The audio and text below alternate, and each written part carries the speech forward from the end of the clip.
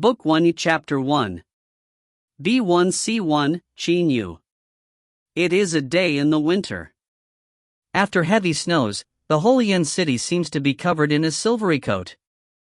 A very large city, Yin City can accommodate several million people, and so the mansion of the person who is in charge of the 3 counties comprising the eastern region East Vanquishing Prince Qin is located in the city. The East Vanquishing Prince Mansion occupies an extremely large area with its main entrance kept open all the time. The main entrance is also very large, enough for 6 or 7 people to enter at the same time. Moreover, 2 bare-chested vigorous men who are about 2 meters tall and look as if they are carved from rock are standing on the left and right-hand sides of the entrance with their eyes coldly glancing at the crowds of passers-by. Each of them is carrying a huge blood-red battle knife on his muscular tiger-like back. At first sight, the knives are at least 1.5 m long. It is a winter day, the ground is totally covered by snowflakes, the temperature is frighteningly low and even the rivers have frozen, yet these 2 men are bare-chested. Nevertheless, this is not the most shocking thing. What is even more frightening is that there is a ferocious tiger standing beside each of them. The tigers are red like flame from top to toe and are about 2 m long. Every time they sweep their iron whip-like tails, they cause the air to tremble. Their eyes radiate cold rays of light. These tigers are called fierce tigers. Suddenly, 2 men walk out from the East Vanquishing Prince Mansion. They are also bare-chested and leading a fierce tiger each. They have come to change shifts with the other 2. Outside of the mansion, people all wittingly bypass it whether they are members of powerful families, aristocrats or commoners in Yin City.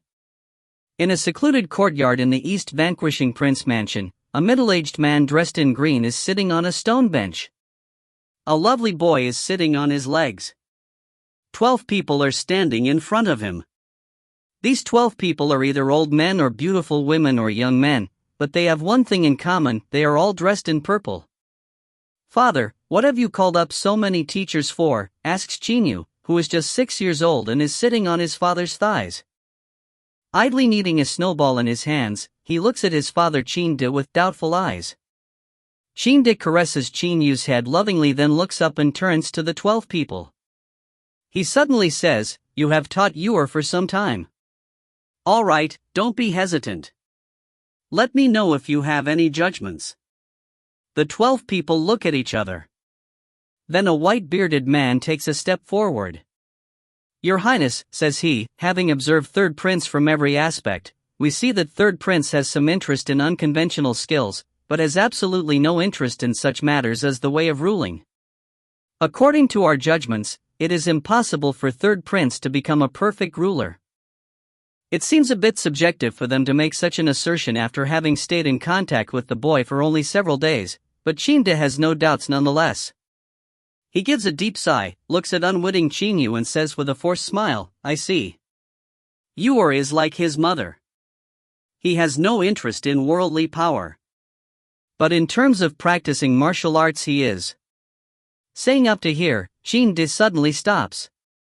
He then waves his hand and says, "This period of time must have been troublesome for you. You all can now leave the mansion. Your Highness, we take our leave." The 12 people bow in unison, then leave the secluded little courtyard in turn. Now there are only Qin and his son Qin Yu in the courtyard. Qin remains silent. After a while, he looks at Qin Yu with meaningful eyes. Anyway, 6-year-old Qin Yu is still unable to understand the meaning of this. What's the matter with father? Why isn't he talking, wonders he. But he is very clever, so he does not disturb his father. Having been without his mother since he was very little, in his heart father is the most important person in addition to his 2 older brothers. After some time, Qin is still sitting.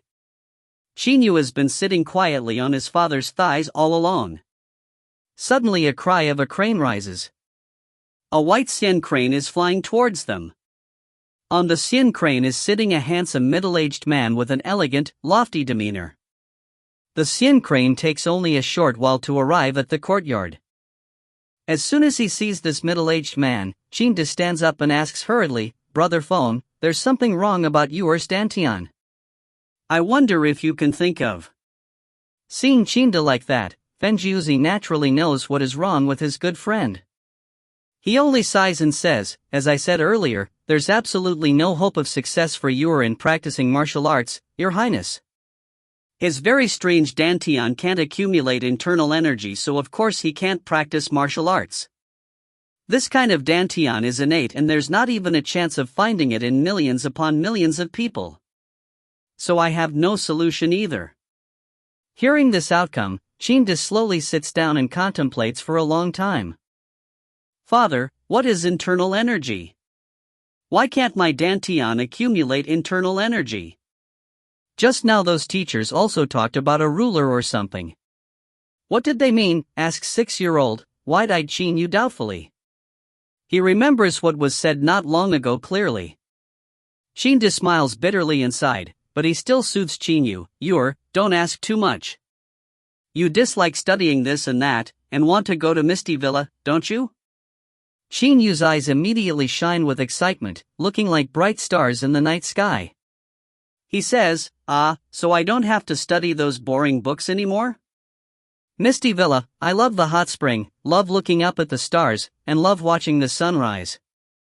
Qin smiles, alright, if you like, I'm going to give you Misty Villa. There are also 1,000 crack soldiers who will be yours to command. If you want something, just tell your father directly. Aha, this is awesome. Wow, Misty Villa is mine now.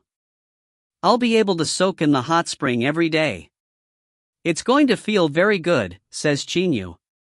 His cheeks are red with excitement.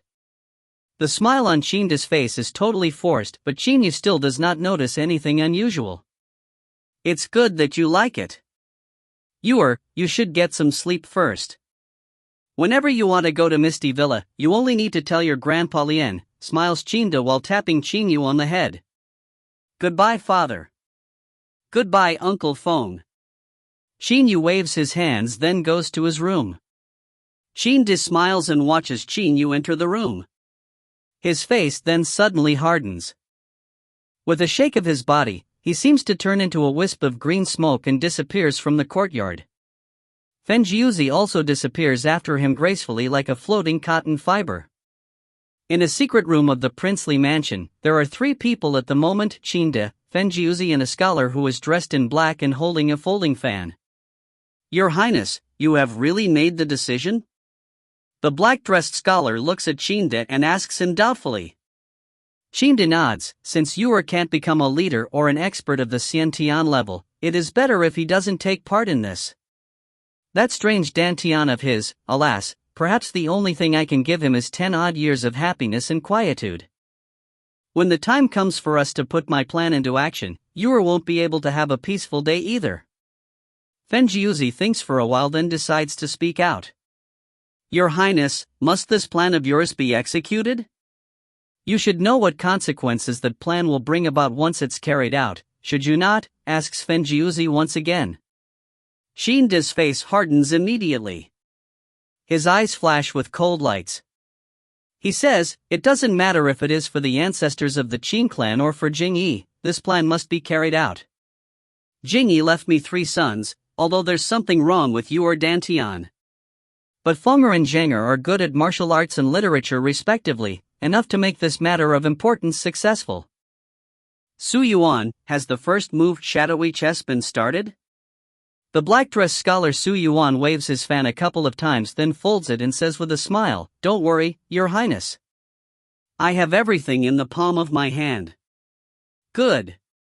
Very good. Qin's eyes radiate killing intent. The place where East Vanquishing Prince Qin lives is called the Qianlong continent, which has a large area. To this day no one has ever been able to measure it. This is due mostly to the fact that the easternmost part of the Qianlong continent is occupied by an immense wilderness. The wilderness has many high mountain ranges and is covered by thick forests.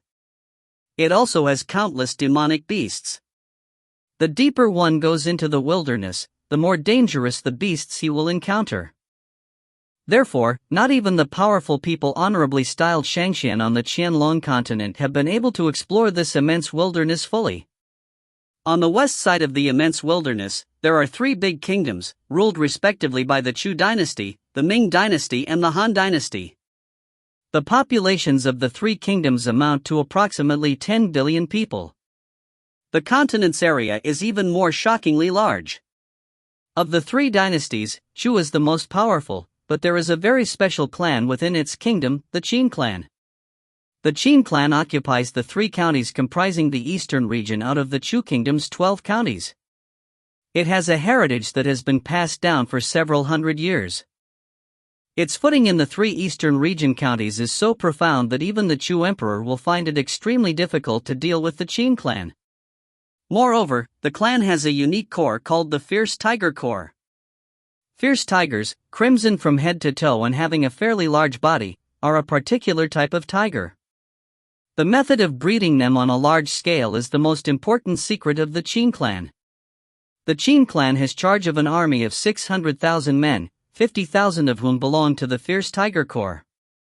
Every soldier of the corps rides a fierce tiger. Having astonishingly strong attacks itself, coupled with the mounted soldier, the tiger becomes even more difficult to defeat. The roars of the 50,000 fierce tigers alone can cause a lot of damage to the enemy's morale. The 50,000 fierce tiger soldiers can easily annihilate a large army of over 100,000 ordinary cavalrymen. The power of martial arts is of paramount importance on the Qianlong continent. Each of the three big kingdoms here has at least one Xiaoxianist who serves as a national guardian. In the eyes of commoners, Xiaoxianists are godlike. Once their flying swords are drawn, they can behead a person from hundreds or thousands of li away. Using their swords, they can fly up to the 9th level of the sky. Are such feats not what only immortal beings are capable of? Misty Villa is built on Mount Donglan.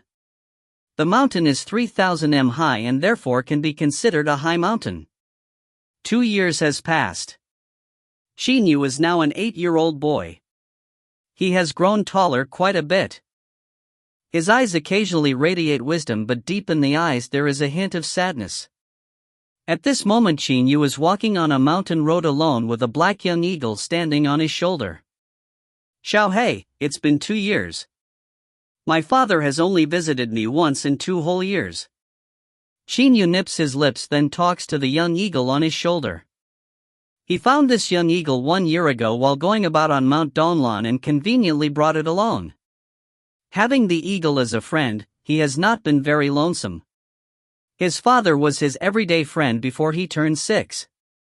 But it has been 2 whole years since then and he has only seen his father once. The black eagle flaps its wings and gently caresses Qin Yu's childish face, making him laugh immediately. After walking for a while, he suddenly sees a pregnant woman ahead of him who is arduously carrying firewood. He promptly turns to the eagle and says, "Xiao Hei, let's help this auntie, okay?" Xiao Hei flaps its wings at once and shakes a couple of times on Qin Yu's shoulder. Without delay Qin Yu runs very fast to the woman while laughing. "Auntie, allow me to carry the firewood for you," Qin Yu says to the woman. Hearing that, she puts down a bundle of firewood and wipes the sweats on her face. When she sees that Qin Yu is only a boy, she says laughingly, "Thank you, little kid. Your auntie here can carry it by herself. It's still about 1 li from here to our hamlet." Saying to here, she puts the firewood on her back again and continues to advance. "I'm not a little kid. I'm 8 years old already. I'm sure I can carry the firewood." Qin Yu looks at the sweats on the woman's face. With just 2 actions he abruptly snatches the firewood from her and puts it on his back. A bundle of firewood is nothing to an ordinary people, but to an 8-year-old boy it is very heavy.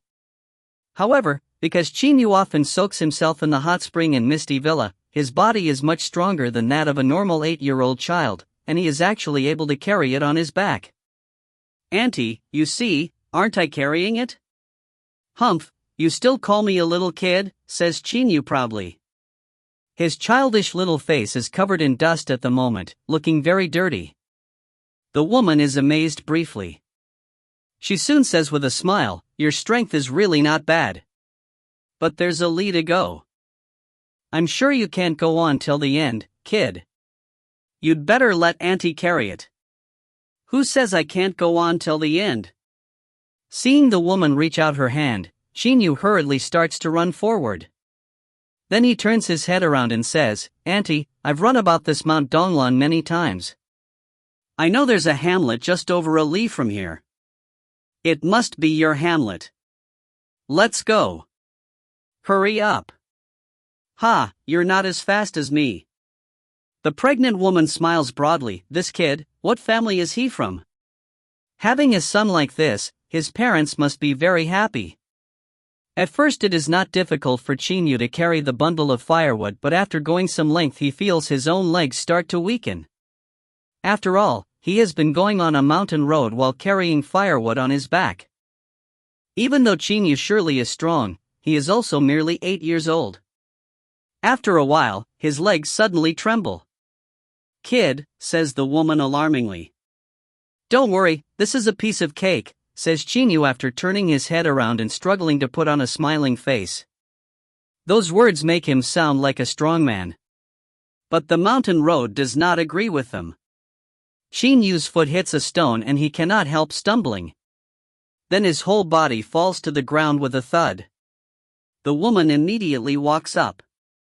She takes hold of the firewood and helps Qin Yu stand up. His little face is now full of dust and looks very dirty. Feeling deeply wronged, he turns to the woman and says, Auntie, actually, I can still carry it. Just now I only tripped on a stone. Alright, Auntie knows you can still go on. But the hamlet is up ahead. I thank you very much. The woman puts the firewood on her back. Seeing that Qin Yu is not injured, she helps him clean his face. Then she carefully warns him again and again to go home. Only after Qin Yu has nodded and promised that he will does she return to the hamlet.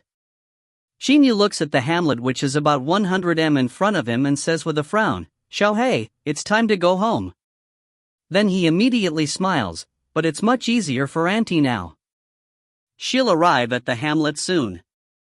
His smile is brilliant. It is a smile from the bottom of his heart. At a secret place nearby, 3 people look at each other. They are experts who secretly protect Qin Yu. He is East Vanquishing Prince's son, and 3rd prince, no less, so how is it possible for him to run around alone on a big mountain? 3rd prince is still a kid, but he is already so kind. I can't understand why His Highness sent 3rd prince to Misty Villa. He only visited it once in 2 years.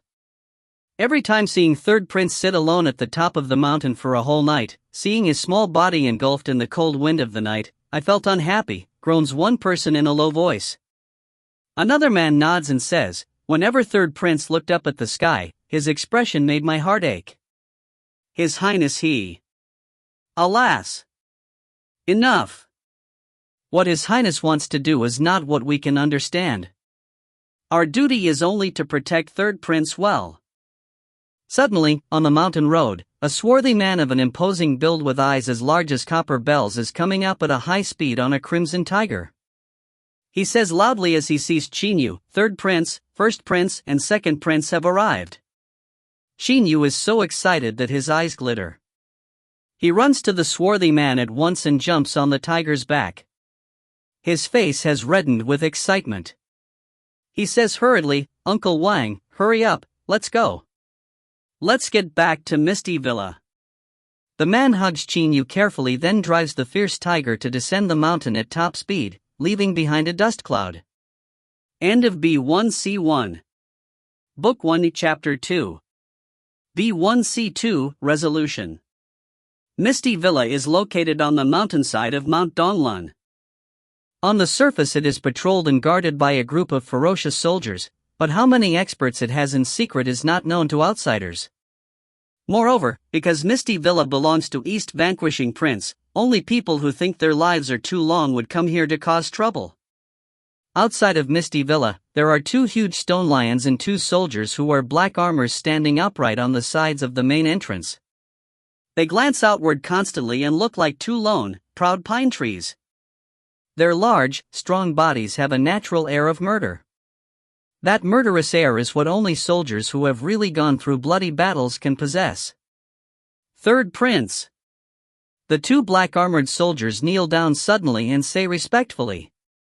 Qin Yu quickly jumps down from the tiger's back. The black eagle is standing firmly on his shoulder. Qin Yu is obviously very happy and excited at this moment. He runs through the entrance at a very fast speed, and at the same time he says laughingly to the two soldiers, "Uncles, please stand up quickly." The two black-armored soldiers stand up. There is a hint of fondness in their eyes as they see Qin Yu's small body rush into the main yard. Ha, big brother and second brother must be soaking in the hot spring. Without thinking much, Qin Yu runs directly toward the hot spring in the west garden of Misty Villa. He even murmurs, "Humph, humph, I'm obviously the master of Misty Villa. How dare these two guys enter the hot spring without my permission?" After a short while, Qin Yu has arrived at the villa's west garden. He stands akimbo, then suddenly points with his right hand. Glaring at the two people in the hot spring as if he is indignant, he says, "Hey! You daredevils! I'm the master here. How dare you get into the hot spring without my permission?" Qin Yu could only utter a loud cry before a hand reaches out and pulls him. He loses balance at once and falls toward the hot spring. "Hey, I haven't taken off my clothes," cries Qin Yu. His body falls into the hot spring with a loud splash, sending out countless sprays of water. The black eagle, which is standing on Qin Yu's shoulder, has to flap his wings hurriedly to have the luck to avoid falling into the hot spring. Otherwise this mighty eagle would have become a soaked chick. "Ha, Xiao Yu, don't you dare be so arrogant to your older brothers. You've gone too far. While your brothers work their butts off day in day out, you soak in this hot spring, and it's the hot spring of Misty Villa, no less," says a juvenile very indignantly, but there is a hint of amusement deep in his eyes. Pfff. Qin Yu forcefully spits out a gulp of water. His whole body is drenched. He looks angrily at the juvenile before him. "Second brother, so it's really you. I knew it was you. Only you would pull me into the water. Big brother would never do that." Qin Yu quickly takes off his gown and pants. He jumps into the hot spring wearing only a pair of shorts and looks resentfully at his second brother Qin Zhang. Qin Zhang is still just a 12-year-old juvenile, but there is always an amiable, smiling expression on his face. He always makes people he deals with feel as if they are bathing in a spring breeze. Only when he is with his siblings can Qin Zhang fool around as a juvenile.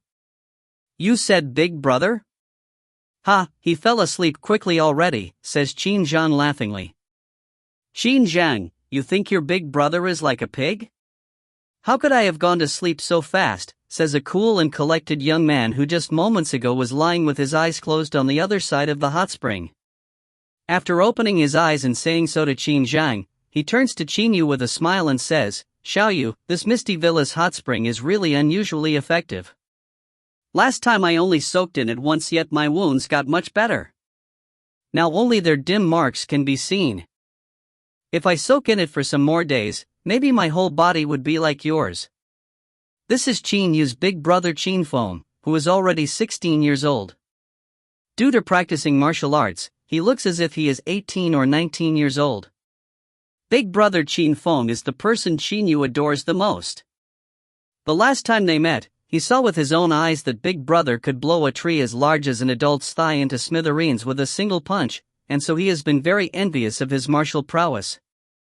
Hearing big brother talk about the unusual effects of the hot spring, Qin Yu stands up in a very mischievous manner, sticks out his little chest, raises his little head and says proudly, "Of course, there's no question that Misty Villa's hot spring is unusually effective." "Humph, can't you see who Misty Villa's master is? It's none other than your little brother. This brat." Both Qin Feng and Qin Zhang burst out laughing. As Qin Yu has not seen his big brother and second brother for a long time, they enjoy messing around together. But Qin Feng and Qin Zhang give Qin Yu a slight advantage because they both dote on this little brother of theirs. They all lack a mother, so naturally they care more about their little brother. After playing for quite some time, Qin Yu lies down comfortably and quietly in the hot spring. Qin Feng and Qin Zhang also lie down. "Aren't you very busy, brothers? How could you have time to visit me?" asks Qin Yu. "Father," seeming to notice that he has said something wrong, Qin Feng immediately says, "It's nothing really. It's just that there's no business in the army for the moment, so I returned. Father also allowed this. Then I found second brother and brought him along." Qin Zhang also nods and says to Qin Yu with a smile, "That's true. You may not know that to find the time for this visit I had to try hard. But even so, I only got a half-day break. After half a day, I'm hurrying back." "Me too, after a half-day I'm leaving with second brother," says Qin Feng apologetically. "Oh, only a half-day," responds Qin Yu. He is obviously a bit disappointed. His earlier excitement and mischievousness are totally gone.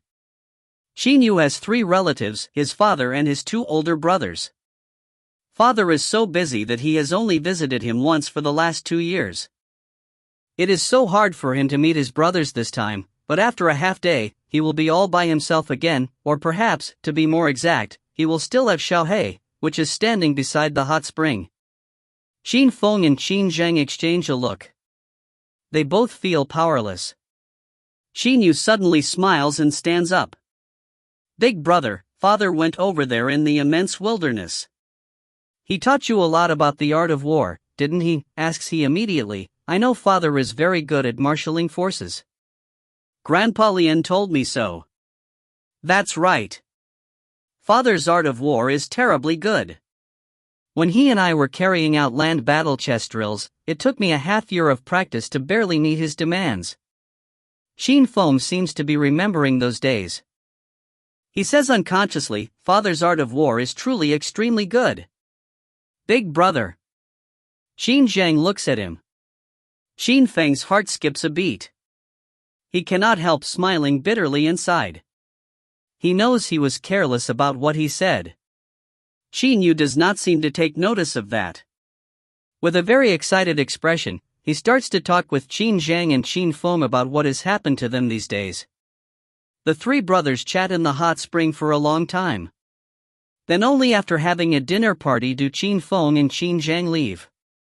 Outside of Misty Villa, Qin Yu, dressed in a black brocade robe, follows his 2 brothers with his eyes as they are going away and waves his hands. "Goodbye, big brother, second brother." Qin Yu's eyes twinkle non-stop. Qin Feng and Qin Zhang turn their heads around and smile to Qin Yu. Then they jump onto 2 fierce tigers. There are about 100 crack soldiers behind them, who are also riding fierce tigers. In a short time they have already disappeared on the mountain road without a trace. At a place down the mountain road, Qin Feng and Qin Zhang are riding 2 fierce tigers side by side. "Big brother, this time you were careless with your words. Xiao Yu doesn't like stuff like scheming or policy making. Also, because of his dantian's problem, he can't practice to become a military commander. So, he can't do well in both military and literary arts. Father's energy has been spent on the 2 of us, whereas Xiao Yu couldn't see him in a whole year. He's been all by himself. You said father and you had conducted land battle chess drills for a half-year. What do you think he felt about that?" says Qin Zhang to Qin Feng. He is obviously very annoyed. Qin Feng says with a forced smile, "Second brother, I wasn't paying attention at the time. After that I regretted saying so as well." Suddenly, Qin Feng's face hardens. He says, "Second brother, because of his dantian's innate problem, Xiao Yu can't do well in martial and literary arts. He won't have enough power to protect himself. We too must protect Xiao Yu well. We mustn't let anyone bully him. If anyone dares to bully Xiao Yu, I'm going to make them regret being born," says Qin Zhang with a trace of cruelty in his eyes. In a short while, the 2 brothers and the bodyguards behind them have left Mount Donglan and rush for Yin City. Late at night, on Mount Donglan, a small, thin body is sitting on the top of the mountain in cold breezes. A black young eagle is standing quietly on his shoulder. Qin Yu is watching the starry sky in this way, but there is a look in his eyes that is much more mature than that of other children of the same age. Every day, he either reads books in the study alone or ponders alone. This has given Qin Yu a mind far superior to that of an 8-year-old kid. Xiaohei, Qin Yu suddenly utters, but his eyes are still looking up at the starry sky. The black eagle on his shoulder makes some movements, its pitch-black eyes move around a couple of times, but it does not understand what its owner just called it for. Qin Yu suddenly has a faint smile on his face, a sparkling happy smile. Xiaohei, do you know? When I was very little, father often stayed with me and cared a lot about me. After those 12 teachers came, he let me follow these teachers to study. Even though I didn't like those things, I tried hard to force myself to study them so that father would be happy. I learned those characters very fast, and father even called me a prodigy, but after that. He pauses for a moment, then continues. I remember very clearly, when I was 6, in the secluded courtyard of father's mansion, those 12 teachers said something like I wasn't fit to become a ruler. Then Uncle Feng said my dantian was problematic and couldn't accumulate internal energy, making it impossible for me to pursue martial arts. After that I came to Misty Villa. From then on father no longer paid attention to or cared about me. At that time I didn't know what a dantian is, and didn't know what a ruler is. So I even thought that father really let me come here to play. But Qin Yu lowers his head and nips his lips. His eyes look very depressed. In these 2 years, I also asked people like Uncle Wang about the meanings of dantian and ruler. I think I already understand why father no longer paid attention to me. Qin Yu pauses again and looks up at the starry sky. I really don't like those books on scheming and policy making. In fact, I forced myself to study them. I really want to see father smile and to hear him accept and praise me. But those scheming books, those cruel books. I forced myself and suppressed my dislike to read them. I know all about those schemes and stratagems, but I can't bring myself to execute them. I can't carry them out. Father, I really can't. Qin Yu cries bitterly in a low voice. His thin and weak body quivers. Xiaohei, standing on one side of him, moves its eyes around and cleans Qin Yu's face with its little wings. Qin Yu leans his head and looks at the young eagle on his shoulder. Then he embraces it tightly to his bosom. The eagle remains silent in Qin Yu's bosom as if it knows its little master's mood at the moment. Xiaohei, I really want to hear father's praise, want to see his happy smiles, really want to, mumbles Qin Yu in an increasingly low voice. At a secret place on the top of the mountain, the 3 experts who secretly protect Qin Yu sigh endlessly.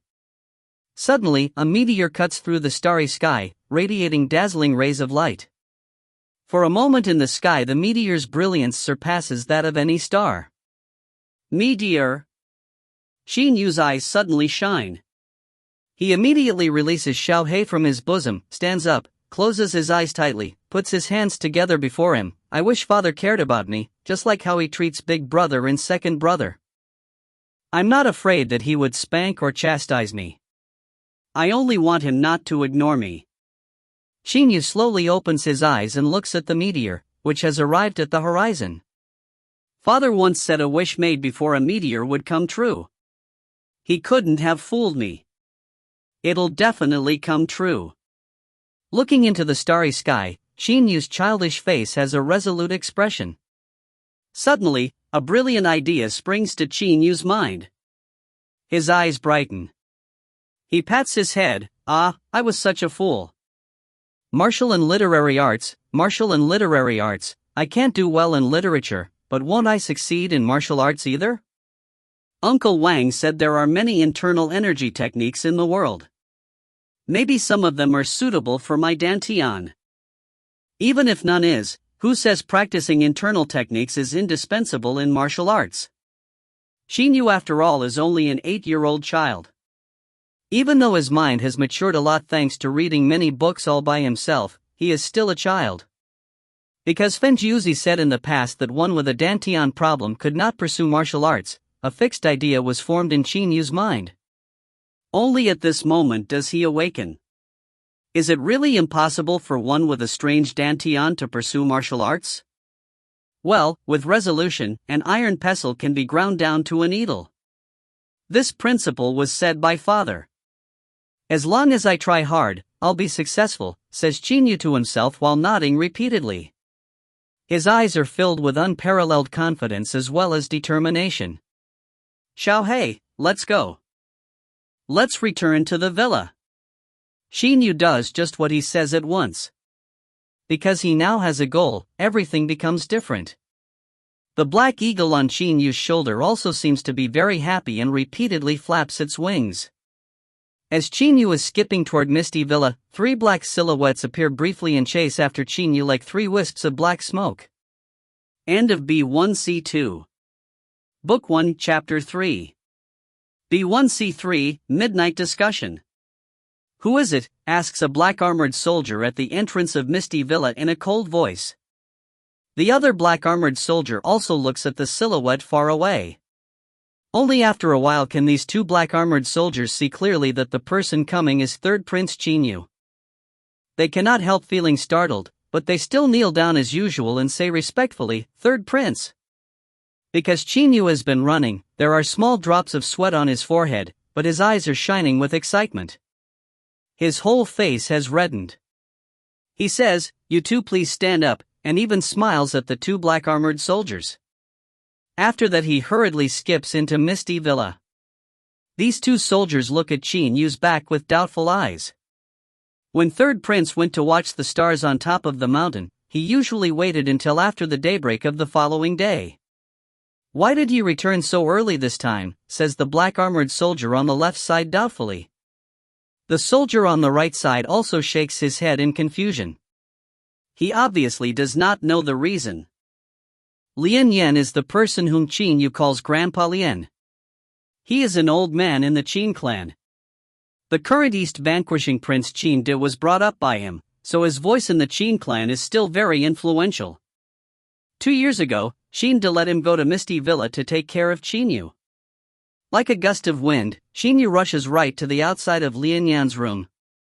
Then he immediately knocks the door powerfully with his little fists. Bang! Bang! Bang! Bang! Bang! Bang! "Grandpa Lian, hurry up and open the door. I'm Xiao Yu. I have something to talk to you about." "Quickly open the door," shouts Qin Yu hurriedly. After a short while, there is lamplight in the room. "Xiao Yu, your grandpa fell into sleep just a moment ago, but you already woke him up," says a benign voice. Then the door opens. A kind old man in his 60s wrapped in a coat appears before Qin Yu. "Ah, Xiao Yu, what's the matter?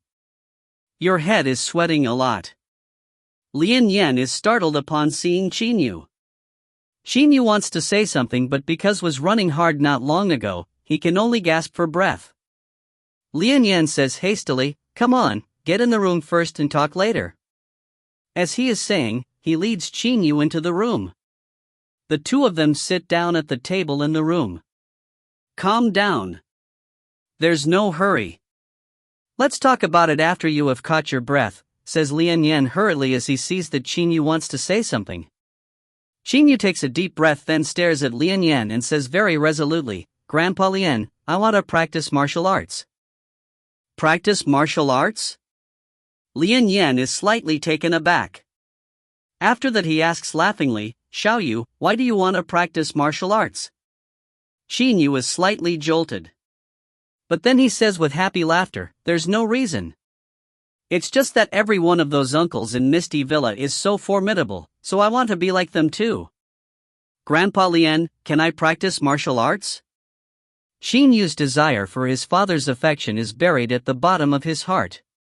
He only thinks that when buried in his heart, it will become a goal for him to unceasingly strive for later. "Xiao Yu, do you know what martial arts are?" asks Lian Yan instead of answering. Qin Yu shakes his head and says, "I only know martial arts practitioners are very formidable. I don't know much about anything else.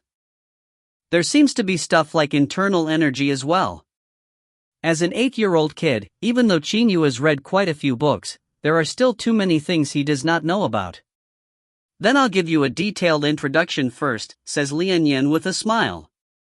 Qin Yu's eyes immediately brighten. He stares at Lian Yin and starts to focus his attention on listening. First I'll talk about the experts in the world. They are divided into Hotian experts and Xiantian experts. Standing above Xiantian experts are Shangxian, says Lian Yin laughingly. On the Qianlong continent, there are as many Hotian experts as fish in a river. It's impossible to count them. But as for Xiantian experts, there are no more than 100 of them in the whole Chu kingdom.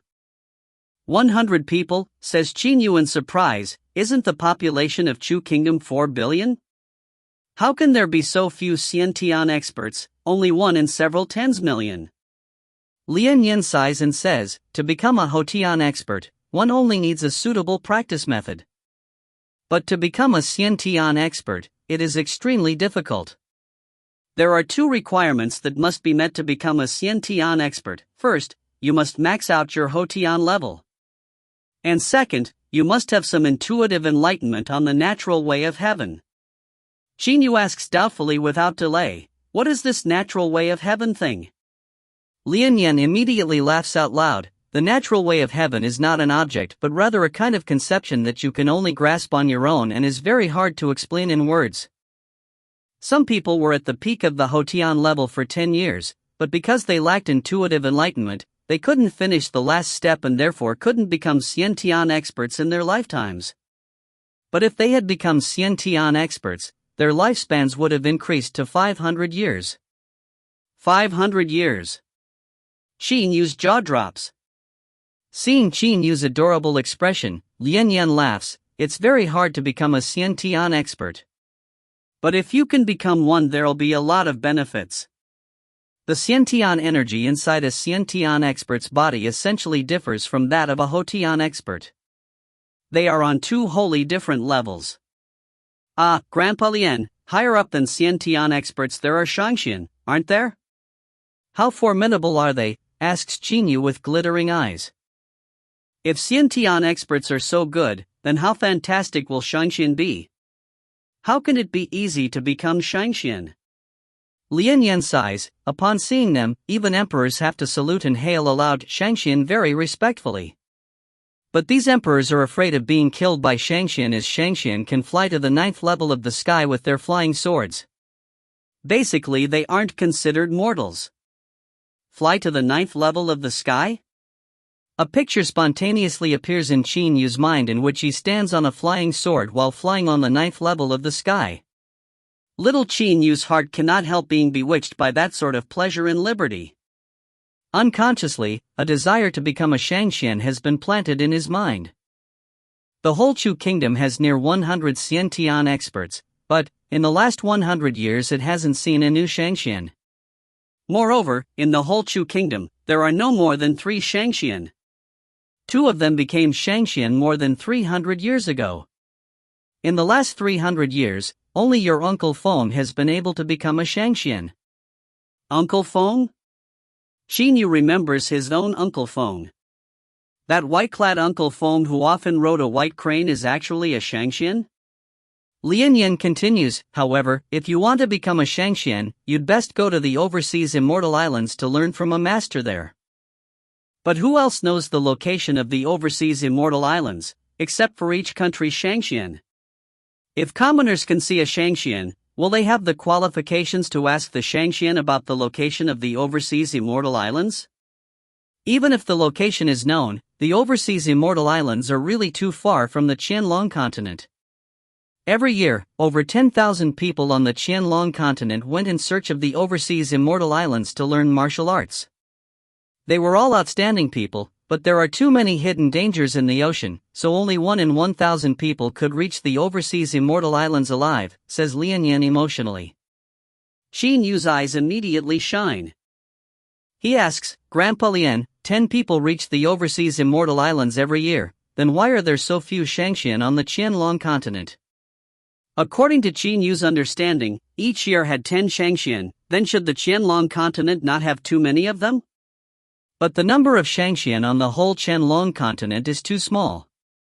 In the last several hundred to 1,000 years, there have been less than 10 Shangxian altogether.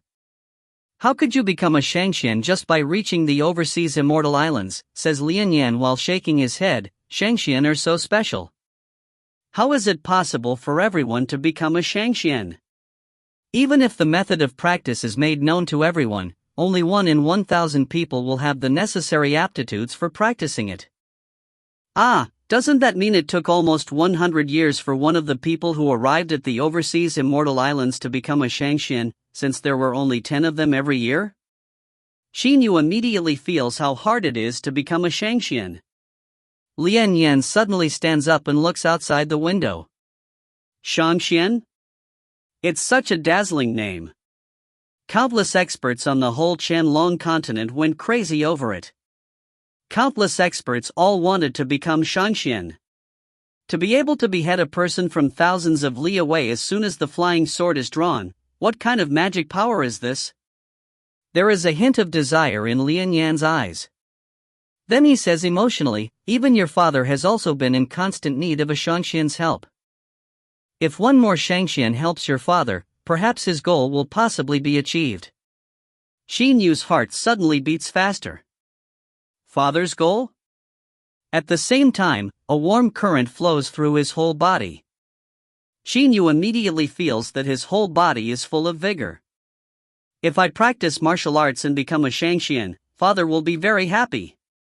When the time comes, I'll be able to help him as well. Thinking of himself becoming a Shangxian, being able to help his father, and being able to gain his praise and respect, Qin Yu's heart, which is lonesome and longs for father's love, heats up. Because of father, I'll definitely become a Shangxian, thinks Qin Yu, nipping his lips.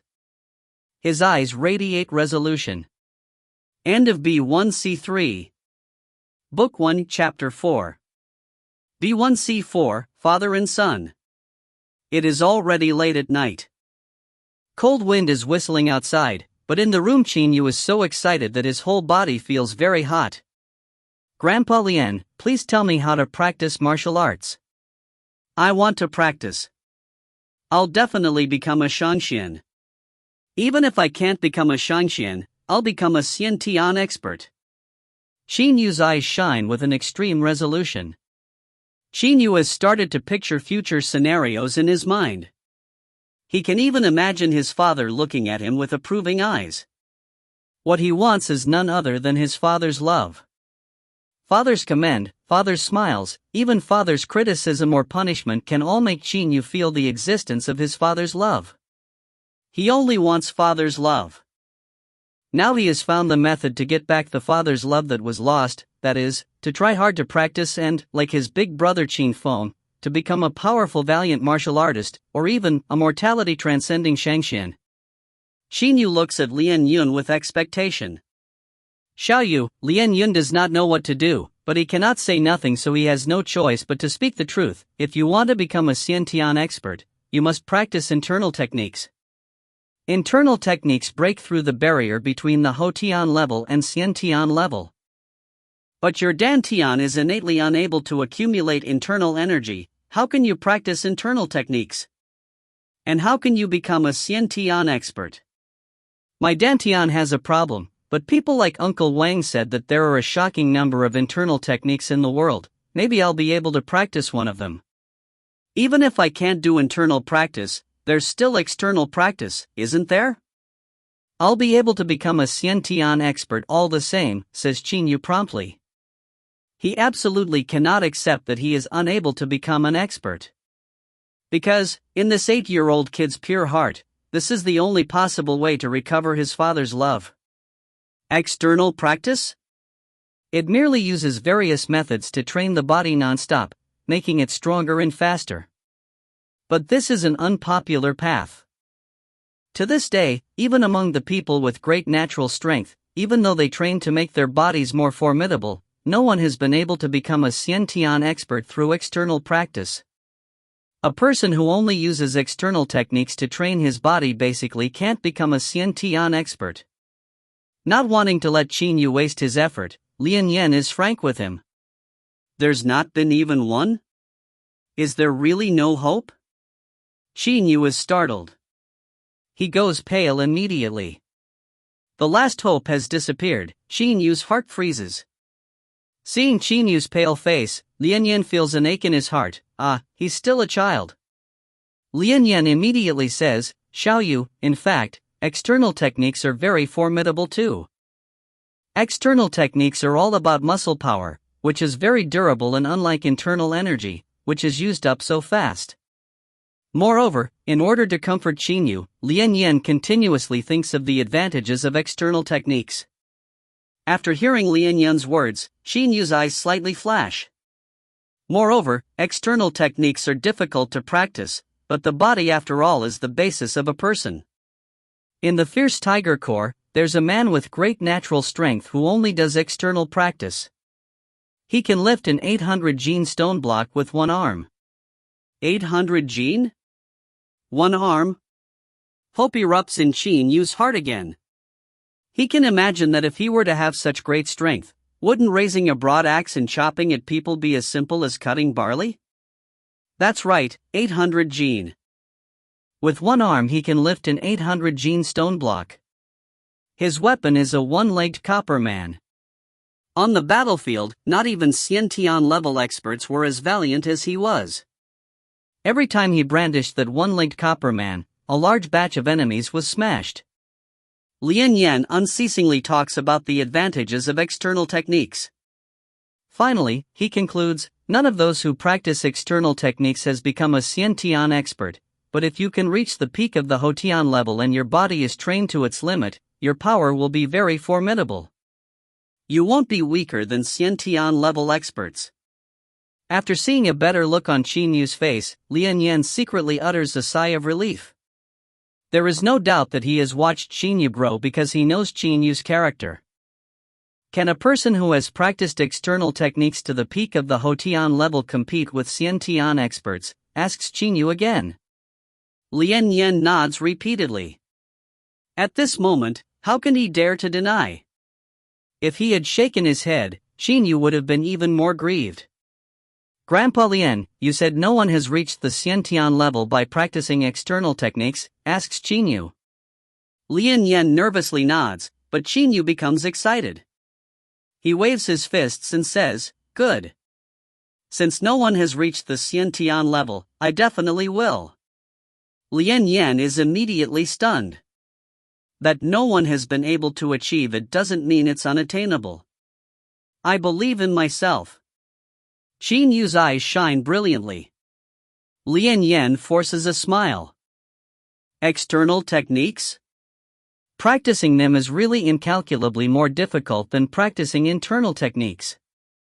External techniques are all about training the body. If a person is to reach the peak potential of his body, he will have to use various training methods, which, undoubtedly, will cause the body to undergo countless transformations. That kind of pain is not something that ordinary people can endure. How can Lian Yan be willing to let Qin Yu endure that kind of pain? Xiao Yu, practicing external hard techniques is very painful, even more painful than taking 100 lashes a day. You're East Vanquishing Prince's son, you're protected, there's no need for you to take such a great pain, advises Lian Yan. He really does not have the heart to see such a little boy suffer. Qin Yu slowly shakes his head. No. Uttering only one word, he shows no room for discussion. Lian Yan does not know what to do. He thinks, why are this Qin clan's people all like that? No matter the outward appearances, the most basic in their characters is to be endlessly resolute. None of them will turn around once they identify their goal. His father is like that. Now he's also like that. Qin Yu suddenly smiles. He knows his Grandpa Lian cares about him. Don't worry, Grandpa Lian. Maybe there are still internal techniques that I can practice. Please find some internal techniques for me to try. Only if I really can't practice internal techniques, will I practice external techniques.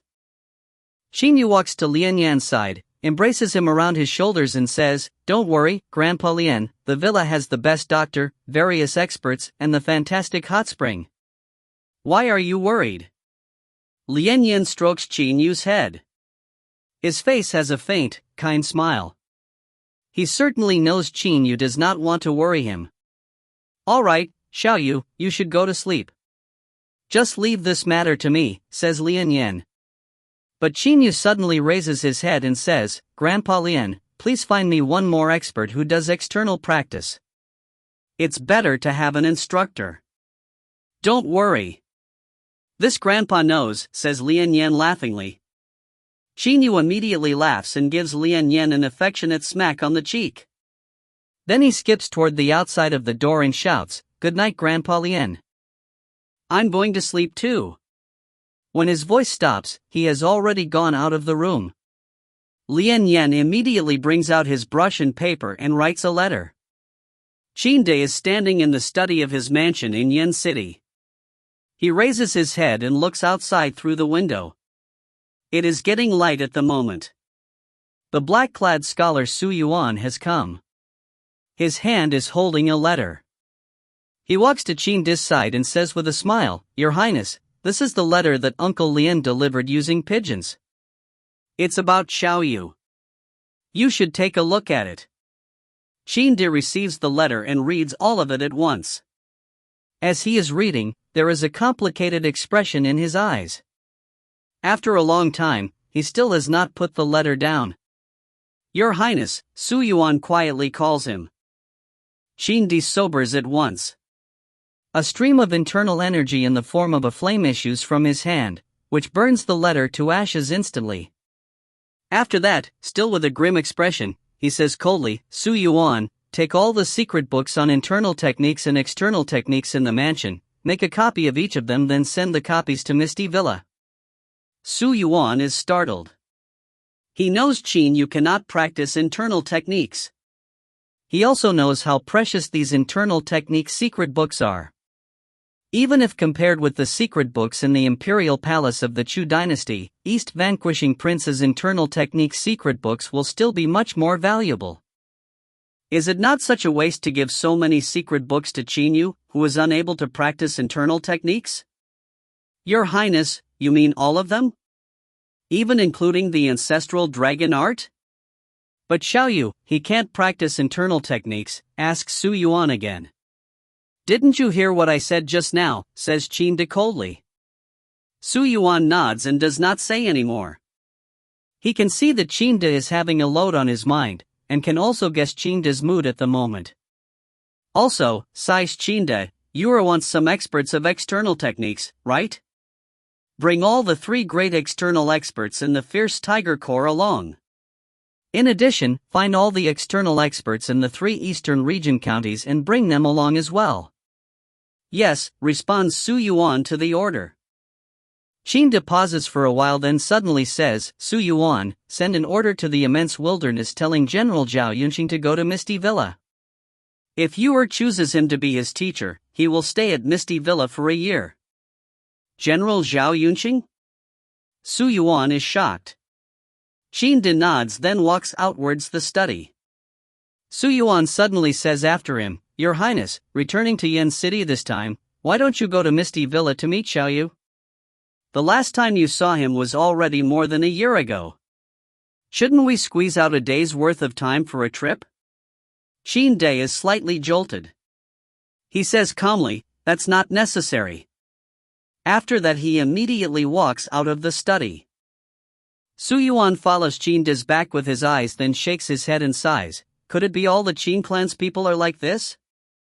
Every one of them is so stubborn. Because of the oath at that time, even the love between father and son is ignored? Su Yuan lets out a sigh and also goes out of the study, leaving behind on the floor only the ashes of the burnt letter. End of B1C4. Book 1 Chapter 5. B1C5, Secret Books on Practicing. The sky is clear and the weather is nice. At the hot spring in the west garden of Misty Villa. Ah, it feels really good. Qin Yu, dressed in a pair of shorts, is lying in the hot spring. Regardless of winter or summer, one needs not worry about the temperature while in the hot spring. Misty Villa's hot spring is different from other hot springs because it has fantastic effects. According to a medical expert's research, this hot spring has quite a few substances which are beneficial to the body. Xiaohei, come down here. Qin Yu suddenly reaches out his hand, grabs Xiaohei and playfully pulls it into the hot spring. Xiaohei immediately flaps its wings hurriedly, but when it escapes, its plumage is already drenched, which makes it really look like a soaked chick. With its body dripping water, Xiaohei looks bitterly at Qin Yu, as if it is blaming the little master for teasing it. Seeing Xiaohei's appearance, Qin Yu immediately raises his head and laughs out loud. Ha, Xiaohei, you're really adorable, soak in the hot spring with me, will you? It feels very good. You will become a mighty eagle that flies to the 9th level of the sky later. As you can go up to the sky, you must be able to go into the water. Otherwise, you'll be too useless. Qin Yu starts to play with Xiaohei. But it flaps its wings to remove the water on its body. It even stares at Qin Yu, as if it is very discontented. Xiao Yu. Lian Yan, smiling to the point where his eyes narrow, is coming along the corridor of the West Garden. He walks around the rockery and appears before Qin Yu. Qin Yu turns to him at once and smiles brilliantly. Grandpa Lian. I have a piece of good news for you, says Lian Yan mysteriously. Qin Yu is immediately presently surprised. Good news? Could it be father has come? Despite thinking so, he does not say it, and he looks wishfully at Lian Yan. Lian Yan says with a smile, the books on practice methods that you want have arrived. Qin Yu is a bit disappointed, but when his mood has recovered from that disappointment, he jumps out of the hot spring and quickly gets dressed. His eyes are full of excitement. Grandpa Lian, where are the secret books? Please take me to them quickly. Since no one can help him, he must work hard by himself. Follow me. Lian Yan laughs as he leads the way. Qin Yu follows Lian Yan with excitement, but he has made a resolution in his heart. In the past, Qin Yu was ignorant, so when he had nothing to do, he just read books in the study, watched the stars late at night, soaked in the hot spring or played with Xiaohei. But the current Qin Yu has got a goal. His whole body is full of enthusiasm and even his temperament has changed distinctively. In Misty Villa, there is a secret floor under the North Garden. This underground secret floor consists of 13 secret rooms. Lian Yan leads Qin Yu into one room. In the room, there is a bed, a long table, a chair, and other everyday objects. It is obviously very simple. At present, there is a delicate black case on the table. Xiao Yu, those secret books are in this case, says Lian Yan while pointing to the case. As soon as Qin Yu hears that, his eyes shine. He rushes forward, wishing to open this black case. This act, however, makes Lian Yan jump in fright.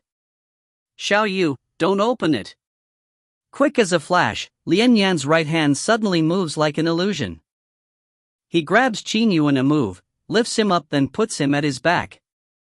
He says very solemnly, Xiao Yu, this is not an ordinary case. It can't be opened like that. Qin Yu looks doubtfully at Lian Yan. Xiao Yu, you're too little. You still don't know how precious these secret books are. Lian Yan shakes his head and says laughingly, you should know, in terms of value these secret books even surpass those in the Chu dynasty's imperial palace. Therefore this case's structure is also very peculiar. Forcing it open or carelessly opening it will destroy all the secret books inside. As Lian Yan is saying, he successively stabs the case 12 times with his fingers. His hands look like illusions and every stab hits a different place. Bang! With a noise, a keyhole unexpectedly appears on the case. Qin Yu's eyes pop out of his head. He can remember very well that just a moment ago the case did not have a keyhole. He even thought that it was what it looked like, nothing but a normal case with a lid that can be shut. He did not think that its internal structure was so unusual. Even if someone else takes it by force, they won't find the keyhole and, moreover, they won't have the key either. As he is saying, he takes out a golden key and puts it into the keyhole. With a click, the case automatically opens. Qin Yu immediately sticks out his head to see. Qin Yu can tell at a glance that the black case has various very thin books inside. Most of those books have about 10 odd pages each. The thinnest has only several pages while the thickest has only over 20 pages. However, even though they are thin, they actually fill the case. The internal technique secret books inside are all first class. There are 68 of them. There are also 28 external technique secret books. Xiaoyu, later on, when you want to read these books, you must go to a secret room and make sure not to bring them outside. Do you understand? Says Lian Yan to Qin Yu solemnly. Qin Yu nods affirmatively. All right, you'd known the characters even before you turned 6. In the last 2 years you also read a lot of books. You can read these secret books yourself. Take your time reading them. Grandpa is going first, says Lian Yan with a smile, then leaves the secret room. After Lian Yan has left, Qin Yu takes all the secret books out and puts them on the table. There are 96 secret books in total, which cover the whole long table. Seeing the secret books before him, Qin Yu's eyes shine like never before. Ode to the Yellow Crane, 100-sentence chapter, Song about the Gold Cauldron, Song about gold mining, comment on the water element. Any one of these various internal technique secret books can drive martial artists mad. The Qin clan has a long, rich history, so even if the secret books of the 3 big dynasties are put together, they still will not be able to compare to the Qin clans. Quite a few of these Qin clan secret books have not been seen elsewhere for several hundred years. Ancestral dragon art, it seems father let me see it when I was little? Qin Yu looks at the last secret book. It is the thinnest but at the same time is the most valuable. The ancestral dragon art is written on gold paper. The 3 big characters ancestral, dragon and art even make readers feel as if they are under pressure. After looking at the 68 first-class internal techniques, Qin Yu turns to the 28 external techniques secret books.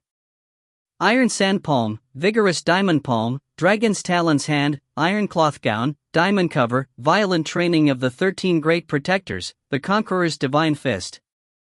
28 kinds of secret external techniques are all placed in front of Qin Yu.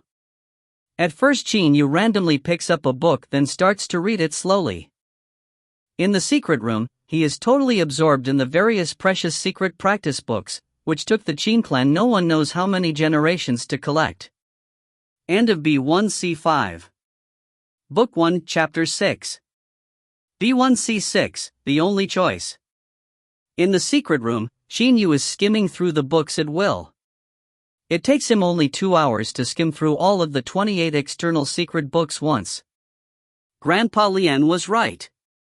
Practicing external techniques seems to be very painful. The eyebrows on his little face move together tightly. Having seen the 28 secret books, Qin Yu has some understanding of external practice. Practicing external techniques is to use various methods to strive to make the human body stronger. It means non-stop training, overcoming the maximum fatigue and surpassing the body's limits unceasingly. Practicing internal techniques is only to absorb the holy energy of the universe, so during practice there will be no pain, and after practice the practitioner will feel fresh and cool. But practicing external techniques is to discover the body's limits and to make it go through the hardest training, so it is extremely painful and difficult. This is basically the difference between the 2 ways of practice.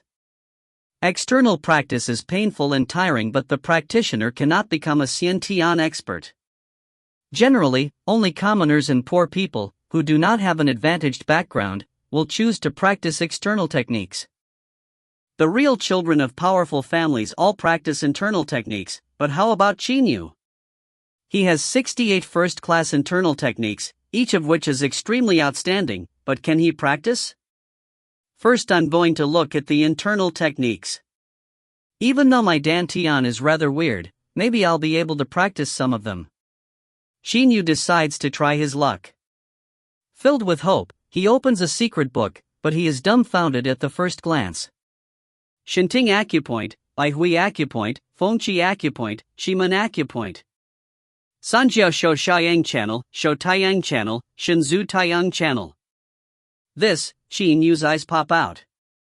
He has read many books and has also heard of these names, but the thing is, he knows the Fengqi acupoint, but does not know its position in the human body. Even though those books have illustrations, they are merely graphic outlines with no more than several channels. Internal techniques cannot be practiced carelessly. If the energy enters a wrong channel, the practitioner will die. Looks like I need to go to the study and read the books on channels at once. At least I must know where the channels and acupoints are, says Qin Yu with an unwilling look on his little face. Then he tidies up the books and goes out of the secret room. 6 days later, Qin Yu enters the secret room again. This time I'm totally confident. I'm going to try all the 68 books out to see if I can practice any of them. Qin Yu's face is full of excitement. After all, he is only an 8-year-old boy who often dreams about becoming an expert. In the 6 days of studying channels and acupoints, in order to fully understand them, Qin Yu also told the servants of Misty Villa to specifically make him a human-sized wooden statue of a man, and also asked old Dr. Wang Xian, a medical expert with relevant professional knowledge at Misty Villa, to draw clearly all the channels and acupoints onto the statue. Having used a combination of the books, the wooden statue, and often inquiring of old Dr. Wang Xian, Qin Yu finally prepares to start practicing internal techniques with full confidence. What am I going to practice first? So it's this one, comment on the water element. Qin Yu randomly chooses a secret book as he talks to himself. This comment on the water element was very famous several hundred years ago, but now only few people know about this first-class practice technique. According to the technique, Qin Yu sits down with legs crossed and starts to practice. The first step of internal practice is to have the energy feel, that is, to be able to feel an extremely small strand of the universe's holy energy that one absorbs. In fact, any living ordinary person in the world has been absorbing holy energy unconsciously, but because the amount of it is too small, they basically cannot feel it. Practice is to absorb consciously as much as possible. After 2 hours, Qin Yu has lost his composure and cannot persevere with practice. Energy feel, Grandpa Lien said talented people can have the energy feel as soon as they practice. I've been practicing for 2 hours, why don't I have any energy feel? After exercising for a while, Qin Yu sits quietly practicing the comment on the water element again. 2 days later. After having breakfast, Qin Yu continues to practice. He is very stubborn. He has always been practicing the same comment on the water element again and again. Actually, to have the energy feel, it does not really matter what internal secret book he uses. Stubborn. Qin Yu sits down with crossed legs. He starts to picture energy moving in his channels. Afterwards, Qin Yu stops thinking. His mind is a vague blank. He goes on like that. Suddenly, Qin Yu feels an extremely faint stream of energy slowly moving in his body. After more than 2 days of perseverance, he finally succeeds at this moment. But, in an instant, there is a surge of excitement in his heart. That tranquility in his heart and that vague blankness in his mind immediately disappear. And at the same time Qin Yu can no longer feel the energy stream. Be cool, talks Qin Yu to himself. Then he uses the method of the comment on the water element trying to re-enter the state that he achieved just now. After a while, Qin Yu can really feel a faint energy stream in his body again. At this moment, using the method of the comment on the water element, Qin Yu starts to let the energy flow a small round in his channels. As it flows, Qin Yu feels this energy stream more and more clearly. After circulating the energy in a small round, Qin Yu wants to make this stream of holy energy merge with his dantian. But what is this?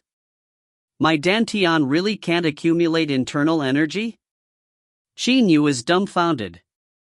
He discovers that the holy energy which has just run a small round dissipates into the outside world from inside the body. The dantian is empty as before. It looks like Uncle Feng was right. My dantian is different from those of other people. It basically can't accumulate internal energy. In practicing internal techniques, the internal energy is stored solely in the dantian. Since my dantian can't store it, what's the point in keeping practicing? At this moment, Qin Yu finally understands. Even though there are countless different internal energy techniques in the world, they all share one characteristic: all of the internal energy that is absorbed and transformed is stored at the Qihai acupoint, which also means it is stored in the dantian. If the dantian is unable to accumulate internal energy, then what is the use of practice? Suddenly, Qin Yu inattentively notices the golden ancestral dragon art book. Among these internal technique books, only this secret book, which is written on gold paper, looks extremely glamorous. Qin Yu reaches out his hand and gets the ancestral dragon art. The ancestral dragon art is very thin, with only 3 pages. But the writing on the gold paper is in small characters and the 3 gold pages have a lot of contents. Qin Yu attempts to practice according to the pithy method of the ancestral dragon art. In a short while, he feels an energy stream in his body. This ancestral dragon art is really fantastic. The amount of holy energy absorbed is much greater than it was just now. Moreover, the circulation speed of the energy is extremely high. But when Qin Yu channels the internal energy he wants to store into the dantian, the same situation arises. The dantian seems like a funnel. All of the internal energy poured into it will be gone, and it is unable to store anything. Qin Yu looks as if he is at his wit's end. Afterwards, he laughs and thinks, well, it looks like I can't slack off. I even thought that there wouldn't be pain and wanted to find a way to practice internal techniques.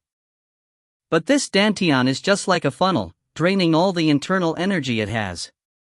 How can I possibly practice internal techniques? However, he looks as if he cares nothing at all. In fact, he has prepared himself for failure earlier. After all, the first person who said he is unable to do internal practice was Fenjiuzi, one of the 3 great Shangxian of the Chu kingdom. When such a person makes an assertion, it is very unlikely to be wrong. External techniques, yeah, from now on, I'm going to practice external techniques with all my power. His eyes glitter. After reading those 28 external secret books, he laughs. No one on the Qianlong continent has practiced external techniques to the Xiantian level. Let me be the first to reach the Xiantian level through external practice. Qin Yu, after all, is an 8-year-old kid. He still has the disposition of a child as before. Using external techniques to reach the Xiantian level is truly something that has never been done before. How formidable would a Xiantian level external expert really be? This is an enigma. 2 days later, in the morning, in Qin Yu's study. Qin Yu is holding a book and reading it quietly. On his sides, there are 2 huge bookcases. At first glance, these 2 large bookcases have at least more than 1,000 books of various kinds. Xiao Hei is also sitting around in the study so as not to disturb its little master. Third Prince, 8 external experts have arrived. They are led by Lord Vice Manager of His Highness's mansion. He said he brought them here for you to choose an external technique master, says a servant respectfully after walking to the outside of the study's door. Qin Yu's eyes immediately brighten. He puts the book down at once. His heart has a burst of excitement. At that time he and Lian Yan already talked about this. Lian Yan also sent a letter to inform the people in the mansion. When East Vanquishing Prince Qin knew about this, he specifically arranged for some great experts in the army and several great external experts of the 3 eastern region counties to go to the villa together. They're finally here after 2 days. Kangyan, be quick and lead the way. Yes. Kangyan immediately leads the way respectfully. Qin Yu goes out of the study and follows him to the west garden. End of B1C6. Book 1, Chapter 7. B1C7, Master Selection. Not far from the hot spring in the west garden there is a training ground. By this time, quite a few people have gathered on it. Uncle Lian, any of these 8 great external experts this time is tip-top. 4 of them are from the army. The other 4 are extraordinarily formidable external experts of the 3 eastern region counties. You see, that silver-haired old man is the Eagle Claw King. Furthermore, the leader of the group this time, vice-manager Li of the prince's mansion, briefs Lian Yan on the experts in a somewhat flattering manner. Lian Yan inattentively nods and casts a glance at the 8 great external experts. His eyes do not stop on such few people as that so-called Eagle Claw King for so long as a second. In practicing external techniques, whether it is about the fingers, the claws, the legs, or the feet, whichever part that is trained will be different from that of an ordinary person. For example, the fingers of the people who practice claw techniques are fairly thick, as well as having quite a few corns. These few people do not fit Uncle Lian's ideas in the least. Oh! Uncle Lian's eyes suddenly brighten and stare at the last of the 8 people, a black-clad cold man. This man cannot be considered muscular. His muscles are also not developed so much as those of the other people, his hands have no corns whatsoever, etc. Judging by appearances, he basically does not look like an external expert. But Uncle Lian's eyes are fixed on this black-clad man for as much as 3 seconds. That black-clad cold man suddenly turns his head and looks Uncle Lian in the eye. A lightning bolt seems to suddenly issue from his eyes. Zhao Yunqing. So it's you, General Zhao. Who could have thought His Highness would be willing to invite you to come? If Xiaoyu can have you as his master, it won't be difficult for him to become an expert later, says Uncle Lian with a smile. He knows Zhao Yunqing very well. With the same cold expression, Zhao Yunqing says, His Highness said Third Prince can choose whoever he wants to be his master. This depends on Third Prince's vision. Senior Lian had better not advise him in secret. Otherwise, even if he chooses me, I won't accept him as my disciple. I know this, of course. Everything will depend on Xiaoyu's own selection, says Lian Yan laughingly while nodding. These 8 great external experts are all extremely formidable. Anyone who has practiced external techniques to the level of these 8 people can also be considered an external great master. Whoever Qin Yu chooses, it will be pretty good nonetheless. But Lian Yan secretly has some expectations in his mind. He hopes that Qin Yu will choose Zhao Yunqing because he knows Zhao Yunqing's capabilities. In a short time, footsteps can be heard from the outside. Qin Yu, with a hint of excitement on his face, suddenly arrives in a rush.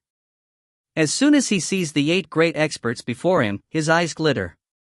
Xiaoyu, you can choose one of these 8 great external experts to be your master, says Lian Yan laughingly.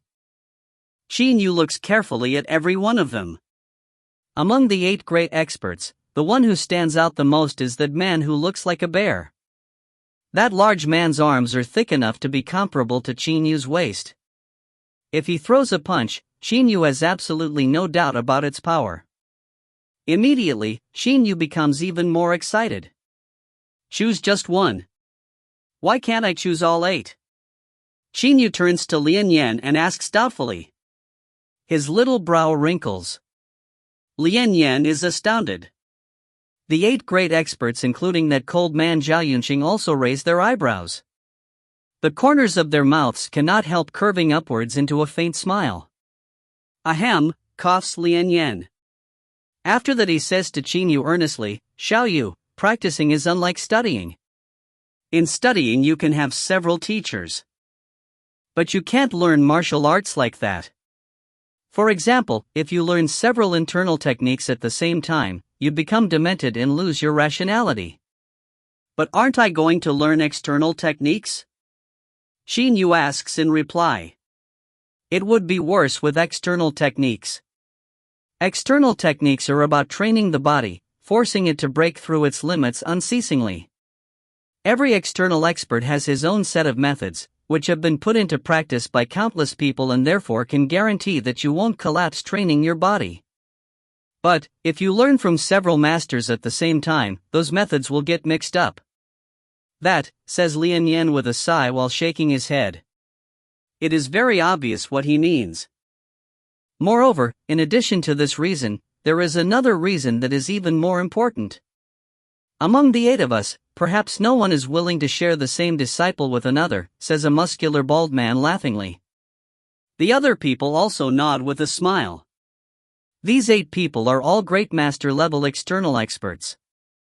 any of them is very aloof and proud. How can they be willing to share one disciple? But even after hearing Qin Yu say that, none of them minds. After all, he is still 8-year-old. I understand, nods Qin Yu repeatedly. Suddenly, a hint of craftiness flashes in his eyes. Lian Yan's heart immediately skips a beat. He knows that even though Qin Yu is kind-hearted, he also likes to play pranks. And quite a few of those bodyguards and servants at Misty Villa became the victims of his practical jokes. Uncles, I heard from Grandpa Lian that the 8 of you are external experts and I can choose my master from you. But shouldn't each of you give me a demonstration right now, so that I'll make a good choice? Qin Yu winks at the 8 great external experts with his big eyes. Is this not only right? Without seeing their demonstrations, how can he choose? Ha, you're right. I'll give a demonstration at once. What should I show you? I, Man Dong, have many special skills. That muscular man walks out, who has the largest build among 8 people and looks like a bear. He is holding a one-legged copper man in his hand. Man Dong thinks for a while and laughs. Alright, I'll show you my strength. Man Dong puts the one-legged copper man on the ground. In a glance, he takes a fancy to the huge blue rock that is used to decorate the West Garden. That blue rock is approximately waist-high and about 1,000 jin in weight. Man Dong walks up to it and grabs its 2 sides with his hands. Man Dong utters coldly. Qin Yu can see a visible breath come out of his nose. The muscles on Man Dong's arms stick out. Various muscle tissues, which look like earthworms, twist together. Those muscles and tissues resemble those of a rock sculpture and contain in them a fantastic, terrifying strength. Up! Man Dong shouts loudly. That huge blue rock really flies up in a single throw of his hands. Qin Yu is stupefied. Lifting a 1,000 jin huge rock is already shockingly difficult. But this man named Man Dong threw such a rock up. The strength in his hands is absolutely greater than 1,000 jin. The rock flies 2 meters up in the air, then falls down heavily. Man Dong takes a horse stance stably, reaches out his hands and stops the blue rock in a single grab. Because the blue rock is falling down, the force of impact it has on Man Dong's hands is greater than its own weight, but he still stops it as firmly as before. This shows clearly how great his strength is. So awesome, says Qin Yu with his eyes popping. Man Dong laughs and says unconcernedly, each of my hands has 800 jin of strength. With both hands, lifting over 1,000 jin is just like child's play. Man Dong was born with great natural strength. He is one of the 3 great external experts of the Fierce Tiger Corps and is nicknamed Macho Bear. Awesome, awesome. Who's next? Qin Yu gets excited at the moment. Having seen such a demonstration, how can he not be excited? As soon as he thinks that he will have such strength later, he becomes even more excited. But Qin Yu does not know that Man Dong is an innately strong man. If Qin Yu wants to reach that level, it will be difficult. A very thin man with a hooked nose which looks like a hawk's walks out and says, I practice the iron sand palm. Qin Yu takes a look at his palms. They are really different from those of ordinary people, they are very rough and even have a blue color. As that hook-nosed man is saying, he walks to the side of the blue rock and suddenly throws a palm strike. The blue rock suddenly shakes once, then starts to shatter into pieces with a loud sound. In the end, there are several tens chunks. Such palm force is just extremely astonishing. Qin Yu's little jaw drops. He looks at that grim, hook-nosed man in shock. If such palm force hits people's bodies, who will be able to withstand it? End of B1C7. Book 1, Chapter 8. B1C8, Zhao Yunxing. Qin Yu, however, does not know that any of the 8 people who came this time has reached the great master level of an external technique school. They are all frighteningly powerful and can win against any other experts who have also reached the peak of the Hotian level. Perhaps only Xian Tian experts can restrain them. By this level of external techniques, The limbs have already become as hard as steel and are even sharper than weapons, so to smash a blue rock is also very ordinary. But to reach this level of external techniques, not only does it take great effort, it also takes talent. After all, there are more than 1 billion people in the 3 eastern region counties, but no more than 10 odd people have practiced external techniques to that level. Qin Yu looks carefully with eyes popping. One after another, the external experts go up to demonstrate their own special skills. Bang! The silver-haired old man grabs a piece of blue rock which is about the same size as a brick with one hand. He exerts the strength of those 5 fingers and immediately that piece of blue rock is pinched into powder. After that, the silver-haired old man haughtily returns to his original place. He says unenthusiastically, "Eagle claw art." This is the 6th external expert to demonstrate. The next to walk out is the muscular bald man. His body's naked top half looks like it is radiating thread-like golden light rays. "Iron leg art," says the bald man with a smile. Then he does a lash of his leg in a relaxed manner. Phew! The air is cut through in an instant, creating an urgent shrill whistle. A visible gust of air lashes out in a straight line and hits a stone broken from the blue rock precisely. That blue stone is immediately struck and rolls away a good length. Merely depending on the terrifying speed of his leg, he created a gust of air that rolled a blue rock fragment far away. If that leg is really used to kick people, what will result from that? Awesome, praises Qin Yu secretly. Then he casts his eyes on the last external expert, that black-clad cold man. Since the beginning, the black-clad cold man has only been standing and watching the other external experts' demonstrations. His eyes have always been very calm. "Why aren't you demonstrating?" Qin Yu waits for a while, but he still does not see this cold man perform, so he cannot help asking curiously. Zhao Yunqing shakes his head and says indifferently, "My claw technique is inferior to the Eagle Claw King's, my strength is inferior to Mandong's, my leg technique is inferior to this brother's, so why should I make a monkey of myself?" Qin Yu is taken aback. "But then you should have some special skills, shouldn't you?" Qin Yu looks carefully at the black-clad cold man before him. He wants to figure out his special skills by judging from his body. But Qin Yu is defeated. He basically cannot see anything special about this black-clad man. Special skills? Zhao Yunqing gives a laugh, then looks at Qin Yu seriously. A hint of chilliness flashes in his eyes. He says coldly, "My special skills are only carried out when I have to kill someone. But, even if I become your master, I won't teach you my fatal special skills." Qin Yu nevertheless is not frightened by Zhao Yunqing's imposing manner. Instead, he asks doubtfully, "You won't teach me your special skills, then what will you teach me?" "Body training," says Zhao Yunqing in a flat voice. Qin Yu suddenly laughs, "All right, I choose you." A hint of amazement appears on Zhao Yunqing's face, which has been grim all along. Even the other 7 external experts all look at Qin Yu in surprise. They cannot understand why Qin Yu did not choose them and chose a man who only teaches body training instead. All right, Third Prince already made his choice. From now on Zhao Yunqing is Third Prince's master. Vice Manager Li immediately declares aloud. The other 7 external masters all walk up to Qin Yu in surprise. That rough large man Mandong says loudly, "Third Prince, why didn't you choose me? I can definitely teach you to become strong like a bull.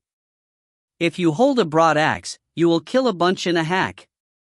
Seeing the 7 curious great external experts before him, Qin Yu says with a smile, "Hee, this is a secret." At this moment, Zhao Yunqing has also come. As he looks at Qin Yu, a faint smiling expression appears on his face. He also asks, "I'm very curious too. Why did you choose me to be your master?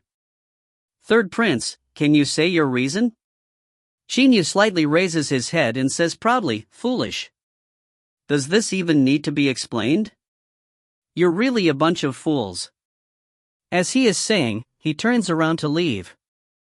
Lian Yan, who has been standing aside, also walks to him. He goes beside Qin Yu and asks, Xiaoyu, why did you choose Zhao Yunqing? Qin Yu immediately whispers mysteriously to Lian, Grandpa Lian, isn't that obvious? Just take a look at their manner and you will know. Among the 8 people, that Zhao Yunqing stood last, but no one dared to approach him. Moreover, Zhao Yunqing looked at the other people's demonstrations as if he didn't care at all. This decided the matter, didn't it? Moreover, Grandpa Lian, you see, Zhao Yunqing's eyes are also different from other people's. As he is saying, he leaves the West Garden. The 8 great external experts all have an astonished look in their eyes. They are experts, so their hearing is very good, and they all heard what Qin Yu just said. Sure enough, Third Prince has an attentive mind. Perhaps I can still really accept a right disciple. But I don't know how his willpower is. There is a hint of amusement in Zhao Yunqing's eyes. The other 7 great experts all understand and praise Third Prince's intelligence. General Zhao, we're returning to the camp now. The 3 great external experts of the Fierce Tiger Corps, including Man Dong, immediately fold their hands in salute and say. Their expressions are very respectful and sincere. When it comes to this General Zhao, in the eyes of these few experts of the army, even Xiantian experts cannot compare to him. Brother Zhao, congratulations on getting such a good disciple. We also take out leave. The Eagle Claw King and the other people also fold their hands and say in a slightly respectful manner. Internal experts are a circle, and external experts also have a circle of their own. On the whole Qianlong continent, there are so many external experts, but in this circle, Zhao Yunqing is classified as a royal class figure and is respected by the other external experts. Furthermore, Zhao Yunqing is also very formidable in military arts. The fact that East Vanquishing Prince Qin is willing to let Zhao Yunqing go to teach Qin Yu for a year originally amazed Su Yuan for a long time. The second day, on the huge training ground of Misty Villa, Zhao Yunqing, dressed in black training clothes, is standing still aloof. Master! Dressed in a training suit, Qin Yu runs up to Zhao Yunqing's face with excitement and says respectfully. Zhao Yunqing slightly nods and says, in the future you'll have to be on the training ground by 6 a.m. It's 8 o'clock now already. You're late by exactly 2 hours. First, as a punishment, I'm going to ask you to run from Misty Villa to the foot of the mountain, then run from the mountain's foot to Misty Villa. Qin Yu is slightly startled. He says indignantly at once, Master, this is the first day. You didn't tell me I have to be here by 6 o'clock before. As far as my orders are concerned, they are beyond question. The only thing you have to do is obey. Zhao Yunqing coldly stares at Qin Yu. He has absolutely no intention of compromising. Qin Yu nips his lips and immediately says, Yes, Master. After that, he starts to run down. Misty Villa is located on the side of Mount Donglan. The distance between the villa and the mountain's foot is about 2,000 m. Moreover, returning is much harder than running down the mountain and is not something that an 8-year-old kid can endure. As he sees Qin Yu starting to run, Zhao Yunqing smiles faintly to himself and slightly nods. Then he resumes his cold look. Zhao Yunqing also starts to run after Qin Yu. He runs in a relaxed manner as if he is taking a walk. His whole body is like the wind and each step covers several meters. Zhao Yunqing conveniently runs behind Qin Yu. Qin Yu's eyes glitter. He closes his mouth tightly and starts to run. In the past he often climbed the mountain. Since he came to Misty Villa, he has also often run 1,000 m every time. This has given Qin Yu a very good endurance. In addition, he has frequently soaked in the hot spring of Misty Villa. As a result, his body is far stronger than those of other children of the same age. During the 2,000 m down the mountain, because it is a downward journey, Qin Yu is not very tired. After finishing 2,000 m, he is only short of breath. Then he runs upwards. It is easy to descend from the mountain, but to ascend it is hard. After running only several hundred meters, Qin Yu finds it extremely painful to breathe. In order to take a step he has to strain every nerve. But Qin Yu can feel that Zhao Yunqing is running beside him. Qin Yu's essential characteristics are persistence and pride. Therefore he immediately clenches his teeth and perseveres. He has reached his limits. Breathing has become arduous. His whole chest is taking in fresh air very quickly like a pair of bellows. I'm already finished? Having reached his physical limits, Qin Yu is in extreme pain. Father. As soon as he thinks of his father, Qin Yu clenches his teeth and persists. The pain becomes greater and greater. Qin Yu even feels as if he is dying. But suddenly, as if he has passed the top of a mountain, his breathing becomes a bit easier. After getting through his physical limits this time, Qin Yu keeps running in a state that is close to his new limits. When he has been running over 1,000 meters and can see the main entrance of Misty Villa, Qin Yu has reached his physical limits the second time. I've arrived at Misty Villa. Qin Yu relaxes his concentration and wants to stop to have a rest. But run to the training ground, Zhao Yunqing says behind him in an ice-cold voice. Zhao Yunqing is breathing comfortably. Even his voice has not changed a bit. Every ordinary person will be short of breath after walking up a mountain. But Zhao Yunqing's breath is absolutely still the same. Fu Qin Yu does not say anything. He is gasping for breath. He clenches his teeth and finally reaches the training ground. As soon as he gets to the training ground, he feels his legs become weak. He is so tired that he wants to sit down. Keep standing.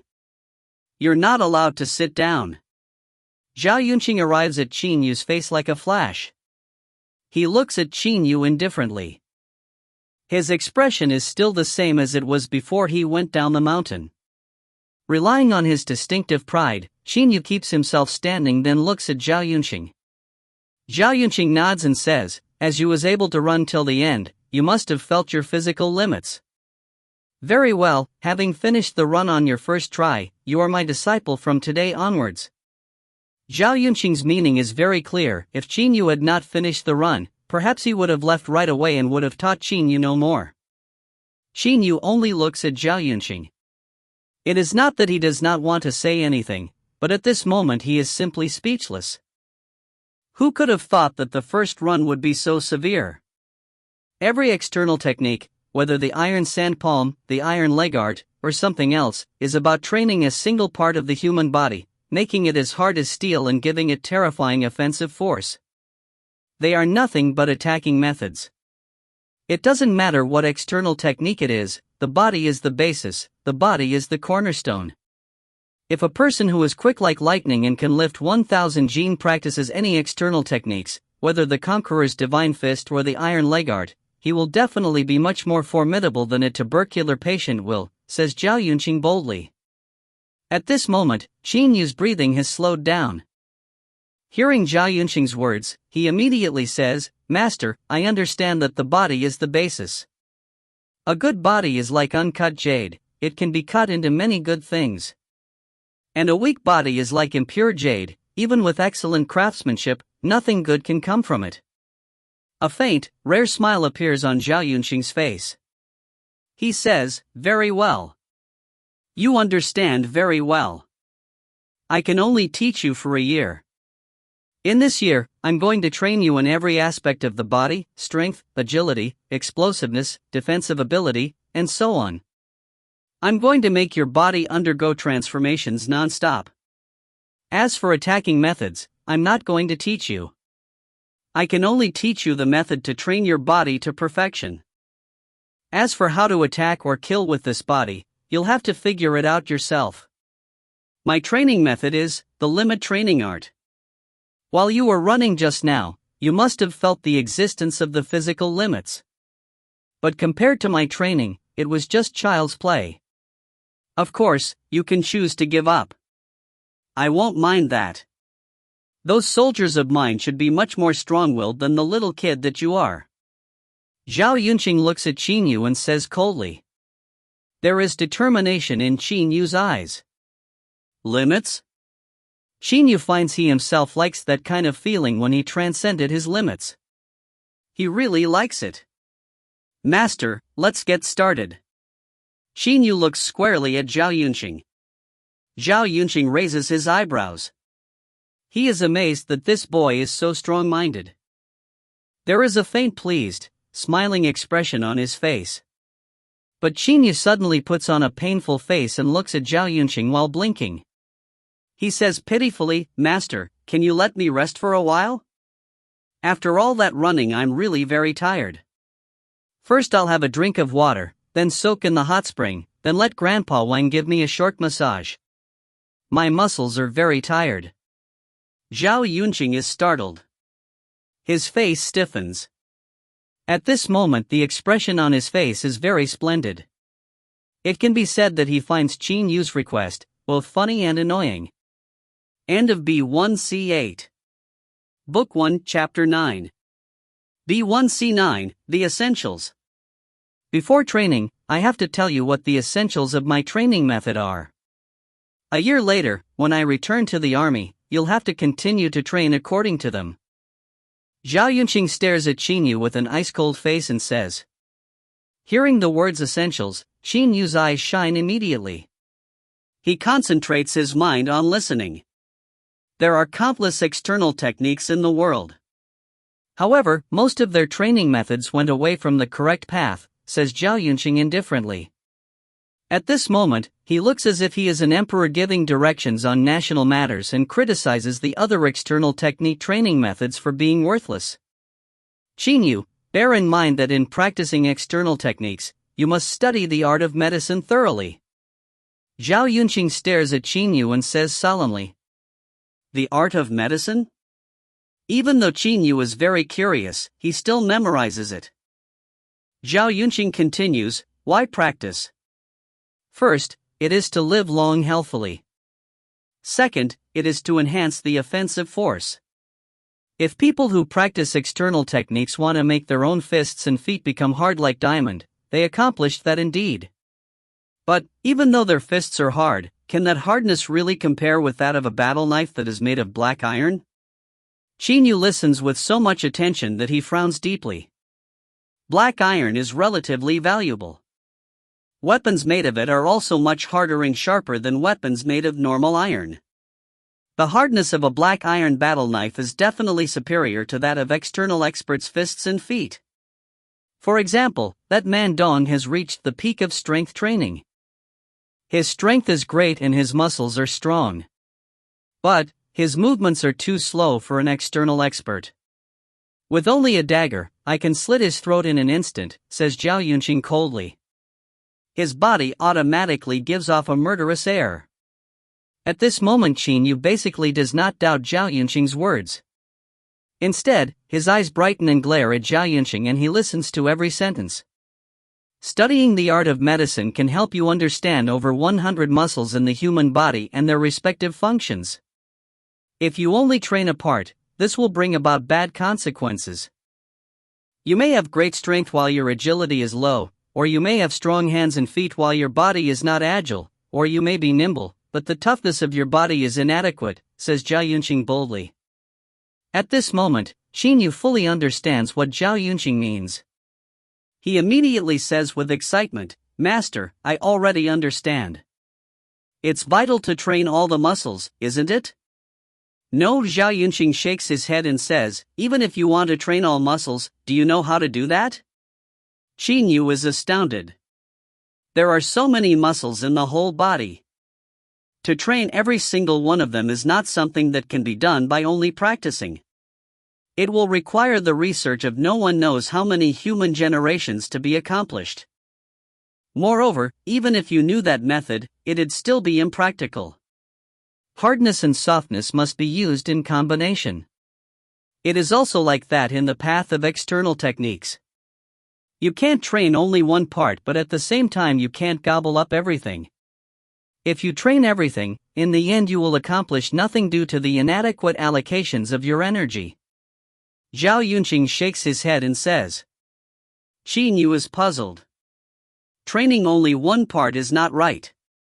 Training every single part is not right either. Then how to train?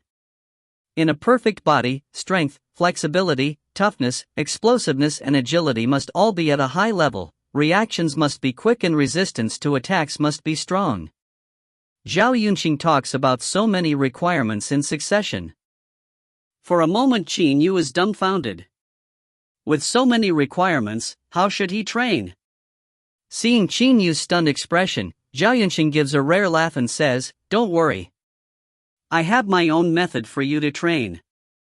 Qin Yu suddenly remembers that Eagle Claw King and that Iron Leg expert. Since that claw could easily pinch a blue stone into pieces, how terrifying must the strength of the fingers be? But why does Zhao Yunqing still says that he will not train any particular parts of the body?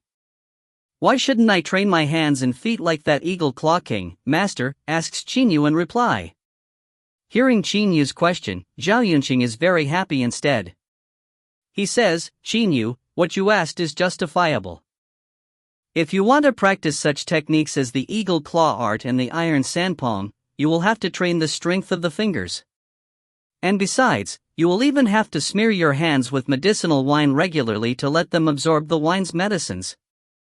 In addition, you will have to train non-stop to make your hands hard like steel." Qin Yu nods as he is listening. He has read the practice methods of those external techniques. It is true that the practitioner has to train his strength non-stop. At the same time, he has to apply medicinal wine to make his hands become extremely hard, and so on.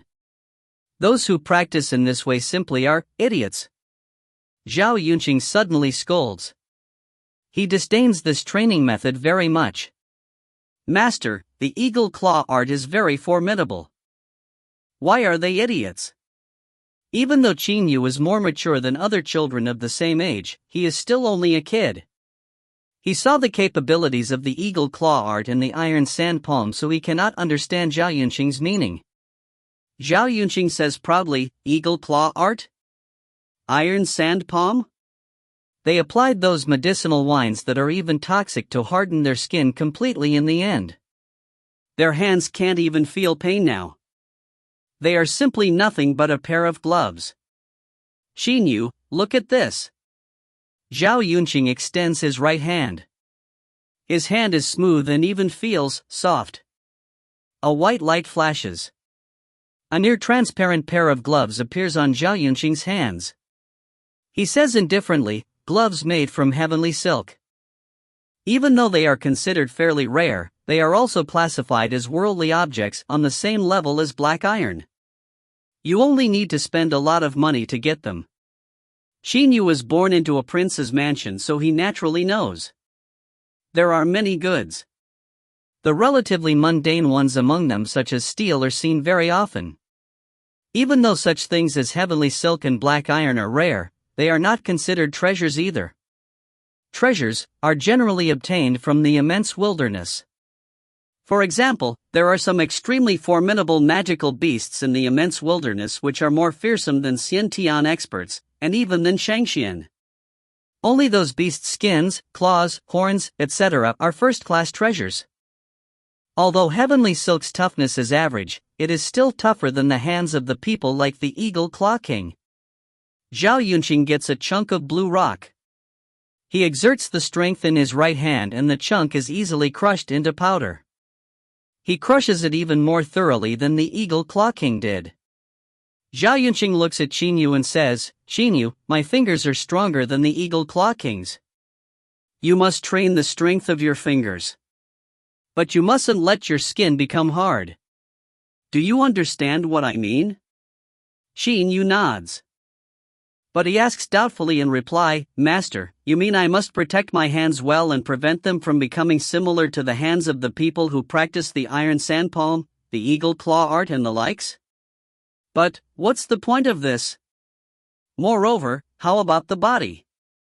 Could it be I'll have to wear armor to fight the enemy?" Zhao Yunqing's eyes glitter. He nods in approval.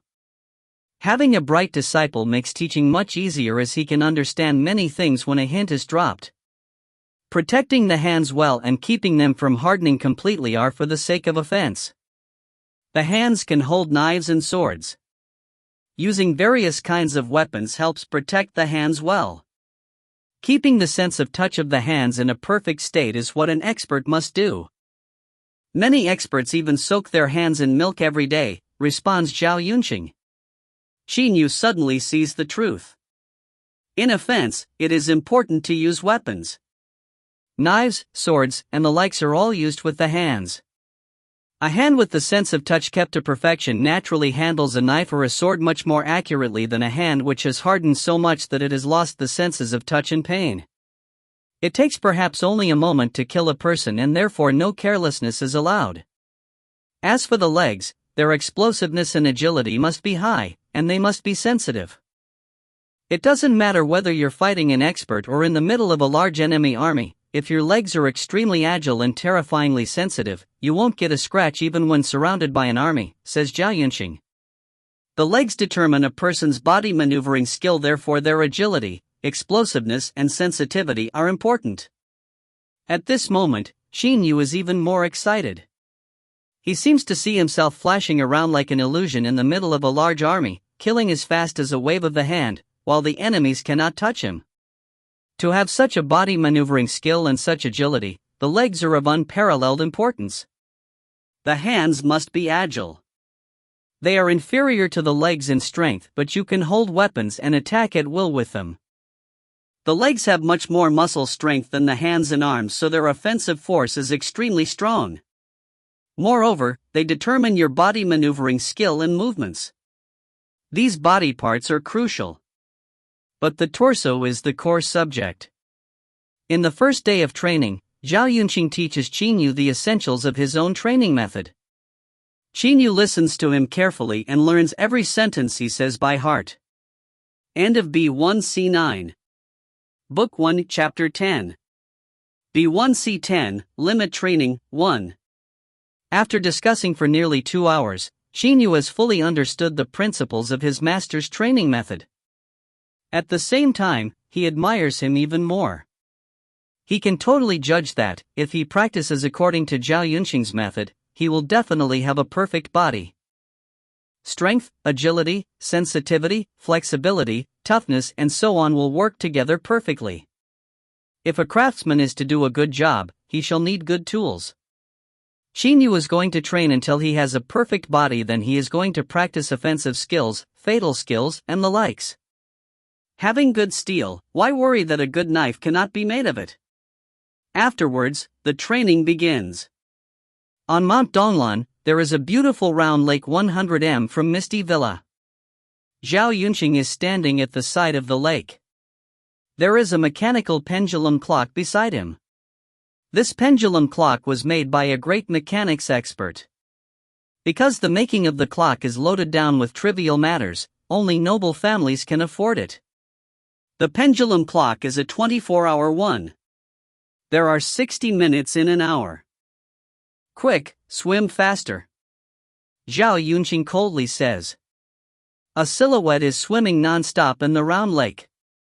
It is Qin Yu. According to Zhao Yunqing, even though swimming is common, it is an extraordinarily good method for training the body's coordination, flexibility, and toughness. Therefore Qin Yu was ordered to swim non-stop in the lake. I so wish to stop. Qin Yu clenches his teeth and continues to throw his arms forward. His legs also flap against the water in coordination. He has been swimming 10 round trips. A round trip in this lake is about 200 m in length. 10 round trips amount to 2000 m. In the past, Qin Yu often soaked in the hot spring in the West Garden. The middle of the hot spring is also very deep and Qin Yu often swam in it. His swimming technique is very good, but this is non-stop swimming. Moreover, he has to finish within a predetermined limit of time. To Qin Yu, this is really painful. His arms and legs are aching. His head is pounding. Father!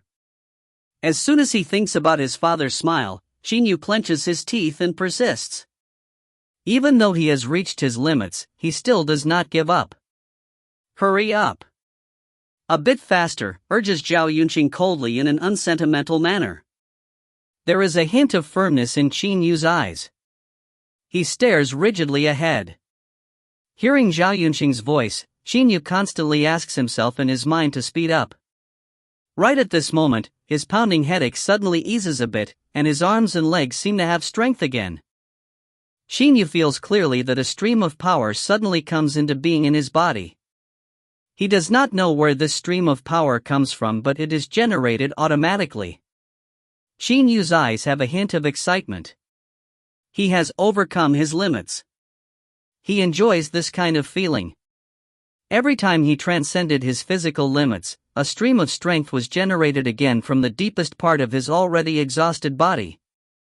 He even felt his body's transformations. That was due to the potential stored up in the deepest part of his body. All right, you're 3 minutes late. Zhao Yunqing looks at the pendulum clock and says indifferently. Qin Yu comes ashore with a lot of difficulty. At this moment he can no longer move. His arms, in particular, are basically unable to move. His legs are aching severely. In this state, Qin Yu gasps for breath, trying his best to take in fresh air and to make himself recover a bit faster.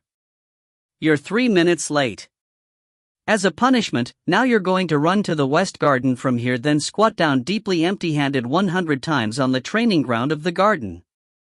Zhao Yunqing immediately dictates. Run to the West Garden from here? But Qin Yu is breathless and speechless. He looks at Zhao Yunqing in disbelief. At this moment his legs basically cannot run. But Zhao Yunqing just really told him to run and then do 100 deep squats. You have something to say? Asks Zhao Yunqing flatly in reply. Yes, I have. Surpassing the body's limits can train the body. But if surpassing them too much, my body will collapse. I feel that I already surpassed my limits. At the moment I can't continue training anymore.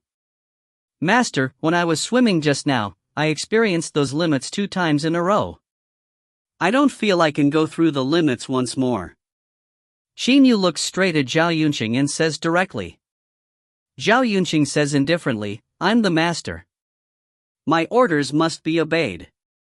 If you think that my training has any problems and don't like to train, I can leave immediately. I don't care about lazy disciples like you. Qin Yu's expression slightly changes. Then he casts a look at Zhao Yunqing. He takes a deep breath and tries hard to urge his legs into running. When he takes the first step, his legs swell up and ache terribly. But after running for a while, the legs get stronger and stronger instead. Oh, what is this? Qin Yu is astonished. At his back, Zhao Yunqing smiles faintly, this brat. How can't I determine your true limits? When you were swimming, you used your arms much more than your legs. The muscles of the legs are basically more developed than those of the arms. Since your arms could persist, your legs can at least undergo another round of training.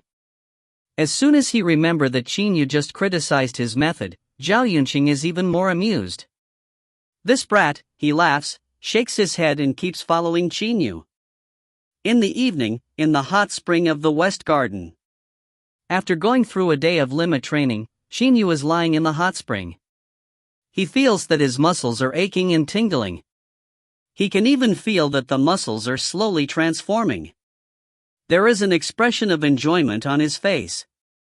Very emotionally, he spreads his arms and yells, "Ah, my goodness, this is real enjoyment, ah." Xiaohei also flaps its wings non-stop on the side as if it is very excited. Zhao Yunqing comes with a cold face, stands on the side of the hot spring and says, This Misty Villa's hot spring is very effective in healing. It is very good for your body. Also, after soaking for 6 hours, you're going to see old Dr. Wang and apply some medicinal wine. If you can absorb a little of the wine's medicines, it will do your body good. Yes, I know. At this moment Qin Yu is very happy. He waves his hands at will as he is saying. Zhao Yunqing does not mind that. He turns around and leaves. On the training ground, Zhao Yunqing is standing upright. Qin Yu also came some time ago. This time he was not late. Strangely enough, even though he reached his limits in training yesterday, thanks to the curative effects of the hot spring, and add to that the effects of the medicinal wine, he is actually full of vim and vigor today. No wonder most of the people who could reach the peak of external techniques were children of rich or powerful families. Zhao Yunqing sighs with emotion and thinks. In practicing external techniques, the practitioner surpasses his limits unceasingly, but his body simply does not only generate strength, it also needs to absorb energy. Children of rich families can eat very nutritious foods and special medicinal meals, combined with precious medicinal wines. Moreover, they can ask medical experts to rid their bodies of fatigue through massage. Having such conditions makes practicing external techniques automatically different than usual. Now, we're going to carry out strength training.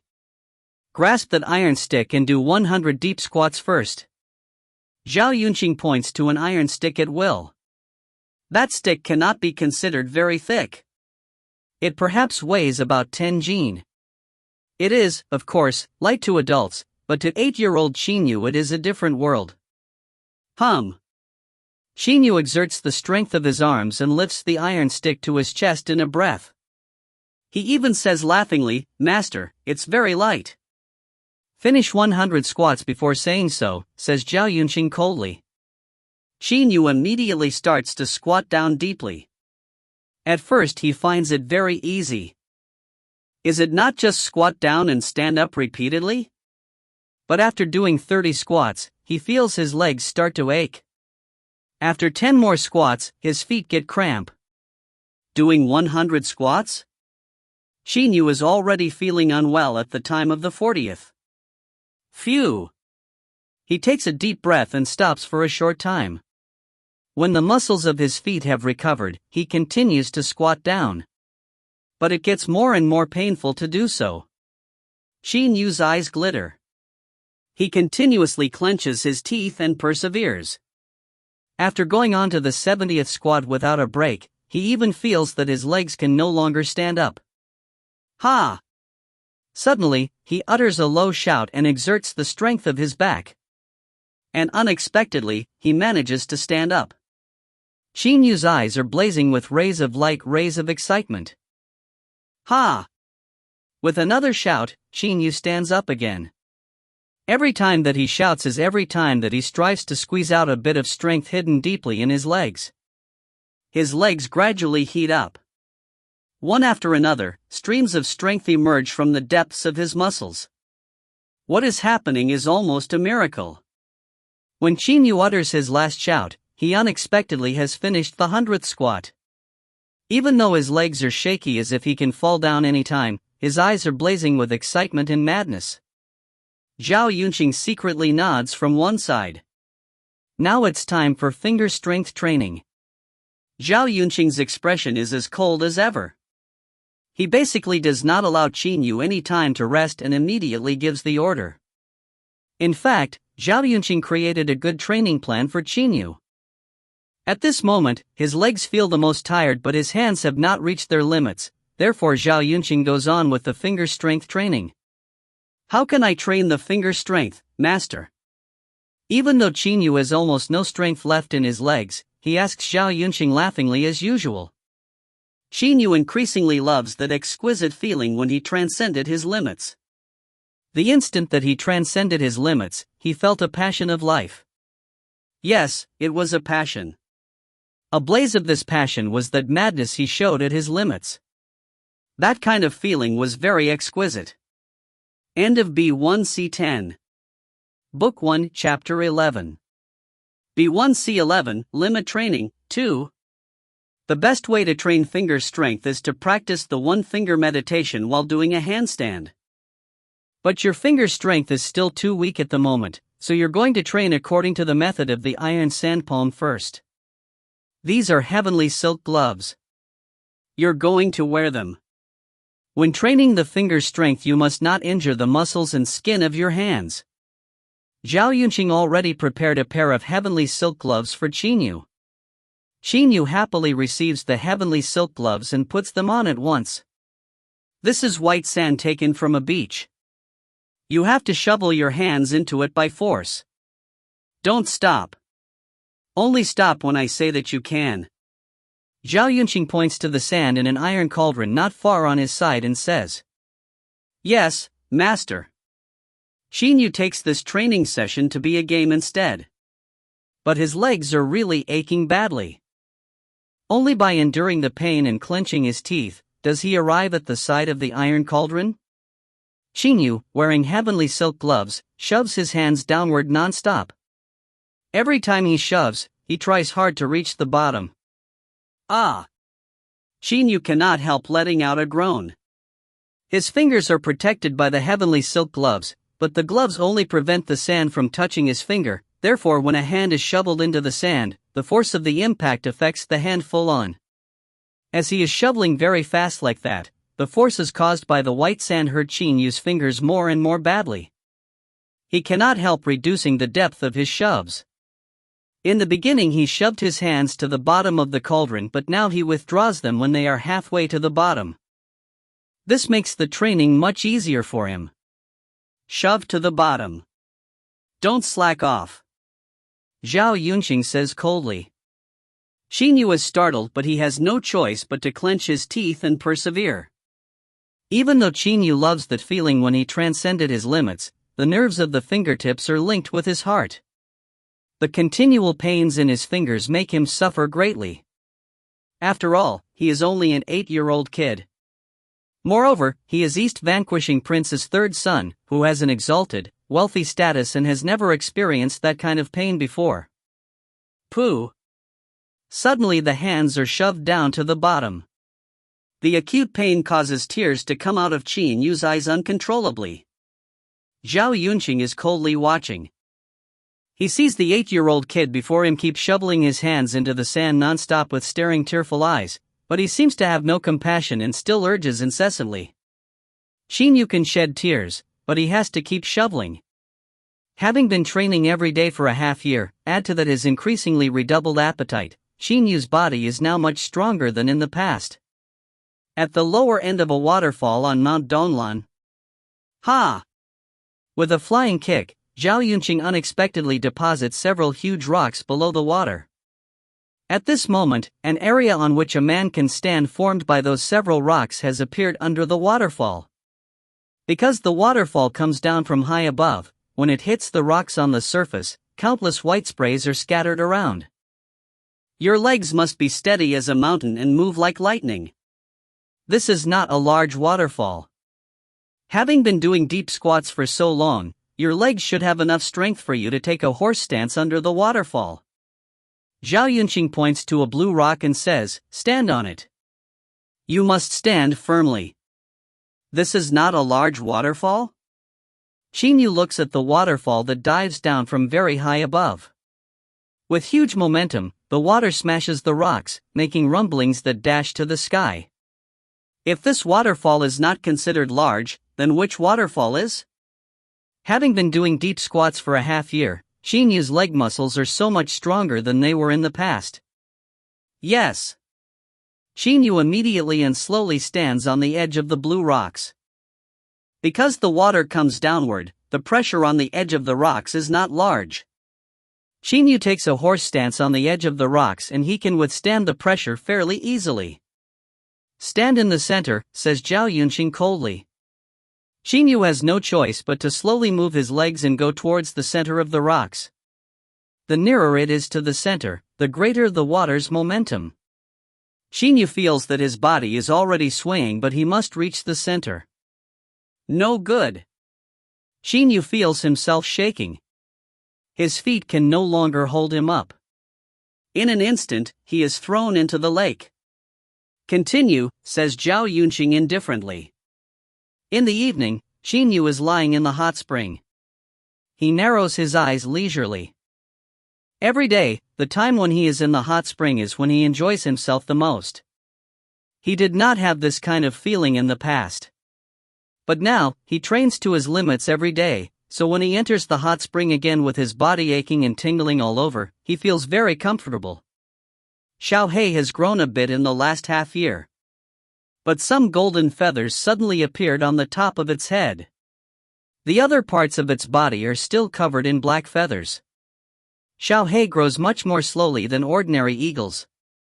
At this moment, it is rocking carelessly beside the hot spring. Qin Yu has fallen into sleep. He is sleeping in the hot spring. Every day, he trains during the daytime, then soaks in the hot spring for 6 hours in the evening. He specially set a deck chair in the hot spring so that he can sleep while soaking in it. After midnight, he has medical expert Wang Xian massage him and apply medicinal wine for him. Then Qin Yu can read books. It can be said that he does not waste a single minute. Two silhouettes suddenly appear beside the hot spring. They are none other than Lian Yan and Zhao Yunqing.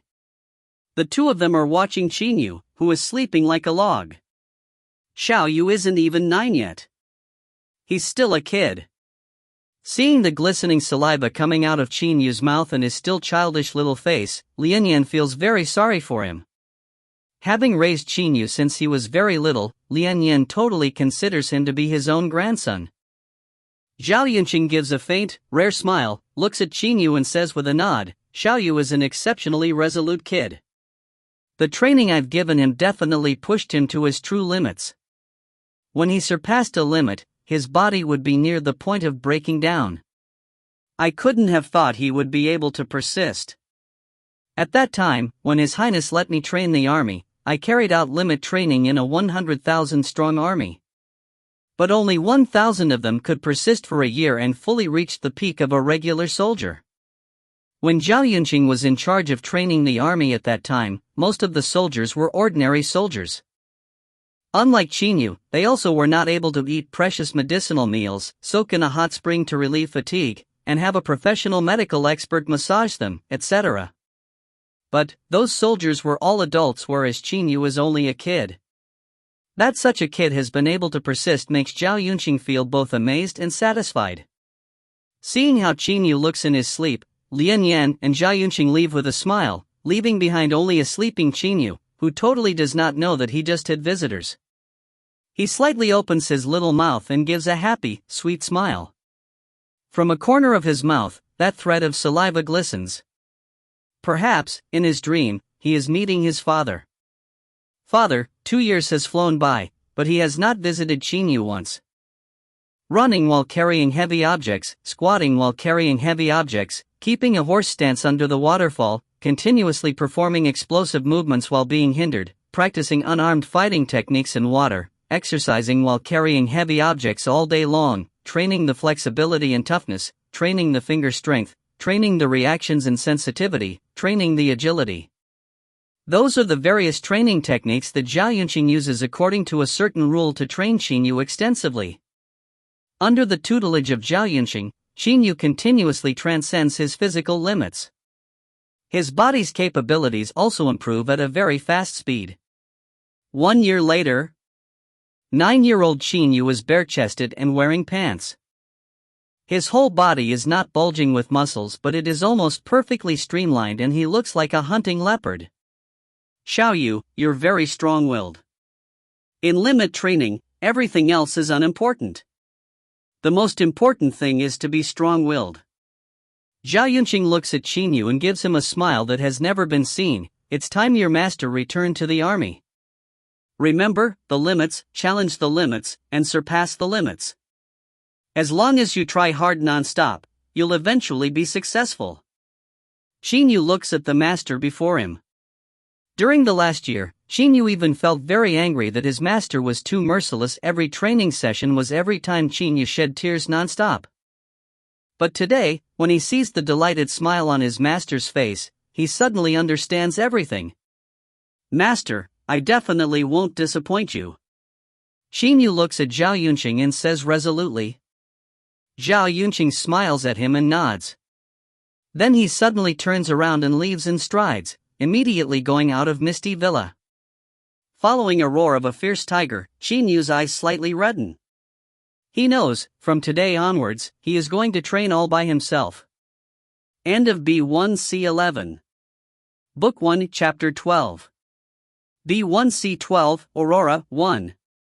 The immense wilderness is covered with high mountain ranges and thick, vast forests. Many magical beasts are hiding deep in it. The wilderness has a large area, which basically no one can measure. The three eastern region counties declared to the outside that they have a 600,000 strong army in total, whose 400,000 are stationed on the border with the wilderness. The other 200,000 soldiers are stationed outside the Blackwater Mountain Range. In the Blackwater Mountain Range there are approximately 200,000 bandits. This is the number one place for bandits in the world. Because these bandits are very familiar with the terrain of the Blackwater Mountain Range and have the advantaged geographical position, the 200,000 soldiers whom East Vanquishing Prince controls have always been stationed outside the mountain range to frighten the Blackwater bandits. In Taifeng City, on the border with the wilderness, there is a forbidding mansion. At this moment, East Vanquishing Prince Qin is quietly reading a book in a room of the mansion. "Your Highness," standing outside the door, Zhao Yunqing bows and says, "Yunqing, come on in." Qin basically says at once without raising his head. Then Zhao Yunqing enters the room with his body bent. He stands quietly on one side of the room waiting for Qin to talk first. He holds East Vanquishing Prince Qin in nothing but high esteem. Qin puts the book in his hand down and turns to Zhao Yunqing. He says with a smile, "Yunqing, you have taught Yuer for a year. Tell me, does Yuer have any prospects on the path of external techniques?" "Your Highness, Third Prince is exceptionally hardworking and persistent. His willpower is stronger than that of many adults," says Zhao Yunqing immediately. Hearing that, Qin's face has a faint smile. Zhao Yunqing continues, "But Third Prince's aptitude can only be considered above average, whereas most of those who have reached the peak of external techniques are highly talented people. But thanks to having the nourishment of Misty Villa's hot spring and eating precious medicinal meals frequently, Third Prince still has a chance of reaching the peak of external techniques. The peak of external techniques is the peak of the Hotian level and close to the Xiantian level. Anyone who has practiced external techniques to that extent can even give early-phase Xiantian internal experts a good run for their money." "How long will it take?" asks Qin Yu in reply. Zhao Yunqing considers carefully for a while and says, "Perhaps it will take 30 years. And this will only happen if Third Prince is to persevere all along. On the path of external techniques, the closer one gets to its late phase, the harder it gets to improve. Take, for instance, strength. After practicing for 10-odd years, Third Prince won't have any difficulties lifting 300 or 400 jin with one arm. At the peak of external techniques, he should have 700 or 800 jin of strength in one arm. But it gets harder and harder toward the end. 30 years won't be far from the truth." Qin shakes his head and sighs. 30 years is too long. But if he can protect himself after 10-odd years, this could still be considered not bad. "All right, Zhao Yunqing, you should return first," Qin says with a smile. Zhao Yunqing immediately bows and says, "I take my leave, Your Highness." After that, he goes immediately, leaving only Qin in the room. After a long time, a deep and low sigh rises in it. Qin Yu is standing in a horse stance under the continuous attack of the waterfall. He is persevering on the blue rocks under the waterfall. Feeling the hitting force of the waterfall, Qin Yu secretly rejoices. Luckily for him, when he just started training, Zhao Yunqing attached great importance to the body's resistance to attacks. In addition, he has consistently been having medicinal wine applied to his whole body. These occurrences have given Qin Yu a fairly high resistance to attacks. Otherwise, he basically would not have been able to withstand the hitting force of the waterfall. Persist. Qin Yu constantly asks himself in his mind. Zhao Yunqing is no longer here, so there is no one to demand him. At one time, Qin Yu also had the thought of slacking off. After all, he has been training all by himself, so even if he had slacked off, no one would have reprimanded him. Moreover, he is still a kid. But, as soon as that thought appeared, it was strangled into nothingness by him. His big brother, his second brother, and even his father, none of them is lazy and none of them is a weakling. As a son of the Qin clans and a son of East Vanquishing Prince Qin, he naturally must not become a weakling either. Strive. Persist. Persist. Feeling his legs starting to weaken, Qin Yu continuously encourages himself in his mind. He even feels his legs trembling. Whenever he persists for a long time, there is strength flowing out from the depths of his muscles. Suddenly, Qin Yu's legs go numb and he is thrown into the lake with a loud splash. On the training ground, there are 6 hung sandbags. Qin Yu is quietly standing amid them. Ha! Qin Yu shouts loudly and hits a sandbag with a powerful punch. Almost at that moment, he smashes 3 other sandbags. Those sandbags immediately swing and hit the other sandbags. In an instant, all of the sandbags are swinging around. Their trajectories are totally irregular. A sandbag which originally comes toward him from the front can collide with another sandbag, resulting in a major change in the way it moves. Bam! Bam! Bam! Bam! Bam! With glittering eyes, Qin Yu quickly strikes any sandbags coming at him with his hands. This is to train his reaction speed. Reaction speed and arm muscles are related. At the same time, it and the practitioner's reactions are also related. And through training, the reactions can be improved. When experts fight each other to the death, the ones with faster reactions, even by a mere blink, will take the others' lives. Due to Qin Yu's quick attacks, those sandbags swing increasingly faster. In a while, he feels the pressure building up. Suddenly, he is hit in the back. He immediately loses balance and 3 or 4 other sandbags collide with his body all at once. Thud! Qin Yu immediately falls onto the ground, but he stands up after a roll. SS. Qin Yu gasps in surprise, then looks at his knees. At this moment, they have been torn badly by friction and are oozing blood. There is some sand and gravel on the ground. Obviously, the knees hit the sand and gravel as he fell down. Why hasn't it been swept clean? There is nothing Qin Yu can do. He himself gave the ground a sweep before training. Who could have thought it was not swept clean? Continue. Disregarding the injuries, Qin Yu sweeps the sand and gravel away. Then he rushes to the middle of the sandbags and starts the reaction training again. In the middle of the courtyard, wearing only a pair of shorts and lying on a chair, Qin Yu is holding a book. His whole body is covered in medicinal wine. At this moment, there are several bright lanterns in the courtyard, one of which is beside Qin Yu. The lanterns are bright enough for him to read the writing of the book. Even though Master Zhao Yunqing left, Qin Yu has not lowered any requirements in the least. He has even made them stricter. Every day he trains from dawn till dusk. In the evening, he soaks in the hot spring until midnight to absorb its nourishment and let the body recover. This period is also Qin Yu's sleep time. At the moment, after being applied with medicinal wine by Wang Xian, it is his reading time. I haven't been watching the stars on the top of the mountain for so long. Qin Yu shakes his head and looks into the boundless starry sky with a faint smile, but watching the stars in the courtyard is not bad. Xiao Hei, do you think so?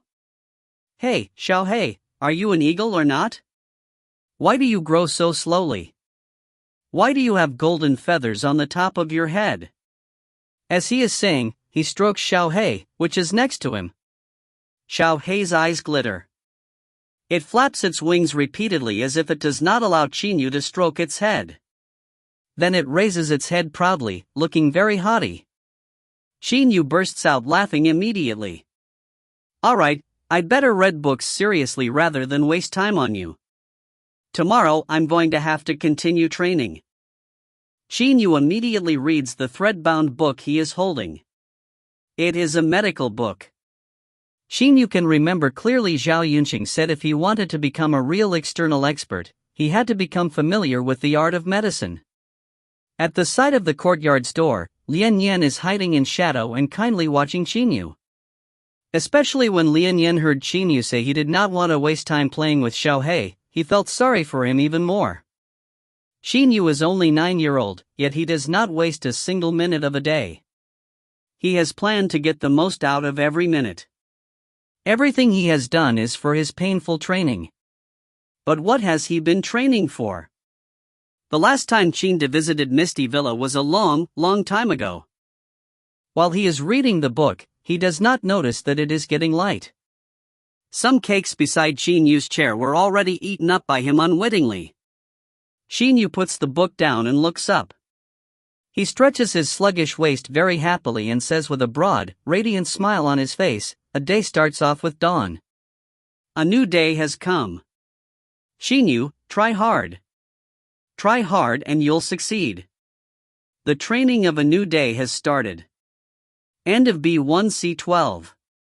Book 1, Chapter 13. B1C13, Aurora, 2. In the hot spring, Qin Yu is standing with a resolute expression in his eyes. Of course, he is not soaking in the hot spring. Rather, he is carrying out the explosiveness training under water resistance. Explosiveness training under water resistance is useful for the body's explosiveness. Compared to explosiveness training in lakes, explosiveness training in the hot spring is different because, firstly, the water of the hot spring also has resistance like that of the lakes, and secondly, it can nourish Qin Yu's body non-stop. This is killing two birds with one stone. Punch. Withdraw the fist. Kick. Withdraw the leg. Qin Yu punches and kicks very fast in the water and he explosively exerts all his strength in every attack to reach the fastest speed. As soon as Qin Yu takes a horse stance, he does not sway even in the water. He has this ability only thanks to having been working on the horse stance for a long time. The water is rolling. It has its own path of movement. Every time Qin Yu attacks he tries to make his fist or foot reach the fastest speed. So very naturally the way his fists cut through the water and the way his legs move start to change. How should the path of his punch be? Direct? Curved? Neither is correct. Nothing is absolute. Being direct must be coupled with being curved.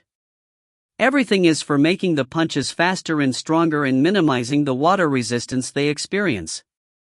Everything is for pursuing an increasingly stronger offensive force and an increasingly faster attack speed. Qin Yu attacks non-stop. At the moment, there are even small pieces of iron tied to Qin Yu's arms and legs. On the training ground, Qin Yu, dressed in a pair of shorts, is standing in a horse stance. There is a bodyguard man beside him.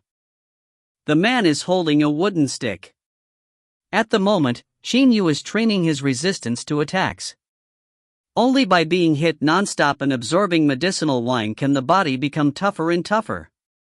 If Qin Yu reaches the peak of resistance training, he will even be able to withstand real weapons. "Uncle Yang, a bit harder," says Qin Yu to the man beside him, Yang Shan, very discontentedly. Yang Shan promptly advises, "Third Prince, it's nearly enough already. It's time you finished this hit-taking training."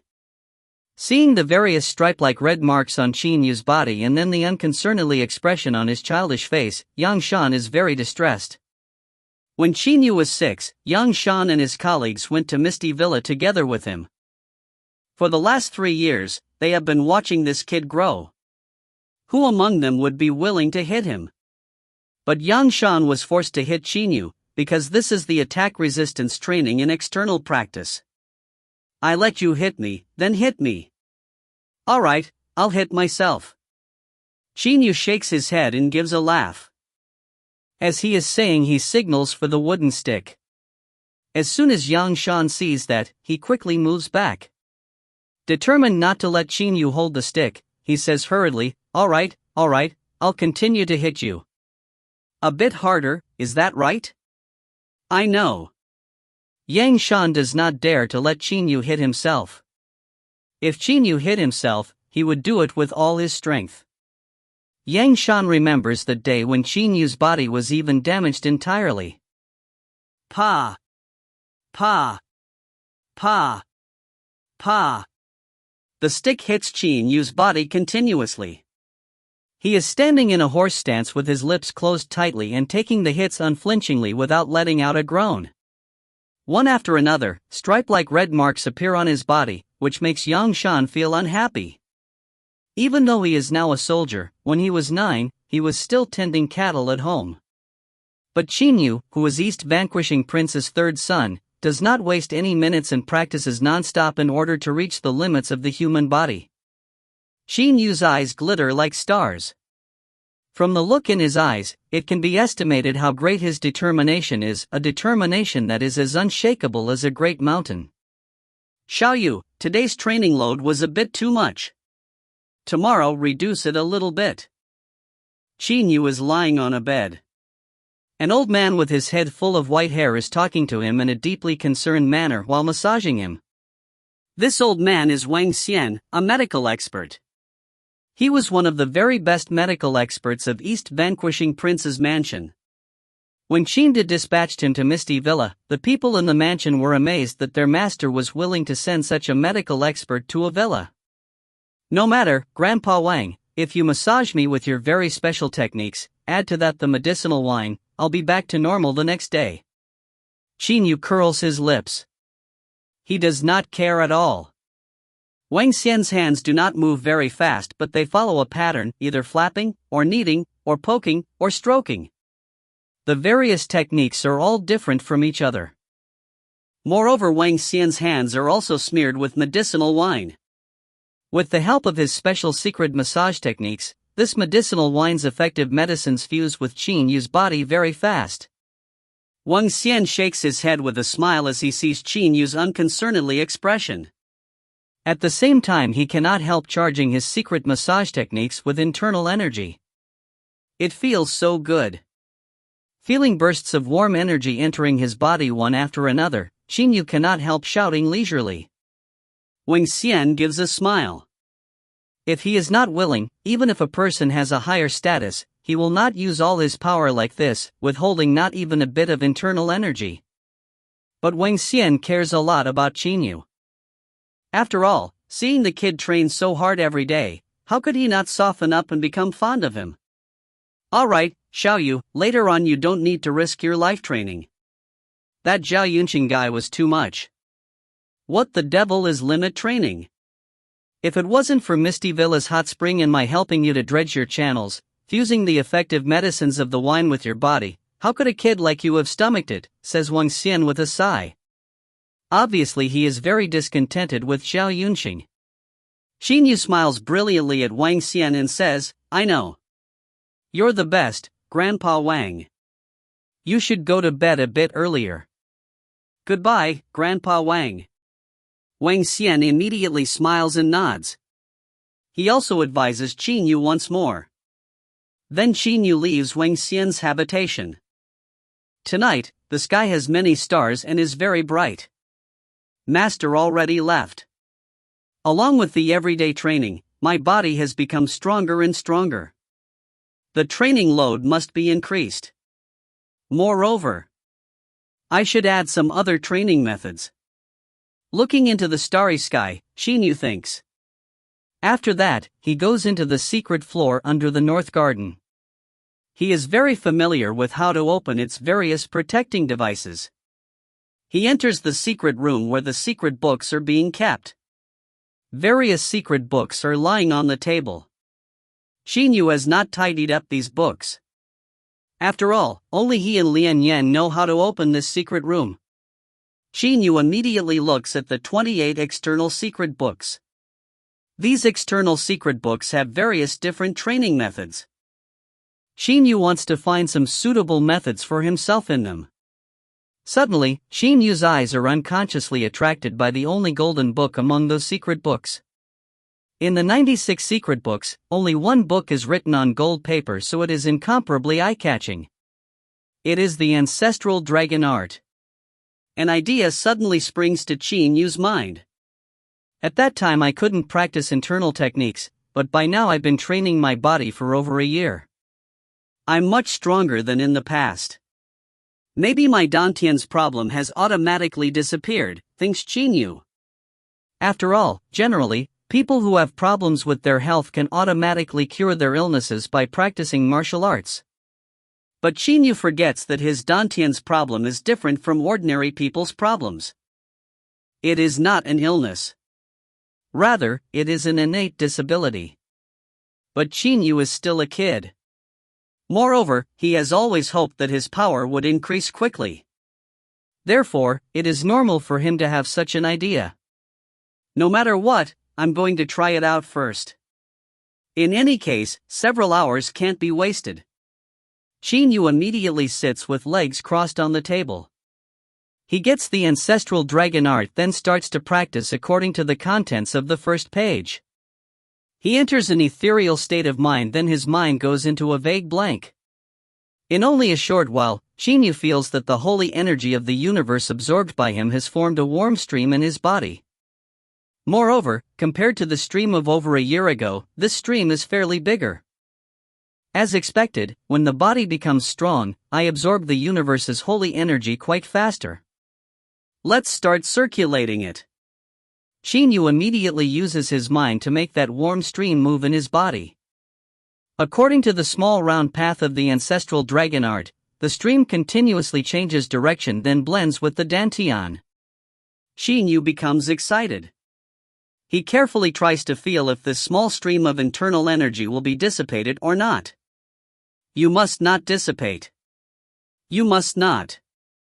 Qin Yu hopes for the best, so his attention becomes even more focused. He uses his entire mind to feel this small stream of internal energy. In limit training, the thing that is trained the most is the mind. Having been training for so long, Qin Yu's mind is much stronger than those of ordinary people. It is also much stronger than it was when Qin Yu just started his limit training.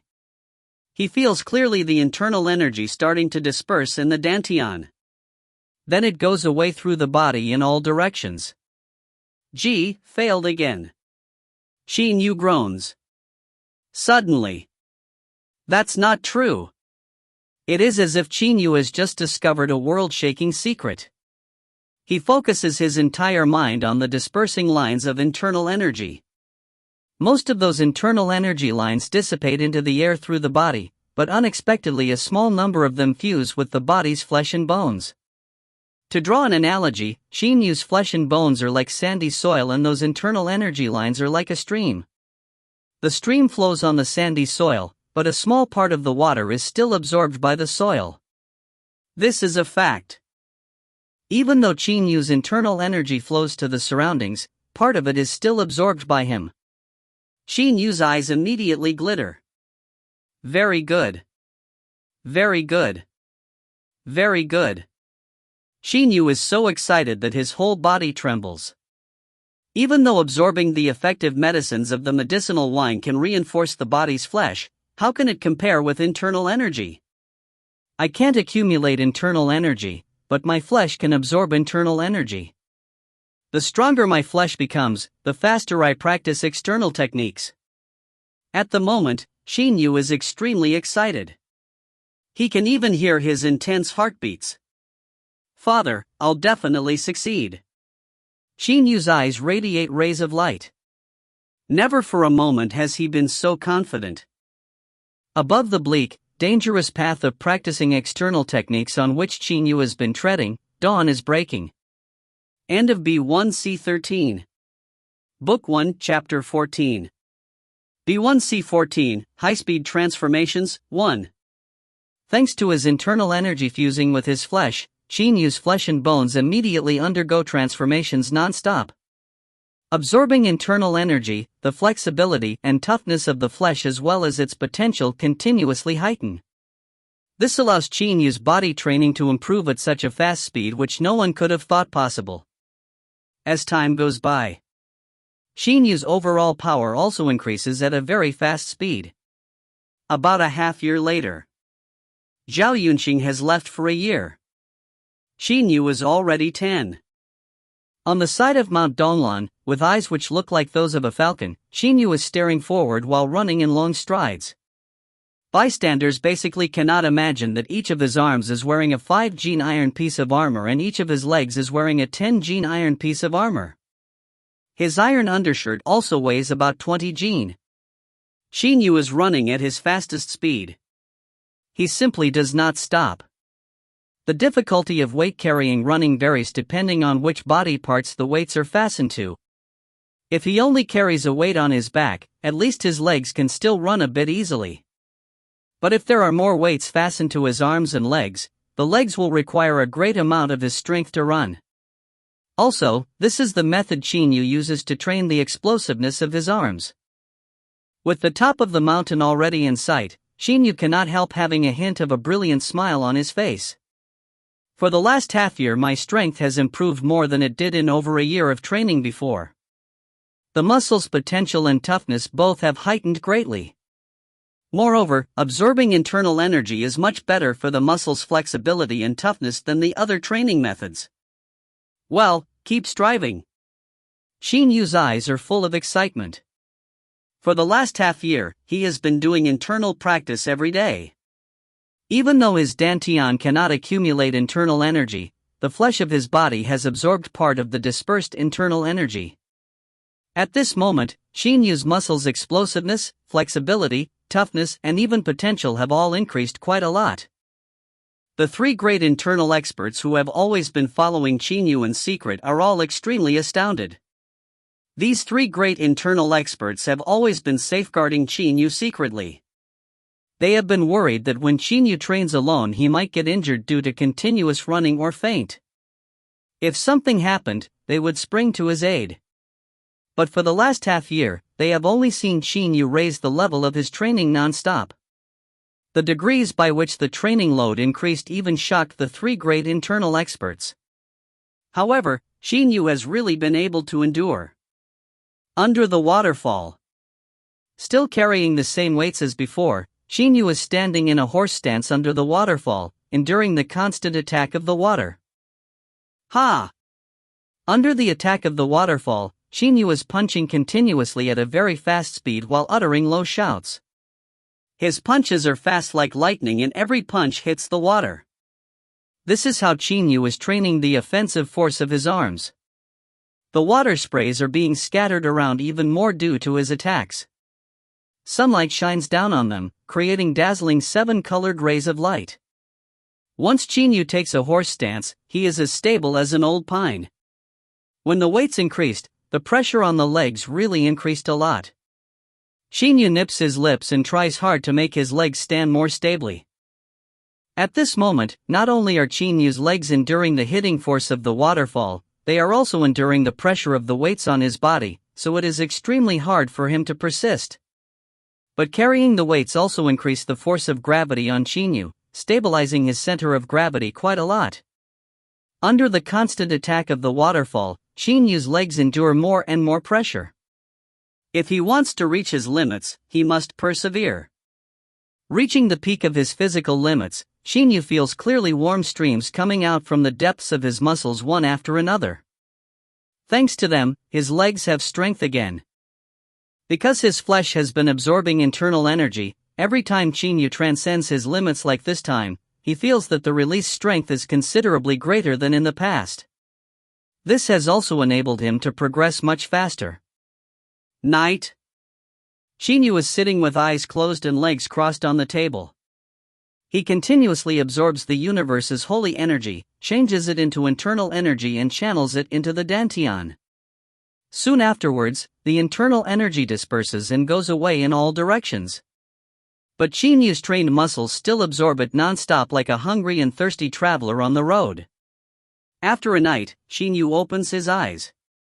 Just as I thought, when the training load increases, the amount of internal energy absorbed by the muscles also increases. Today the amount of internal energy absorbed is about a fifth of the total. Qin Yu's face is full of excitement. His internal energy disperses very fast. Most of it disperses into the air and only a very small part is absorbed. It is already a very high proportion that he can absorb a fifth of the total at the moment. Qin Yu suddenly gets up. He immediately feels that his whole body is full of power. As the internal energy is absorbed into the flesh, it greatly heightens the potential of the flesh. A new day has come. Let's continue training, smiles Qin Yu, then dashes out of the room. Training day after day, Qin Yu's body has also been changing quietly. As his age increases, he has reached puberty. Puberty. This is the stage during which the human body develops at a very fast speed physically. Immediately, Qin Yu's appetite increases greatly, enabling his various bodily functions to improve even faster. The whole year from age 10 to age 11 was the year during which Qin Yu progressed the most in the last 3 years of training. During this year, his bones grew and his muscles developed. Moreover, the amount of internal energy his flesh absorbed increased a lot every day. Qin Yu is 11 now. He has reached about 1.6 m in height. His overall power can be said to have increased exponentially. On the training ground, Qin Yu, dressed in black training clothes, sits down at his convenience, taking a very rare break. Because he is wearing training clothes, just by looking at him, basically no one can tell that he is wearing two 10-gene arm guards on his arms, two 20-gene leg guards on his legs and a 40-gene undershirt. All in all, he is carrying 100-gene. However, to Qin Yu, who has gone through 3 years of limit training, this is simply nothing. This puny strength is still very far from alright. As soon as Qin Yu remembers the 8 external experts at that time, he feels he himself is sadly lacking in power. That Mandong could lift 800 gene with one arm and carry 1000 gene easily with his whole body. Compared to him, Qin Yu is indeed much weaker. However, Qin Yu forgets that he has only been training for 3 years. If he had not discovered the fantastic effects of internal practice after Zhao Yunqing left, it would have taken him a minimum of 6 or 7 years to reach his current level. Moreover, the path which Qin Yu takes is different from those of the other external experts. To assess a body, not only does one need to look at strength, he also needs to look at many other things such as flexibility, toughness, agility, explosiveness, attack resistance, and so on. Qin Yu's strength is weaker than Mandong's. But in terms of speed alone, that wild man Mandong is even inferior to Qin Yu because Qin Yu is extremely agile. Moreover, his body's flexibility and toughness are also very good and far superior to ordinary external experts. How much water a wooden cask contains rests on its lowest plank rather than the highest. To keep a balance between different attributes is very important. Qin Yu is sitting in a chair. At first glance, his whole body looks like that of a mighty leopard. Thanks to 3 years of training, add to that his reaching puberty, Qin Yu is already 1.6 m tall now. He has also become a juvenile from a kid. Moreover, this is a juvenile who is even much more capable than ordinary adults. At the moment, this juvenile is contemplating.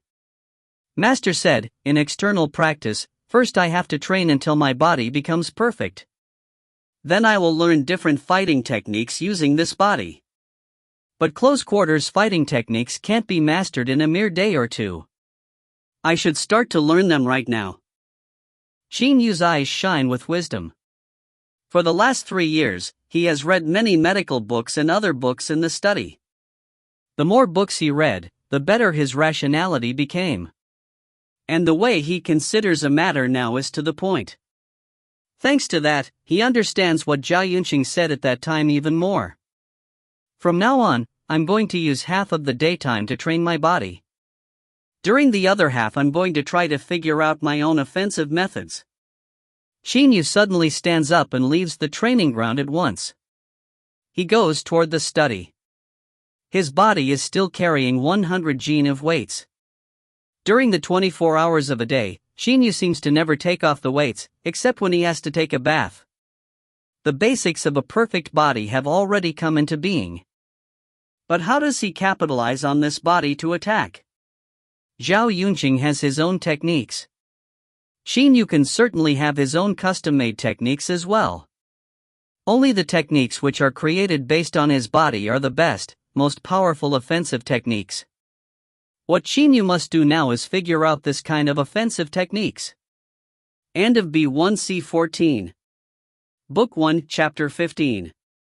B1C15, High-Speed Transformations, 2. As time goes by, except when Qin Yu trains, he spends most of his time trying to figure out the offensive techniques of his own. He determines to break down what he must do in order to figure out his offensive techniques into 3 aspects: body maneuvering skill, close quarters offense, and weapons. Body maneuvering skill. Body maneuvering skill and defensive dodging are related. It is also connected to close quarters offense, pursuit, and fleeing. Qin Yu's requirements for his body maneuvering skill are as follows: quick like lightning, sensitive like a cunning hare. To do research for his body maneuvering skill, he has to study the art of Qi Men Dun Jia, and study various other body maneuvering skills. Close quarters offense. During the course of his training, Qin Yu found that he is fond of challenging his limits and fond of being burning with excitement. Therefore, when it was time for him to choose his way of offense, he chose to practice close quarters combat. In close quarters combat, life or death can be decided in a mere moment. It is extremely dangerous but also full of the passion of life. Weapons. Until now, Qin Yu has not decided his weapons of choice. Each of the 18 standard weapons such as the knife, the spear, and the staff has its own merits, but Qin Yu likes to use his own fists and legs even more. At least he still has not decided what weapons he is going to select. In the study, Qin Yu is reading a book with the name Book of Changes. Oh, this chapter's principles seem to be quite similar to the body maneuvering skill 9 appearances of the Cloud Dragon on page 3 of the Ancestral Dragon art book, mumbles Qin Yu. Then he puts the book down and spontaneously starts to organize some knowledge he just acquired in his mind. The principles of various body maneuvering skills and of Qi Men Dun Jia continuously float through Qin Yu's mind. The composition of Liuyi, Sanqi, Beiman and Jiujing forms the circumstances of Qi Men. Beiman becomes Du, Shang, Jing 3, Xiu, Shang, Si, Jing 1 and Kai. Qi Men Dun Jia is divided into Tianpan, Menpan and Daipan, which are called Sankai. Some most basic concepts of Qi Men Dun Jia start to take root in Qin Yu's mind. Even though they are the most basic ones, they are the foundation. Countless formation arts and escaping techniques have been developed from these principles. Various mysterious, profound body maneuvering skills are all more or less influenced by Qi Men Dun Jia. Because Qin Yu practices external techniques, there is no internal energy in his body. Therefore, he cannot practice ordinary arts of lightness and body maneuvering skills. He can only create a body maneuvering skill for himself. The 68 internal secret books all have some internal energy-based unarmed fighting techniques, knife techniques, body maneuvering skills, and so on. Even the 28 external secret books also have various offensive techniques. Like an ocean which contains the water of 100 rivers, Qin Yu reads all the various offensive techniques of the 96 internal and external secret books, then combines them with the general principles of Qi Men Dun Jia and the Book of Changes which he already learned. Looking for some hidden essentials of his future body maneuvering skill is exceptionally difficult, but as soon as his body training is finished, Qin Yu makes great efforts to research regardless of day or night. To reach the peak of external techniques, it is vital to study the art of medicine. This is what Zhao Yunqing said on the first day he taught Qin Yu. At the moment Qin Yu is reading medical books. For the last 3 years, he has read many medical books and his knowledge has also increased greatly. Every bit of strength and every attack must make the enemy pay the biggest price. If I make a chop at the opponent's stomach, I'll only hurt his stomach at best. But if the same chop hits the opponent's throat, he'll die. Qin Yu puts the book down. His eyes glitter. The human body has various vital points. Qin Yu knows very well about the body's joints, the intersection points of the channels and the movement paths of blood and energy. Attacking the vital points is to attack the crucial acupoints, to attack the physically weak parts, or to break the joints of the body using grappling techniques, and so on. In short, Qin Yu's offensive principles are, each and every bit of strength causes the heaviest damage and no amount of strength is wasted. Each of his arms has only 100 gene of strength, but his offensive force must reach the offensive power level of experts with 200 gene of strength in one arm, or an even more formidable level. To do this, he must try hard using various techniques, using body maneuvering skill, attacking vital points, taking advantage of the surroundings and time, taking advantage of the opponent's psychological changes, and so on. Qin Yu is very confident because he has a body in which agility, explosiveness, flexibility, toughness and so on all exist in perfect harmony. Moreover, he also has various secret books he can consult. At midday, on the training ground. Various mechanical wooden dummies have been put on the training ground, forming a wooden dummy lane. This is the highest achievement of mechanics grandmasters. To fight through the wooden dummy lane is highly difficult. It is not something ordinary people can do. Today, Qin Yu decides to use the wooden dummy lane to practice his close-quarters offensive techniques. Qin Yu is standing stock still before the wooden dummy lane. Suddenly, he charges into it. A slight move in one part can affect the whole thing. Soon after he touches a wooden dummy, the other dummies in the lane all start to move. Qin Yu only has calmness in his eyes. Bam! Bam! Bam! Bam! Bam! His hands, aimed directly at the wooden dummy's joints, attack quickly like a flash. His legs mostly defend, but if an opportunity arises he breaks the wood in one kick.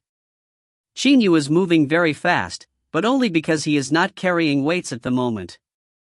Qin Yu knows very well that if he puts on those 100 Jin of weights, he simply will not be able to defeat this wooden dummy lane. Having taken off the 100 Jin of weights, Qin Yu is surprisingly agile. But there are too many wooden dummies in the wooden dummy lane. He is even hit in the head by a nearby wooden dummy. Soon after he gets hit, he is attacked several more times in quick succession. Qin Yu has no choice but to do a roll and run out of the lane immediately. Not bad. Every wooden dummy's joints are similar to the human body's joints. Practicing this way is much more effective. Qin Yu's eyes glitter. He charges into the wooden dummy lane again. The wooden dummy lane is no more than a relatively easy training method in Qin Yu's plan. There is still the higher-ranked copper dummy lane. The copper dummies, of course, are not only made of copper. Rather, they are wooden dummies with an outside layer made of copper and iron. In this way, obviously a copper dummy's offense and defense both are stronger than a wooden dummy's by a level. Qin Yu has not determined what weapons he is going to use in the end. Late at night on the same day, in the secret room, Qin Yu is carefully reading the offensive techniques in every secret book. Most of them use the knife or the sword. A small number of them also use strange weapons. Qin Yu suddenly opens an internal secret book. When he reaches the chapter about swordsmanship, there is a passage in it which catches his attention. Even though our school's afterimage sword is an assassination style of swordsmanship, in terms of close-quarters assassination swordsmanship, the number 1 is still the Yu clan's one sword. It does not matter who the target is, assassin Yu sure has never failed. In those days, this assassin was the legendary top assassin of the assassination organization Heavenly Net. Qin Yu is startled. Heavenly Net, Qin Yu has heard of this name. This is an extremely old assassination organization with a history longer than even a millennium. Its influence has spread throughout the whole Qianlong continent. Not even one of the 3 big dynasties on the Qianlong continent has a history as long as that of the Heavenly Net. This assassin Yushur was known by reputation as the legendary top assassin, so his killing techniques must have been terribly good. Suddenly, Qin Yu's eyes pop out of his head. Yu clan's one sword, Yu clan's one sword, the backside of page 3 of the Ancestral Dragon Art Book seems to talk about it. Qin Yu read the Ancestral Dragon Art Book carefully before.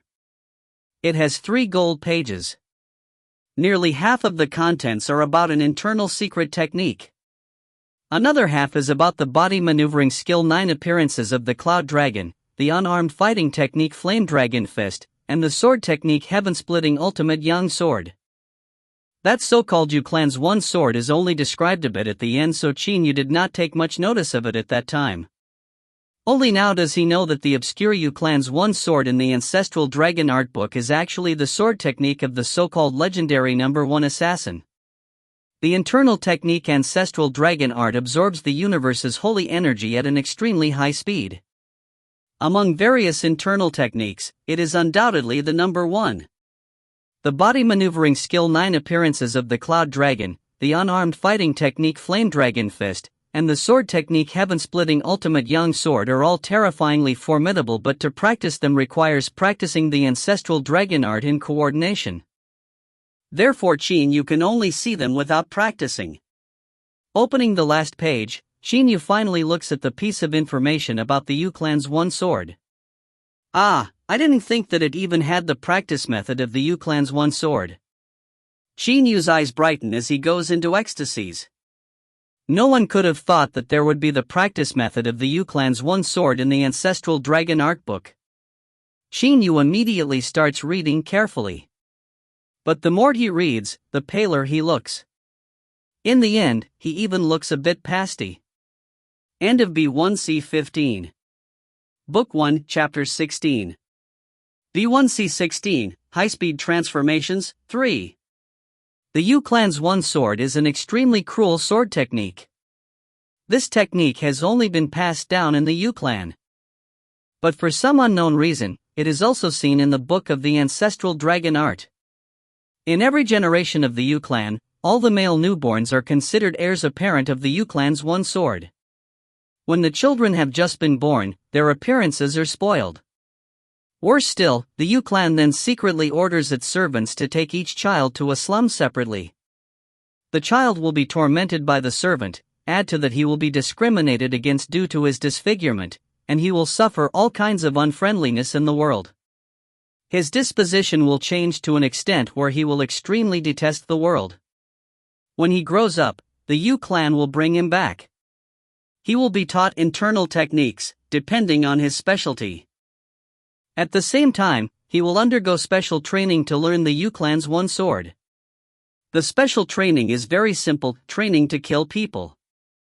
In the beginning, the clan will train its heirs apparent with corpses, letting these candidates stab the corpses in the vital points non-stop with their short swords. Each corpse will be stabbed into minced flesh, but only when it has gone completely rotten will it be thrown away. After they can hit the enemy's vital points easily with eyes closed, they will continuously carry out missions. The Yu clan's one sword kills in one hit. It has only 2 moves altogether: conceal the sword, draw the sword. If the sword of a Yu clan's one sword user is not drawn, nothing will happen. But as soon as it is drawn, it will surely kill. Simple, very simple, extremely simple, yet it is called the #1 assassination sword technique. Getting disfigured in infancy, then getting tormented, getting discriminated against continuously, unloved and unsupported by anyone, becoming associated with corpses every day after growing up, stabbing corpses into minced flesh nonstop until they are rotten. This kind of sword technique is really too twisted and disgusting. Qin Yu's expression is very unpleasant to look at. As soon as he thinks about the disfigurement of the babies and the use of corpses in training, Qin Yu feels very disgusted with this so-called Yu clan's one sword. Training assassins in this way really is too twisted. The murderous heir is the most freakish and shocking thing that the Yu clan's heirs possess. The ancestral dragon art book's last judgment on the Yu clan's one sword makes Qin Yu startled. After thinking for a while, Qin Yu totally understands why the Yu clan's one sword is so fearsome and why it is called the #1 assassination sword technique. Qin Yu's expression is full of astonishment. Formidable, formidable, the planner of the Yu clan's one sword training is really too formidable. Those babies are disfigured in infancy, so they have completely warped minds. When they grow up, they train by stabbing corpses and stay close to corpses every day. Eventually, they carry out missions non-stop. Babies of this kind have savageness at the bottoms of the hearts from childhood. When they stay close to corpses every day later, the savageness increases terrifyingly. When they kill someone, just by having an outburst of savageness at that moment, they can greatly discompose the opponents. Qin Yu takes 2 deep breaths and calms down. Because Qin Yu is usually alone, he is in the habit of pondering over some matters. This Yu clan's one sword is called the #1 assassination sword technique because of 2 reasons. First is, the user has to cultivate a terrifying air of savageness. Second is, the sword is drawn in the simplest manner. Qin Yu concludes to himself, the savageness that is cultivated at the bottom of his heart from childhood will become utterly terrifying in his adulthood. When he kills someone, that air of savageness will probably discompose the opponent greatly. At the right moment, drawing the sword extremely fast, he can kill the enemy in one hit. The Yu clan's one sword has only two moves, concealing sword and drawing sword. This is very noteworthy. Concealing sword is to make people unable to feel the existence of the sword. Drawing sword is to make people simply unable to react. At the same time, the enemy must be killed in one hit. No error is allowed. Cultivating that terrifying aura is to increase the certainty of success when drawing the sword. Actually, without that terrifying aura, the Yu clan's one sword is still a formidable assassination sword technique. Qin Yu praises it highly in his mind. This concealing sword, drawing sword process is very simple, but it is incomparably refined. However, Qin Yu knows, without that fearsome air of savageness, the Yu clan's one sword is only a relatively formidable assassination sword technique and cannot be called the number one assassination sword technique. I don't want to be warped like that. But the so-called concealing sword, drawing sword of the Yu clan's one sword totally tickles my fancy. Qin Yu is very excited. In normal situations, I'll conceal the sword and engage in close quarters combat. But when I have no choice, I'll draw the sword. Alright, my weapon is going to be a short sword. Using fists and legs to fight is what Qin Yu likes the most. Qin Yu selects the short sword because it is also used in close quarters combat. The moment the sword is drawn, it can directly take the enemy's life. Life or death to be decided in a moment. Qin Yu loves this kind of passion-burning, blood-boiling fighting method. In close quarters combat, he will tear the enemy's muscles apart and distort their bones, or attack their vital points with his fists. The hand can become a fist, a claw, a palm, a chopper. The leg can become a whip, a knife, a stick, an axe. Close quarters combat is the most exciting thing. Qin Yu looks at a wooden dummy which were created based on the entire human skeleton before him. Immediately, he changes his hands into claws and tears a couple joints of the dummy into pieces in one grab. At the same time, his hands move like illusions, and in just a moment, all the joints of the wooden dummy have been completely shattered into tiny bits. In the hot spring in the West Garden, Qin Yu is strolling in the water like a wandering dragon. At the same time, he punches continuously. Other people can even see the unceasing blurs of his fists underwater. Qin Yu's punching speed is extremely fast. After nearly 3 years of training, Qin Yu has almost grasped the characteristics of water.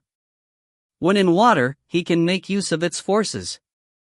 Water basically cannot become a hindrance to him.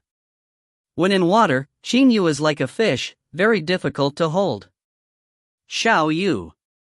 Lian Yan enters the West Garden with a smiling expression. Bang! Qin Yu suddenly takes a leap. He unexpectedly gets out of the water directly. As soon as his hands are propped up against the ground, he does a flip and falls onto the ground in a beautiful manner. Grandpa Lian. Qin Yu goes toward Lian Yan while laughing. Suddenly, a gust of wind blows onto his body. He unconsciously makes a swinging movement with his body, and all of a sudden he unexpectedly appears beside Lian Yan. This speed was terrifyingly fast. Lian Yan cannot help being shocked. Qin Yu's eyes suddenly glitter with astonishment. His whole body stands stock still as if he has been struck by lightning. Just now. Qin Yu is extremely amazed by what has just happened. When he was in the water, he tried every means to make use of its forces to increase his speed.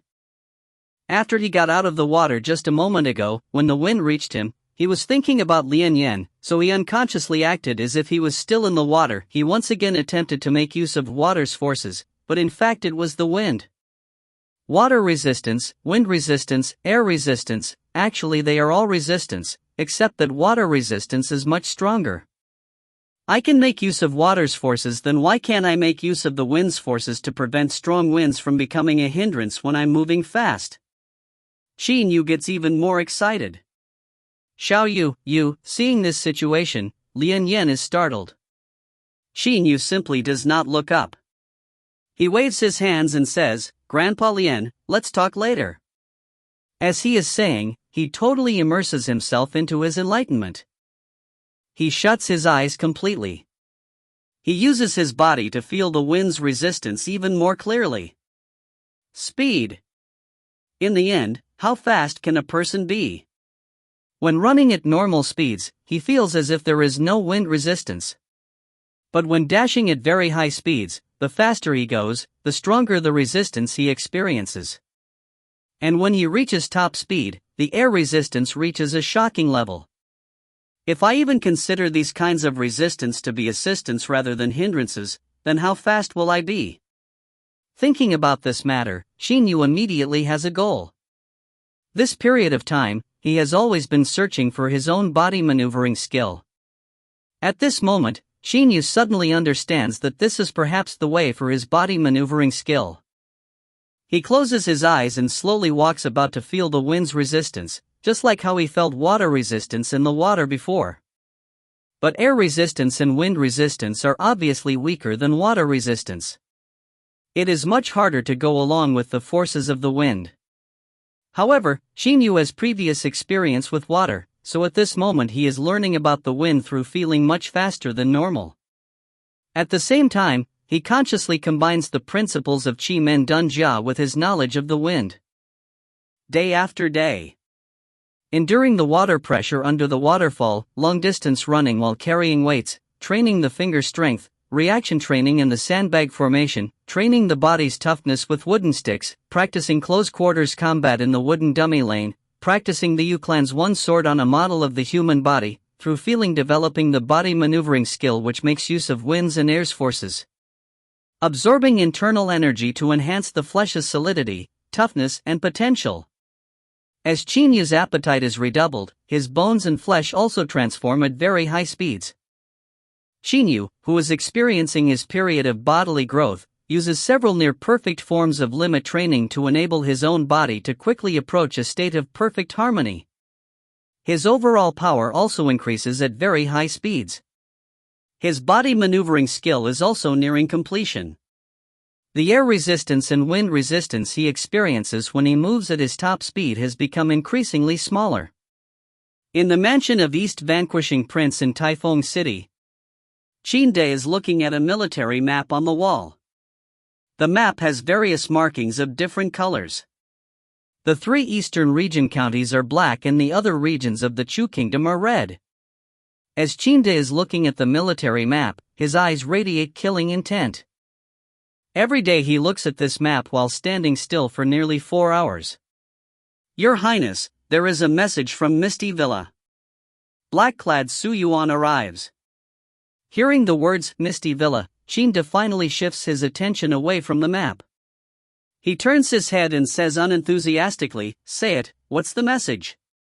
Su Yuan immediately replies, "Your Highness, the message says that the 3 internal experts who have been specifically protecting Xiaoyu in secret according to your order at that time have decided to return to the army." Qin De cannot help feeling doubtful. He knows those 3 people very well. Even though they are only Hotian experts, when working together, their offensive force is very powerful. Moreover, they are very loyal and absolutely do not dare to disobey his orders at will. "Say, what's the reason?" asks Qin De in a cold voice. Su Yuan takes a look at the letter in his hand again. With a strange expression he says, "The letter says, Your Highness originally sent these 3 internal experts to secretly protect Xiaoyu." But, saying to here, Su Yuan seems to have something he cannot express. "In the end, what's the reason?" "Quickly say it," asks Qin De while staring at Su Yuan. With a strange expression Su Yuan can only say, "Your Highness, this letter says, you chose the 3 internal experts, but now they basically can't keep up with Xiaoyu's movement speed, therefore they have no way to protect Xiaoyu secretly." "What? Can't keep up? How is it possible?" Even if Qin De was calmer, at this moment his eyes would still pop out of his head. This year, Qin Yu just turned 12. End of B1C16. Book 1, Chapter 17. B1C17, The Yucheng Sword. Qin De cannot believe this outcome. Su Yuan also finds it very unbelievable. But how could the people at Misty Villa dare to deceive Qin De? Your Highness, Su Yuan looks at Qin De. Qin De has calmed down. He ponders for a while, then stares at Su Yuan and says, "Those 3 internal experts who secretly protect Yuer can return now. From now on, no one has to protect Yuer in secret." Qin De looks into the sky through the window. With a faint smile he mumbles, "Yuer has grown up. He no longer needs to stay under my wing. What he needs is to experience hardships. And eventually he will flap his wings to hover over the 9 levels of the sky." "Your Highness, should we let Xiaoyu participate in the plan?" asks Su Yuan suddenly. Qin De's face hardens. He says directly without any hesitation, "No. Xiaoyu's power is not bad, but in the middle of a battle with the participation of several 100,000 soldiers or even 1 million soldiers, if surrounded, an individual is simply of no use. Only when the individual has reached the Xiantian level, will he be able to save his little life in the middle of a large army. Moreover, Yuer has never marshaled soldiers.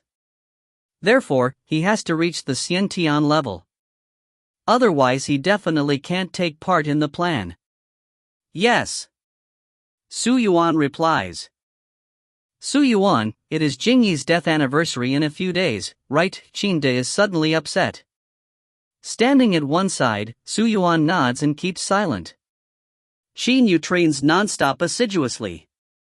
Late at night, he circulates internal energy using the ancestral dragon art to make the energy fuse with his flesh and bones, enhancing the toughness and flexibility of the flesh and skin of his whole body.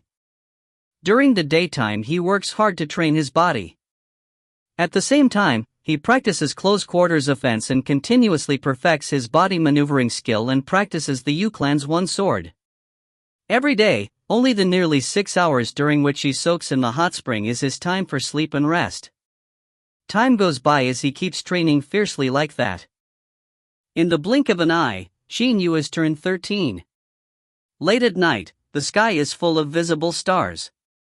At the moment, Qin Yu is taking a rare break from practicing his internal technique and absorbing internal energy. He is looking into the starry sky. There is an extremely intimidating black eagle beside him. This black eagle is not like ordinary eagles. It looks even faster and fiercer. Regardless of the crown resembling golden feathers atop its head, the shiny black feathers, or the cold light radiating pointed beak and sharp claws, Qin Yu is amazed by Xiao Hei's capabilities.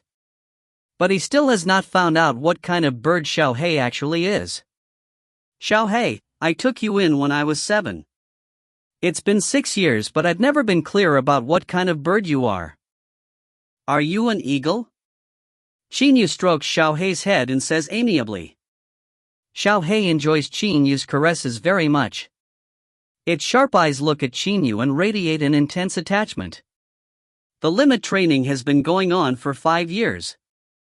Qin Yu's body has been experiencing world-shattering transformations. If Zhao Yunqing came here, he would definitely find it hard to believe. After all, internal energy fusing with his flesh has allowed Qin Yu's body to transform even faster. He has been undergoing limit training for only 5 years, but these 5 years can be comparable to ordinary people's 10 years of limit training.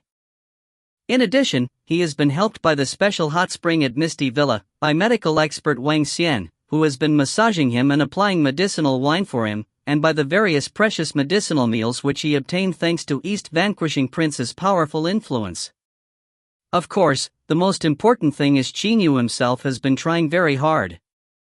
It does not matter what the circumstances are, individual effort is still the most important thing. Qin Yu has been training with the same resolution every day for the last 5 years. This has made 13-year-old Qin Yu an external expert. Qin Yu is currently about 1.7 m tall. His body's muscles work in harmony and are streamlined.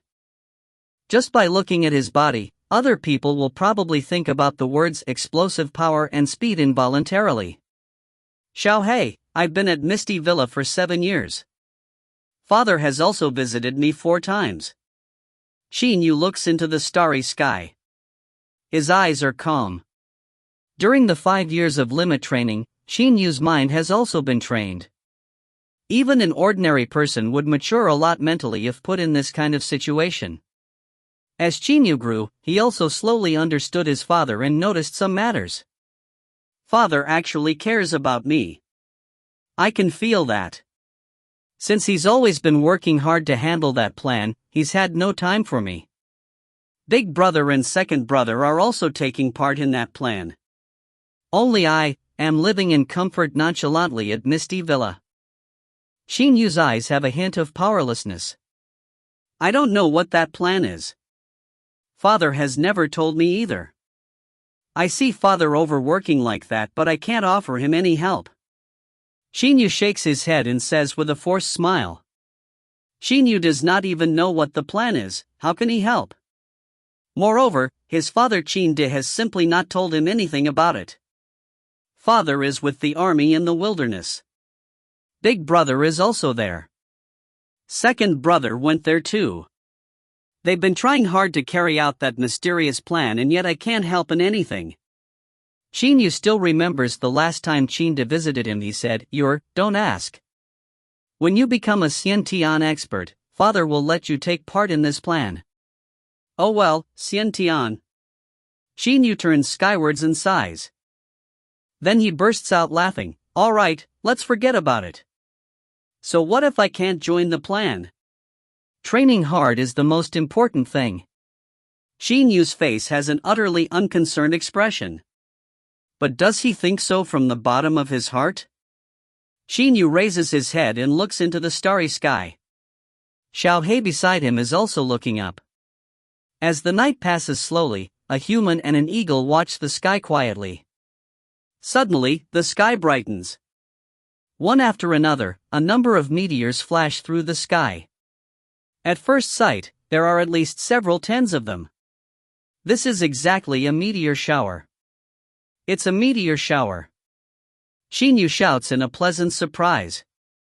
His face is full of excitement. It is extremely hard to come across a meteor shower. At least Qin Yu has never seen one before. He has only heard about its enchantment and gorgeousness from Lian Yan. Sure enough, every single one of the meteors is so dazzling and effulgent. They outshine all the stars in the sky.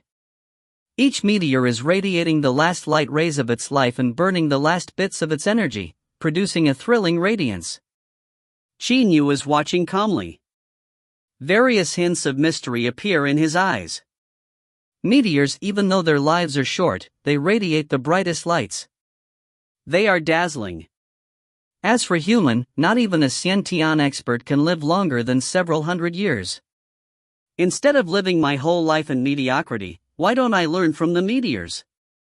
In my limited life, I'll burn my passion of life and stimulate the blood in my veins, making my life radiate the most dazzling light. Only in this way will I die with no regret. Seeing the meteors disappear successively, Qin Yu cannot help saying emotionally. The limit training has been burning that passion at the bottom of his heart, causing him to love the feeling of blood boiling even more. This is also the reason why he chose close quarters combat.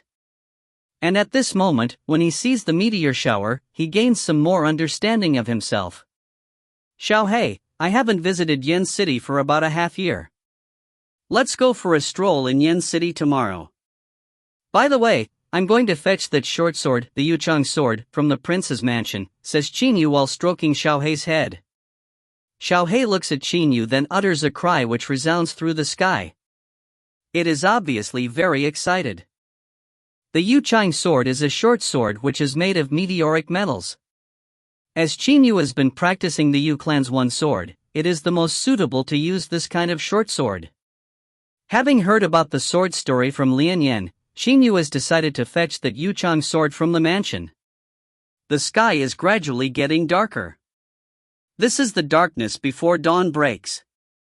Qin Yu waits until it starts to get light, then returns to Yen City. End of B1C17. Book 1, Chapter 18. B1C18, First Kills of Fury, 1. Ha! Qin Yu, dressed in fitted black clothes, is galloping along the highway on tall black horse, heading directly for Yin City alone. In the sky above his head, a black eagle is soaring with wings spread. It is Qin Yu's pet Xiaohei. Feeling strong winds blowing on him, Qin Yu's face is full of enjoyment. Ha, this feeling is really invigorating. After taking off those 200 Jin of weights, my whole body feels light as if it's floating. Qin Yu excitedly props his hands against the horse and does a high flip on its back. He spreads his arms, feeling the strong winds, and falls down precisely on the horse's back. He started training when he was 8 and has been undergoing limit training for 5 years. He has almost never wasted any time. In addition, the flesh of his whole body has been continuously absorbing internal energy and transforming. Therefore, his 5 years of training is at least equal to ordinary people's 10 years of limit training. Qin Yu already became a veritable external expert. His body maneuvering skill is light, elegant, and effective. His speed is fast like a cunning hare. His explosiveness, strength, and so on all cannot be matched by those of ordinary experts. Ha! Ha! Qin Yu accelerates in excitement.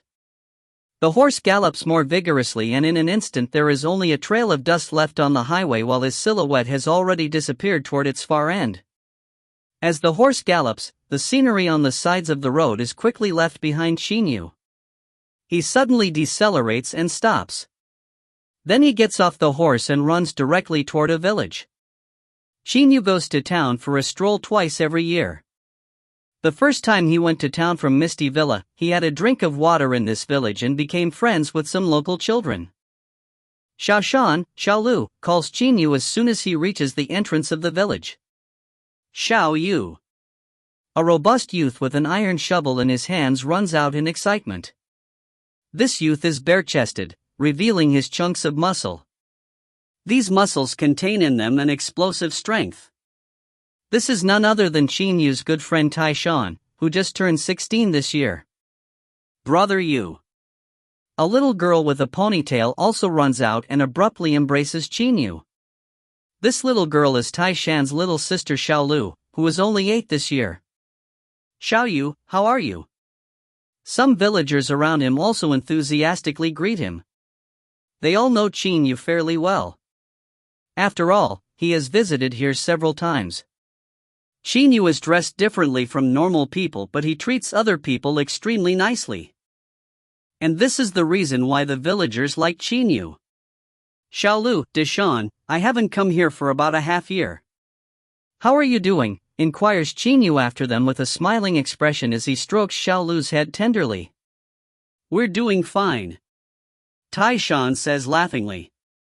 Next to him, Xiaolu, with her big round black eyes brightening, suddenly says, Brother Yu, are you thirsty? I'm going to fetch water. As she finishes saying, she runs directly towards her home without waiting for Qin Yu to reply. When Qin Yu first came to this village at that time, it was because he was thirsty and wanted a drink of water. Deshan, I'm going to town right now. If you want to buy something, I'll help you buy it, asks Qin Yu. As soon as Taishan hears that, he thinks for a while and says with an uncomfortable smile, I want to buy a somewhat good battle knife. I've saved nearly enough money to buy one. There's no need to mention your savings. I'll buy one and give it to you as a present. Qin Yu says laughingly while patting Taishan's shoulder. Taishan is a bit stupefied. Then he says immediately, how is it going to be alright? A good battle knife is very expensive. How can? Brother Yu, water. Xiaolu runs up to him while holding a bowl of water. Qin Yu receives the water. With his eyes narrowed, he smiles and looks at Xiaolu. You couldn't have done me a favor for no reason. Say it. What do you want your brother Yu to do for you? In a glance Qin Yu sees through the mind of this crafty little girl Xiaolu. Oops. I'm caught. Xiaolu winks her big eyes several times and blushes. Then she says uncomfortably, Brother Yu, I want a cloth doll. That kind with a big red flower embroidered on the head. Qin Yu laughingly squeezes Xiaolu's nose once and says, I got it. A cloth doll with a big red flower embroidered on the head, right? Don't worry. I'll definitely buy it for you. Qin Yu likes this little girl Xiao Lu very much. When he first came here, she was only 5 years old. After drinking the water, Qin Yu returns the bowl to Xiao Lu and says to her in Taishan, Deshan, Xiao Lu, I'm going first. When I get back I'm going to bring you the things you want. Xiao Yu, this money. Taishan is holding some copper coins in his hands, not knowing what to say. However, Qin Yu is already running to the horse. After a jump, which is about 2 to 3 m high, he sits firmly on the horse's back. Then, after a neigh of the horse, Qin Yu disappears in front of them. Goodbye, brother Yu. Xiao Lu immediately waves her little hand. After entering Yen City, Qin Yu goes directly to the East Vanquishing Prince mansion. Uncle Li, help me take care of the horse.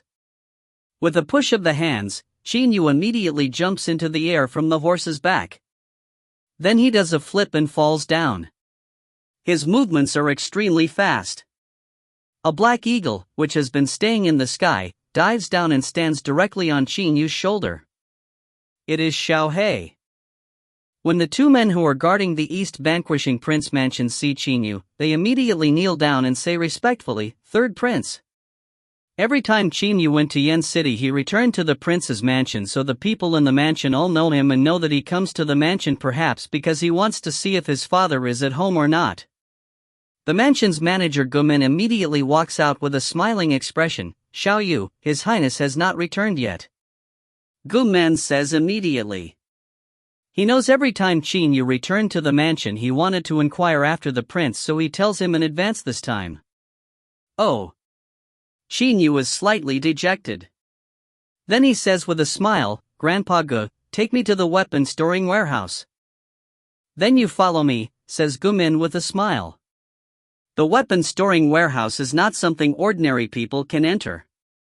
The mansion has several secret places such as the weapon storing warehouse and the secret book archive. But there are some people who can enter these places as they wish. They are Prince Qinda, the 3 younger princes, Su Yuan, Lian Yan and the mansion's manager. Not even the vice manager of the mansion is eligible to come into these places. They go through various pavilions, terraces, towers, richly ornamented structures, winding corridors and paths, and one courtyard after another. The princely mansion occupies a very large area. Only after following Gumin for a long time does Qin Yu come into a secret underground warehouse. This secret underground warehouse is called the weapon storing warehouse.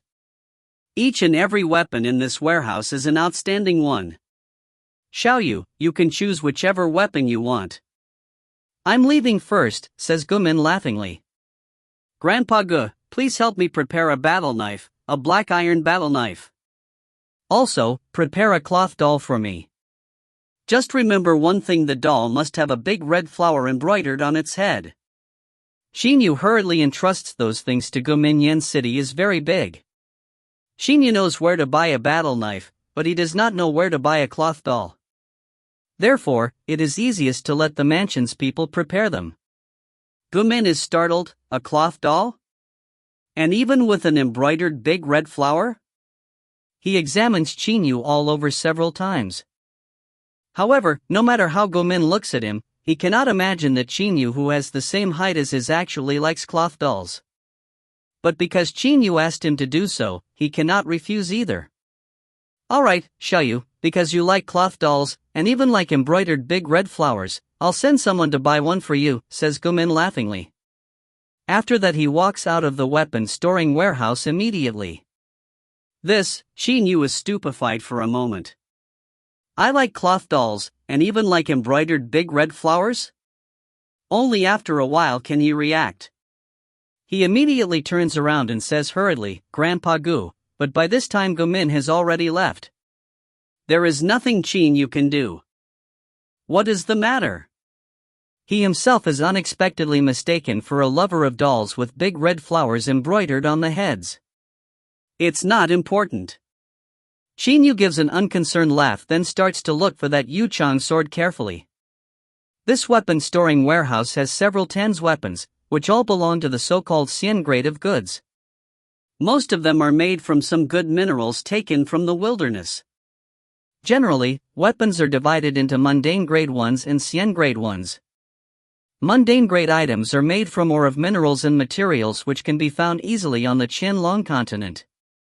Xian grade items are extremely hard to acquire.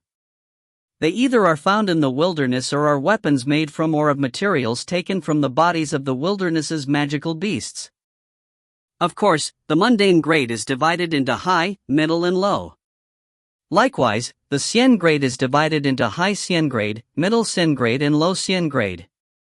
The Yuchang sword is a low Xian grade short sword. However, among all the weapons it is the only short sword.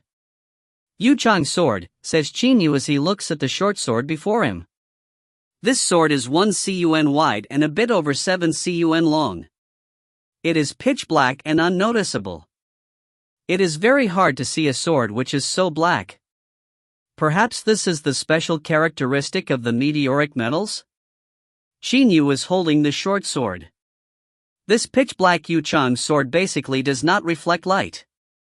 If it is used to kill someone in the dark, it will be absolutely difficult for the target to detect it. Whiz! Qin Yu makes a very rapid movement with his hand. As he finishes, the Yuchang sword has already disappeared completely. It has disappeared in his hand. Qin Yu has been practicing the concealing sword, drawing sword principle of the Yu clan's one sword for about 2 years. He has almost mastered the concealing sword move. When he conceals the short sword, other people basically have no way to detect it. Moreover, this Yuchang sword is only a bit longer than 7 cun, it does not affect Qin Yu's close quarters combat at all. Suddenly Qin Yu's right hand makes a movement. 2 sharp noises can be heard in the air, but Qin Yu's right hand is still empty as before.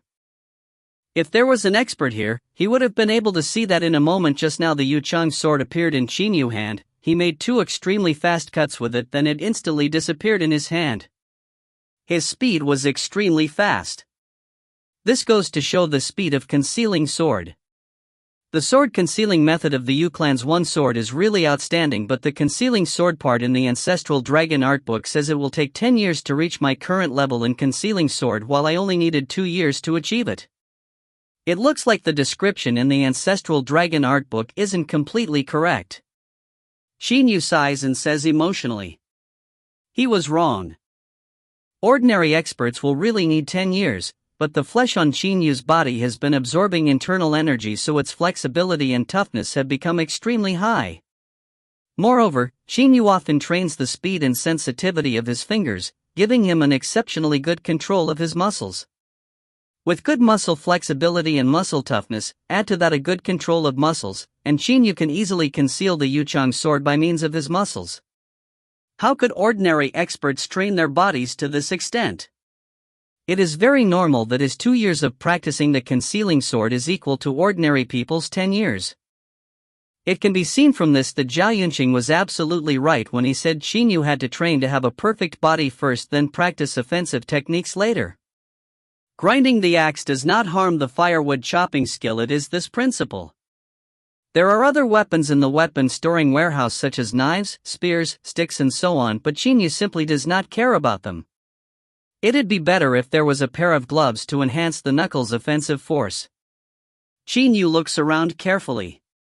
Even though his knuckles have a powerful offensive force, and are also extremely tough, he cannot fight users of extremely good weapons with bare hands. If his knuckles are protected by a good pair of gloves, then he will be able to fight them. End of B1C18. Book 1, Chapter 19. B1C19, First Kills of Fury, 2. After searching for a while, Qin Yu gives up sorrowfully. There is a pair of gloves in the weapon storing warehouse, but they do not have separate parts for each finger. Qin Yu simply does not like this kind of gloves because if he were to put them on, he would not be able to use some attacking techniques.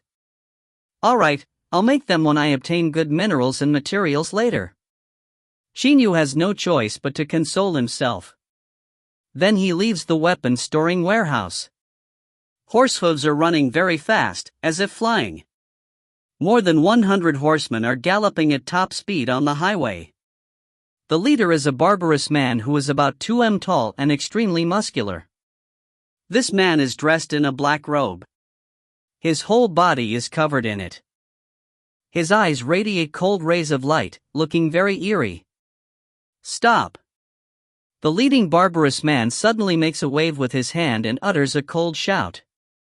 Immediately, the troop of over 100 horsemen suddenly stops. Third bro, lead a group of horsemen and seize all the money and women of this village. I'll give you 5 minutes. Second bro and I will be some way ahead. We'll wait for you at Mount Louding over there. The leading horseman instantly gives his order. This is just a small village. 5 minutes? This is too much time. Big brother, don't worry. Brothers, go. A very thin one-eyed man with a long narrow scimitar hung on his back utters a loud shout and leads 50 men toward the village not far from there. Then the barbarous muscular man leads the 2 remaining groups of horsemen and heads directly for Mount Luoteng. Tai Shan, wearing no clothes on the top half of his robust body, is digging the ground in front of the village. Beads of sweat have stood out on his strong back. On one side of him, Xiao Lu is watching the roadside flowers. She is moving her eyes around and indulging in a fantasy. Big brother, when will brother you return? Xiao Lu looks into the sky. There is a layer of dark clouds in it. The weather is obviously not very nice. Tai Shan says with a smile, Xiao Lu, don't worry. Xiao Yu won't forget. At this moment, Tai Shan cannot help remembering he asked Qin Yu to help him buy a battle knife. Tai Shan usually likes to practice martial arts in his spare time. What he wishes for the most is a sharp battle knife. Ah, horses, brother Yu has come. Xiao Lu becomes excited as she looks into the distance. Tai Shan feels the fierce vibrations on the ground. Wrong, it's not one person. He takes a careful look and only sees that several townspeople are coming at full gallop in the distance. An idea springs to his mind. He cannot help feeling so frightened that he is out of his wits. Run fast, Xiao Lu. Tai Shan grabs Xiao Lu in a movement and rushes toward the village, then turns his head around to take a look. At this moment, several tens mounted bandits have drawn near the village. Every one of them is holding a battle knife in his hand. Tai Shan immediately shouts to the village, "Mounted bandits are here! Mounted bandits are here!" Mounted bandits are even more fearsome than ordinary bandits. Because they ride horses, they come without any warning and go without a trace. In addition, they are also more bloodthirsty. Ordinary bandits economize to avoid running short of money, therefore they only rob the surrounding villages a bit. However, it is common for mounted bandits to slaughter a whole village. Mounted bandits are here. The whole village gets panicky. All the strong adults stay in their rooms with weapons in their hands, whether iron shovels or firewood chopping knives, while children, old people, and women hide behind them. Ha! The one-eyed man suddenly urges his horse to accelerate. His eye radiates ice-cold rays of light. The horse runs very fast and will catch up with Tai Shan very soon. All the people in the village fear for Tai Shan and his little sister. But none of them dares to come forward. There is still a 500 m distance between Tai Shan and the village, but the galloping one-eyed man is only 10 m from his back now. With a flash of a light, the long narrow scimitar appears in the one-eyed man's hand. His eye shines with a hint of bloodthirstiness. Stop! Suddenly, a robust man charges forward. It is Tai Shan's father. A hint of coldness appears at the corners of the one-eyed man's mouth. His wrist suddenly makes a movement. The long narrow scimitar immediately spins out of his hand and slashes at Tai Shan like a bolt of lightning. Tai Shan is paying attention to his back. Seeing what is happening, he immediately does a very quick roll on the ground. Luckily, he usually trains himself in martial arts, so he successfully dodges this blow. The one-eyed man's face changes color. Stop! Following a cold humph, with a push of his legs, he jumps high into the air from the horse's back. The spinning scimitar has unexpectedly spun back and he gets hold of it in a grab with no difficulty. Whiz! A light flashes. Tai Shan hurriedly does a roll and barely avoids the blow of the scimitar. But... ah! Xiao Lu utters a miserable cry. Tai Shan lowers his head to take a look and sees that Xiao Lu's right arm has been cut off. The severed arm is lying at her side. Xiao Lu is in so much pain that her face has turned very white. Just now when Tai Shan was dodging the scimitar, that arm of Xiao Lu in his bosom stuck out and was cut off by chance. Only at this moment does Tai Shan's father reach them. Seeing what has just happened, the corners of his eyes wish to crack. Pooh! The scimitar flashes through Tai Shan's father and his head flies up. He has been killed in an instant. How can a peasant compare with the number 3 man of a troop of mounted bandits? All of you listen. Bring out all the money and young women and I'll spare your hamlet. Otherwise, I'll slaughter everyone, says the one-eyed man with a cold laugh. His hand is holding that scimitar which is dripping with blood. All the other mounted bandits ride forward and look down at the villagers. Die! A gust of wind suddenly blows. An iron shovel fiercely smashes down onto the head of a mounted bandit with an extremely strong force, creating a very resounding noise. Bang! The head of that mounted bandit is smashed. His blood splatters over a large area on the ground. With a ferocious, distorted expression on his face, Tai Shan is holding an iron shovel in his hands, his arms muscles twisting together. He looks at the mounted bandits before him in hatred. Oh, you really killed a brother among us. Brothers, let's slaughter this village. Only the women can be left alive, the one-eyed man says dully. By now he has become angry. The other mounted bandits are also angry. In their eyes, a normal village is nothing but a piece of fish meat. Who could have thought a brother among them would die here? Father, Xiao Lu, because his father has been killed and his sister's arm has been severed, Tai Shan cannot think calmly at all. There is only rage in his mind.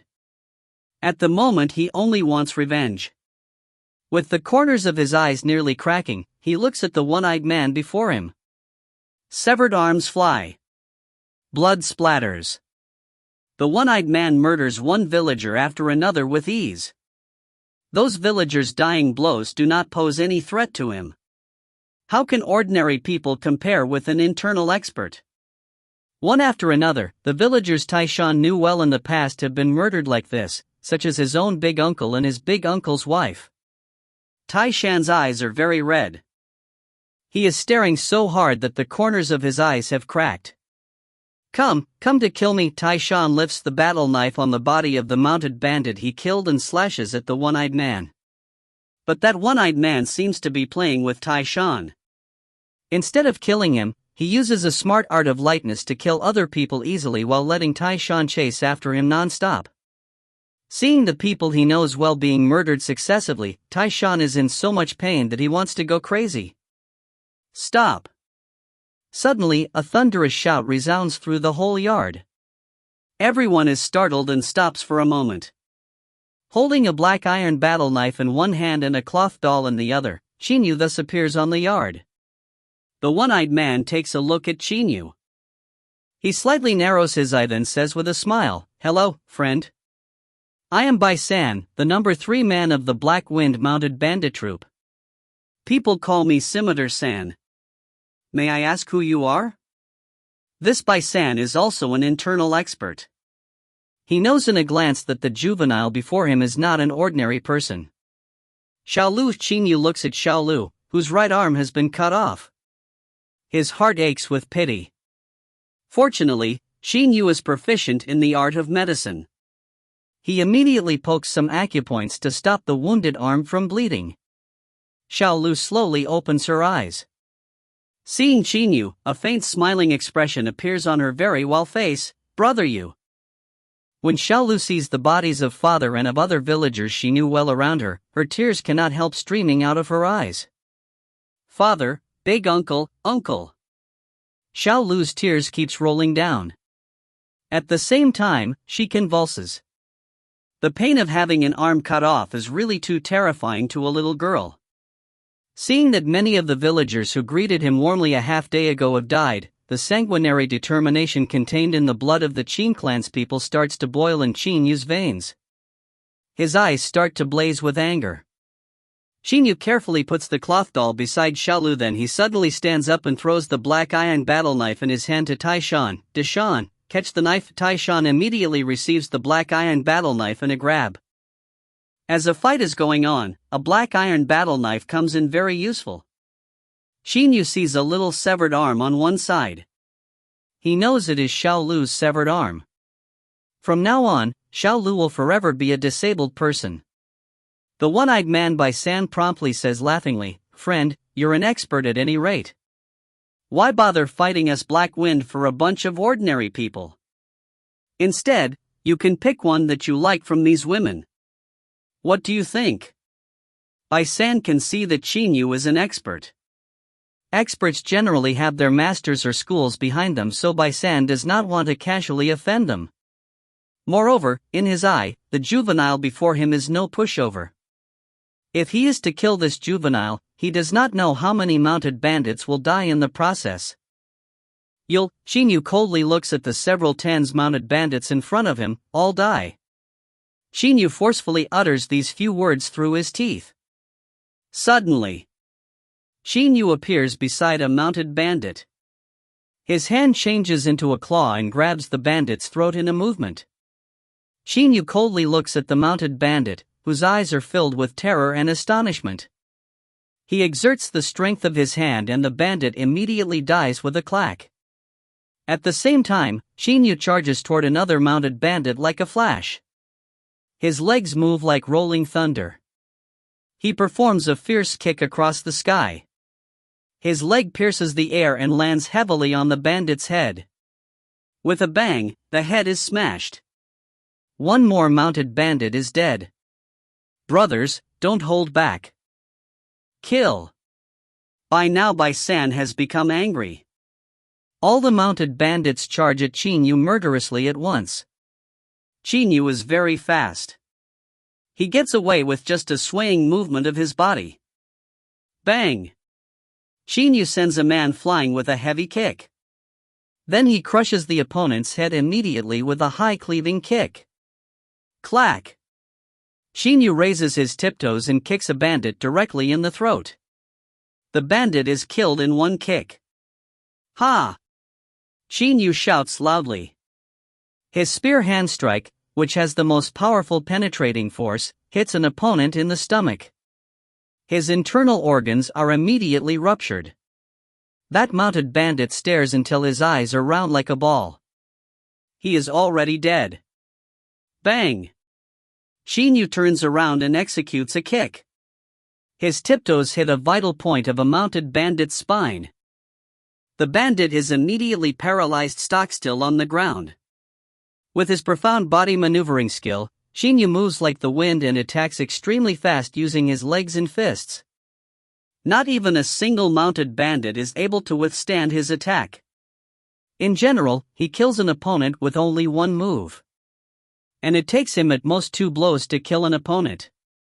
Because his blows hit vital points, they are extremely devastating.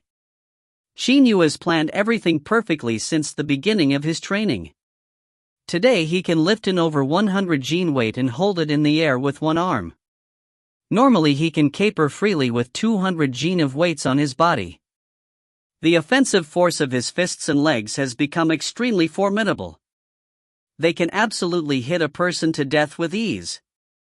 In addition, thanks to Qin Yu's body maneuvering skill, wind is no longer a hindrance to him. Because he fused the art of Qi Men Dun Jia with it, add to that his body's agility and explosiveness, his body maneuvering skill has become something with which these men have absolutely no hope of keeping up. How is this possible? How is this possible? Holding his scimitar, the one-eyed man is watching the scene before him in stupefaction. A silhouette is moving at a terrifying speed. His fists are fast like lightning. His legs are as stable as a mountain. When a punch is thrown, someone falls down. When a kick is executed, someone is sent flying. Each dead mounted bandit was killed in an instant. After a short period of a half-minute, nearly half of the 50 mounted bandits have been killed. Stop. Fight me. The one-eyed man very quickly uses his art of lightness to pursue Qin Yu. But Qin Yu's body maneuvering skill is too profound for him. With a swaying movement, which is very strange yet at the same time seems to contain some profound principles, he gets away several meters. The one-eyed man Bai San simply cannot keep up with him. Bai San raises his scimitar and chases after him like a madman. But he fails to touch even a corner of Qin Yu's clothes. As he keeps chasing, he sees one mounted bandit after another gets killed with his eyes wide opened. Fight me. Don't run if you have skill. Don't run. Bai San yells madly. But even if he yells more, it will still be useless. The mounted bandits are killed successively. Even though some mounted bandits try to flee on their horses, their attempts prove to be pointless. Because Qin Yu is even much faster than horses. Qin Yu jumps into the air and performs a tornado kick which ruthlessly hits a panic-stricken mounted bandit in the side of the head. It is exactly the temple. The mounted bandit's head is crushed on the spot. He falls down onto the ground and dies instantly. Qin Yu lands lightly as if floating and coldly looks at the last mounted bandit, Bai San. In a mere minute, 50 mounted bandits are all dead except for one Bai San, the number 3 man of the Black Wind mounted bandit troop. Bai San is holding his scimitar. His only eye glitters non-stop while his throat utters low yowls. In a mere minute, his subordinates are all dead. The Black Wind mounted bandit troop has lost a third of its power. How would Bai San not become terrified? Die. Using his lightness art, Bai San charges at Qin Yu at top speed. The scimitar in his hand radiates ice-cold rays of light. Qin Yu stands stock still and watches Bai San charging. Bai San's eye has reddened. The entire internal energy of his body is bursting forth and the scimitar in his hand is radiating rays of light. His body has also reached the maximum speed. He comes up to Qin Yu's face in just a moment. Seeing that Qin Yu still does not make a movement, all of the surviving villagers around become worried. But at this moment, in just a swinging movement of his body, Qin Yu has unexpectedly arrived at Bai San's side. From there he directly hits Bai San's knee with a kick. Clack! The sides of the knee have the weakest resistance and therefore it is smashed in an instant. Ah! Bai San immediately utters a miserable cry. His body shakes. At the same time Qin Yu's right hand forms a claw and catches hold of Bai San's wrist in a grab. The powerful strength of the fingers is suddenly exerted. Along with the sound of bones being shattered, Bai San's right wrist is completely destroyed. Bang! Using a spear hand strike, Qin Yu directly hits a vital point on Bai San's throat. He focuses his entire power on the tip of the spear hand and explosively sends forth the most powerful penetrating force he is capable of. After a clear sound is heard, Bai San, with his eyes popping, falls down on the ground with a loud sound. He can never get up again. In just a bit over a minute, an entire 50-strong group of the Black Wind mounted bandit troop has been exterminated. End of B1C19. Book 1, Chapter 20. B1C20, Life or Death, 1. Various horse neighs rise non-stop. Because the mounted bandits are all dead, these horses get confused. They scatter and gallop away, creating tumbling clouds of dust which cover the former battlefield for a while. The dust enfolds Qin Yu in the middle of the battlefield. The living villagers all look at the blur of Qin Yu's body in the middle of the dust in astonishment. Originally, in the eyes of them, Qin Yu was only a kind-hearted polite juvenile. Who could believe that just now this juvenile annihilated an entire group of mounted bandits which they think was extremely terrifying in just a little while? The mounted bandits could not even put up any kinds of resistance. Everybody's eyes all focus on Qin Yu. But at this moment, he is gasping for breath with his head held low. No one knows what Qin Yu is thinking. Because he is gasping for breath with his head held low, no one sees his facial expression. They have no way to imagine the turmoil in Qin Yu's heart at the moment. Even though he was extremely resolute when he was killing the bandits, this is after all the first time he has ever killed someone. The first time. Qin Yu treats people very sincerely, so it is very difficult for him to have an intention of killing someone. Just moments ago, because he saw that lovely Xiao Lu had had her arm cut off and that several tens pure and simple villagers had been killed, his killing intent surged up. In the heat of his fury, he killed every single mounted bandit. Did I do the right thing? Qin Yu's mind is a bit terrified. Even though he is strong-willed, after all he is still only a 13-year-old juvenile, only a juvenile. If a juvenile who normally treats people sincerely and kindly killed 50 people in one go, even if he was more strong-willed than Qin Yu is, he would still become terrified. Qin Yu's body cannot help starting to tremble. Xiaoyu Taishan runs up to Qin Yu and strokes his shoulders. Qin Yu raises his head. His eyes are having a hint of irresolution. Xiaoyu, I know what you are feeling because this is also the first time I've killed someone. But you must understand they were fiends. They deserved to die. If you hadn't killed them, they would have slaughtered the whole village. Killing an evil man can save 100 people. Evil men of this kind should be killed. Moreover, they should be exterminated. Taishan says while staring at Qin Yu. The bottom of his heart is still filled with hatred as before. The death of his father and the severed arm of his sister have made him even more furious at those mounted bandits. Qin Yu's body slightly shakes once. Killing an evil man can save 100 people, Qin Yu mumbles to himself. His head is being held low as before. Taishan cannot see the expression on head-bowing Qin Yu's face, so he does not know what Qin Yu is thinking. After a while, Qin Yu finally raises his head. His eyes are shining brilliantly. He turns to Taishan on his side and says, "Thank you, Dishan. I think I already understand."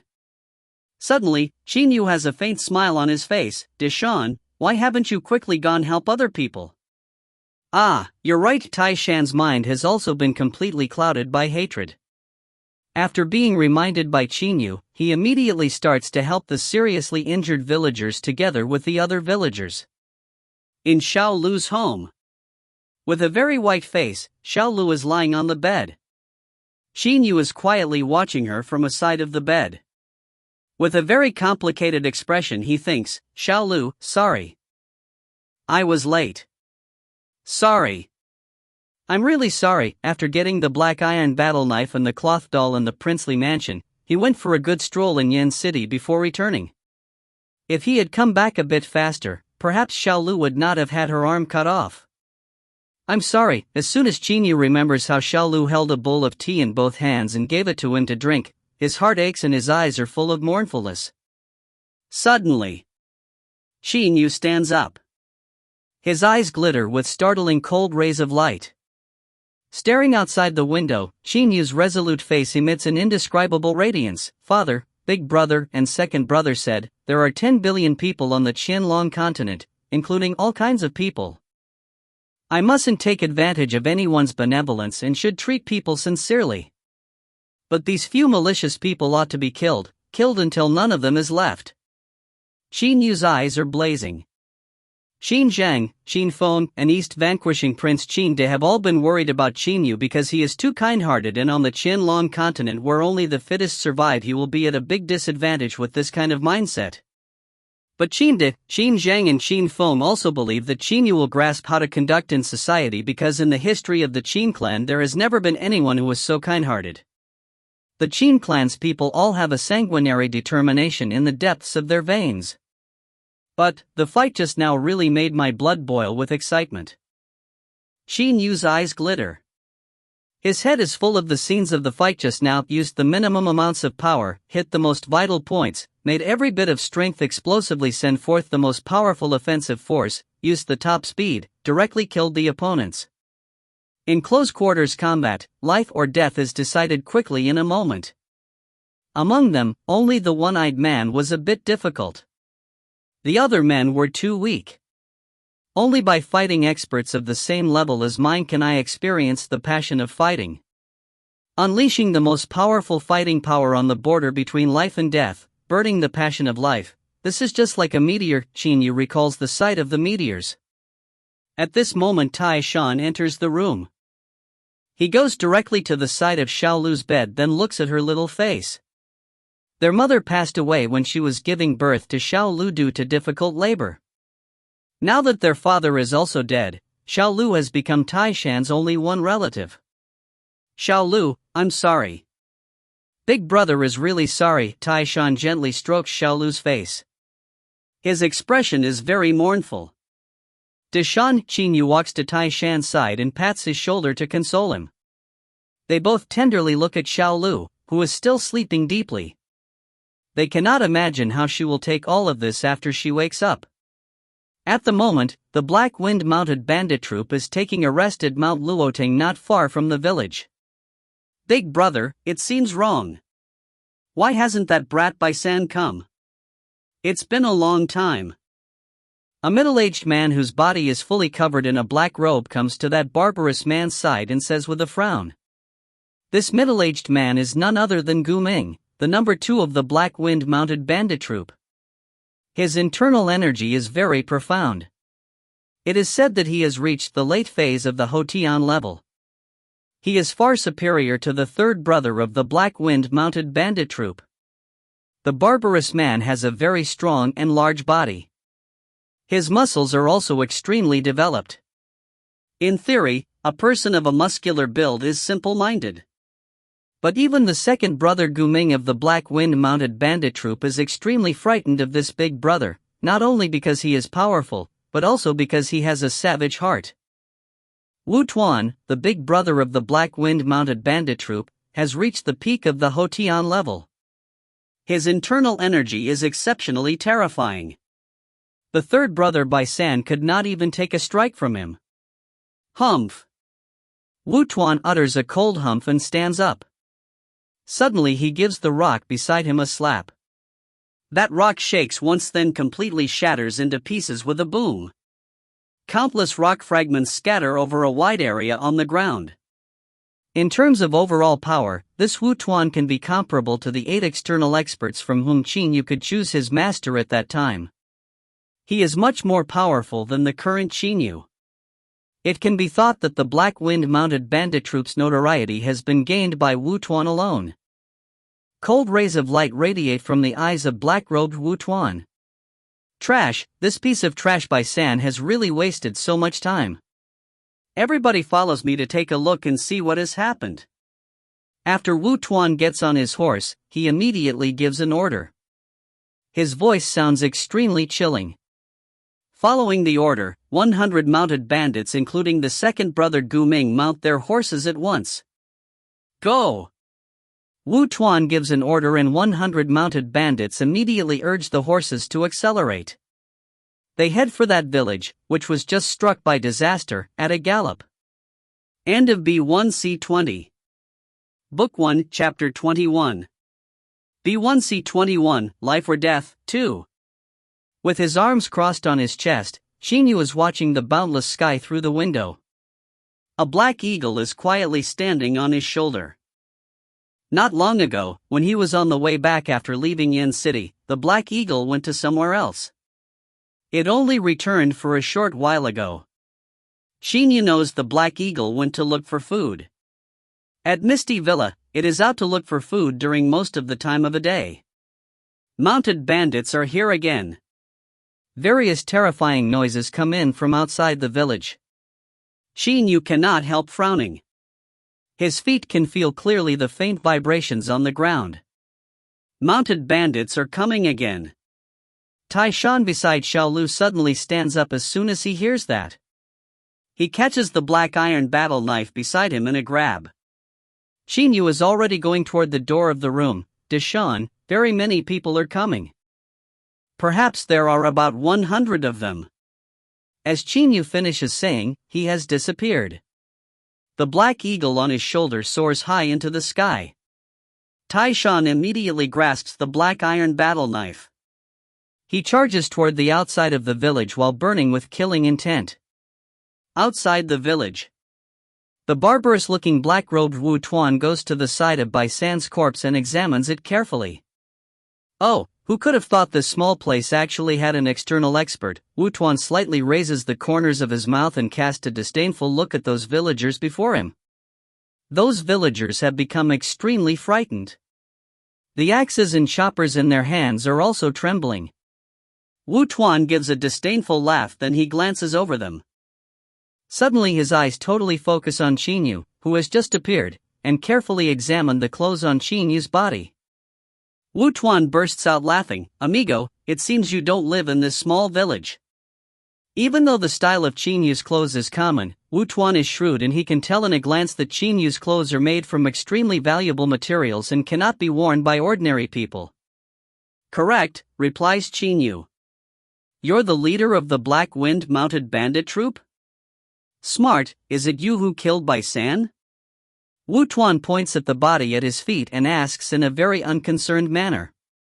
Qin Yu slightly nods. Seeing Qin Yu's nod, Wu Tuan smiles broadly, but the look in his eyes turns ice cold. Knowing he was in our Black Wind mounted bandit troop, you still dared to do him in? The energy on Wu Tuan's body unexpectedly surges. The black robe he is wearing flutters in the air at once, revealing the terrifying muscles on Wu Tuan's body. Brothers, what should we do? Wu Tuan looks at the men behind him. Kill. All of the mounted bandits have become extremely furious after seeing those 50 corpses. At this moment they all raise their battle knives.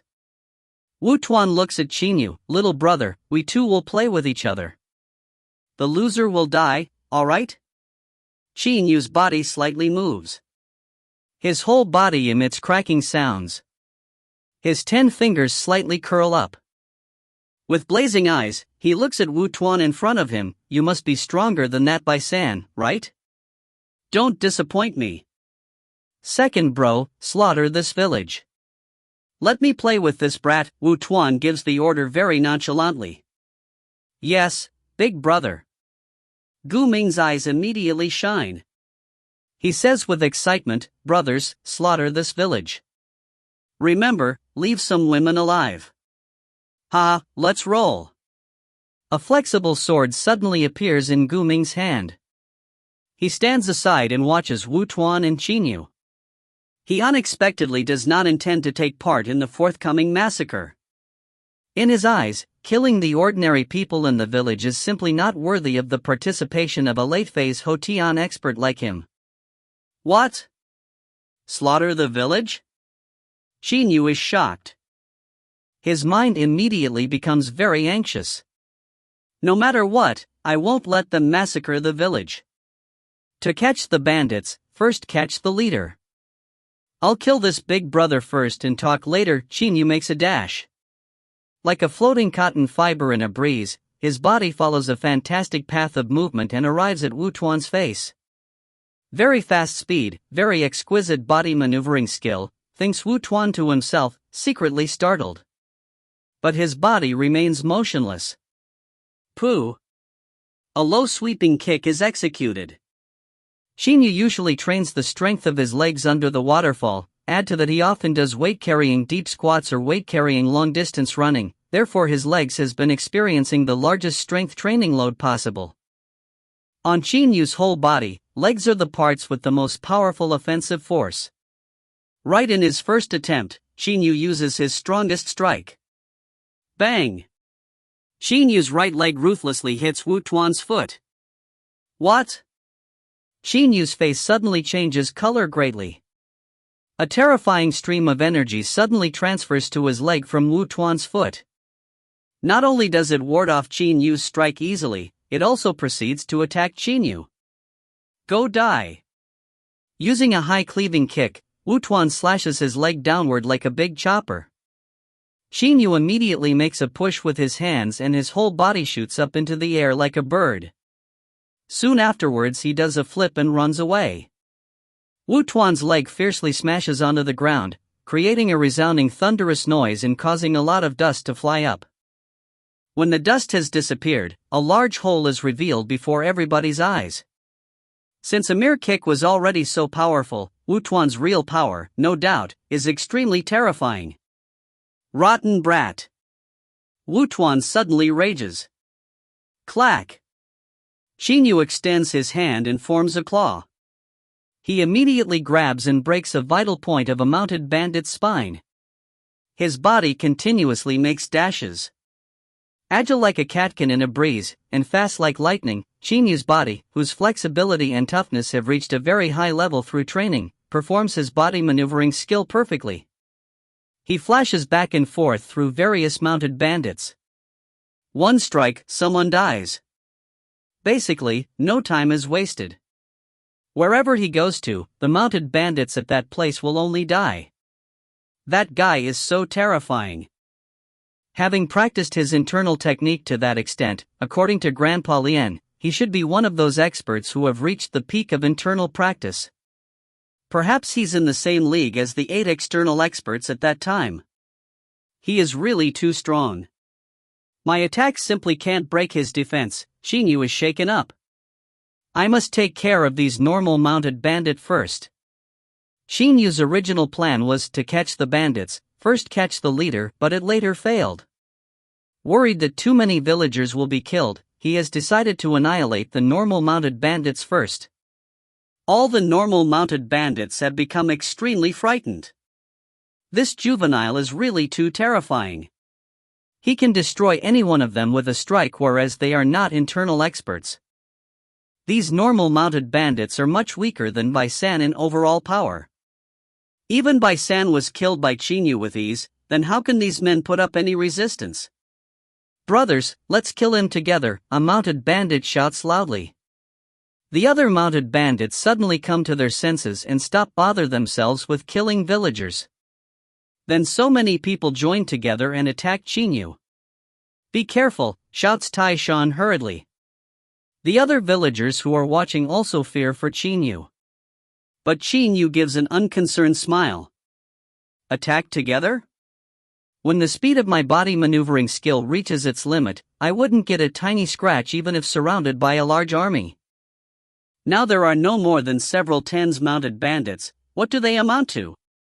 Qin Yu's body charges into the middle of the mounted bandits like lightning. Even though these mounted bandits hurriedly slash at him in a chaotic manner, Qin Yu avoids their strikes with no difficulty. Every time he executes a kick or throws a punch, he can kill a mounted bandit with ease. Brat, if you have skill then don't hide. Wu Tuan rushes at him at a very fast speed. This fellow is too strong. It's better to get away first. Qin Yu spreads his body and greatly increases the range of his movements. From the periphery of the crowd he successively kills the normal mounted bandits. Even though Wu Tuan's overall power is very great, in terms of body maneuvering skills, he seems to be inferior to Qin Yu. Second bro, quickly come here. Wu Tuan shouts loudly. That Gu Ming immediately charges forward. Unlike in the other aspects, his lightness art and body maneuvering skill are a bit better than Wu Tuan's. But facing Qin Yu's unusual body maneuvering skill, he still cannot do anything. He sees Qin Yu in front of him, but at the next moment Qin Yu has gone several meters away to one side. Ah! With his eyes wide opened, a mounted bandit utters a miserable shrill scream, but his head immediately flies into the air because Qin Yu's extremely fast piercing kick has unexpectedly decapitated him outright. This is the last normal mounted bandit. In just about 5 minutes, nearly 100 mounted bandits have been annihilated. Qin Yu had to slow his attack speed down to this extent mostly because there have been 2 great experts, Wu Tuan and Gu Ming, around him. Whiz! Qin Yu makes a push with his feet. His body shoots up into the sky. Unexpectedly he jumps onto a fork of a tree outside the village and stands on the tree's fork. Qin Yu coldly looks at the 2 great experts below him. This bastard dared to kill all of my brothers. I'll definitely tear him apart. Wu Tuan is extremely furious. His entire power bursts forth. The black robe on his body is unexpectedly blown up into rags, which drift up in the air. There are various visible streams of energy revolving around Wu Tuan's body. The muscles of his whole body are still vibrating. Impertinent bull power. Even though it is an internal technique, it is one which combines muscle strength with internal methodology. In addition to being born with great strength, Wu Tuan has been practicing the impertinent bull power. Therefore, thanks to the combination of internal and external strengths, he has really reached the peak of the Hotian level. His overall power is terrifyingly strong. Big brother, let me cut him up alive. Gu Ming's eyes radiate with coldness and cruelty. His internal energy is rolling in his body. In terms of internal energy alone, he and Wu Tuan are on a par. Only thanks to the combination of internal energy and physical strength can Wu Tuan be more powerful than he is. How can ordinary people like Bai San compare with these two great experts? Looking at the two great experts before him, Qin Yu complains bitterly to himself. That big brother of the mounted bandits has reached the peak of the Hotian level and can compare with the 8 external experts at that time. This flexible sword-wielding second brother of the mounted bandits isn't far from him in power. Moreover, his weapon is the flexible sword of the heterodox schools. If he channels internal energy into it, his attack will definitely be extremely odd. End of B1C21. Book 1, Chapter 22. B1C22, Life or Death, 3. It doesn't matter which one of them I'll fight head-on, I won't have much chance of winning. In a short while, Qin Yu makes a comparison between their power levels. At the present he also does not know what he should do. After all, he is still no more than a 13-year-old juvenile. Even though he can be considered an external expert, he is still far from reaching the level of external great masters such as Zhao Yunqing. The only things on which Qin Yu can depend are his body maneuvering skill and close-quarters offensive techniques, which he has researched and figured out on his own. Die, brat! Gu Ming shouts furiously. His eyes radiate ice-cold rays of light. He straightens his sword tightly and points it at Qin Yu.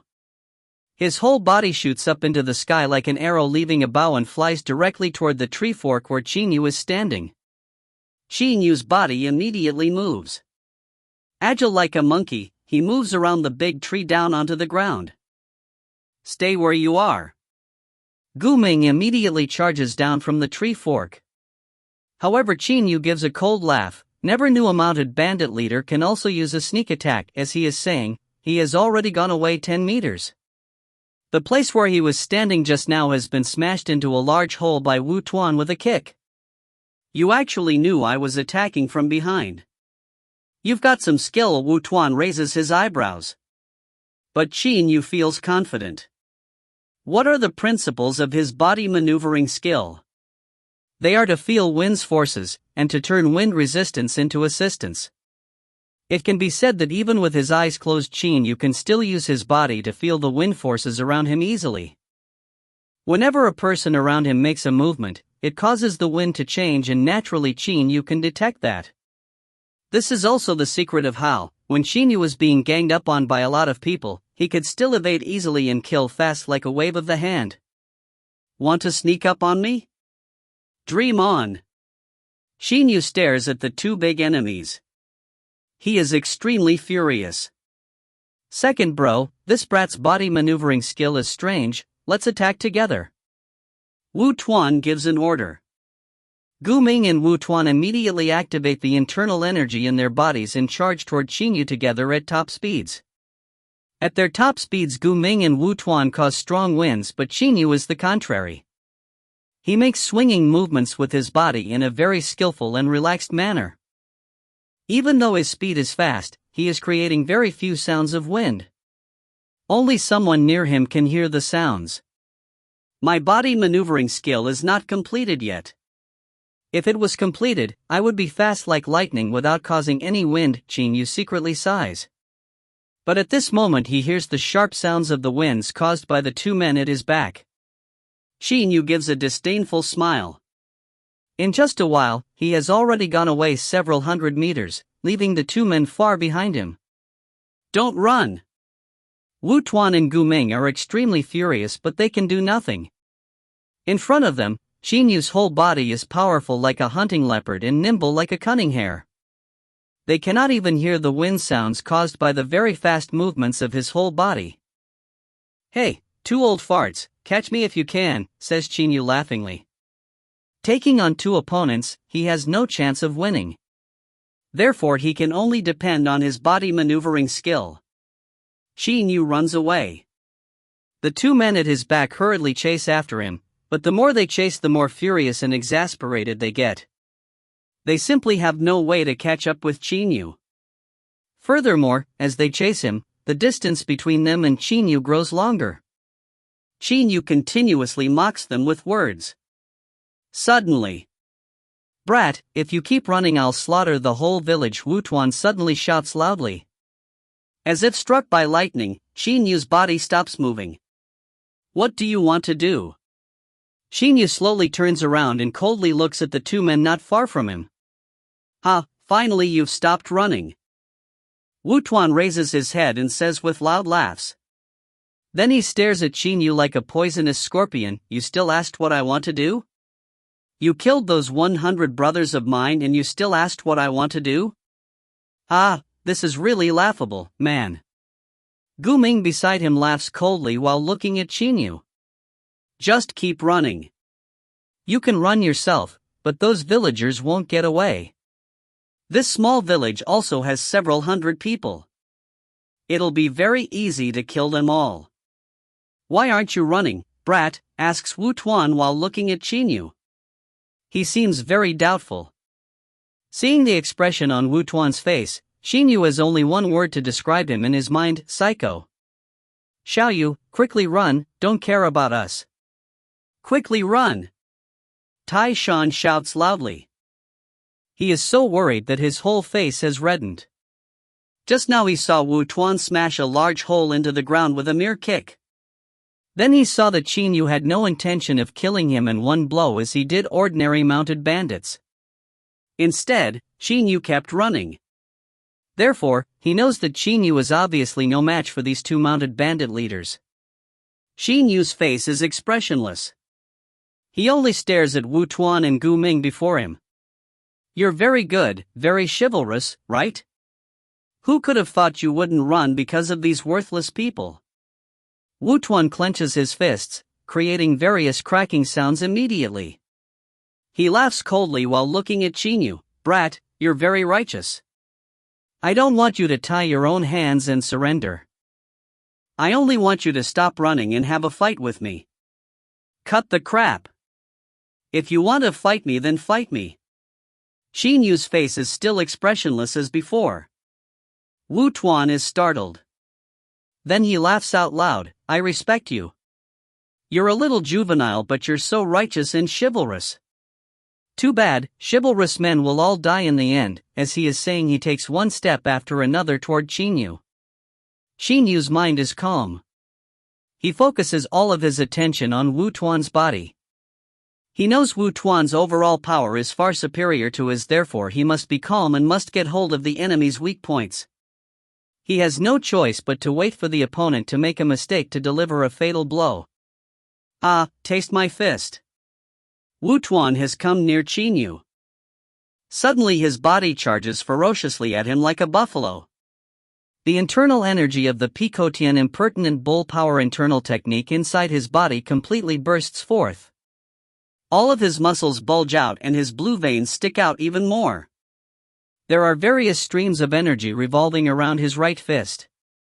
No one can have any doubts about the power of this fist. Qin Yu suddenly narrows his eyes. His body suddenly flies up with the wind like a butterfly. At the same time he extends his hand, forms a claw and fiercely grabs the joint of Wu Tuan's right wrist. "Break for me!" Qin Yu violently opens his eyes and utters a furious shout. At the same time the power of his right claw's fingers totally bursts forth. His terrifying finger strength as a result of 5 years of limit training can easily rend a brick in a grab of a hand. Qin Yu's finger strength is undoubtedly very great. At this moment, the place Qin Yu is grabbing is exactly the joint of the right wrist. Humph! Wu Tuan gives a cold laugh. "What?" Qin Yu feels that his 5 fingers are attacked by a powerful sphere of energy and they tingle as if he is getting an electric shock. No good. Qin Yu simply has no time to continue to attack. He immediately squats down at a very fast speed and throws a palm strike at the ground with his left hand. His whole body springs up from the ground obliquely and escapes to one side. Ha! Wu Tuan's heavy leg whizzes to the place where Qin Yu was at a moment ago. If Qin Yu had been a bit slower, he would have been hit by Wu Tuan's kick.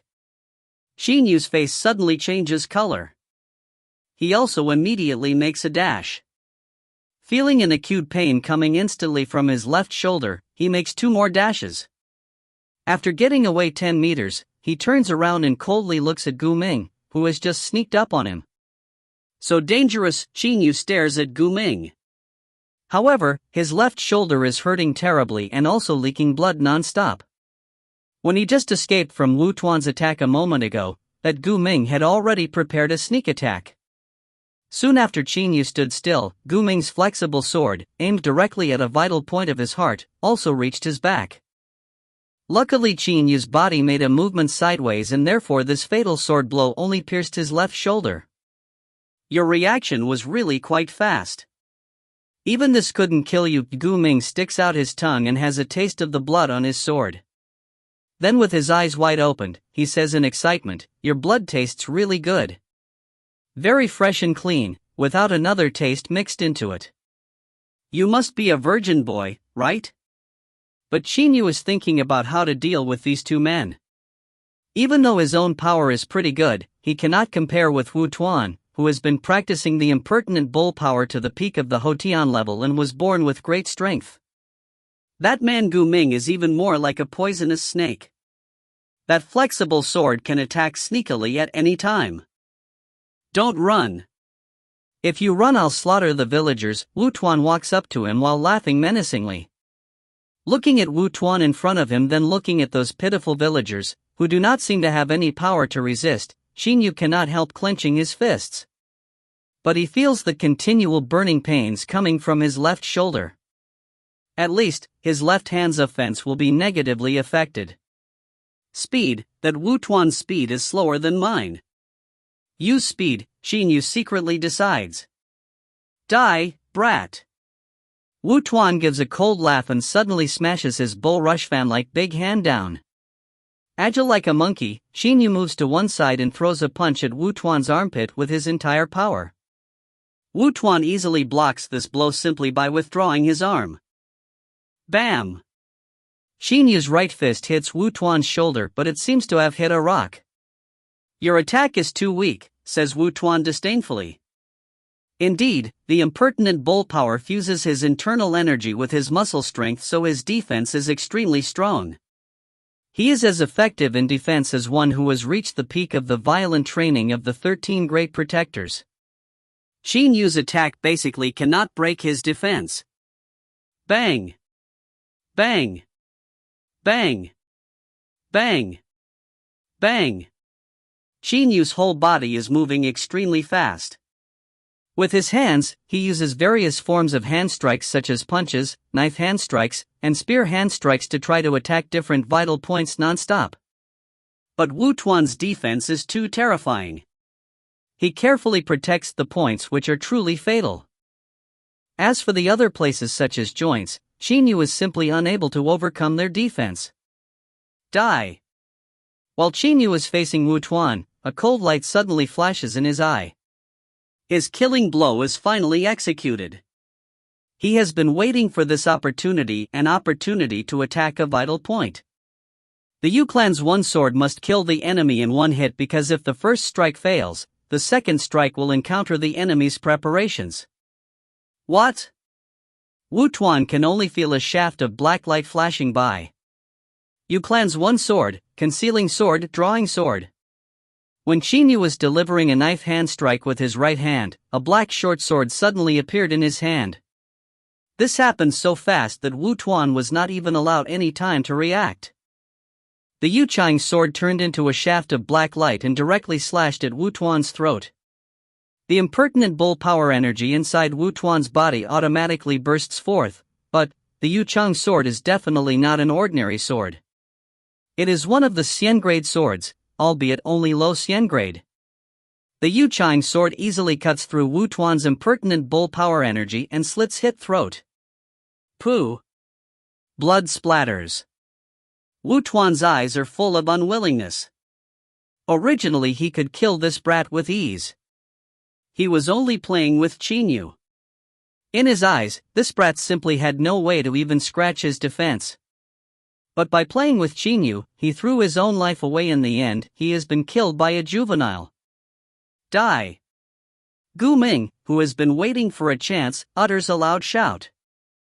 When Qin Yu's Yuchang sword has just slit Wu Tuan's throat, Gu Ming's flexible sword has already reached his back. Qin Yu simply has no time to dodge. It looks like he will get killed soon. Gu Ming's eyes are filled with cruelty and bloodthirstiness. All of the villagers become terrified. At this moment Qin Yu does not even have enough time to think. Gu Ming's eyes even radiate excitement as he knows the juvenile before him will die at his hands. Ah! Suddenly a pair of sharp claws descends from the sky and ruthlessly grabs Gu Ming's head. Gu Ming has his whole body pulled up into the air and dies on the spot. At the same time, a series of eagle cries resound through the sky. At this moment, Qin Yu is looking at the body of Wu Tuan, who died due to having his throat slit, in front of him. Then, as he looks at the body of Gu Ming, whose head was crushed by a grab, he gets frightened in retrospect. He looks up. Xiao Hei is looking at him with its sharp eyes. Thank you, Xiao Hei. Qin Yu lets out a deep sigh. Only at this moment does his back break a cold sweat while his heart skips a beat. He was a hair's breadth away from being killed. There is no way to describe clearly the feeling of struggling on the border between life and death. Qin Yu's heart has also changed gradually. Perhaps I should modify my training methods a bit. Looking into the boundless sky, Qin Yu secretly makes a decision. In this battle Qin Yu killed 150 men and, moreover, he almost died. Other people simply cannot imagine the effects that this battle has on Qin Yu. End of B1C22. End of Book 1. Book 2 Chapter 1. B2C1, Qin Yu after 8 years, 1. Time goes by. It has been 3 years since that great battle between only one person and more than 100 mounted bandits at the hamlet. Qin Yu has also changed from an 8-year-old kid who clenched his teeth to train very hard into a real 16-year-old external expert. 16 years old is the standard age at which a person is considered an adult on the Qianlong continent. Xiao Lu was seriously injured and Qin Yu took her to Misty Villa to recuperate. Tai Shan was also taken to Misty Villa to start to train in martial arts under the guidance of the experts at Misty Villa. The father and mother of the two had both passed away, so they moved into Misty Villa free of burdens, only that they often returned to the village to take a look. Breezes are blowing and sweeping fallen leaves up in the air. Outside the main entrance of Misty Villa, two guards are chatting to each other in a relatively relaxed manner. Xiao Tian, this time third prince seems to have been out for a half-month without returning, right? A guard with a relatively advanced age looks at the 20-something-year-old guard on the other side of the entrance and says laughingly. The young guard nods and says with a smile, since third prince returned 3 years ago, he has often gone out. It's usual for him to go out for 10 days or a half-month. But third prince has been trying real hard in practice. Every time he returns from the outside world, he stays at Misty Villa for a few days, but he even spends every single one of those days to train desperately until it is late, saying up to here, the young guard sighs emotionally. The elderly guard shakes his head and says, Xiao Tian, you don't know about this. You've been here for only a few years, so you still don't know how hard-working third prince actually is in training. At that time third prince was just 8-year-old, but his training then was so terrifying that us crack soldiers couldn't even bear to see it. 8-year-old, you couldn't have imagined. At age 8, the kids of the other families are all playing, but third prince trained from dawn till dusk. That kind of training must have been much more painful than the training of the fierce Tiger Corps. The young guard nods. All of the crack soldiers and servants at Misty Villa have liked and felt sorry for Qin Yu since the beginning. After seeing his limit training, these crack soldiers and servants even started to admire him in their minds. But for the last 3 years, East Vanquishing Prince Qin has only visited Misty Villa once. Xiao Tian, see, third prince has returned. The elderly guard's eyes suddenly brighten as he points high toward the sky and says. The young guard also looks up promptly. High in the sky, a huge black eagle is soaring with wings spread. This black eagle is even over one size bigger than a normal eagle. The golden feathers on its head look like a crown. The eagle glances over various places down below with its lightning-like sharp eyes, radiating an extremely startling haughtiness. Its sharp claws shine with ice-cold rays of light. No one can have any doubts about their sharpness. Such a huge eagle perhaps will be taller than even humans when it stands upright on the ground. A black-clad young man is sitting with legs crossed on this black eagle, only that the eagle is flying too high, so for the moment no one on the ground can see clearly how this young man looks. Suddenly the huge black eagle dives down. The young man on back of the eagle also stands up. At this moment, the guards below can totally see the appearance of the young man. He is about 1.8 m tall and has well-defined facial features. There is always an amicable smiling expression on his face. However, he is only wearing a black undershirt made from special materials and a pair of black pants. That black undershirt makes the young man's muscles completely stand out. Xiao Hei, you can go find food yourself, says the young man as he pats the black eagle's back in a friendly manner. From approximately 100 m high in the air, he unexpectedly jumps off the back of the eagle directly and dives down at an extremely fast speed. His body is like a bolt of lightning and he lands on the ground in just a moment. He dived down at such an extreme speed, yet he did not cause any sounds of wind. Third prince. The two guards kneel down and say respectfully at once. Uncle Lan, Asian, you are on duty today? Alright, I'll come in first.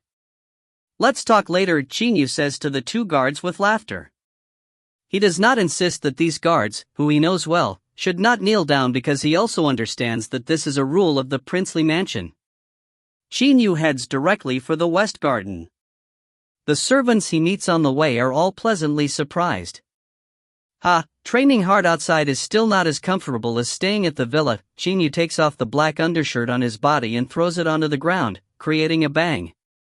The noise of the undershirt smashing on the ground is unusually loud, as if a massive iron has been smashed down. This undershirt is made of black gold threads and is strangely heavy.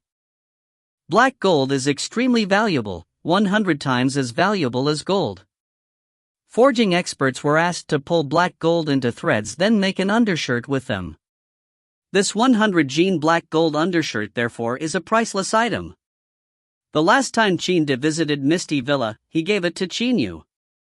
Even if the black gold undershirt could not protect the body, it is still an exceptionally useful piece of equipment for weight-carrying training.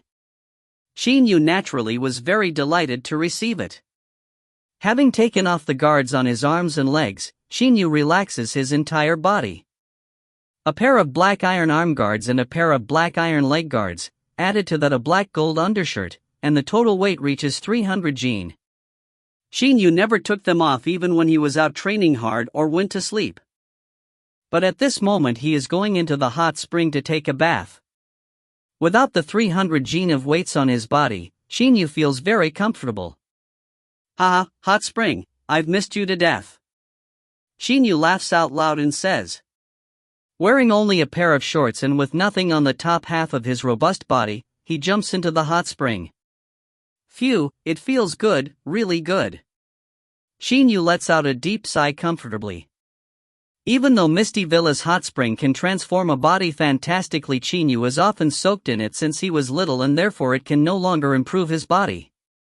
However, its fatigue-relieving effect is still as good as before. When he has been soaking in the hot spring for a half hour, Lian Yan comes to the West Garden. Xiao Yu, I knew you would come here once you returned. Almost your entire body has become relaxed, right? It's time to get out. However, Lian Yan has been specifically waiting for a half hour. Only after estimating that Qin Yu's whole body has become all but relaxed does he come here. Wait a minute, Grandpa Lian. Qin Yu washes the black gold undershirt, leg guards and arm guards on the shore of the hot spring, then rushes directly into a room beside the hot spring. It is a locker room. In a short while, Qin Yu, having changed completely into clean clothes, comes out. As Lian Yan looks at Qin Yu, his eyes are filled with kindness. Seeing that Qin Yu has become an adult from a kid, Lian Yan's heart is full of satisfaction. Xiao Yu, it is your 16th birthday in 3 months. At that time your father will invite a lot of guests to the princely mansion and carry out a ceremony of adulthood for you. You must remember this. Don't stroll about outside so far that you won't be back in time for the ceremony of adulthood, says Lian Yan with a smile. Don't worry. How can I forget my own birthday? Ceremony of adulthood, there'll surely be a shocking number of people in the princely mansion at that time, Qin Yu says with emotion. He remembers his second brother's ceremony of adulthood 4 years ago. At that time there were also so many people that he was shocked. There's no need to mention it. This is the ceremony of adulthood for a son of East Vanquishing Princes. Even the emperor will send people to attend it. Most of the rich and powerful people in the whole Chu kingdom will also come, says Lian Yan with a laugh, but also with a hint of haughtiness. After all, East Vanquishing Prince has a high status in the Chu kingdom. It can be said that he is second only to the Chu emperor. Alright, Xiao Yu, I won't trouble you anymore. Ah, Xiao Shan and Xiao Lu both have returned to the village for a visit. You're really unlucky with your return this time. Well, I even found it strange just now. Every time I returned before, Xiao Lu immediately came to find me. But today she hasn't come yet. So that's the reason, Qin Yu nods and says laughingly. Then Lian Yan leaves. Qin Yu immediately goes to his familiar training ground. On one side of the training ground, there are various blue rocks. The smallest of them weighs only 100 jin, but the heaviest is over 1000 jin. Ha! Qin Yu's eyes suddenly brighten. Uttering a low shout and using a kick with his tiptoes, he unexpectedly sends a 300 jin blue rock flying 7 or 8 meters up in the air.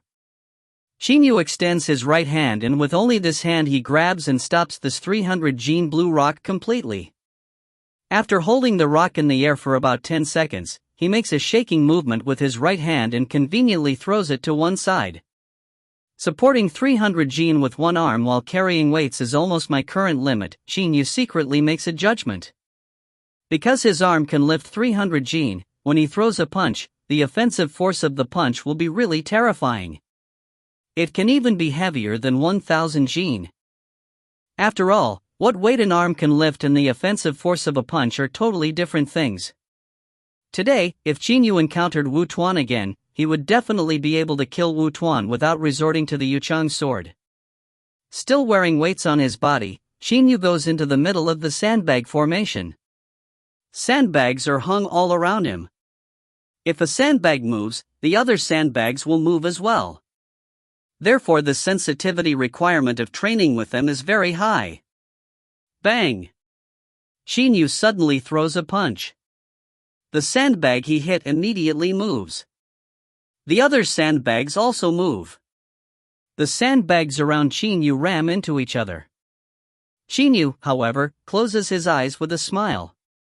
His fists easily punch any sandbag which approaches him. If the truth be told, Qin Yu's speed at the moment is not fast at all, but he is still warding off the attack of all the sandbags. He can do this thanks to his profound body maneuvering skill. Whenever a sandbag comes at him, it causes changes in the wind. Depending on the changes of the wind, Qin Yu can easily ward off every single strike of the sandbags. In fact, at the moment Qin Yu would not be able to move faster even if he wanted to because he is carrying 300 jin of weights. If he could still move like lightning under these conditions, he would be too terrifying. Bang! Bang! Bang! Bang! Bang! Bang! Following a series of explosive noises, every sandbag has been burst by Qin Yu with a single punch. At this moment, Qin Yu finally opens his eyes. There is a hint of a satisfied smile on his face. The body maneuvering skill I created myself, the 7 North Stars Moonlight Dance, is really not bad after its completion. At this moment Qin Yu remembers the battle that night, how he himself killed the opponent with the Yu Chang sword in the moonlight. Because this body maneuvering skill uses the 7 North Stars principle of Qi Men Dun Jia as its foundation, and it was completed in the moonlight, it has been named the 7 North Stars Moonlight Dance. After this body maneuvering skill was completed, not only can Qin Yu confuse the enemy with the effects of Qi Men Dun Jia, he also does not experience any wind resistance and does not cause any wind noises when moving. End of B2C1. Book 2 Chapter 2. B2C2, Qin Yu after 8 years, 2. A month later, on a street of a city, it is already late at night so there is not a soul to be seen. The cold winds, which are sharp like knives, cause sumptuously dressed Hao Tan, who is standing in the middle of the street, to narrow his eyes uncontrollably. His entire attention is being focused on a silvery masked man before him. This silvery masked man is about 1.75 m tall and is standing with his arms crossed on the street. The silvery mask only reveals his mouth, nose and eyes. Hao Tan, quickly prepare well, I'll get started soon, says the silvery masked man with an ice-cold voice. Oh, since when have the Heavenly Net's silver card assassins been so righteous? Hao Tan says with a cold laugh.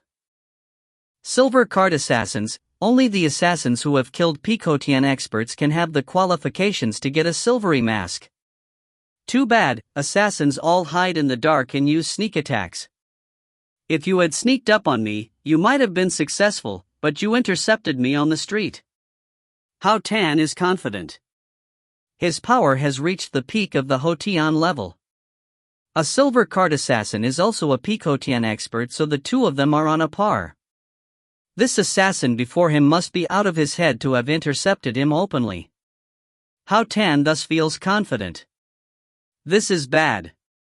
Who holds such a grudge against me that he issued a mission to kill me at the Heavenly Net? If it's true, then this is terrible. Hao Tan's head cannot help breaking a cold sweat. The Heavenly Net is undoubtedly the #1 assassination organization. Its history is longer than 1,000 years and its influence has spread throughout the whole Qianlong continent. Its foundation is even more profound than that of the 3 big dynasties. The 3 big dynasties also have no way to find out who the leader of this Heavenly Net organization is. The Heavenly Net is powerful, and no one has ever had any doubts about this. The Heavenly Net is divided into inner net and outer net. The inner net is made up of the assassins whom the Heavenly Net trains by itself and who are absolutely loyal to the Heavenly Net. The outer net consists of some mercenary experts. These experts do not want to pledge allegiance to and join the Heavenly Net, therefore they have become members of the outer net. The membership of the outer net is very complicated. Even a great master might be one of its members.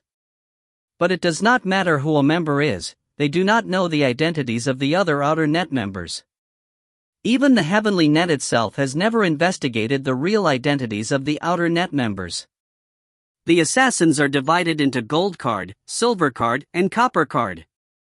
Copper card assassins are the ones who can kill middle-phase Hotian experts. Silver card assassins are the ones who can kill peak Hotian experts. And gold card assassins are the ones who can kill Xiantian experts. The 2 great systems, inner net and outer net of the Heavenly Net, have enabled the organization to become an extremely terrifying entity. The Chu Kingdom, the biggest kingdom on the Qianlong continent, has no more than approximately 100 Xiantian experts altogether, but the Heavenly Net's outer net already has over 20 gold card assassins. As for the inner net, no one knows how many gold card assassins there are in it. But no one doubts that the inner net's experts are very fearsome. This is the Heavenly Net, an assassin organization with more than 1,000 years of uninterrupted history and more influence on the Qianlong continent than any of the 3 big dynasties has. Because his own name has appeared on the mission board of the Heavenly Net, Hao Tan is worried. Are you ready? Says the silvery masked man indifferently. Hao Tan immediately focuses his entire attention on the silver card assassin before him. His internal energy starts to circulate at a very fast speed. In an instant he is ready to deliver the most powerful strike. The corners of the silvery masked man's mouth slightly curve up all of a sudden. He is smiling. After images. 2 after images of the silvery masked man's entire body unexpectedly appear all of a sudden. One after image is ahead of the other. One is on the right-hand side and the other is on the left. In a moment, a strong gust of air has reached Hao Tan's face, causing his hair to flutter up. Hao Tan cannot help narrowing his eyes. What a frightening speed! Hao Tan is startled. Only by concentrating energy in his eyes can he barely see the man's shape. Unable to see anything else, Hao Tan starts to attack the shape in front of him madly. The various silhouettes of his legs spread all over the air and attack the whole body of the silvery masked man. Ah! Hao Tan suddenly feels an acute pain in his right foot. He cannot help uttering a miserable shout with his eyes protruding. At the same time he hears a clack sound of bones being broken while his whole body is sent flying. It subsequently smashes fiercely onto a wall on one side of the street. The silvery masked man's frosty voice rises, "Your speed is still alright, but your explosiveness is too bad." In a mere moment, the silvery masked man actually broke Hao Tan's right ankle directly. Humph! With one hand Hao Tan props himself against the wall and stands up. He looks at the silvery masked man in front of him with hatred. "Your fingers are really strong. Your speed is also very fast. Too bad they're not enough for you to kill me." Hao Tan could feel how strong the enemy's fingers are. They even broke the defense of his internal energy in a grab. Really? The corners of the silvery masked man curve up again. At the same time, his body becomes a blur and creates another afterimage. Hao Tan immediately opens his eyes wide like 2 balls. His entire body's internal energy is completely activated. He stares at the silvery masked man with all of his attention. "It doesn't matter if my lifespan will greatly decrease, I must execute this one strike." There is a hint of ruthlessness in Hao Tan's eyes. His face becomes pasty at once. The silvery masked man seems to also notice Hao Tan's changes, but he continues to attack. Soul-destroying claw. Hao Tan suddenly shouts loudly. His whole face becomes savage. His 2 claws attack the silvery masked man before him at an extremely fast speed. The speed of the claws has reached a terrifying level. There are even various black streams of energy between the 2 claws which connect them to each other. Both of them have excellent claw techniques, but it seems Hao Tan's soul-destroying claw is more freakish. In terms of speed, he is inferior to the silvery masked man. He cannot even touch his enemy, but... Gotcha! A black stream of energy has unexpectedly tied the silvery masked man's hands up in front of Hao Tan, who has become extremely excited. "Ha, I can see that you're fast. But even if you were faster, would you be as fast as my soul-destroying silks? Your 2 hands have been tied up, now prepare to die." "Ha ha, ha? Why aren't you using internal energy to resist?" Hao Tan looks doubtfully at the silvery masked man. "You got excited too soon." A shaft of black light flashes by. Hao Tan's eyes pop out of his head, then he falls down powerlessly with a loud thud. That claw technique was really fantastic. It even generated a silk-like kind of energy. The silvery masked man takes off his silvery mask. He is an unfamiliar man. This man's body suddenly stirs repeatedly while emitting cracking sounds. The body unexpectedly becomes taller and his face also starts to change. After a short while, the silvery masked man who was about 1.75 m tall has changed into 1.8 m tall Qin Yu. If someone saw this scene, they would surely be extremely shocked. Just now Qin Yu used the appearance and bone-changing art, which can be considered the peak of disguising arts. By means of controlling the muscles and bones of the whole body, the appearance and bone-changing art allows the user to alter his face and height. Generally, only Xiantian experts can manage to change their appearances thanks to Xiantian energy, which means, in the eyes of other people, the appearance and bone-changing art can only be used by Xiantian experts. However, Qin Yu has been trying hard to control his entire body's muscles and bones since he started training as a little kid. He has been training for 8 years and, moreover, has often been absorbing internal energy into his flesh and bones. Therefore, the flexibility and toughness of his whole body's muscles and bones have reached a shocking level. Depending on his muscles and bones alone, Qin Yu can still change his appearance. Evildoers will cause their own violent deaths. When Qin Yu has taken Hao Tan's head, his body shoots up into the air. There seems to be something high up on one side. It is none other than Xiao He. There is a small box on its body. Qin Yu puts the head into the box, then sits down on Xiao He.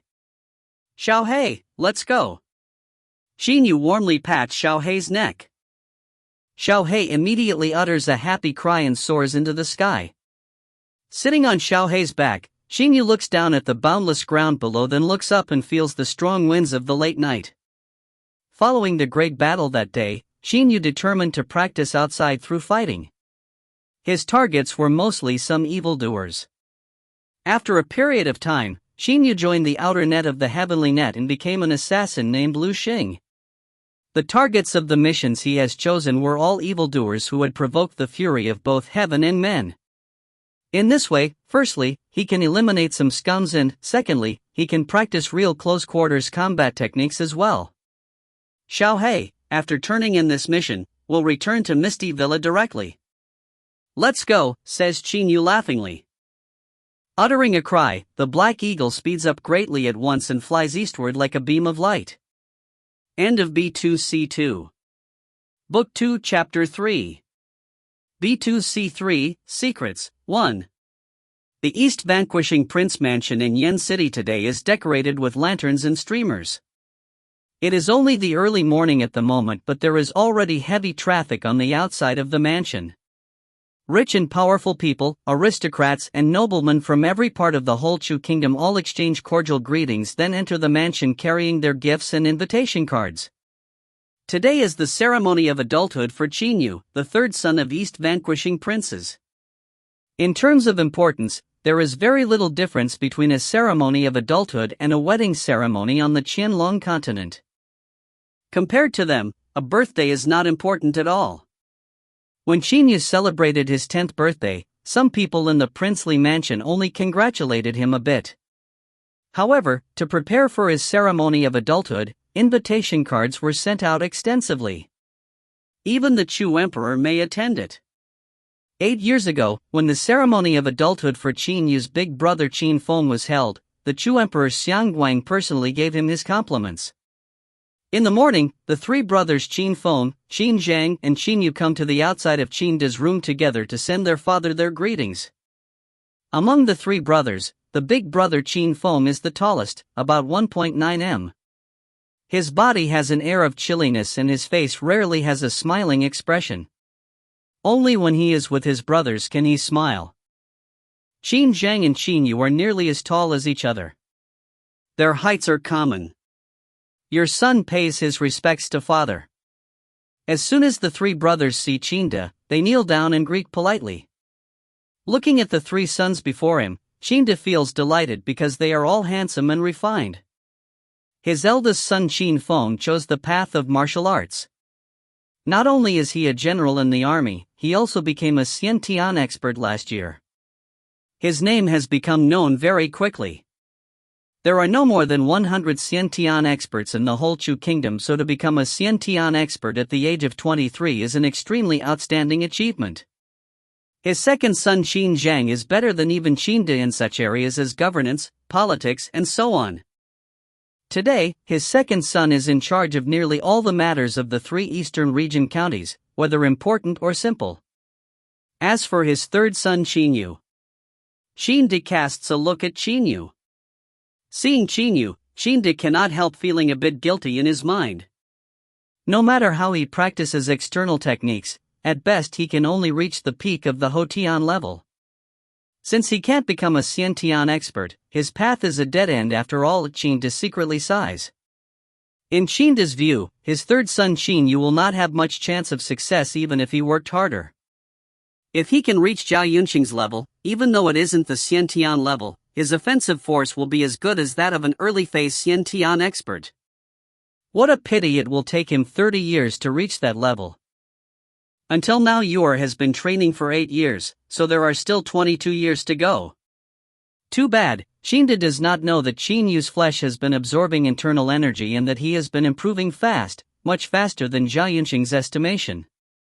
All of you stand up first, says Qin Du with a smile. Then he looks at Qin Yu and says, Yu, today is your ceremony of adulthood, a big day of your life. After this day you'll be an adult and, whatever happens, you'll have to strive to face it on your own. Don't worry, Father. Qin Yu nods and says with a smile. Facing his life alone? Qin Yu has been soaring in all directions on his Black Eagle alone for 3 years. Thanks to the speed of the Black Eagle, he has roamed around nearly the entire Chu kingdom. Having experienced many things, Qin Yu has already gained his own understanding of life. Alright, there are already many guests outside at the moment. All of you follow me to greet them, as Qin De is saying he goes out first. The 3 brothers Qin Feng, Qin Zhang, and Qin Yu also go out after him. Today, the East Vanquishing Prince mansion is extremely noisy. Every aristocrat, nobleman, and also magnate and the like comes forward to congratulate. These people of course show absolute respect for East Vanquishing Prince in front of him. However, there are still 2 other princes with the same level of authority as East Vanquishing Prince. One is South Vanquishing Prince and the other is North Vanquishing Prince. South Vanquishing Prince Mulan of the 3 southern region counties personally congratulates Qin Yu. North Vanquishing Prince Shangwan Hong of the 2 northern region counties also congratulates Qin Yu personally. The 4 western region counties are under the complete control of the Xiang royal clan. This time Emperor Xiang Guang does not come personally. Instead, he let his own younger brother Xiang Shua congratulate Qin Yu. Qin Yu does not know how many tables have been set for the feast and how many guests there are in the end. But he knows one thing, that is, the gifts he received have filled 2 whole rooms, and therefore he can imagine how large the number of the guests is. After all, this is the ceremony of adulthood for a son of East Vanquishing Princes. After a noisy day, late at night, the princely mansion is very quiet because all of the guests have left. In a secret room. Qin Yu has never entered this secret room. It is already after midnight at the moment. There are only 5 people in the secret room, Qin De, Qin Feng, Qin Zhang, Qin Yu and Su Yuan. Except for Qin Yu, who has a doubtful expression on his face, the other people all seem to know something.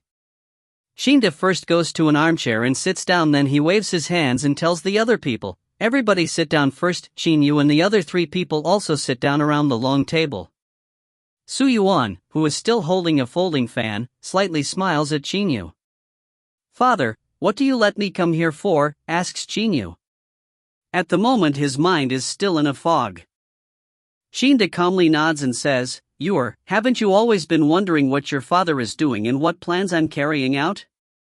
Indeed, I've been concealing quite a few things from you. Today you already turned 16, so I'll tell you some secrets. Qin Yu's eyes immediately brighten. He knew early that his father is carrying out some plans. He has also been wondering why Qin De has never told him anything. Now, having heard his father's words, he realizes there seems to be many things he himself does not know about.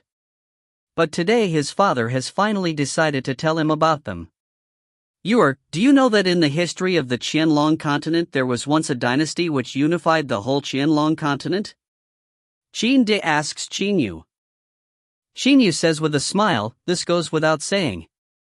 A long time ago, the Qianlong continent had always been in a state of fragmentation. It was not until 300 years ago that the whole Qianlong continent was brought into a state of unprecedented unity.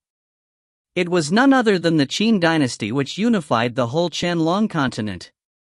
Qin Shi Huanging Zheng's famous name is still reverberating like thunder, only that the Qin dynasty was too short-lived. 100 years after its unification of the continent, it fell to pieces. Then the Ying clan of the Qin dynasty was eliminated completely. Qin Yu slightly nods and says, "The first secret I'll tell you today is, our Qin clan is made up of Qin Shi Huang's direct descendants." Qin Yu only feels as if his head has been struck by a series of thunderbolts. For the moment he was dumbfounded. Only after a long time has Qin Yu become a bit more clear-headed. He looks at his father in disbelief, then looks at his big brother, second brother, and uncle Su Yuan. But all of these people are all looking at Qin Yu. He totally understands the implication in their eyes. Shouldn't Qin Shi Huang's direct descendants have the last name Ying? Even though Qin Yu is somewhat stirred, he still asks. Qin Yu shakes his head and says with a sigh, "After the destruction of the Qin dynasty, people in the whole world tried to eliminate the Ying clan. How could we still dare to use the last name Ying? We changed our last name to Qin also to prevent us from forgetting that Qin Shi Huang was our ancestor. You may know that our Qin clan's heirloom internal technique wasn't called the ancestral dragon art originally, but it was called the Shi Huang ancestral dragon art. Remember that the blood flows in the veins of the Qin clan's people is the same as Qin Shi Huang's." Qin Yu's eyes radiate sharp rays of light. End of B2C3. Book 2 Chapter 4. B2C4 Secrets 2. Qin Yu's mind is in turmoil uncontrollably. In the mind of every person on the Qianlong continent, Qin Shi Huang represents supremacy. Not only did he unify all the lands, his personal power also reached a very high level. In both controlling power and personal power, Qin Shi Huang reached his limits and no one could even remotely compare with him.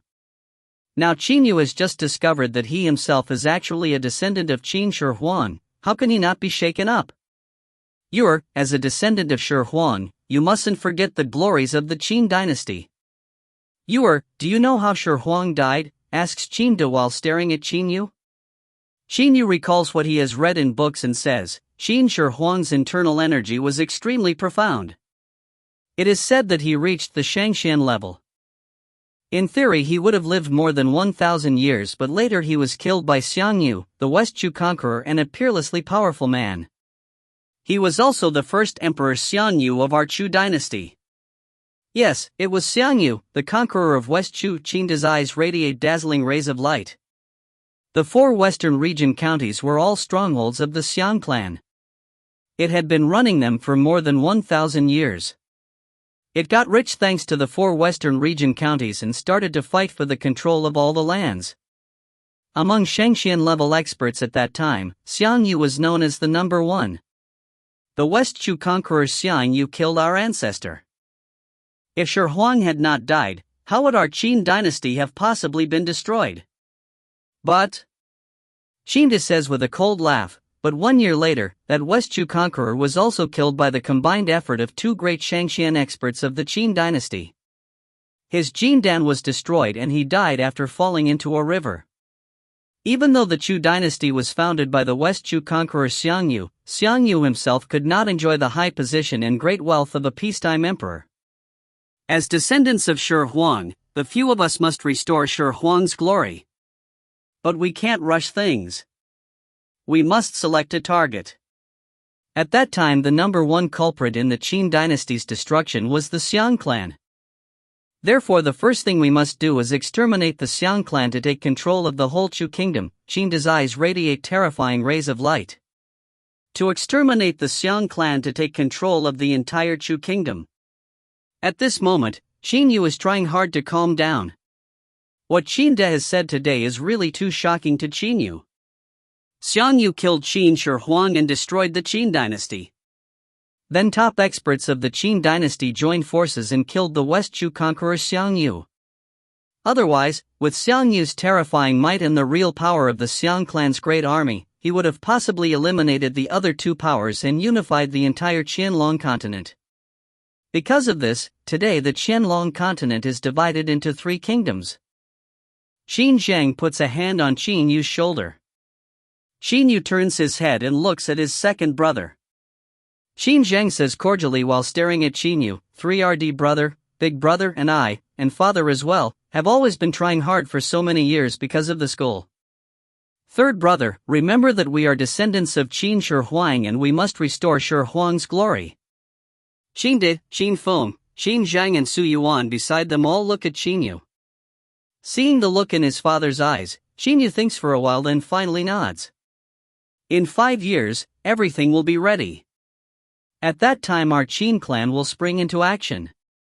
We'll definitely eliminate the Xiang clan and unify the whole Chu kingdom in due course. At this moment, Qin Di's body automatically radiates killing intent. His eyes also radiate very astonishing rays of light. After hearing, Qin Yu raises his eyebrows because he too knows the situation in the entire Chu kingdom. The Chu kingdom is mostly divided up between 4 big clans. First is the Xiang royal clan.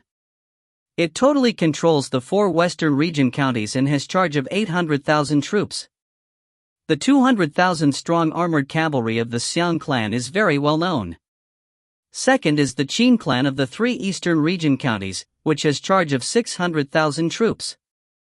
The 50,000 strong fierce tiger corps in its army is held in awe by every entity of power. However, because the Qin clan has 200,000 troops stationed at the Blackwater Mountain range to keep the number 1 bandit headquarters under threat, it actually has only 400,000 troops to deploy. Third is the Mu clan of the 3 southern region counties with 500,000 troops. Fourth is the Shangguan clan of the 2 northern region counties with 400,000 troops in total. This is because in the beginning the Xiang royal clan made a regulation that every county can only recruit 200,000 troops. The whole Chu kingdom is made up of 12 counties, which are divided up between the 4 big clans. However, the other 2 big clans border the Xiang clan and they both have satisfactory relations with the Xiang clan. Father, if we are to eliminate the Xiang clan, won't the other 2 big clans hinder us? Moreover, even if they don't hinder us, if after we have eliminated the Xiang clan, they take advantage of our forces' heavy losses to eliminate us, what should we do? In a short while, Qin Yu sees the problem. Qin Di slightly smiles. However, Qin Zhang says to Qin Yu, 3rd brother, don't worry about this matter. Of those 2 big clans, the Mu clan is very loyal to the Xiang clan. But the Shangguan clan of the 2 northern region counties is a fence-sitter. It should be easy to draw it in. Moreover, on the surface our Qin clan has 600,000 troops, but we've been around for so many years, how can we only have that many? Qin Yu shakes his head and says, no, 2nd brother, as the Xiang royal clan is ruling, it must have an intelligence agency to supervise the kingdom. Our Qin clan has 600,000 soldiers. If we want to recruit more troops, say, only 100,000 more, we'll have to prepare an awful lot of food, armor, weapons, and so on for them, and it will really be too hard for us to hide this from the investigation of the Xiang clan's intelligence agency. Also, the Mu clan is loyal to the Xiang clan, so they'll have 7 counties together. That Shangguan clan is a fence-sitter, but it definitely won't depend on us. After all, our power is still inferior to the Xiang clans. Qin Yu is somewhat unconvinced by his own family's plan to unify the Chu kingdom. Moreover, the Blackwater Mountain range is the number 1 bandit headquarters. On the surface those bandits claim there are 200,000 of them, but no outsider knows how many bandits they actually have. 200,000 troops of our forces must be deployed to deter them. Otherwise, the 3 eastern region counties will be in chaos once so many bandits rush every place of the region like locusts. Therefore, we'll be able to use only 400,000 troops. Even if we have 100,000 troops in secret, there will be merely 500,000 troops in total. How are we going to fight the Xiang clan? Our fierce tiger corps is formidable, but the 50,000 fierce tiger soldiers are equivalent to 230,000 troops at best. The 200,000 armored cavalrymen of the Xiang clan are really no pushover, says Qin Yu again. In a short while, he has found many problems. Moreover, if there is a civil war in the Chu kingdom, the Han and the Ming dynasties definitely won't cause any trouble. If these 2 big dynasties come on the scene, there will be real chaos, says Qin Yu again. Having said this, it is obvious he cannot imagine how his own clan will unify the entire Chu kingdom. Qin Zhang and Qin Feng all looks at Qin Yu with a smile. Not bad, I couldn't have imagined that you had a pretty good view of the overall situation and would think about so many matters in such a short time. But war is not as simple as you think at all. It's definitely not just to compare who has more power. Such matters as army provisions, military operations and so on are all very complicated. Moreover, the 4 big clans of the Chu kingdom are not what they look like. Don't worry, our Qin clan has been preparing for several hundred years. Various plans specified early on what to do. Wait till 5 years later, you'll see how we'll destroy the Xiang clan, says Qin De resolutely. But Qin Yu looks at his father doubtfully. He cannot understand how his father can be so confident one of the 4 big clans, the Mu clan and the Xiang clan, are on the same side, and the Shangguan clan will definitely not rely on the Qin clan. So what if they have been preparing for several hundred years? Could it be several hundred years of preparation would turn 600,000 troops into 800,000 troops? Moreover, the troops stationed at the Blackwater Mountain Range cannot be mobilized.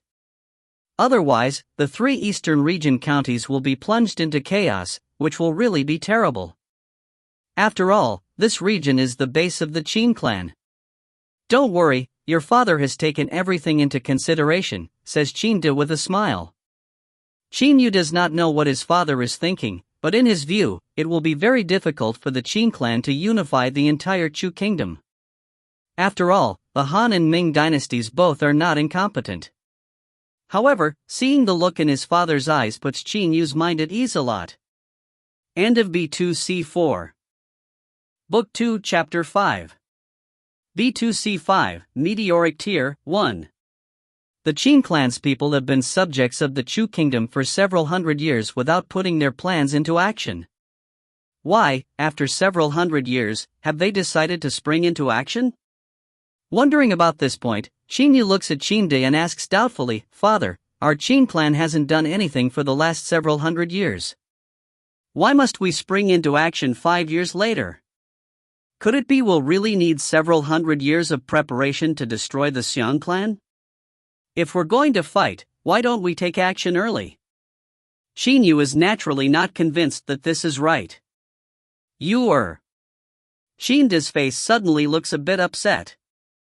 Now that you asked, I'll tell you another secret. At this moment, big brother Qin Feng looks even colder. There is also no smiling expression on the face of second brother Qin Zhang while Su Yuan stops waving his fan. Qin Yu also feels that the whole atmosphere in the secret room has changed. He knows the matter his father is about to mention is unusually important. Qin De's look seems to be able to go through space-time. He says in an indistinct voice, 14 years ago, when your big brother turned 10, your mother died. On that day, a very large fire broke out. In the past I told you that your mother died in the fire. But the truth is, your mother was murdered. The muscles on Qin De's face all start to tremble. There are only sorrow and hatred in his eyes. Bang! Qin Yu feels as if there is a series of explosions in his head. His face suddenly turns very pale. Mother was murdered? For the moment, Qin Yu's mind is in complete chaos. He lost his mother when he was 2 years old. At that time he was still very little and simply could not remember his mother's appearance. Thinking about mother. The first thing emerges in Qin Yu's mind is that picture. Not long after he was born, when he was just 1 month old, a painter was asked to draw that picture. In the picture, there is a young married woman holding a baby. The young married woman is smiling at the baby in her bosom. Her loving eyes are emitting a motherly radiance.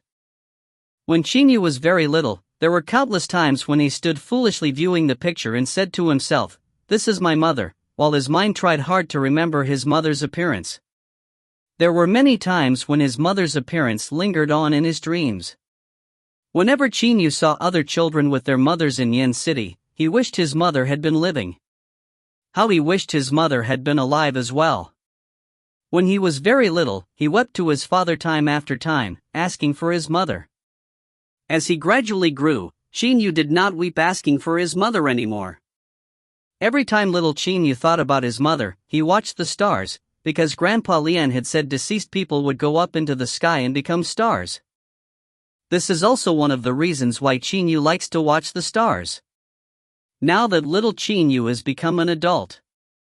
But at this moment, he is unexpectedly told that his mother did not die because of the fire and, moreover, she was murdered. Who killed my mother? Qin Yu stares at Qin Di and shouts. His eyes have reddened. His only mother, that pulsating emotion at the bottom of his soul, the picture of mother in Qin Yu's mind suddenly shatters into pieces like glass. A stream of wrath erupts from the depths of his soul and reaches his chest in an instant. This is hatred. This is absolute wrath. Who? In the end, who murdered my mother? The muscles of Qin Yu's hands all start to tremble. His whole body has started to boil. Qin Feng's and Qin Zhang's eyes also radiate hatred.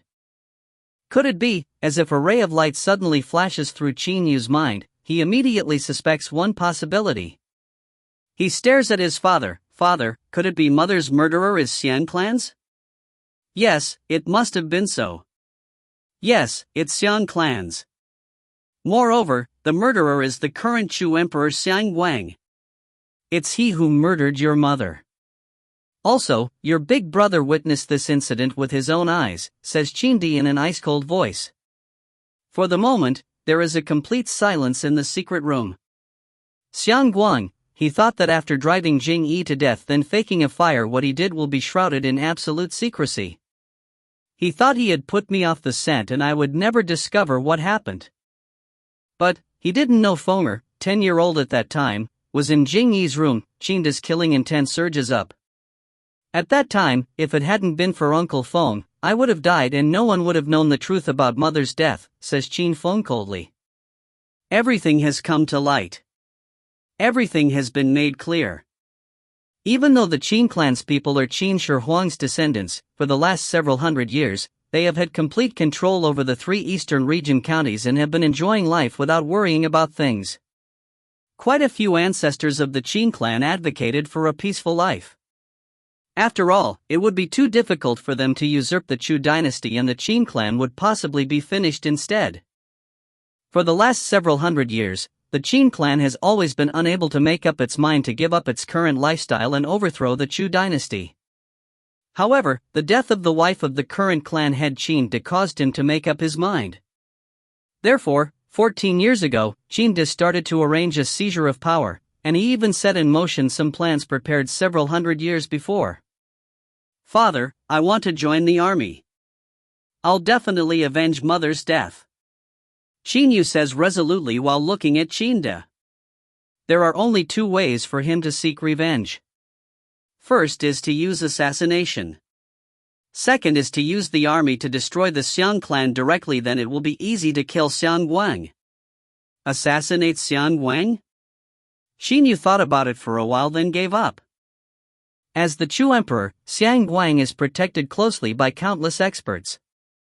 Even a Xiantian expert will have absolutely no chance of killing him. Needless to say, Qin Yu practices external techniques. Therefore, he has no choice but to join Qin Di's plan. Nonsense! Qin Di stares at Qin Yu and reproves him. You're just a boy. You haven't learned the art of war or the art of ruling. How will you lead the army? Then I'll be a vanguard soldier. I'll be a small soldier, replies Qin Yu immediately. He understands he knows nothing about leading soldiers in combat, but he cannot bear the thought of standing idly by on one side. After all, this is a blood feud over the murder of his mother. A vanguard soldier? A small soldier? Qin Di shakes his head and says, if we are to destroy the Xiang clan in a war, the soldiers will have to be mobilized by the 100,000. On the battlefield, after the soldiers are lined up, you basically won't even see the ends of a row. With so many people fighting together closely, what will be the use of you? As long as you're not a Xiantian expert, you won't be able to save your own little life in the middle of a large army. Qin Yu is speechless. But he wants to dispute. Qin Yu walks to his side, strokes his shoulder and says sincerely, You must understand, you're a son of the Qin clan. The blood of our Qin clan absolutely doesn't tolerate mistakes. Your big brother is a general and has also reached the Xiantian level, so I'm certainly not worried about him. Your second brother will stay far back from the front line to handle political affairs, so I'm not worried about him either. You want to become a vanguard soldier. If you were to die, how would I explain it to the ancestors? How would I explain it to your deceased mother? Don't be stubborn. If you joined the army, you would only make me more worried about you. You've become an adult, you must learn to consider the big picture, says Qin Yu while staring at Qin Yu. Qin Yu thinks for a while. He understands he himself cannot help in handling political affairs. If he became a normal vanguard soldier, his father would be negatively affected when marshalling forces because he would not be able to ignore his own son in a certain troop. Moreover, the offensive power of an individual like him would be negligible in the middle of a large army. Qin Yu has made a judgment in his mind. If he joined the usurpation plan, he would be of no use. Worse still, he would have negative effects on it. Father, I already understand. I won't become a hindrance to all of you, says Qin Yu with a nod.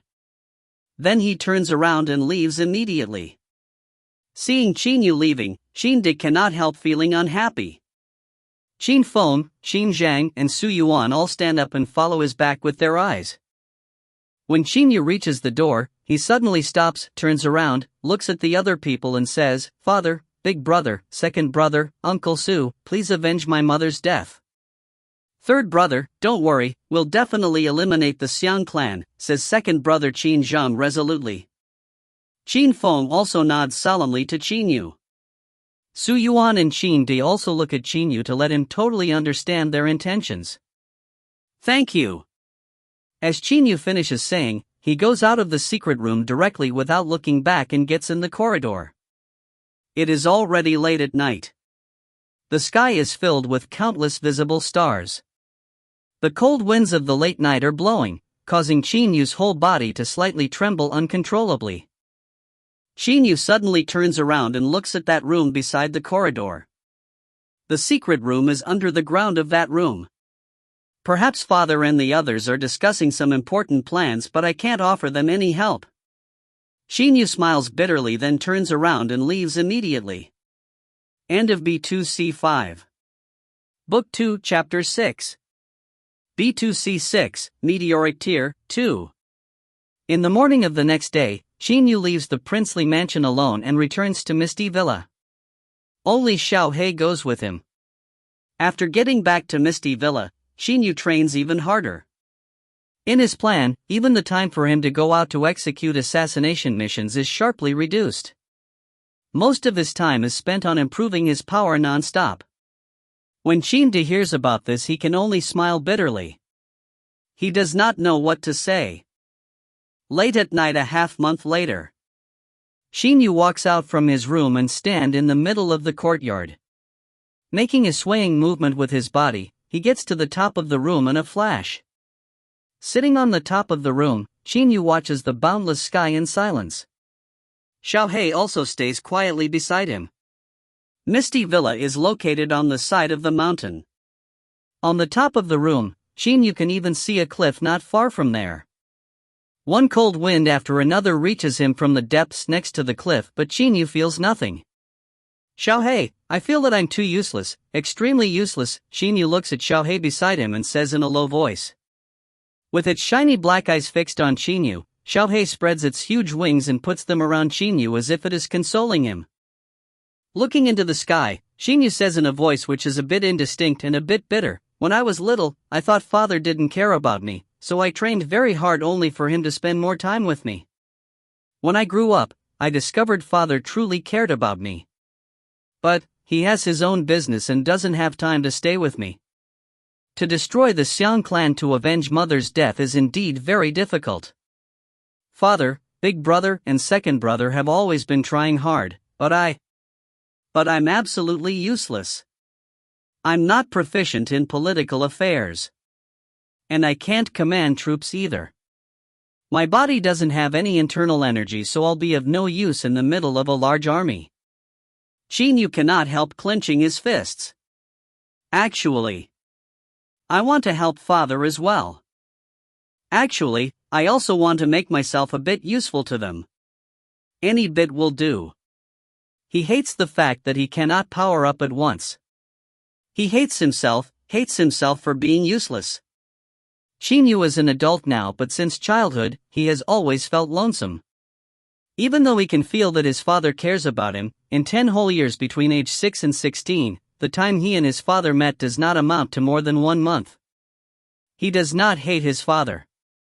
He only hates himself for being useless. Now that he already knows what his father is doing, he wants to do something. He also wants to help his father, but he really cannot help in anything. In father's eyes, perhaps I'm a burden. The Xiantian level, when will I reach it? At the moment my power is improving very fast, but to reach the peak of external practice it'll take me at least 5 or 6 more years, sighs Qin Yu. After a long time, he suddenly stands up and lets out a deep sigh. His eyes glitter with resolution. Big brother, second brother, father, all of you are trying hard non-stop to prepare for the war 5 years later. Therefore in the next 5 years I'll train hard as well. At least in 5 years. I'll reach the level of Master Zhao Yunxing, reach the peak of the Houtian level. Qin Yu sets himself a goal. Merit, anyone living in the world should have merit. At least, they must be of some merit in the eyes of their parents, otherwise their life will be a waste. Qin Yu does not like to depend on his father's status like a profligate son of a rich family. He wants to achieve something worthwhile. At the minimum, being able to help his father will be enough. The Qianlong continent is extremely large. However, the ocean beyond the boundary of the Qianlong continent is 10 to 100 times as large as it is. Suddenly, the boundless ocean heaves up and down violently. There is not a hurricane at the moment, so how can it be heaving up and down without a reason like this? At the same time, the holy energy in the whole world starts to shake in an instant. The ocean waves surge to 100 zhang high, then smash down with a loud noise. All of the martial art practitioners in the world can feel that the world's holy energy has become so chaotic that for the moment they simply cannot absorb any of it. Whiz! In the sky, an exceptionally bright meteor suddenly appears out of thin air and flashes toward the Qianlong continent in an oblique straight line at an extremely fast speed. It is even making sharp buzzing sounds. In a short while, the meteor has disappeared. Then the holy energy in the world reverts to its stable state. The boundless ocean also goes back to normal. Meteor! Qin Yu sees a meteor coming through the sky at an extremely fast speed in the distance. He immediately watches it carefully from the top of the room. That meteor unexpectedly comes directly toward Qin Yu. With his eyes brightening, he says laughingly, "Impossible. This meteor can't be flying directly to Misty Villa." Qin Yu, however, knows that some meteoric metals have mostly been created by the meteors which have landed on the ground. Maybe I can still find a big chunk of meteoric metals. Qin Yu thinks to himself. But Qin Yu is somewhat disappointed because when that meteor is halfway down in the air and when there is still a very long distance between it and him, it disappears. Forget about it. But I was pretty lucky to be able to see a meteor. Qin Yu slightly smiles. Then he takes a leap to get down from the top of the room. But when he is leaping, his eyes suddenly brighten. What is that? Qin Yu vaguely sees a light shining faintly in the west garden. He cannot help feeling doubtful. He immediately goes to the west garden. After entering the west garden, he searches carefully in all directions, but he does not find anything unusual. He takes several steps on the side of the hot spring. Suddenly he notices a gleaming light on the ground. What's that? Qin Yu vaguely sees a crystalline object on the ground. He squats down and looks carefully. It is a red crystal which looks like a pendant gem. After picking it up and putting on his hand, he sees that this crystal has the shape of a tear. A blood-red crystal in the shape of a tear. It should be a piece of glass. Qin Yu looks at the crystal in his palm. His mind unconsciously takes a liking to this piece of glass. Let's embed this piece of glass in something to dress it up. A necklace will be pretty good. Xiao Lu will definitely like it very much. If so, what should it be called? Qin Yu frowns and thinks. Then his eyes brighten. I got it after watching a meteor and it has a tear shape, so let's call it the meteoric tear. The meteoric tear. Qin Yu is very satisfied with this name. Qin Yu even tries it a bit on his chest, then he nods in satisfaction. But suddenly Qin Yu's hand feels a bit lighter. The piece of glass he found just now has unexpectedly disappeared strangely. It was right in the palm of Qin Yu's hand, yet it has just disappeared like that. Qin Yu's eyes cannot help popping out of his head. What the hell has happened? Qin Yu is shocked. He has never seen such an odd occurrence. An object in his hand has disappeared without a reason, as if it has never existed. But he is absolutely certain that just now he found a blood-red crystal in the shape of a tear, and he even named it the meteoric tear. How come I can't see it? Could it be some Xiantian expert or Shangxian took it directly using telekinesis? Qin Yu ponders. No, it couldn't. I was grasping it in the palm of my hand. Even if someone had used telekinesis, I would have felt that piece of glass moving in my hand. Could it be it just disappeared without a reason? Qin Yu cannot imagine what kind of magic power can move an object away in such an inexplicable manner. Not even Shangxian have this kind of magic power for certain. Moreover, why would such a super expert play tricks on me in the middle of the night? He is filled with bewilderment. In the West Garden, bewildered Qin Yu thus ponders for a long time. Then, after finding absolutely no reason, he has no choice but to leave the West Garden in bewilderment. End of B2C6. Book 2, Chapter 7. B2C7, Leaping Through the Sky, 1. I've never felt so good, so fresh and cool. Qin Yu stretches his sluggish waist and takes a fresh and clean breath. Suddenly his eyes flash with fierceness. Alright, let's start to try hard. In 5 years I'll definitely reach the peak of the Hotian level. His heart is full of enthusiasm. He immediately starts his morning training session. Qin Yu has always been carrying 300 jin of weights on his body. He thus runs out of Misty Villa and heads directly for the foot of the mountain. From the foot of the mountain, he runs up to its peak. Then he runs from the peak down to the foot of the mountain again. He keeps running back and forth like that. As usual, Qin Yu wants to run non-stop until he has no strength left to run. Only then will he stop. Phew! Qin Yu is constantly gasping for breath. One after another, beads of sweat are falling down from his chin. At this moment he has reached his limit. Because he runs like this every day, he already knew his limits early. But who could have thought today he would unexpectedly run one more lap than yesterday? Moreover, he is not completely exhausted yet. Even though at this moment he is extremely tired, he feels very excited. My condition today is really not bad. If I can improve like this every day, I soon won't be far from reaching the level where I can lift 800 jin with one arm and deflect weapons with my body. It seems heaven is helping me. Qin Yu cannot help giving a faint smile. Qin Yu can feel clearly the reactions of his entire body's muscles. He also knows at this moment he has reached his physical limit the first time. Suddenly, an extremely comfortable clear stream of energy starts to flow to every place in his entire body. Qin Yu feels that his entire body's muscles, which have reached their limits, vying with each other to absorb this clear stream as if they are a thirsty traveler in the desert who can drink water all of a sudden. Qin Yu is completely dumbfounded. He can feel clearly that his body, which has reached its physical limit, and his muscles, which are tired and aching, are suddenly recovering quickly. He can feel his whole body's muscles regaining strength, and they are even being enhanced to some extent. What's going on? Qin Yu suddenly stops. Where does this clear stream of mysterious power come from? What is really going on? This is too strange. Qin Yu has been training for 8 years, but he has never experienced anything like this.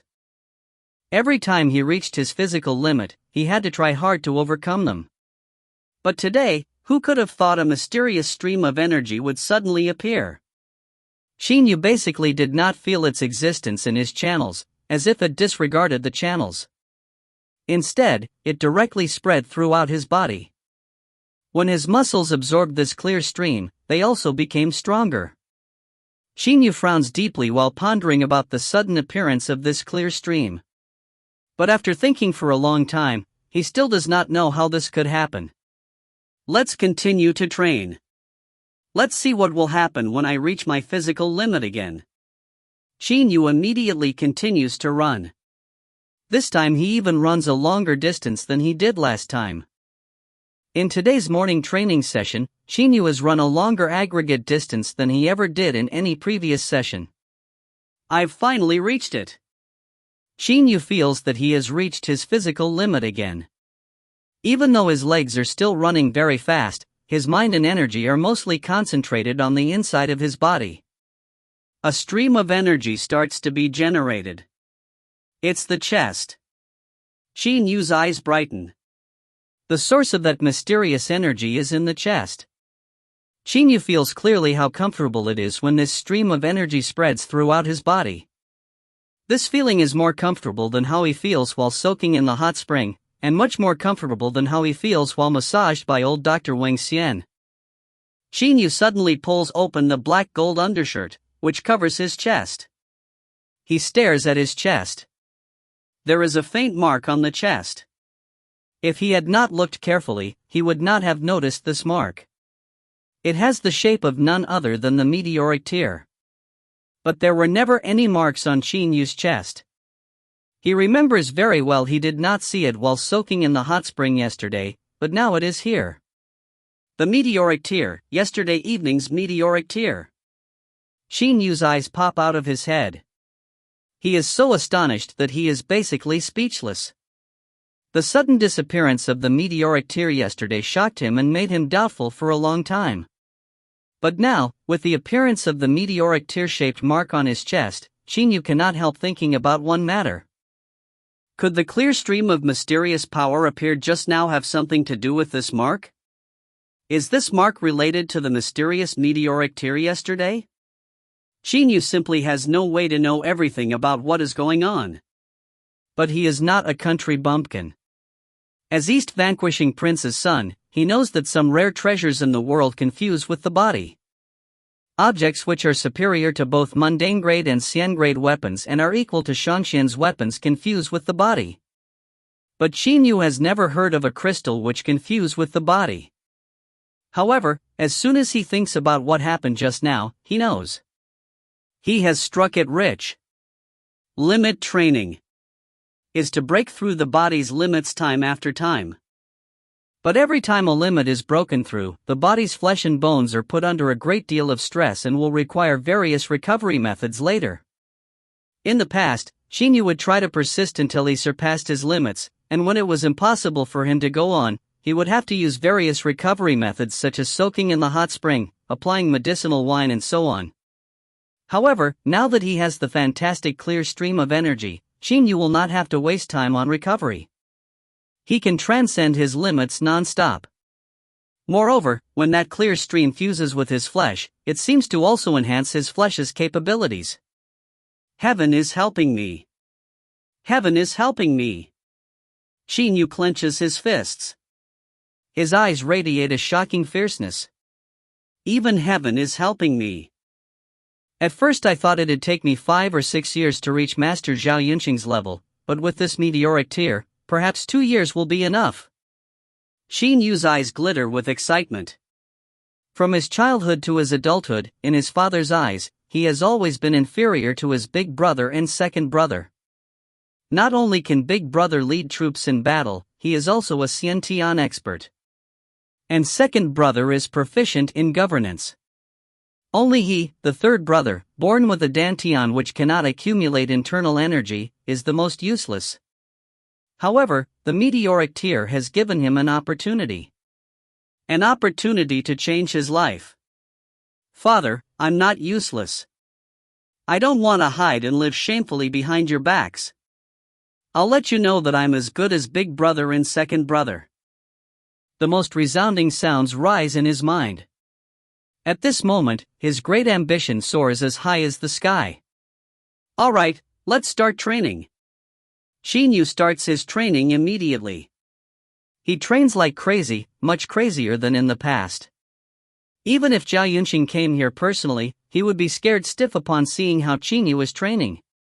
The reason is that Qin Yu's current training does not take into account his body's endurance. He is totally torturing himself. However, other people simply cannot know that every time Qin Yu reaches a physical limit, that mysterious clear stream will permeate through his muscles and relieve their fatigue. And whenever he transcends a limit, the muscles become stronger. As Qin Yu can continuously surpass his limits, he is improving extremely fast, like a shooting star leaping through the sky. In the evening, Qin Yu returns to Misty Villa. His face is full of confidence. He has been going through a day of mad training, with the training load being over 10 times as heavy as in the past. However, at this moment his entire body's muscles are unexpectedly still full of vitality. End of B2C7. Book 2 Chapter 8. B2C8, Leaping Through the Sky, 2. That night, Qin Yu sits with legs crossed in his room. Every night he executes the ancestral dragon arts technique to turn the world's holy energy into internal energy, then, as it automatically disperses, lets his entire body's muscles absorb some of this internal energy. Tonight is the same. Qin Yu executes the ancestral dragon art again. If there were an observer, he would see. Various endless streams of the world's holy energy start to whirl around Qin Yu at a very fast speed. Their number is shockingly large. Because there are too many of them, these holy energy streams unexpectedly form a blue mist. It looks as if Qin Yu's entire body is wrapped in a hazy layer of blue mist. His body is only a blur through the blue mist. Materialization of holy energy. The materialization of holy energy according to legend. If an internal expert or a Xiantian expert saw this, they would be scared stiff. Holy energy absorption speed naturally represents a person's power improvement speed. And when the materialization of holy energy is achieved, the practice speed of that person will reach a terrifying level. According to legend, Shanxian's holy energy absorption is at a level where the holy energy is materialized. And even Xiantian experts are definitely below this level. At the moment, however, the materialization of holy energy is happening on the body of a young man who is only 16 and practices external techniques. At this moment Qin Yu's face is very red. His body is slightly trembling, as if he has received a very great provocation. Beads of sweat have even stuck out on his forehead.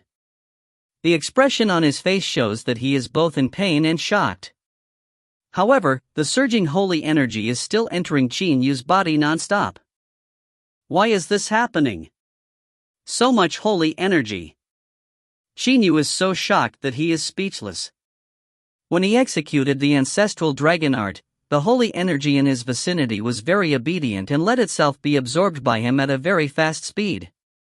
But because it was too obedient and too easy to maneuver, Qin Yu has unexpectedly absorbed an amount of holy energy over 10 times as much as usual in a short while. Could that meteoric tear be the reason?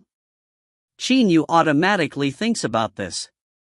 But he immediately smiles bitterly. My goodness, you're killing me. At this moment, the surging holy energy in his body starts to roll into his channels. If a footpath which can only accommodate 3 people walking abreast is suddenly walked on by people 10 abreast and, moreover, the number of people taking this footpath increases non-stop, it is easy to imagine how overcrowded it will become. At this moment, the channels in Qin Yu's body are exceptionally overcrowded. The amount of holy energy which far exceeds those of the past is totally clogging his channels. Absorbing too much holy energy isn't a good thing. What should I do now? Qin Yu can feel continual tearing pains in his channels. He makes every effort to circulate the holy energy in the channels. But because there is too much holy energy, even starting to keep it under control is hard for him.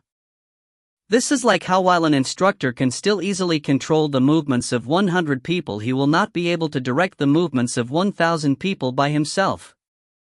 So painful, will I die because of the channels breaking into pieces? Qin Yu smiles bitterly in his mind. At first I thought this mysterious meteoric tear was a treasure. Now it seems to be a disaster for me instead. So much holy energy is already enough to squeeze into my channels until they break. Qin Yu can feel that every place of the channels in his entire body is in continuous pain. Qin Yu's channels have adapted themselves to those smaller amounts of holy energy of the past, but today's amount has increased to 10 times the normal amounts, so how can they endure it? His channels have been overfilled. Moreover, they seem to be about to break apart because of that. Qin Yu can only see everything happening without being able to do anything. Fizz, fizz. A place of his channels finally can no longer endure the pressure of the squeezing and starts to tear. No good. Qin Yu's face immediately goes very pale.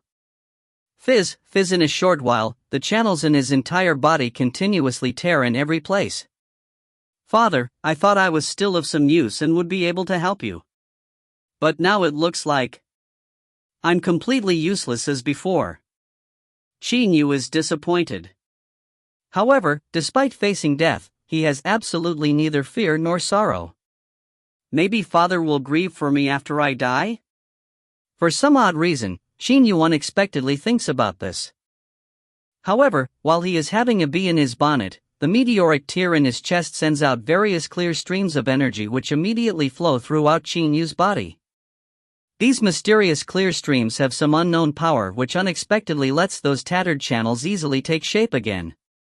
Moreover, the newly formed channels are considerably wider than the previous ones.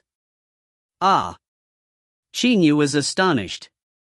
He watches this scene in stupefaction. It seems, the meteoric tear is not as simple as he thinks at all.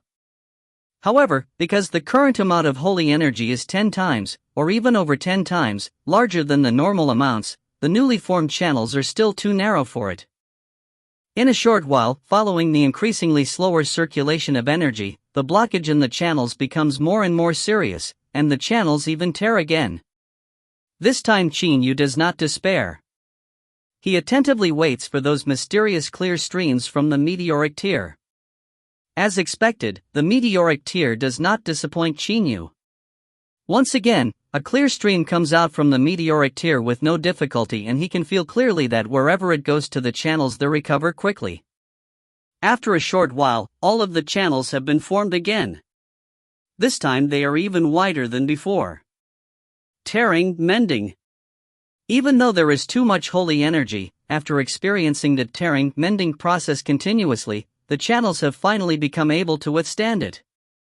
Qin Yu finally succeeds.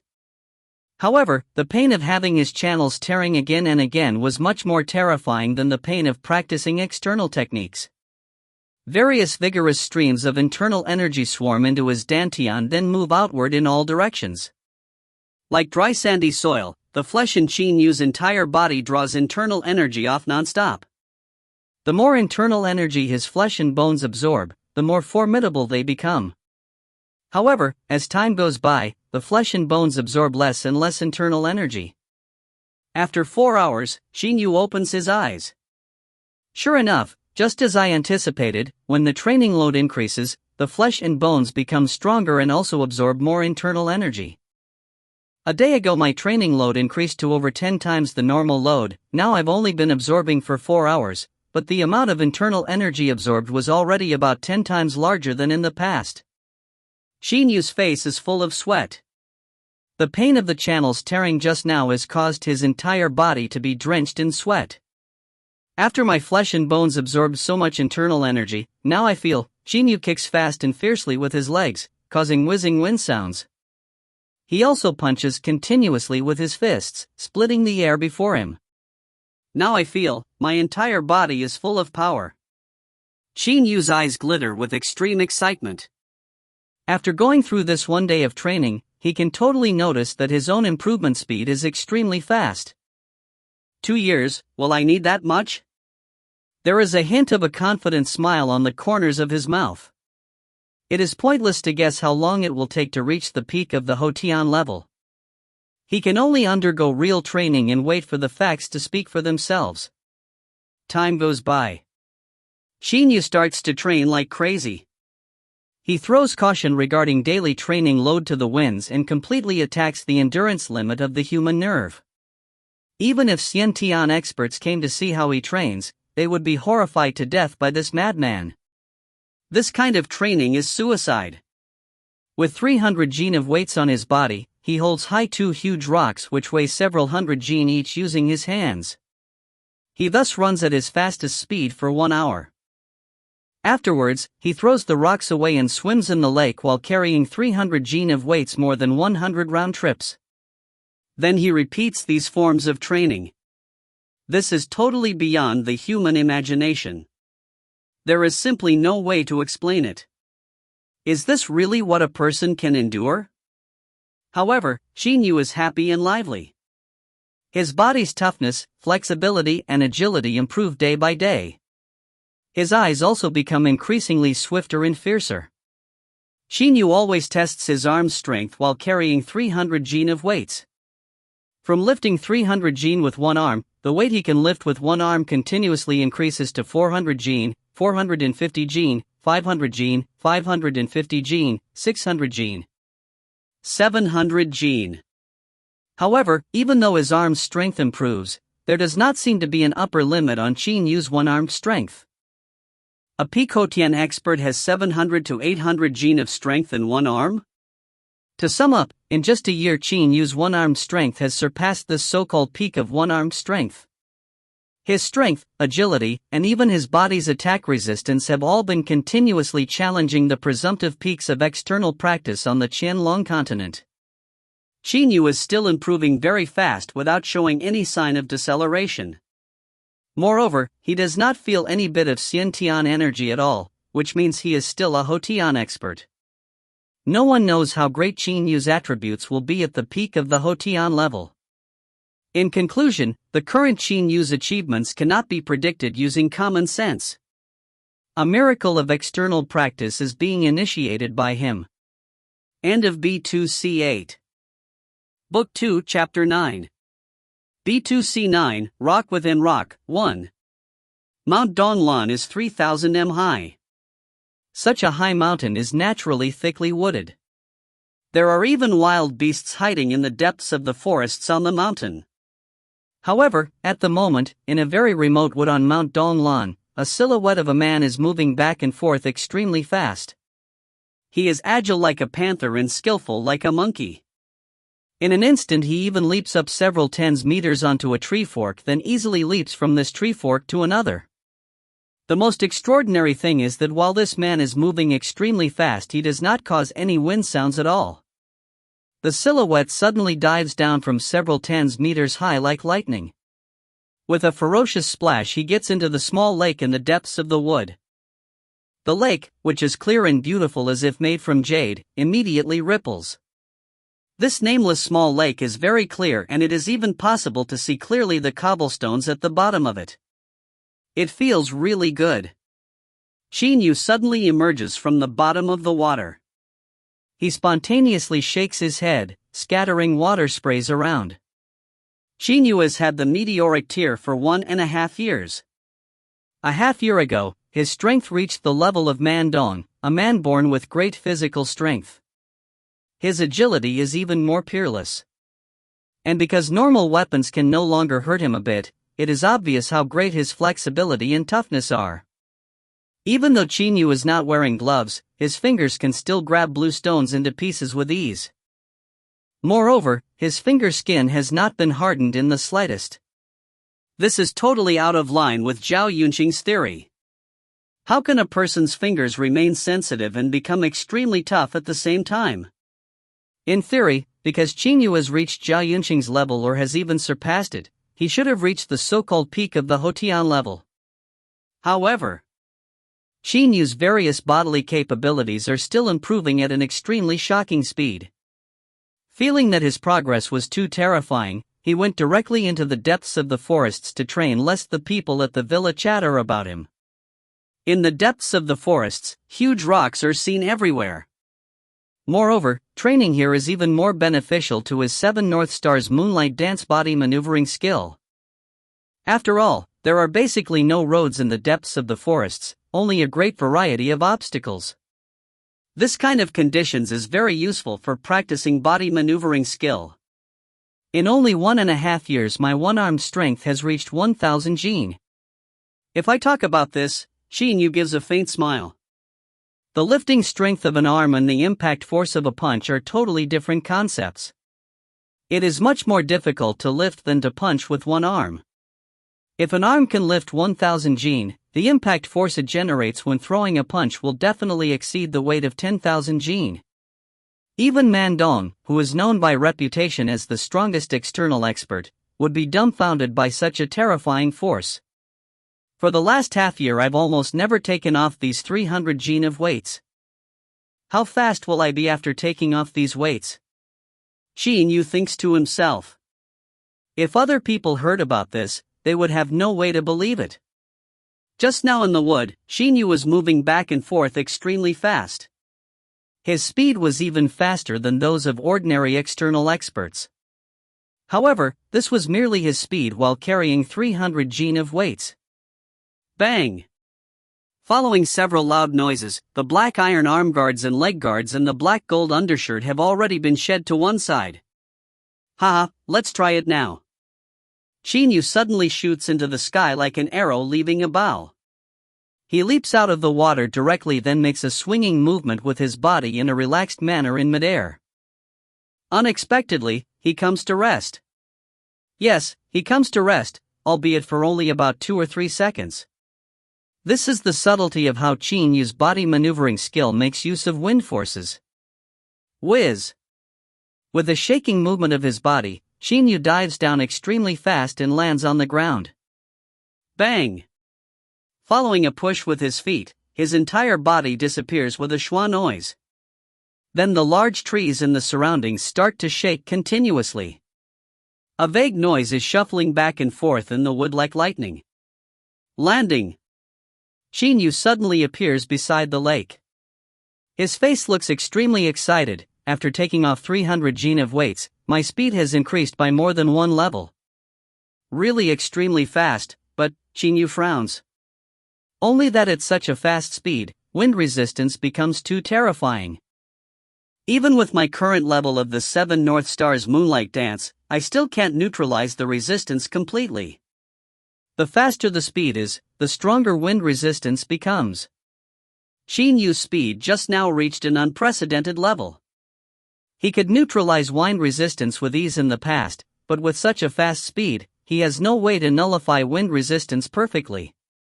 Well, looks like I'm not strong enough. I must keep trying hard.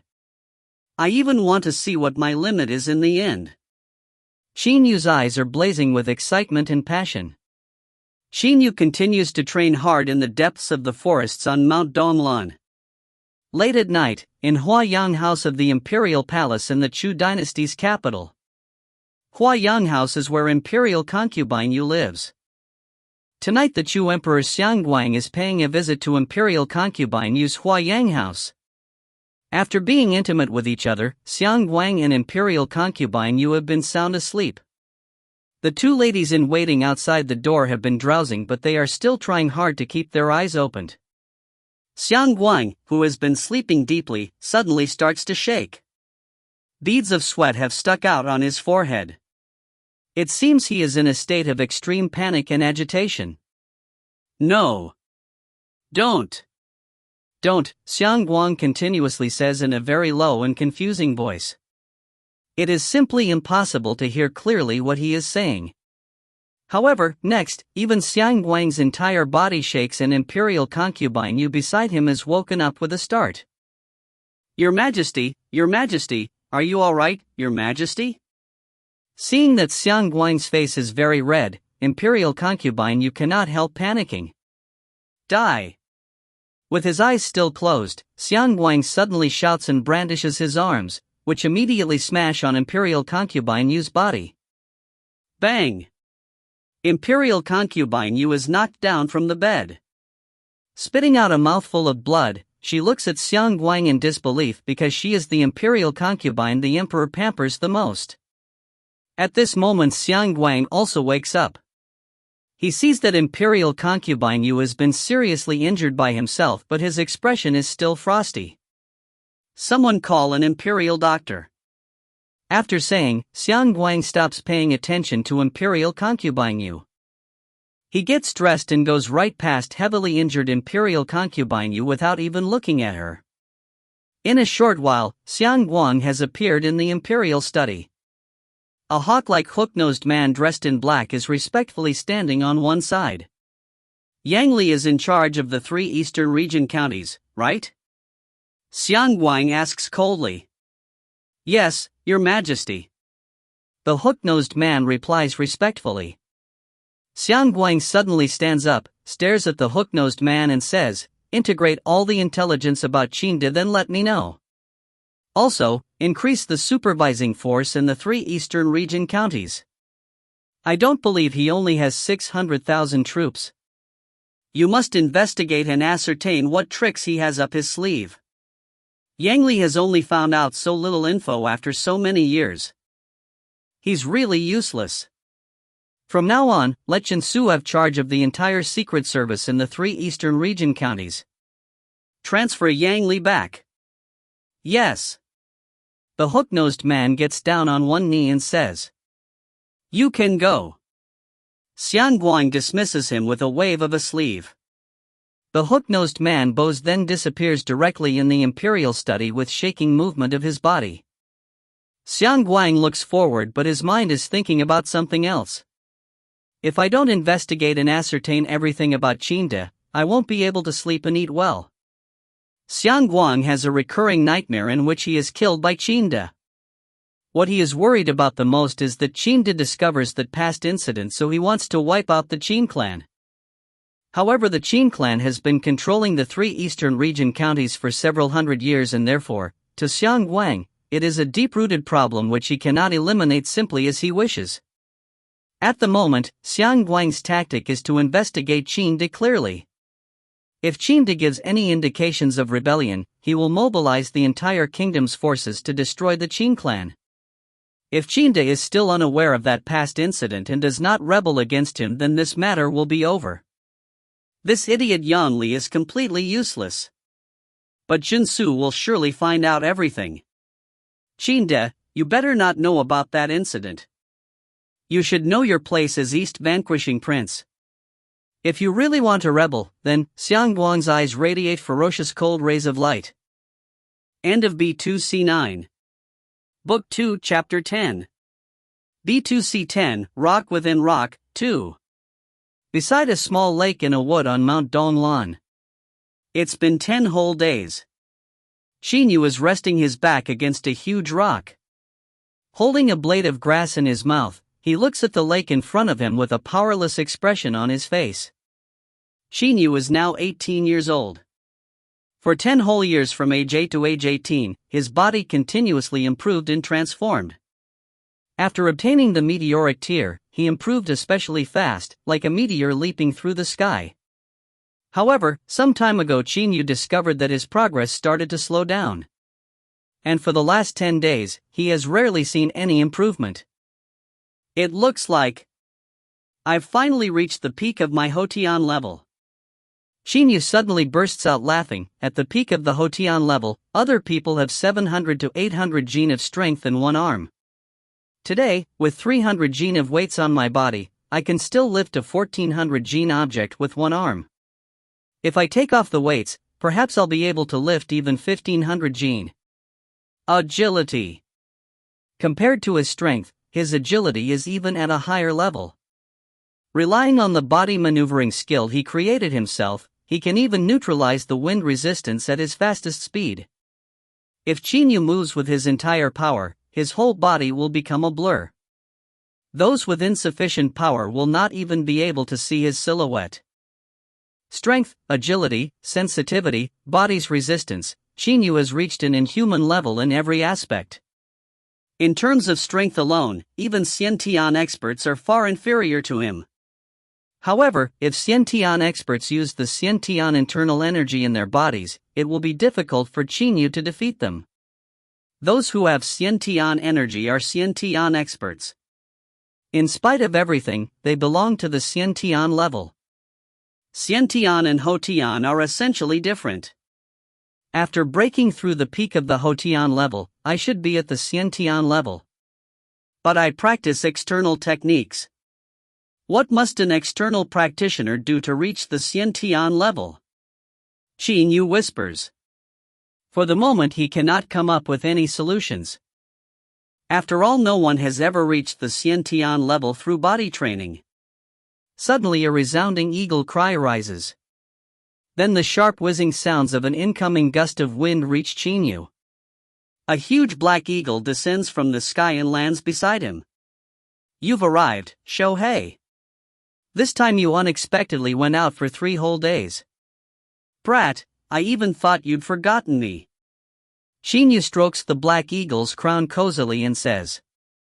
Only he can stroke the black eagle's crown. Other people simply cannot touch it.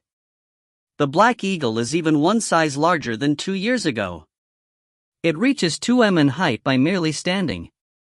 Once it spreads its wings, Qin Yu can even turn his body round while lying on the back of the black eagle. The crown was pure golden in the past, but now there is a tint of red in it, which makes it look like a flame. The black eagle looks at Qin Yu resentfully and even flaps its wings hurriedly. As soon as Qin Yu sees this, he laughs. He and the black eagle have been together for so many years, so he can totally understand the meaning of every expression in the black eagle's eyes. Alright, you haven't forgotten me. I misunderstood you, okay, says Qin Yu laughingly. Only now does the black eagle nod its head.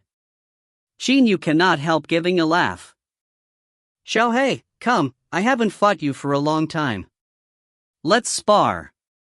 As Qin Yu is saying, his body instantly charges toward the black eagle. He turns his hand into a claw and grabs at the eagle.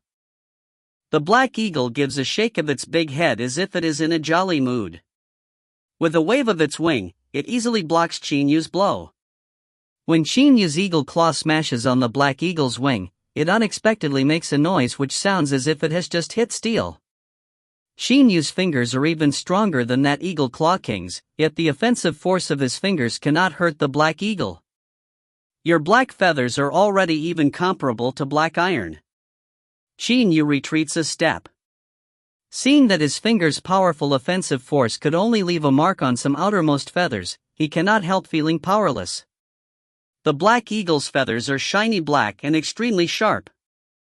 Its wings are covered in a thick layer of feathers, but Qin Yu's fingers' offensive force could not even break a small area of the feathers, therefore it can be imagined how terrifying the black eagle's defense is.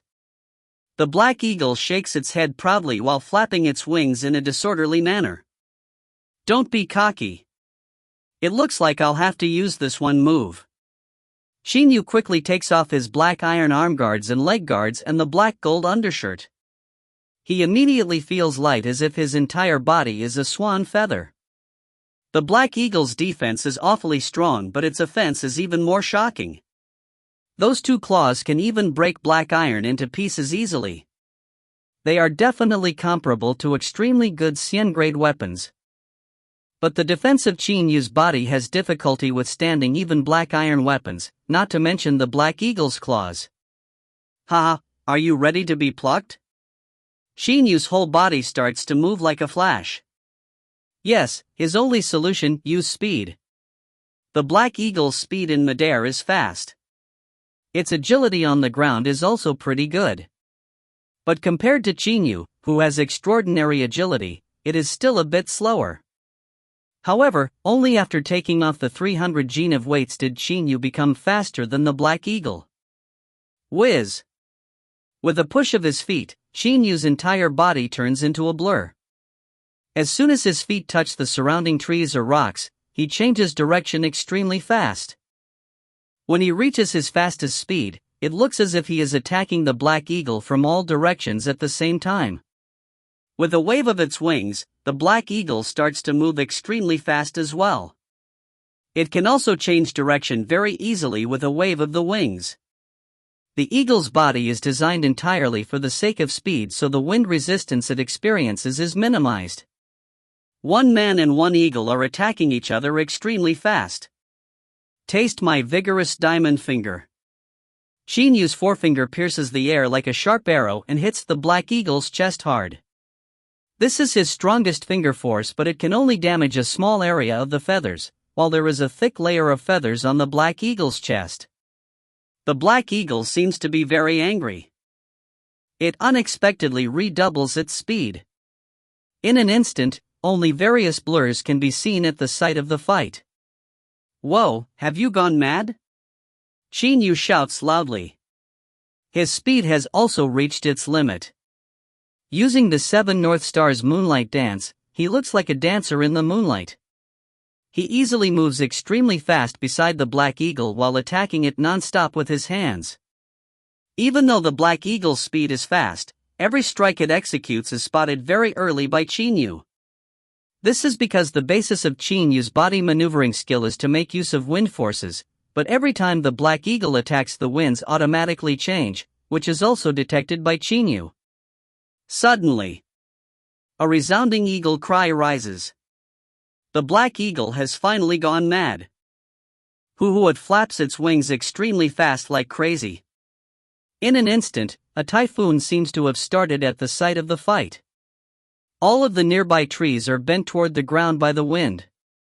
Then, with several clack sounds, some branches are continuously broken. Naturally, this terrifying wind speed adversely affects Qin Yu's movements. Qin Yu gives a smile. Still the same old move. Qin Yu's body rushes northward very fast. Having fought each other frequently, he and the eagle are extremely familiar with each other's techniques. Therefore, upon encountering this skill of the black eagle, he wastes no time rushing to a place. The rocky forest. The rocky forest's name says it all. This is a place where rocks stand in great numbers. However, because this place have gone through several great fights between Qin Yu and the black eagle, all of the smaller rocks have already been blown away or broken into pieces. Now there are only some huge rocks which weigh several thousand jin left. In the rocky forest, Qin Yu is shuffling back and forth in the rocky forest easily. The black eagle is chasing him like a black thunderbolt. In terms of speed alone, the eagle is actually just a bit inferior to Qin Yu. But it is much less sensitive than him. Qin Yu can easily change direction while moving. Even if he is running eastward extremely fast, he can turn westward in an instant. Bang! Bang! Bang! Bang! Bang! Qin Yu continuously attacks the black eagle with different forms of hand strikes, including knife hand, fist, and spear hand, while the eagle attacks him using a combination of its beak and wings. Those sharp claws, however, are not used to attack because, after all, only by flying up can it attack Qin Yu with the claws. But if it flies up, Qin Yu will not be able to do anything other than get attacked passively, as he cannot fly, and the fight will become boring. Bang! The black eagle makes a wave of a wing. After Qin Yu dodges the wing, it smashes on a huge rock on one side. Because the hardness of the eagle's wings is really excellent, that wing actually shatters the huge rock. Qin Yu suddenly throws a palm strike at the eagle's neck, but the eagle flashes away with a movement of its wings. Qin Yu's heavy palm strike then fiercely hits a huge rock. Naturally, that huge rock is broken into pieces by this palm strike because, whether in terms of force or in terms of toughness, Qin Yu's palm strike is even more formidable than that of the iron sand palm expert among the 8 great external experts at that time. A man and an eagle keep fighting this way. It is really unlucky for the entire rocky forest because they blow up various huge rocks wherever they go to. Ha! Uttering a loud shout, Qin Yu suddenly shoots up into the air, then strikes down toward the black eagle. At this moment, the eagle is resting its back against a huge rock and basically has no way to dodge.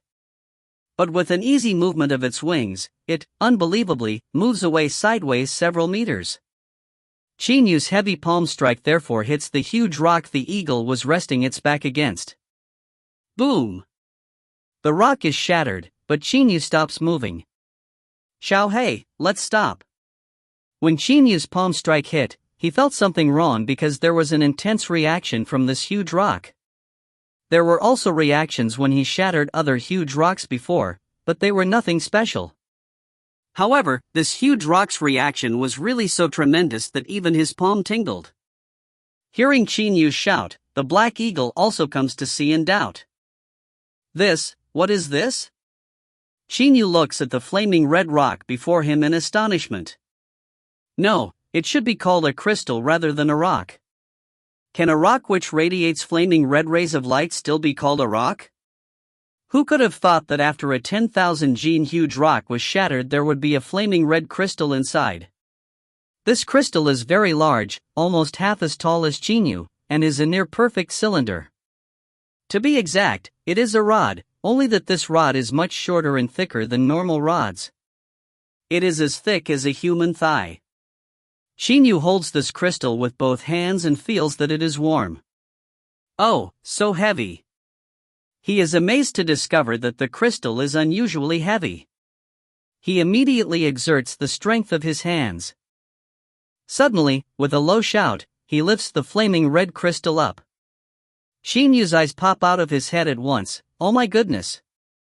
Who could have thought such a small cylinder would weigh about 2,000 gene? End of B2C10. Book 2, Chapter 11. B2C11, Forging Grandmaster, 1. What is this thing actually? Frowning, Qin Yu examines the flaming red crystal in his hands carefully. This crystal is unusually heavy and even radiates flaming red rays of light. The crystal itself is also warm. Qin Yu has seen quite a lot of treasures in the princely mansion and has also read many books at Misty Villa, so there are only few treasures on the Qianlong continent he still does not know about. However, when it comes to this flaming red crystal, he has absolutely no idea what it is. Qin Yu drops the flaming red crystal. It causes a bang as it falls on the ground. Obviously it is shockingly heavy. Let's test its hardness first. This crystal is so heavy, moreover, that rock-shattering palm strike of mine couldn't break it, so it should be very hard.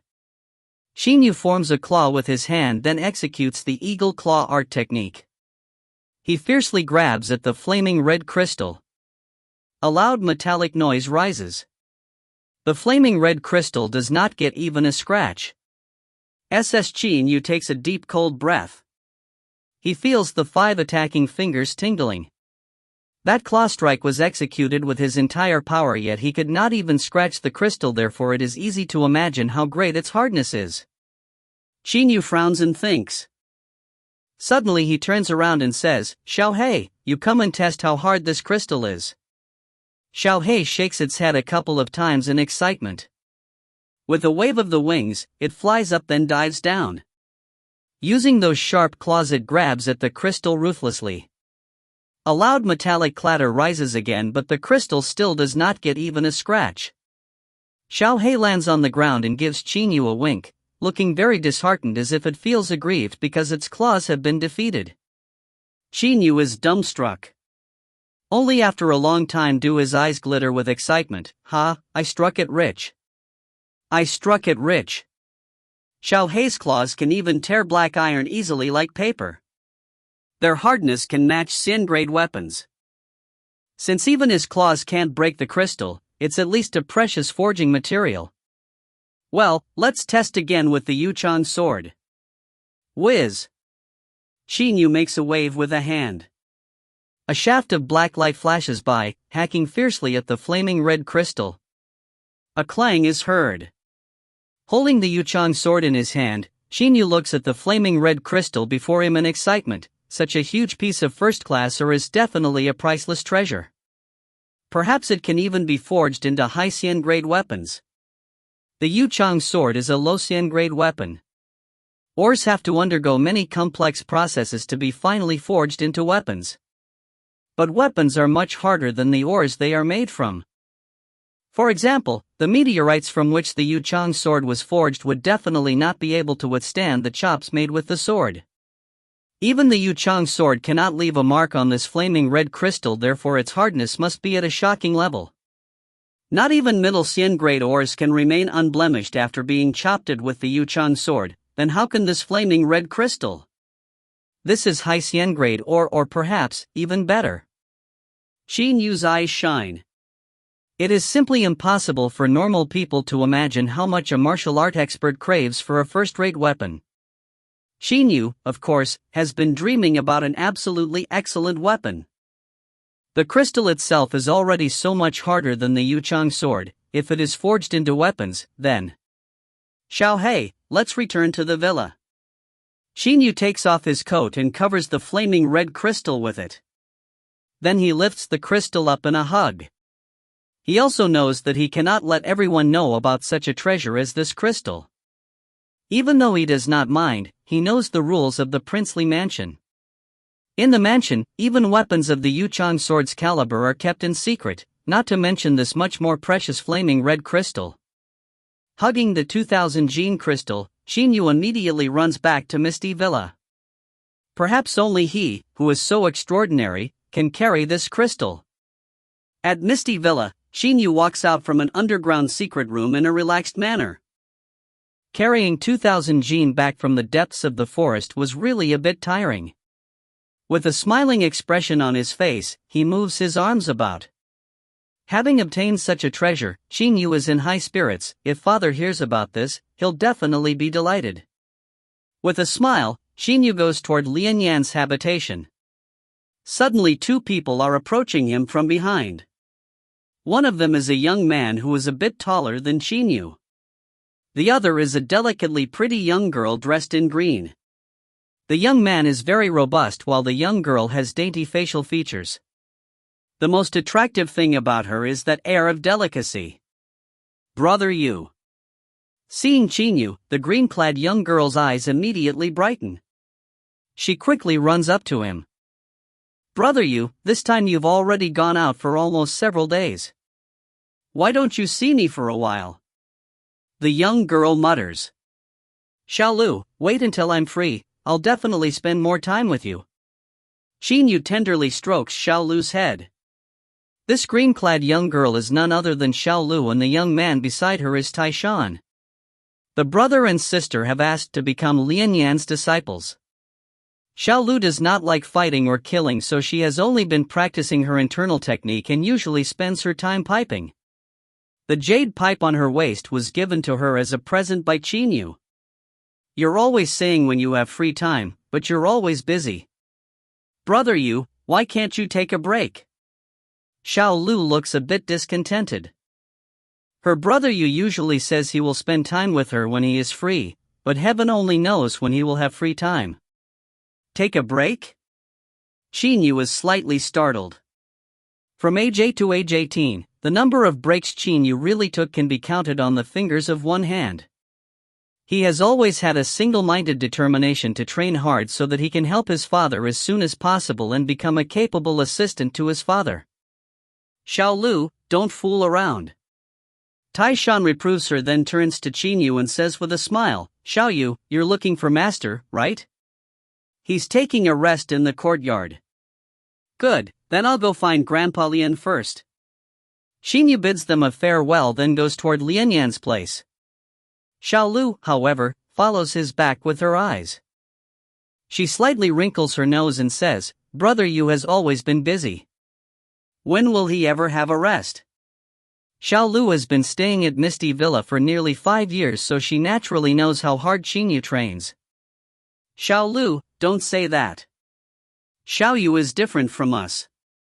Even though he's East Vanquishing Prince's third son, he chose external practice, the most painful path in martial arts. I remember when I first came here I saw him shoving his hands into iron grains. Taishan seems to be recalling that scene he saw. Shoveling iron grains could only be used as a form of training after Qin Yu's finger strength had reached a very high level. If he had used iron grains from the beginning, his fingers would have been finished. Tai Shan's eyes are full of wonderment, shoveling iron grains. His fingers must have hurt as if pierced by needles. The nerves of the fingertips are linked with the heart. Xiaolu, you simply can't imagine the pain he had to endure. However, finger strength training was only one of the numerous forms of limit training he underwent every day. From dawn till dusk, every form of training he did challenged the human body's limits. His body has always been enduring the torment of defying limits. And he's been training like this since he was 8. Following Qin Yu's back with his eyes, Tai Shan has nothing but admiration for him. Following Qin Yu's back with her eyes, Xiaolu's eyes glisten.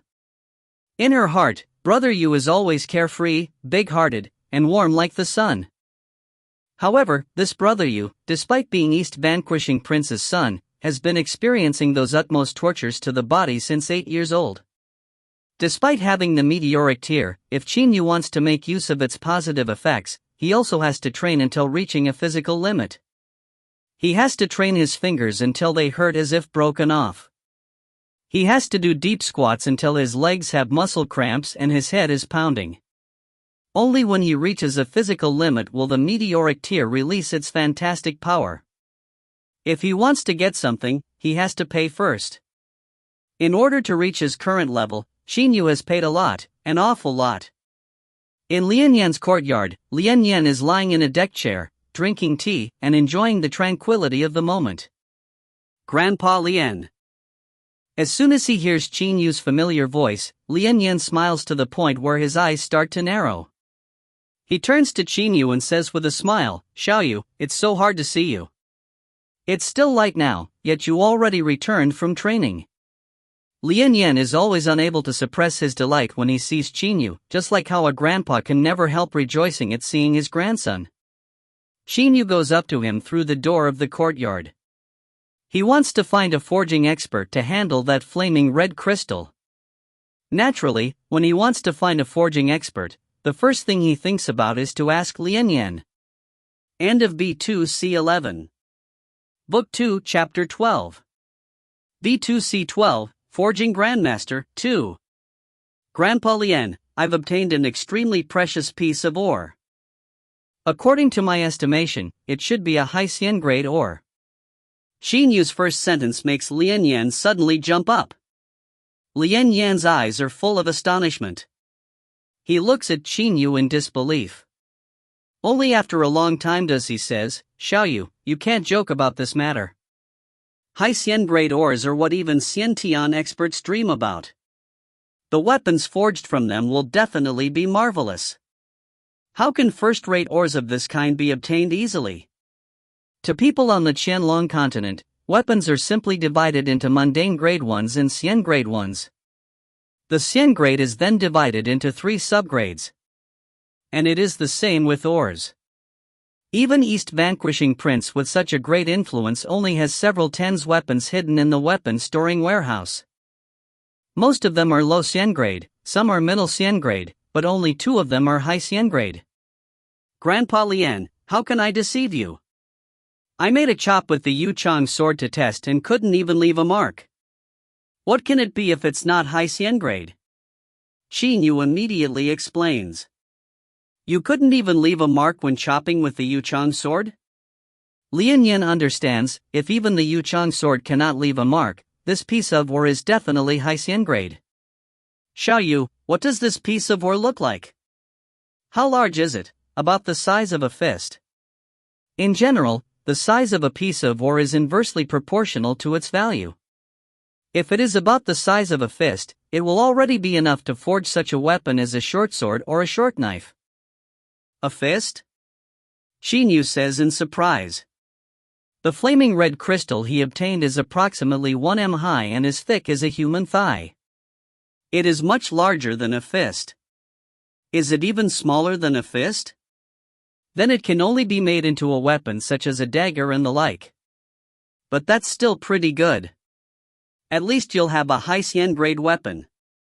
Lian Yan says laughingly.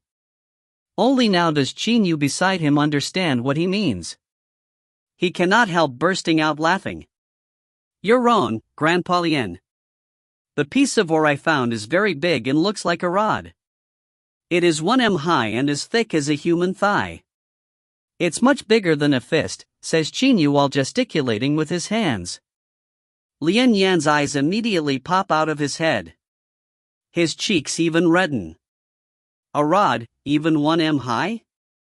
Lian Yan is not Qin Yu. He thinks about many other things. Such a large piece of ore, and even of the high xian grade, will probably be enough to make several tens weapons. And they will be the most marvelous weapons of the high xian grade, no less. Several tens weapons, what kind of idea is this? Of course it's true. You needn't ask. Qin Yu feels at a loss when Lian Yan keeps asking again and again. However, he does not understand that this is because Lian Yan cannot believe what he said. If a pie was dropped from the sky, anybody would find it very hard to believe temporarily. Quick, let me have a look at it. Lian Yan immediately says to Qin Yu, who nods his agreement at once. He then hurries Lian Yan to that underground secret room. In the underground secret room, Lian Yan's eyes glitter as he sees the flaming red crystal. The flaming red crystal radiates a light red glow. It is very lustrous and clear. And even the grain inside the crystal can be seen. As soon as Lian Yan sees the crystal's appearance, he knows this piece of ore is a priceless treasure. When compared with it, pearls and agates pale into insignificance. Lian Yan gives his waist a pull. A purple flexible sword unexpectedly appears. He makes shaking movement with his hand and the purple flexible sword is straightened out perfectly at once. It then turns into a purple shaft of light and slashes at the flaming red crystal. As expected. Lian Yan's eyes shine with fierceness as he stares directly at the flaming red crystal before him. Even my purple core flexible sword cannot damage it. It's definitely high xian grade. Lian Yan turns to Qin Yu on one side and says seriously, Xiao Yu, such a priceless treasure must be taken to the princely mansion at once. If you want any superb weapons, you can ask Mr. He, a forging grandmaster, to make them for you.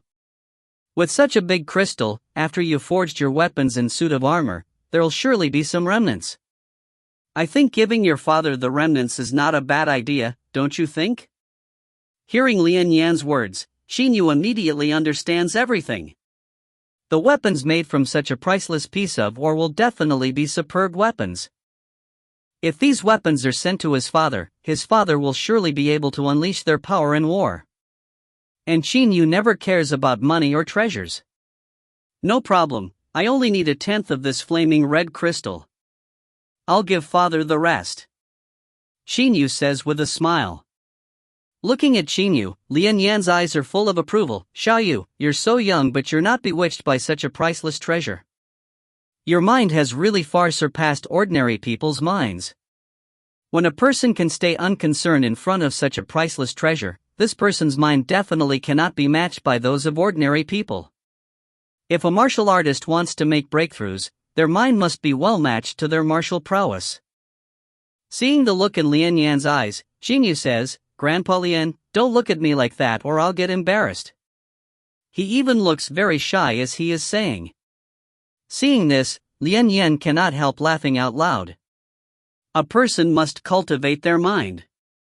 As he has gone through difficult times, Qin Yu is such a person.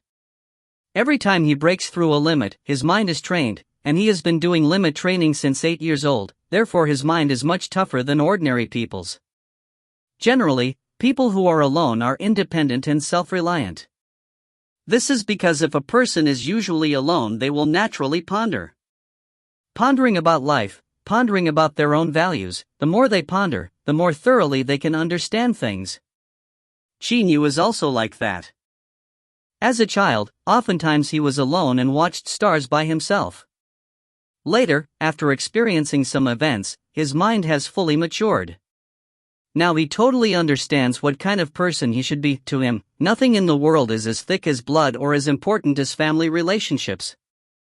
As far as money and treasures are concerned, if he already has enough to meet his basic needs, what is the use of having more? When 20,000 liang of silver are enough for a person to spend all their life, What is the point of wanting 100,000 liang? Therefore, he is naturally not greedy. People have dreams. Qin Yu also has a dream. To him, family love comes first and his dream comes second. As for his own life, without family love and dreams, living would be no different from being a zombie. Qin Yu likes the blood-boiling feeling he has after every time he breaks through a limit. He likes close-quarters combat and the intense emotions the moment life and death are decided. Qin Yu's dream is to burn his passion of life like a meteor. To him, life must be blood-boiling like this. Grandpa Lien, have you arranged for someone to deliver this flaming red crystal to the mansion? Qin Yu says with a smile. Right, I'll make arrangements immediately. Lien Yan says hurriedly. In dealing with serious matters, he must not relax his concentration a bit. He goes to make arrangements at once. Qin Yu takes a look at the flaming red crystal and thinks, I didn't think this crystal would be so useful to father. This can also be considered a benefit. Then he turns around and leaves the secret room while smiling. In a separate courtyard in the East Vanquishing Prince mansion, quite a few people have gathered together by this time, including East Vanquishing Prince's 3 sons, Lien Yan and manager Gumin. There are also 3 bare-chested large men and a black-clad middle-aged man. All of them are looking at the flaming red crystal in the center. Is it possible to forge it, Mr. He? Lien Yan asks the black-clad middle-aged man. The black-clad middle-aged man does not reply. He goes up to the flaming red crystal, opens his eyes wide and carefully examines every place of the crystal. His attention is being concentrated highly. Seeing him acting like that, Qin Yu and the others on the side are all consciously unwilling to disturb this forging grandmaster. End of B2C12. Book 2, Chapter 13. B2C13, Forging Grandmaster, 3.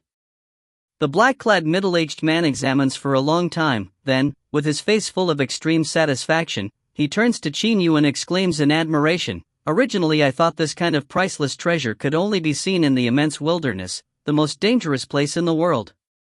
But Third Prince found this priceless treasure on the ordinary Don Lan Mountain. This is really unbelievable. I was just lucky, says Qin Yu with a smile.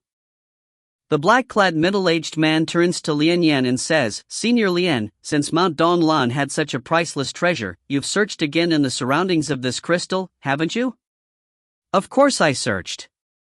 Lien Yan shakes his head and says with a sigh, but this kind of rare natural treasure can only be obtained by people with a predestined affinity with it.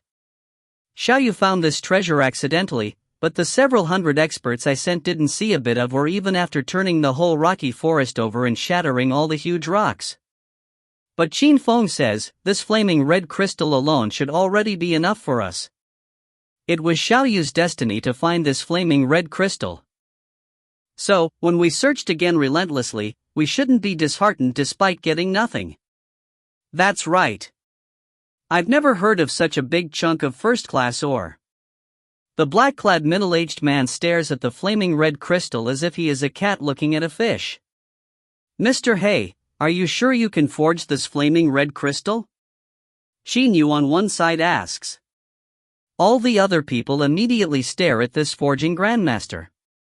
Forging is not simple at all. Even when good materials are ready, it still requires a good forging expert. East Vanquishing Prince actually had to pay a very high price in the past to obtain the services of this Mr. He. He has been staying in the princely mansion for over 10 years. Mr. He shakes his head. All the others are stupefied. I can't be certain without trying first. With a grab, Mr. He takes off his black gown, revealing the naked top half of his body. He cannot help smiling slightly. It is only because he is extremely excited that he smiles. It's been a long time since I was in action with my entire power. Bring me the blue flaming water. Mr. He gives an order. Yes. A bare-chested large man immediately goes back to his room. After a while, he brings out a glass bottle. The bottle is containing a blue liquid. The strangest thing is that there is unexpectedly a light-colored layer of flames on the surface of this blue liquid. Mr. He receives the glass bottle. Suddenly his hands start to redden. A heat flow starts to permeate through the air. The eyes of the three bare-chested large men on one side all glitter. Master is finally getting into action. It's been a very long time since we saw he was this serious. Master's sky-burning art has already reached the highest level. How formidable it is in action, I wonder. The three large men are discussing with each other. These men are none other than Mr. He's three personal disciples, so naturally the East Vanquishing Prince Mansion has placed emphasis on training them as well. Qin Yu, Qin Feng, Qin Zhang, Lian Yan and Gu Min are all also watching this Mr. He. Mr. He removes the glass bottle stopper. At the same time, he slightly tilts the bottle in his hand. The blue flaming water immediately drops onto the flaming red crystal at once, causing a series of SSSS noises. The blue flaming water is changing violently. This flaming red crystal is truly formidable. Even the blue flaming water can't leave a mark on it. A disciple of Mr. He's says in amazement. After a while, that blue flaming water has turned into a membrane which completely covers the flaming red crystal. Humph! Mr. He utters a cold humph. His eyes suddenly glitter. His two hands immediately spew two streams of incandescent flames out directly onto the membrane on the surface of the flaming red crystal. That membrane is what the blue flaming water changed into. However, the flaming red crystal unexpectedly remains unaffected. Martial brother, even Master's sky-burning flames coupled with the blue flaming water couldn't leave a mark on it. How is this possible? A disciple of Mr. He's is shocked. Not even high Xian-grade crystals can remain intact under Master's sky-burning flames. This, another disciple also becomes doubtful. The excitement in Mr. He's eyes heightens. Suddenly his face becomes very red, then turns ashen. At the same time the flames on his hands start to shrink. However, the temperature in the courtyard suddenly increases. So strong. Qin Yu is shocked. He can totally feel how terrifying the flames are. In his mind, he has a feeling that he is definitely no match for Mr. He. He even feels that the air in the entire courtyard has started to vibrate because of the high temperature. Qin Yu's guess is totally correct. Not only is this Mr. He a forging grandmaster, he has also reached the peak of the Xiantian level. He is one of the very best experts among East Vanquishing Prince's subordinates. The special flames produced from Xiantian internal energy are much more formidable than ordinary flames. General Xian-grade ores can only be melted by flames like these. Qin Yu praises Mr. He highly in his mind. But as soon as he takes a look at that flaming red crystal, he is dumbfounded. Under such conditions, the flaming red crystal is still unimpaired. Humph! Mr. He's face suddenly blackens. Bang! With a loud bang, Mr. He's entire body sends forth flames, which even burn away all of his clothes, except for his shorts. This pair of shorts is unexpectedly made of black gold threads. Mr. He's school obviously knew that when he utilized his internal energy to the utmost his whole body would send forth flames, therefore this black gold pair of shorts was passed down to him. Because they were knitted out of black gold threads, they are a real masterpiece. Only after saving for a long time did the elders in Mr. He's school have that much black gold. That pair of shorts seems to be made of the same material as my black gold undershirt. Qin Yu thinks to himself. At the same time, the flames on Mr. He's hands shrink even more, but they also become increasingly more incandescent. Heat waves start rolling in the entire courtyard one after another. All of the people around cannot help backing away a long distance. What flames! Even Xiantian experts' bodies will be burnt up by them without leaving any ashes. Qin Yu praises highly in his mind. Such flames can even melt Xian-grade ores, not to mention the human body. Qin Yu and his two brothers, Lian Yan, and the three disciples as well all stare at the flaming red crystal, hoping that this crystal can melt. If it cannot even be melted, how are they going to forge something out of it? As every second goes by, everybody's eyes totally focus on the flaming red crystal. Suddenly, pooh! Mr. Hay spits out a mouthful of blood. The color of his face changes from being black to very white. In an instant, the flames on his whole body disappear as well. Master! A disciple from behind immediately hands clothes to him. After getting dressed, Mr. Hay looks at the flaming red crystal and lets out a deep sigh. Then he turns around, looks at Qin Yu and the other people and says, "Gentlemen, I have no way to deal with this flaming red crystal." Seeing that Mr. Hay's face is so pale, everybody knows that this forging grandmaster has tried his best. How is this possible? Mr. Hay, didn't you forge this superb high-yen grade weapon for me some years ago? How come you can't even melt the crystal now? Qin Feng, grasping the battle knife on his waist, asks Mr. Hay. When Qin Feng reached the Xiantian level, in order to reward him, Qin De had a chunk of a high-yen grade ore forged into a superb weapon and gave it to Qin Feng. Mr. Hay looks at the battle knife, shakes his head and says with a smile, "Idiot, you still don't get it? This is certainly because this flaming red crystal is already superior to the high-yen grade." Startled, Qin Yu asks doubtfully, "Could it be the highest grade of ores isn't the high-yen grade?" In Qin Yu's mind, weapons are divided into mundane grade ones and yen grade ones.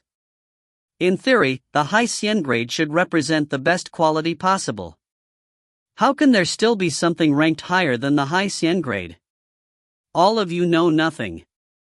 Mr. Hay's eyes radiate loftiness. In the forging business, he is definitely a figure at the top of the pyramid. That so-called division of weapons into the mundane grade and the yen grade only applies to us mortals. I'm asking you, what weapons do Shangxian use? Humph, even a high-yen grade battle knife, when coming up against a Shangxian's flying sword, will be pierced through easily like paper. There is a hint of loftiness on the corners of Mr. Hay's mouth. Everybody present is immediately shocked. That is true.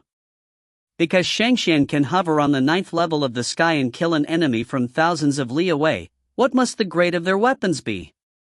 Actually, Qin Yu and the others have heard that those flying swords can fly extremely far and kill someone from thousands of li away and, moreover, not even high-yen grade weapons can withstand them. Mundane grade and yen grade are merely terms coined by us mortals. The scope of our understanding is only that big. It's simply impossible for us to imagine the world of Shangxian. This flaming red crystal, if I guess correctly, should be a material to forge Shangxian weapons. Staring at the flaming red crystal, Mr. Hay says very firmly. Qin Yu looks at the flaming red crystal. It is still intact and emits a light red glow. What's the use of this flaming red crystal? It can't even be melted, how can it be forged into weapons? Qin Feng shakes his head and says. Everybody, including Lian Yan and Qin Yu, has a powerless expression on his face. That is right. They cannot even melt it, how can they make weapons out of it? Qin Yu shakes his head and says with a smile, "Forget it. When even Mr. Hay can't melt it, there aren't any people in the world who can melt and forge it." Well, don't be so disappointed, Third Prince. I have no way to melt it. But there's still a real forging grandmaster who can melt and forge it, says Mr. Hay with a smile. Hearing this, everyone looks at him in doubt, including his three disciples. A real forging grandmaster? There's still a forging grandmaster more capable than Mr. Hay? Xin Zhang says doubtfully. All the people present are looking at Mr. Hay in doubt. Mr. Hay says with a confident smile, "All of you don't know about this, so I'll tell you a secret, but don't spread it." Actually, not only is a Shangxian an invincible expert, at the same time, he is definitely a forging expert as well. Oh? All of the people present know that Shangxian are invincible and that their flying swords can kill people very easily. However, they do not know anything about Shangxian's level in forging. All Shangxian can use a kind of flame. That flame is much more formidable than the flame of my internal energy. With that kind of flame, won't it be very easy to forge a weapon? In fact, you'll all understand if you think about it. Every Shangxian has at least a flying sword, but where do their flying swords come from? Could they be dropped from the sky, or are they forged? Mr. Hay says to everyone in a mysterious manner. Only now does everyone realize what he means. Right, I'll send for Shangxian Fenjiuzi at once, says Lian Yan immediately. However, Qin Yu looks up and gives a whistle. He then looks at everyone and says, Xiao He has the fastest speed. Xiao He and I will go to invite Uncle Feng. In a moment, a beam of black light shoots down directly from the sky. It is none other than the Black Eagle. Qin Yu gets on its back like a flash. The Black Eagle then utters an eagle cry and flies outward directly extremely fast. End of B2C13. Book 2 Chapter 14. B2C14, The Xiuzhen World, 1. The Qianlong continent has a strangely large number of species of wild beasts. Quite a few people have tamed wild birds and beasts. However, these tamed birds and beasts in general are only loyal to their own masters, therefore other people basically cannot ride them and, moreover, it is difficult to domesticate wild beasts on a large scale. Ordinarily, their job is to help deliver messages or invitations as Qin Yu is doing. When war breaks out, most of those bird owners will become military intelligence personnel or form airborne raiding squadrons. There is a wide variety of ways to fight a battle on the Qianlong continent. The use of various kinds of birds and beasts makes the fighting even more colorful and unpredictable. Moreover, everyone in an army does internal practice.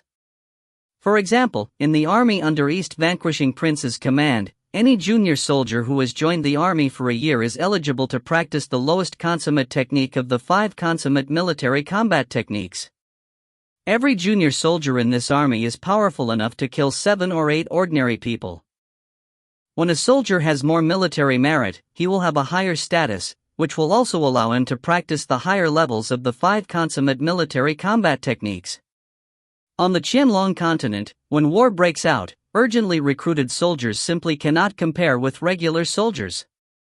At least in terms of quality, they are so much inferior to regular soldiers. A 200,000-strong regular corps can eliminate a large army of 1 million ordinary people who have been enlisted forcibly. Sitting on the back of the Black Eagle, Qin Yu looks down at the ground. In a short while he has already gone out of Yen City. In terms of speed, it seems I've never heard of any kind of bird which can match the Black Eagle. Qin Yu strokes the Black Eagle's neck while smiling. The speed of the Black Eagle is astonishingly fast. At least according to Qin Yu's knowledge, there are no birds as fast as the Black Eagle. After all, eagles are already always extremely fast, and Qin Yu's Black Eagle is a special kind of eagle which is even 2 or 3 times faster than ordinary eagles.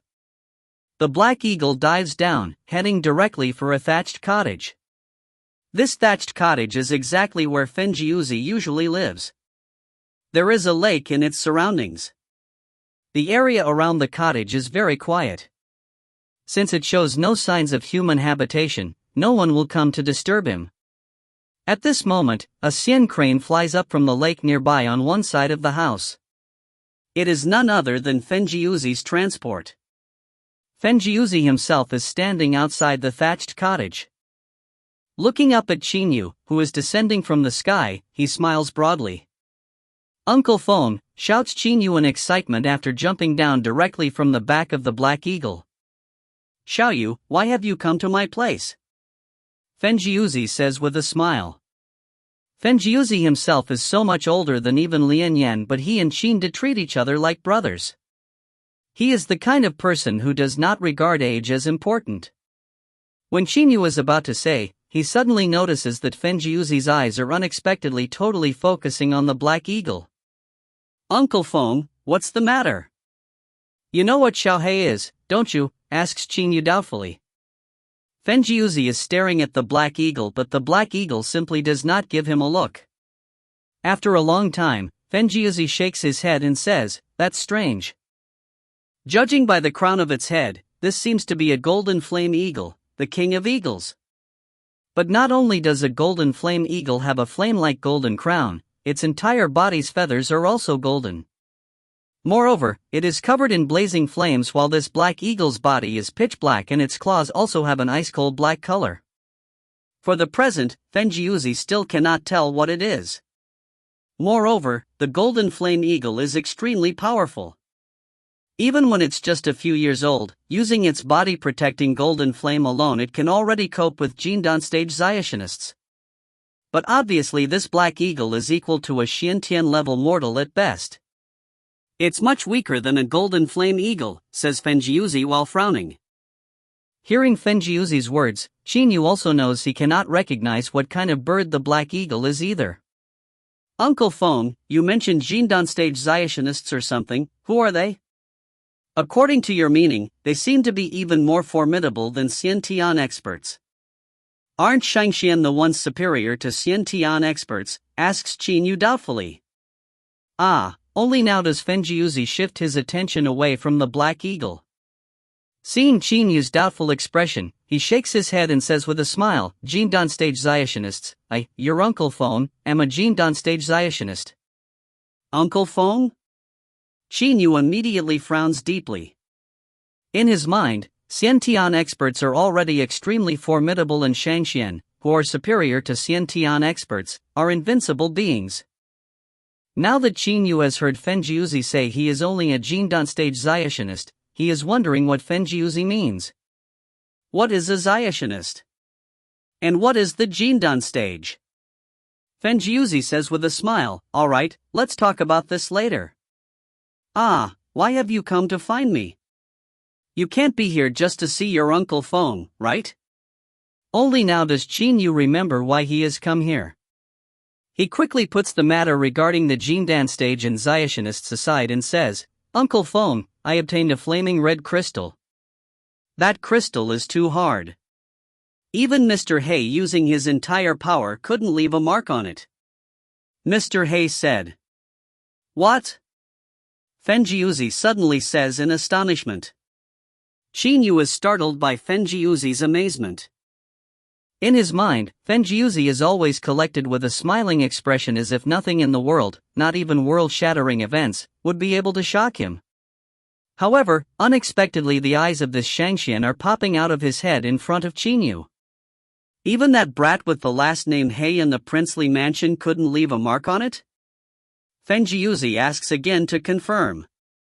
Qin Yu can only nod without understanding Fenjiuzi's meaning. Fenjiuzi's eyes immediately glitter, that brat He's sky-burning art or something has reached the highest level, added to that his school's unique blue flaming water, then even pretty good ores can be melted easily. But this flaming red crystal didn't even get scratched. What precious kind of ore is this flaming red crystal actually? Where is this flaming red crystal? Fenjiuzi stares at Qin Yu and asks. In the princely mansion. Qin Yu immediately replies. Good, let's go now. Fenjiuzi does not call the Xian crane. A flying sword suddenly appears under his feet and expands. He grabs Qin Yu and makes him also stand on the sword. Then, paying no attention to the Black Eagle, he thus flies directly toward Yen City.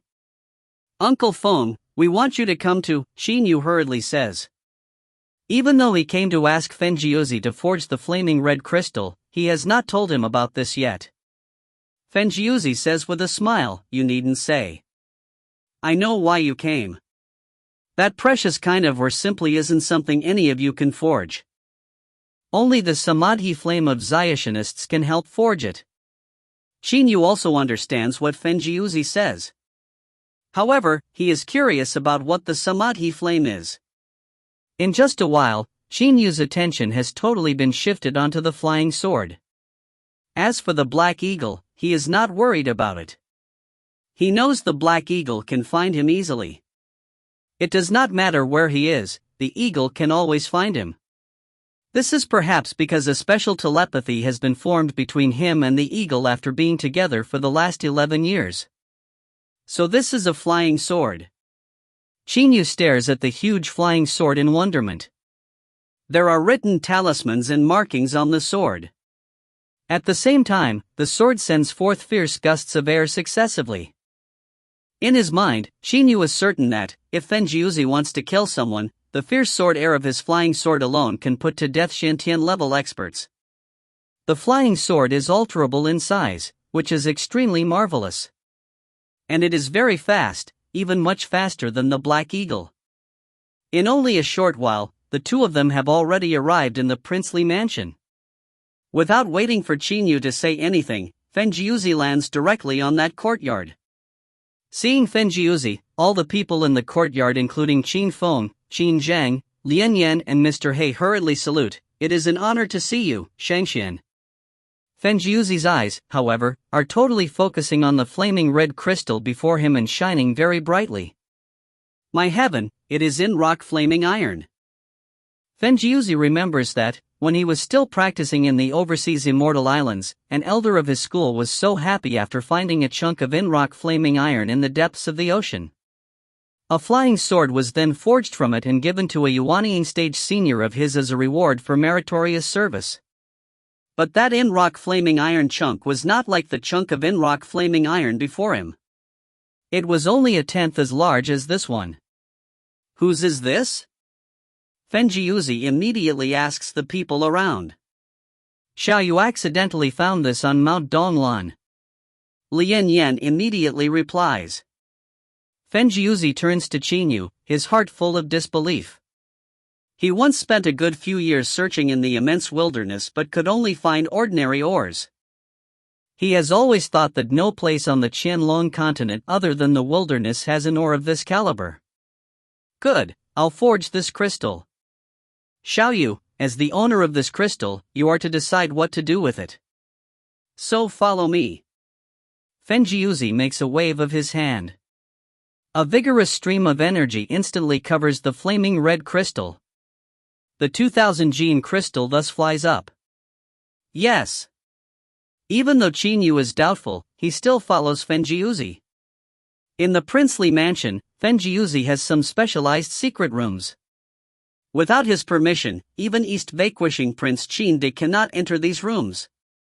At present, Fenjiuzi takes Qin Yu into a secret room which is specifically used for forging holy objects. End of B2C14. Book 2 Chapter 15. B2C15, The Shojin World, 2. Holding a teacup in his hand, but Qin is looking outside through the window. Su Yuan, that Shangguan Hong has already come as well, hasn't he? Qin slowly asks. Standing in the dark behind Qin, Su Yuan says with a nod, according to intelligence, North Vanquishing Prince Shangguan Hong has already arrived. Since tomorrow is the day of negotiation, given this Shangguan Hong's foxiness, he definitely can't arrive on the last day. Su Yuan suddenly says, Your Highness, there are still 3 years until our great undertaking is started. Why do you want to meet Shangguan Hong this urgently? Su Yuan also knows that South Vanquishing Prince's Mu clan is very loyal and will definitely stand by the Xiang royal clan. East Vanquishing Prince Qin simply has no hope that he will be able to persuade South Vanquishing Prince to join him. Only a fence-sitter like North Vanquishing Prince can be persuaded. Therefore, he wants to draw the Shangguan clan to his side. Qin puts the teacup down. The corners of his mouth slightly curve upward. Su Yuan, there's no other way. Today leader of the Xiang clan's secret service in the 3 eastern region counties has been replaced with Jinsu. Jinsu. Su Yuan immediately has a mental picture of an eerie cold pair of eyes. Yes, it's exactly Jinsu. In the past I knew very clearly about the level of that leader. He definitely wouldn't be able to find out the real power of our army. But this Jinsu isn't useless like him.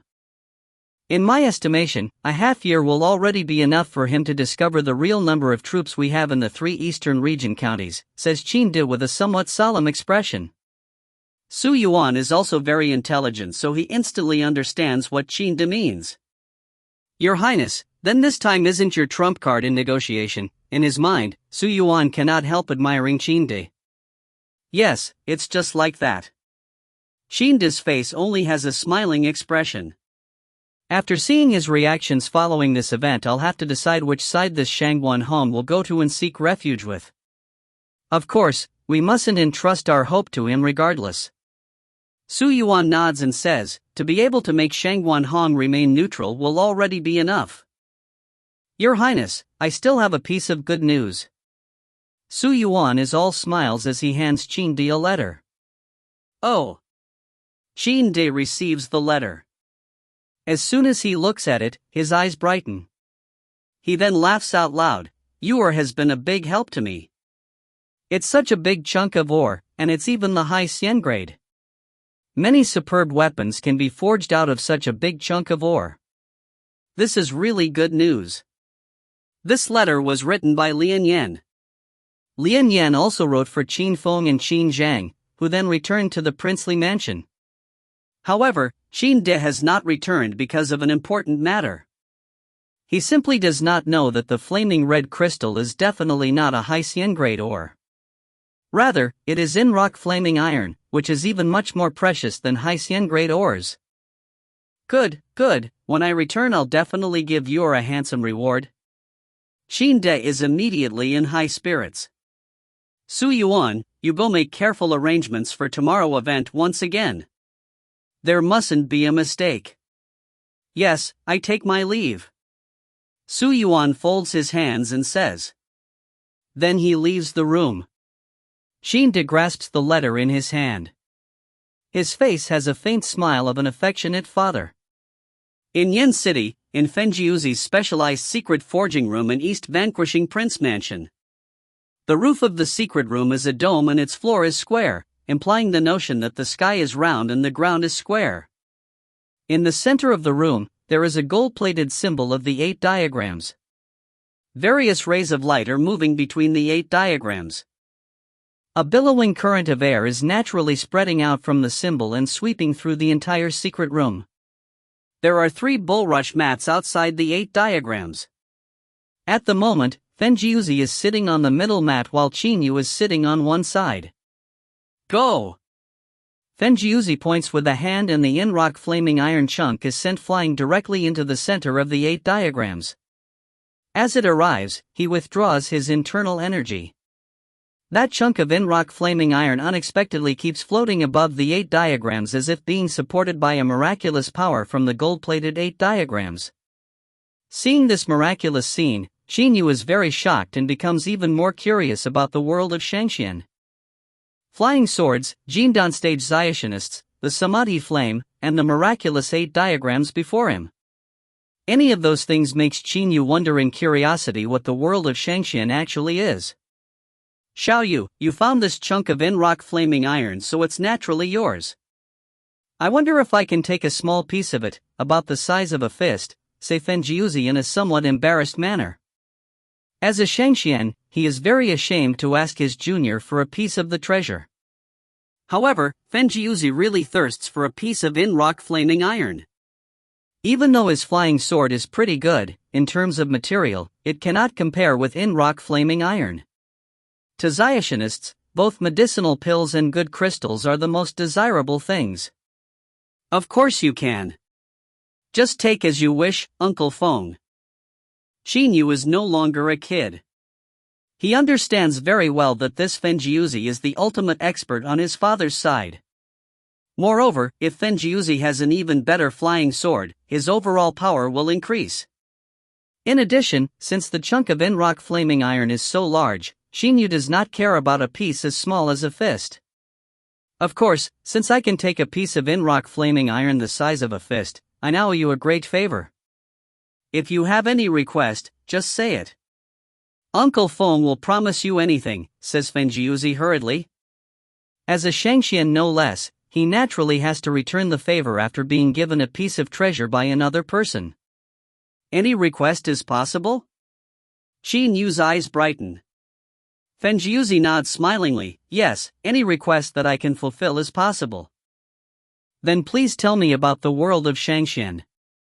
You've mentioned things like Xiationist and Samadhi Flame. I'm very curious about them, says Qin Yu hurriedly. Only this request? Fenjiuzi is startled. Qin Yu says smilingly, yes, only this request. In fact, what I want the most is that my dantian will become normal so that I can accumulate internal energy and become a xiantian expert, or even a shangxian. Uncle Feng can pick one of these two requests. Qin Yu gives a hee-hee laugh. Fenjiuzi shakes his head with a forced smile. I too can do nothing about your dantian. Alright, then I'll explain the world of Zayationists to you. Fenjiuzi arranges his mind a bit, then says, actually, the so-called Shangxian on the Qianlong continent are not real immortal beings at all. They are merely Zayationists, that is, people who seek to become immortal beings. Zayationists? Qin Yu says doubtfully. Fenjiuzi says, yes, if a mortal wants to become an immortal, he'll have to go through countless tribulations. At the completion of the Xiantian level he will encounter the 4 and 9 minor heavenly tribulation. If he can overcome this minor heavenly tribulation, he will join the ranks of Zayationists and become a Jindan stage Zayationist. Your Uncle Feng is none other than a Jindan stage Zayationist.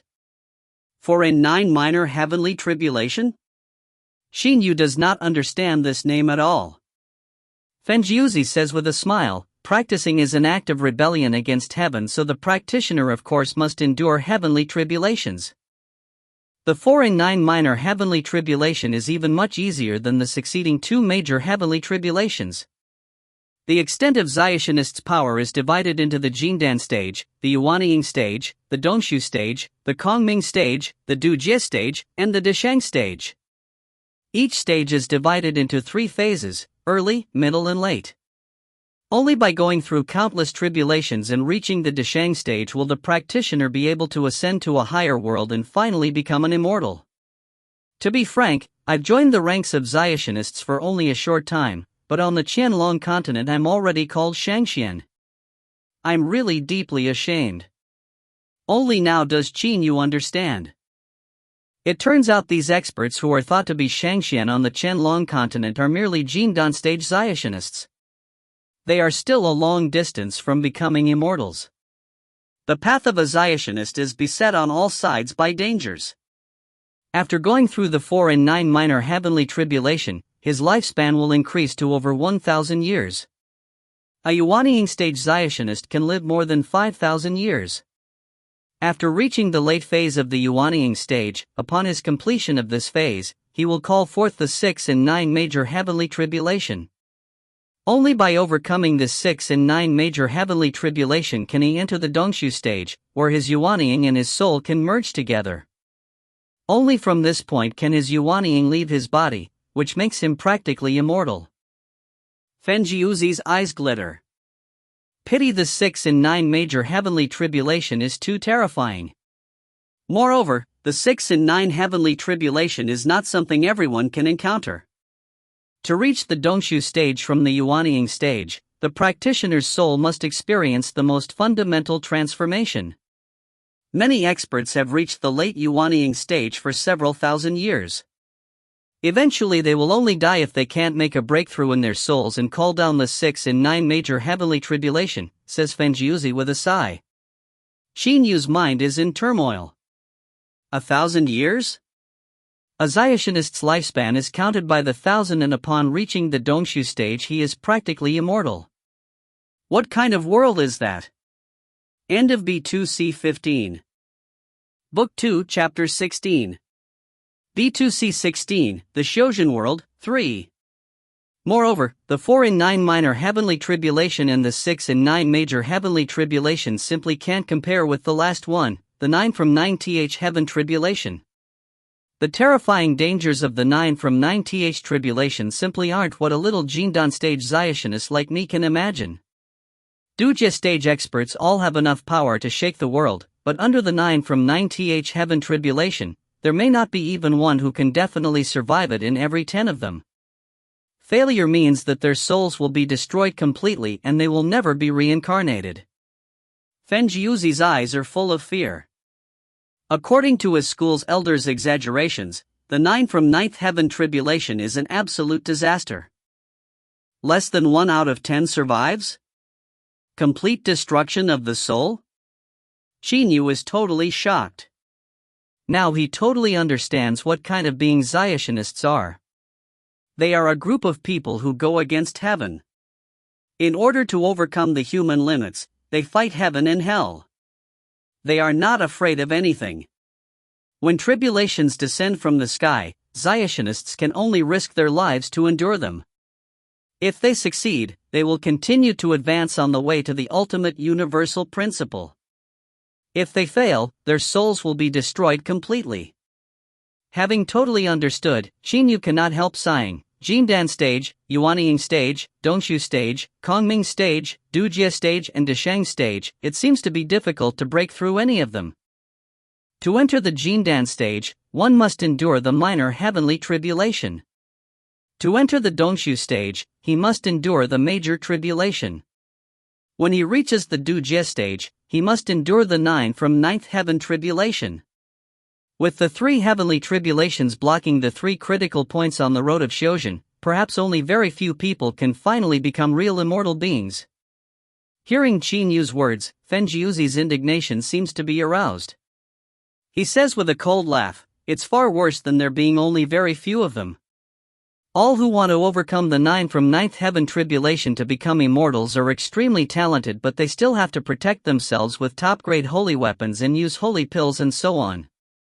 But how can ordinary people obtain top-grade holy weapons and a large number of holy pills? When I reached the Jindan stage, my school bestowed a flying sword on me, but it was merely a low-grade holy weapon. To someone like me, overcoming the later major heavenly tribulations is no more than a dream without high-grade holy weapons. But I don't have an advantaged background. In my school I'm only an insignificant disciple, how can I obtain a high-grade holy weapon?" As soon as Qin Yu hears that, he totally understands. He thinks to himself, looks like Uncle Phone was not valued while practicing in the Immortal Islands originally. These holy weapons and holy pills, what are they actually, Uncle Phone? Asks Qin Yu. Fenjiuzi takes a deep breath to calm down, then says, Xiaoyu, there's a similarity between a Zionist's power and a martial artist's internal power to the extent that you can make a comparison between holy weapons and normal weapons. With a good holy weapon, the overall power will increase greatly. Qin Yu totally understands this analogy. It is just like when he fought that mounted bandit leader Wu Tuan at the age of 13. His overall power was obviously inferior to Wu Tuan's, but thanks to the Yuchang sword, eventually he was able to penetrate Wu Tuan's body, protecting internal energy, and kill him directly. This is the benefit of weapons. Zionists use very many weapons. Most of them are flying swords, but there are also some strange weapons. All of them are uniformly called holy weapons. Holy weapons are divided into 4 grades: low grade, middle grade, high grade, and top grade. As for holy pills, they are various kinds of medicinal pills with different effects. When undergoing a tribulation, your body's elemental energy will be drained most seriously, so it's best to take medicinal pills to replenish it. Similarly, holy pills are divided into 4 grades: low, middle, high and top. Fenjiuzi explains carefully. Qin Yu absorbs every bit of information about Zionists' power stages, the subdivision of the stages and the effects of holy weapons and holy pills while continuously arranging them in his mind. He remembers clearly that there are 3 heavenly tribulations and there are 6 stages from the Jindan stage to the Deshang stage. Elemental energy? Could it be how the energy of a Zionist's body is called? Asks Qin Yu. Yes, upon forming the Jindan, a Zionist's internal energy will transform from Xiantian energy into elemental energy, says Fenjiuzi smilingly. Then he says with a sigh, Xiaoyu, the world of Zionists isn't as nice as you think. In the Shojin world, they can kill each other because of natural treasures or because of a piece of a good ore. For example, this chunk of in-rock flaming iron can even lead to a great battle between many Zionists. A great battle between Zionists, especially those experts who have reached the Dongshu stage or the Kongming stage, can turn the ocean over and shake the world. Natural treasures, holy pills, holy weapons and so on can all drive Zionists crazy, says Fenjiuzi with a smile. But Qin Yu's mind is in turmoil. He is totally imagining how a great battle between Zionists looks like. When a Jindan stage Zionist is already so formidable that he is absolutely invincible on the Qianlong continent, then how terrifying will a great battle between Zionists of the Yuanying stage, the Dongshu stage, or even the Kongming stage, the Dujie stage and so on, be? Once a Zionist gets so furious that he goes on a killing spree, mountains will collapse and the ground will crack, rivers and the ocean will be turned over, and countless mortals will die as well. Even if a Zionist's hands are tied, flying his sword, he can soar to the 9th level of the sky and disappear on the horizon, and mortals simply cannot catch up with him. To sum up, Zionists and mortals are basically on two different levels.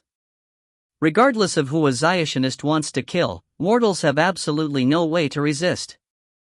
Perhaps in the eyes of Zionists, the people on the entire Qianlong continent are no different from ants. These are two different worlds. The world of Zionists is about pursuing the endless way of heaven and striving to overcome tribulations to become immortal, whereas mortals kill each other for power, thinks Qin Yu emotionally to himself. Qin Yu has totally understood what a Zionist is. At the same time his mind has been broadened. The Qianlong continent's Shanshan? They are no more than some most common Jindan stage Zionists from the overseas immortal islands. In the world of Zionists, the Jindan stage is merely the lowest level, yet these few Jindan stage Zionists are called Shanshan and are supreme beings on the Qianlong continent. An idea suddenly springs to Qin Yu's mind. Uncle Phone, as far as I can see, Zionists seem fight heaven and hell to overcome the human limits. But, to pursue the human limits, is the way of entering the Jindan stage then forming the Yuanying as you said the only way? Could there be another way, says Qin Yu doubtfully. According to his thinking, because Shojin is about pursuing the human limits, there should be various ways. Uncle Feng thinks for a while, then shakes his head and says with a smile, Xiaoyu, forget about it. I don't know who the first Zionist was. Perhaps there were already Zionists several million years, or even several tens million to 100 million years ago. You mentioned different ways. There are different ways. Humans can choose either Xiuxian or Xioma, while most animals take the Xiuya way. Xiaxianists and Xiamoists go different ways, but they all form the Jindan then the Yuanying. Animals form the Niden, but I don't know too well about the Xiuya way. Is it a must to form the Jindan then the Yuanying? Qin Yu whispers.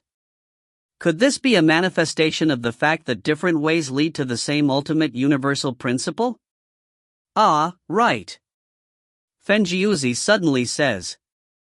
Xiaoyu, a long time ago, of course I hadn't been born at that time, a great incident happened on the Qianlong continent, the War of Immortals. Perhaps that mysterious man who fought in the War of Immortals didn't follow a way of practice which forms the Jindan and Yuanying. End of B2C16. Book 2, Chapter 17. B2C17, The Three Diagrams. War of Immortals? Qin Yu asks doubtfully. With his eyes glittering, Fenjiuzi says, yes, I heard about it from my seniors when I was still practicing in the overseas immortal islands. The participants in that event consisted of several loose immortals and several tens Kongming stage and Dujie stage experts. Their leader was even a Deshang stage Zionist. Hold on, what's a loose immortal? Qin Yu says hurriedly. Fenjiuzi shakes his head and says with a smile, I even forgot to talk about loose immortals. While enduring the 9th heaven tribulation, some Zionists knew they wouldn't be able to overcome it, so they tried their best to save their own Yuanyings and souls. Because their physical bodies then got destroyed, they could only keep practicing as loose immortals. You should know that loose immortals are very powerful. Generally they're a bit more powerful than even Dujie stage experts. Loose immortals are this powerful? A Deshang stage Zionist, who had overcome all the tribulations, several loose immortals, and even several tens Kongming stage and Dujie stage experts, why did they gather together, asks Qin Yu. To kill a man. Only to kill a man. Fenjiuzi's expression becomes solemn. To kill a man? So many experts only to kill a man? Qin Yu cannot imagine that so many people gathered just to kill a man. Who was this man? Qin Yu even thinks about a real immortal. Fenjiuzi says with a nod, yes, according to the Xiozhen world's legends, that mysterious man basically wasn't a Yuanying Zionist. In the end, he went mad and burst forth an incandescent kind of energy, as if he was the sun. This energy was world-shattering. It killed all of that many experts at that time, including the Desheng stage Zionist. Saying to hear, Fenjiuzi even becomes excited. Xiaoyu, do you know what happened next? Do you know? Fenjiuzi's entire body has become excited. He holds Qin Yu's shoulders with a movement and asks him while staring at him. Qin Yu hurriedly shakes his head. He cannot imagine there was such a powerful person, who could kill even a Desheng stage expert in addition to several loose immortals. Those weak Zionists who were hiding very far away unexpectedly discovered that, after killing so many people, that mysterious man started to undergo a heavenly tribulation. It was the 9 from 9th heaven tribulation. My goodness, he killed a Desheng stage expert, he killed so many loose immortals and Dujia stage experts, but that mysterious man hadn't even gone through the last tribulation. Fenjiuzi's entire body becomes excited. He hadn't gone through the last tribulation, Xiaoyu. Without going through it, his power was already at such a great level. If he had overcome the tribulation, then. Qin Yu is also shocked. Who would have thought that a man who had not experienced the last tribulation would kill a Desheng stage expert and even kill so many loose immortals and several tens Kongming stage and Dujia stage experts? This is simply unimaginable.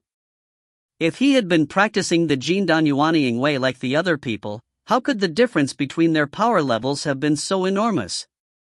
Countless elders have confirmed one thing: this mysterious man was also a Zionist, but he definitely wasn't a Ziomoist, a Xiaxionist, or a Zuyuist. He was a new kind. The sun-like incandescent energy he burst forth from his body in the end alone simply isn't something Dujia stage experts are capable of. Even if Desheng stage experts faced such a great power, they would also get killed. Fenjiuzi seems to be imagining the War of Immortals that year. Qin Yu is also imagining it. After a long time, Fenjiuzi slowly calms down. He looks at Qin Yu and says smilingly, Xiaoyu, the story about this War of Immortals has always been circulating. The people in the overseas immortal islands all seem to know about it. Even many people on the Qianlong continent also know about this event. Oh, many people on the Qianlong continent know about this? Qin Yu is slightly startled. If it had not been for Zionist's narration, how could people on the Qianlong continent have known about it? Fenjiuzi nods and continues, don't worry. At that time many overseas immortal islands elders were watching from afar and saw with their own eyes how this mysterious expert underwent his tribulation. Did he overcome it? Qin Yu somehow was somewhat worried about this mysterious man. Fenjiuzi shakes his head and says, he failed. When the 9 from 9th heaven tribulation came down, the mysterious man's entire body turned into a sun. Unlike the other Zionists, who use holy weapons and so on to resist heavenly tribulations, he always used his own body's power to resist the tribulation directly. After fighting several tens Zionists in a great battle, this mysterious man basically had to endure the heavenly tribulation without being able to take a break. When the 9th thunderbolt struck down, the mysterious man couldn't persevere anymore. His body was shattered and his power suffered a huge loss. But he didn't die immediately. He gathered the last bits of energy and gave his final talk to the entire Qianlong continent's population, including the Zionists around. Fenjiuzi seems to be enwrapped in his memories. Qin Yu does not dare to disturb Fenjiuzi's recollection, but he is curious about it. I've been roaming the boundless space and experiencing the cosmos's evolution. I've been drifting around for some 1,000 years and visited countless celestial bodies. How come today my soul is falling apart? Heaven doesn't help me. Stellar transformations. How can the sun be the final destination? How? Everyone on this continent listen, today I'll leave behind the 3 trans-heaven diagrams. Anyone who can obtain them and figure out their secret will inherit my technique. Ha ha! Oh blessing, oh disaster. With an indistinct voice, Fenjiuzi recites every sentence. Qin Yu continuously ponders about the meaning of these few sentences. What is the boundless space? What is the cosmos? What are celestial bodies? And what are stellar transformations? He cannot understand their meanings, but he understands the meaning of the mysterious man's last sentence. Obviously, those three trans-heaven diagrams contain the mysterious man's entire technique. However, what is the meaning of the "oh blessing, oh disaster" exclamation afterwards? Could it be obtaining this technique is also a disaster? Before the mysterious man died, using a great amount of energy, he created three diagrams. They were none other than the three trans-heaven diagrams. The three trans-heaven diagrams were scattered on the Qianlong continent. As countless years went by, even people from the overseas immortal islands were able to collect the three diagrams. For so many years, so many people have also been able to bring the three diagrams together. But no one has ever been able to discover the secret of these three diagrams and obtain the mysterious man's legacy, says Fenjiuzi with a sigh. It is not difficult for Zionist to gather the three diagrams, but no one has been able to figure out the three trans-heaven diagrams' secret. Your ancestor Qin Shi Huang once gathered all the three diagrams as well, but he couldn't find out their secret either. If he had been able to figure out the secret, perhaps he wouldn't have died, says Fenjiuzi with a smile. Qin Yu, however, is having a sudden impulse. That is a yearning from the bottom of his heart, a yearning for the world of Zionists. Zionists can fly their swords to the ninth level of the sky, or dive into the boundless deep ocean, or explore the immense wilderness, or fight the wilderness's demonic beasts. Ordinarily, they absorb the world's holy energy. To pursue the human limits, they fight heaven and hell. Disregarding life and death, they fight experts of the same level. This kind of life is really enjoyable, thinks Qin Yu and sighs emotionally. Having heard about the world of Zionists, he yearns for it badly from the bottom of his heart. Qin Yu heaves a sigh. After withdrawing his mind from this description of the Xiuzhen world, he understands he is merely a mortal. Worse still, he has not reached the Xiantian level. Even among the Qianlong continent's 10 billion mortals, he cannot be considered a figure on the top of the pyramid either. He needs to be realistic because those three trans-heaven diagrams or something are very vague. At the moment, Qin Yu's greatest pivots are the meteoric tear and his own effort. Relying on the fantastic meteoric tear and his own effort, he must reach an unprecedented level in external practice, the Xiantian level. Xiao Yu, what holy weapon do you want? I'll forge it for you. Fenjiuzi looks at Qin Yu and asks. The things regarding the Xiuzhen world are just like an indistinct legend to Qin Yu.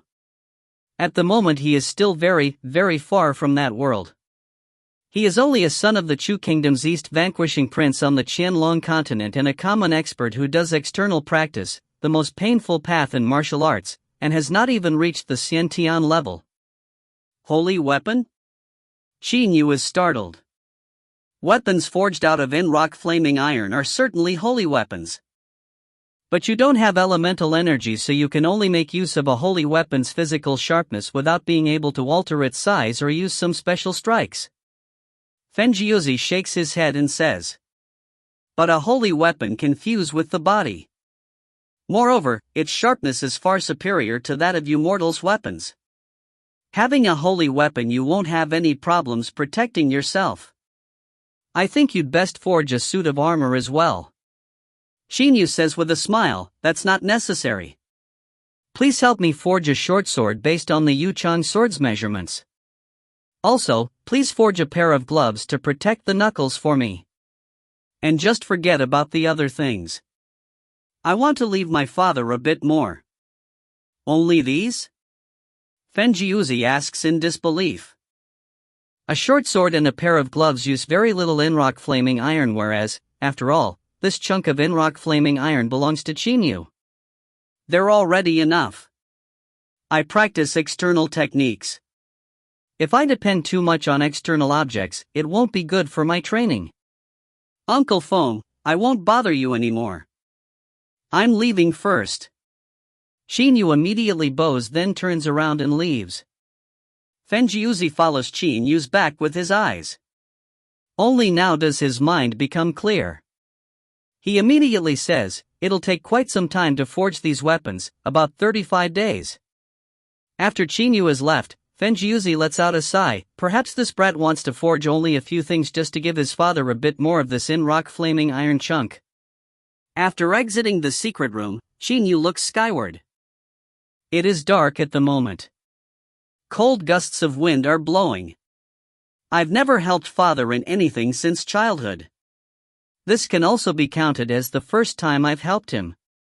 Qin Yu's face has a faint smile. It then disappears suddenly. Well, there are still 35 days. During this period of time I'll still have to train hard and, moreover, with an extremely heavy training load. I want to see if I can reach the Xiantian level through external practice or not. With that thought in his mind, Qin Yu immediately gives a long whistle. In a short while, a black eagle dives down. Qin Yu gets on its back in a jump. They then leave the princely mansion and Yen City directly. End of B2C17. Book 2, Chapter 18. B2C18, Stratagems, 1. The Chu Kingdom is the number 1 kingdom on the Qianlong continent. At the moment, the clan heads of Qin clan and the Shangguan clan among the 4 big clans are in a secluded small courtyard. Qin De is sitting at a stone table with a calm expression on his face. Su Yuan standing by his side is also waiting calmly. Ha ha! Brother Qin De. Long time no see. A white-haired old man walks to him in strides. This old man is unexpectedly wearing a pair of gold earrings. His eyes are very cold and sinister. However, at this moment they are full of enthusiasm. Qin De stands up, points to one side and says smilingly, "Brother Shangguan, please sit down." Shangguan Hong, the Chu Kingdom's North Vanquishing Prince, controls the 2 northern region counties. At the moment, there are 4 people in the courtyard including Qin De and Su Yuan. The other 2 people are Shangguan Hong and his subordinate Zhuang Jun. However, outside the courtyard, a large number of experts are secretly guarding it. Brother Qin De, why do you look for an old man like me this time? Only after slightly fixing his silver hair does Shangguan Hong sit down. Obviously he cares a lot about his own hair. His subordinate Zhuang Jun stands behind him. Qin De says smilingly, "I'm not going to beat around the bush. Please help me. We'll seize the Chu Kingdom together." Shangguan Hong is startled. He did not think that Qin De would be so straightforward, even though he has already guessed why Qin De secretly meets him this time. Shangguan Hong then bursts out laughing, "Brother Qin De, you shouldn't joke like this. This can cause you to lose your head. I can act as if I've never heard about this matter." Qin De slowly shakes his head and says, "I ask you, you'll do it or not?" Shangguan Hong, however, does not reply. Only after pondering for a long time does he raise his head and ask, "Even if we join forces, how much certainty will you have?" 80%, says Qin De indifferently. But Shangguan Hong says laughingly, "Brother Qin De, don't fool me. That Mu clan has 600,000 troops. The 4 western region counties have even more than that, 800,000 troops.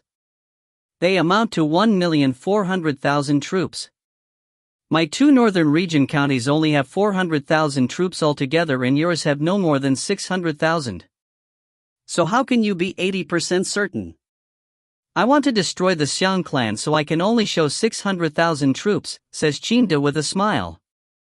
Shangguan Hong's eyes glitter. "Oh? It seems Brother Qin De also has quite a lot of troops in secret. But the Xiang clan and the Mu clan have 1,400,000 troops together.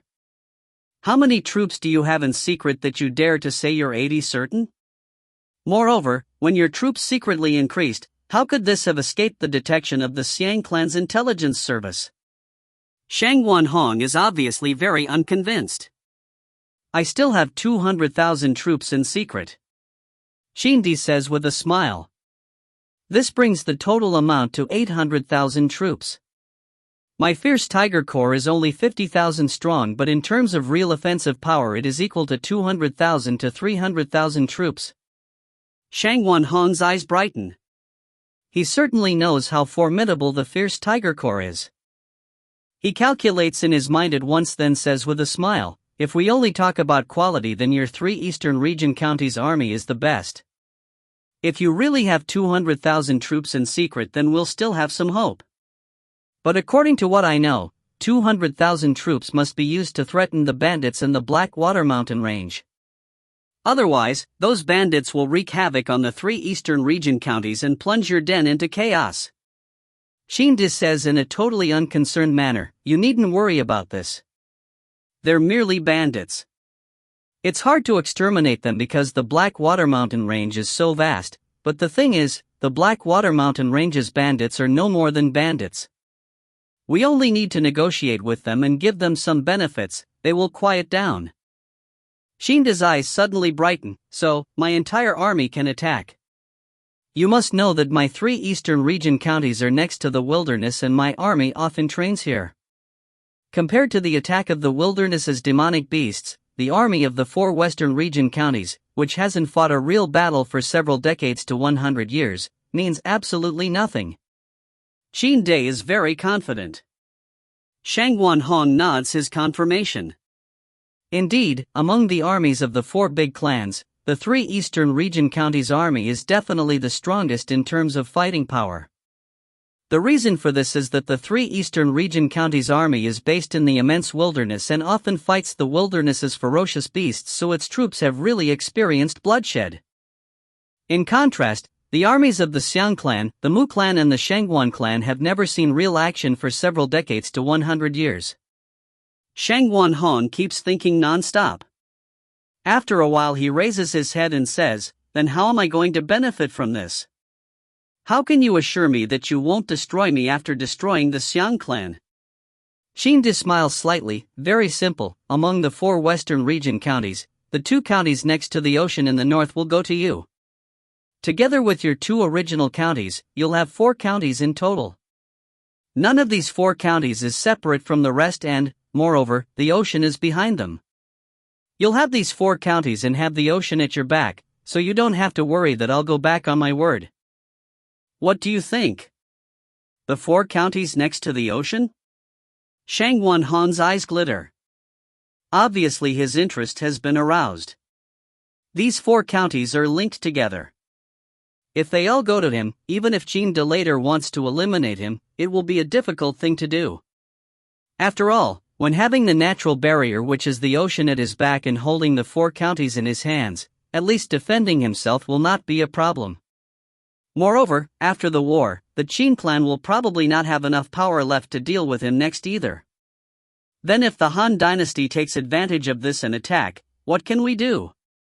Shang Wanhong continues to ask.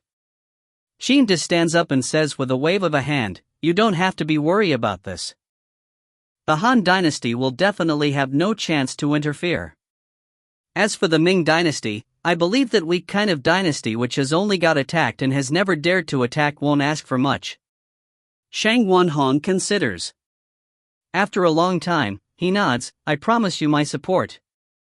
But my 2 Northern Region counties' troops definitely won't be the vanguard. Good, that settles it. Qin and Shang Wanhong slap each other's hands to pledge allegiance. Ha! Qin and Shang Wanhong look at one another and burst out laughing. However, nobody knows what these 2 men are actually thinking. Must a pledge made by slapping hands definitely be fulfilled? On the Qianlong continent, no one believes in making a pledge by slapping hands. The next day, in a manner, Shang Wanhong is sitting at an escritoire and writing fast. Zhuang Jun is standing respectfully on one side. After a while, Shang Wanhong finishes writing. He reads everything carefully once and cannot help feeling satisfied. Humph, that idiot Qin actually wants to rebel. He even wants to pull me into the water. Won't it be very good for me if I keep contentedly being North Vanquishing Prince? 4 counties are also very attractive, though. What a pity. Looking at the sheet of paper on the escritoire, Shang Wanhong cannot help bursting out laughing. Zhuang Jin on one side says, "Your Highness, this Qin clan's offer is not bad. Moreover, it's sincere. Are you really not giving them a chance?" Shang Wanhong turns his head and looks at Zhuang Jun. He then burst out laughing. "Zhuang Jun, we can't lose. Do you understand? Therefore we must put money on both sides. It doesn't matter if the Qin clan wins or the Xiang clan wins, we'll always benefit." Zhuang Jun still does not understand. Shang Wanhong gives a smile. Zhuang Jun is his most loyal subordinate and is also the number 2 man in the 2 northern region counties. He has saved Shang Wanhong's life twice, so Shang Wanhong naturally values him to the utmost. "Zhuang Jun, I feel certain about this matter. You needn't worry. You can leave now," Shang Wanhong says with an indifferent smile. "I take my leave." Zhuang Jun immediately leaves the room. Shang Wanhong's face suddenly turns cold. "Deliver this letter to the emperor." A black silhouette suddenly flashes by and the letter on Shang Wanhong's escritoire has already disappeared. Shang Wanhong narrows his eyes and looks outside through the window. He thinks to himself, "Qinda, you simply can't imagine the relationship between my Shangwan clan and the Xiang clan. You can only blame your bad luck. Even if I don't help either side, how can your clan contend against the Xiang clan and the Mu clan? After the 3 eastern region counties are exterminated, maybe I'll gain some benefits." Shang Wanhong's thinking is so optimistic, but will the Qin clan entrust its hope to him? End of B2C18. Book 2, Chapter 19. B2C19, Stratagems, 2. In the study of the imperial palace in the capital. Grasping 2 letters in his hand, Xiang Guang cannot help laughing out loud. Jinsu really doesn't disappoint me. 200,000 more troops in secret. With so many troops, their expenses alone amount to a huge number. If Qinda didn't have it in mind to rebel, why would he play with so many more troops? Could it be he dislikes having a lot of money? Xiang Guang laughs coldly. Jinsu has been in charge of the intelligence service in the 3 eastern region counties for only a half year, but he has discovered the truths behind many things. Your Majesty, by now the Qinda has secretly recruited 200,000 more troops, but the Black Water Bandits have been keeping him at bay. He won't dare to mobilize his entire army. Otherwise, the Black Water Bandits will plunge his den into chaos. So, basically we don't have to be worried about anything, says the hook-nosed man from a dark corner behind him. Xiang Guang puts the letter in his hand down and says, "What do you know? Even though the Black Water Bandits' leadership has been rendered ineffectual by unruly subordinates, they are after all merely bandits. He only needs to give them some benefits and they won't cause any trouble. That Qinda can still declare war on the Xiang clan with 800,000 troops. Your Majesty is brilliant." The hook-nosed man bows and says. Jinsu has found out the evidence that in the 3 eastern region counties army provisions, materials and so on have all been prepared to a certain extent. Add to that 200,000 more troops have been enlisted and, moreover, they have been enlisted for over 5 years and have become crack troops. Everything shows clearly that Qinda really wants to rebel. Xiang Guang's eyes immediately radiate cold rays of light. The hook-nosed man does not dare to make a sound. Very well, this is rebellion. Xiang Guang unexpectedly has a hint of satisfaction on his face. Remember, immediately send someone to negotiate with the Black Water Bandits, offering them gold, jewels, or treasures and so on and telling them to plunge Qinda's den into chaos when war breaks out. The hook-nosed man thinks for a while and says, "What if those bandits are too greedy?" Idiot. Xiang Guang suddenly turns around and stares at the hook-nosed man. No matter the price, you must make them agree. You can even promise to give them a county after the war. Offer a county? The hook-nosed man is startled. Then he also understands. Your subordinate already understands. Even if we give it to them, they won't have the luck to enjoy it. Having been following Xiang Guang for so many years, he knows very well about Xiang Guang's character.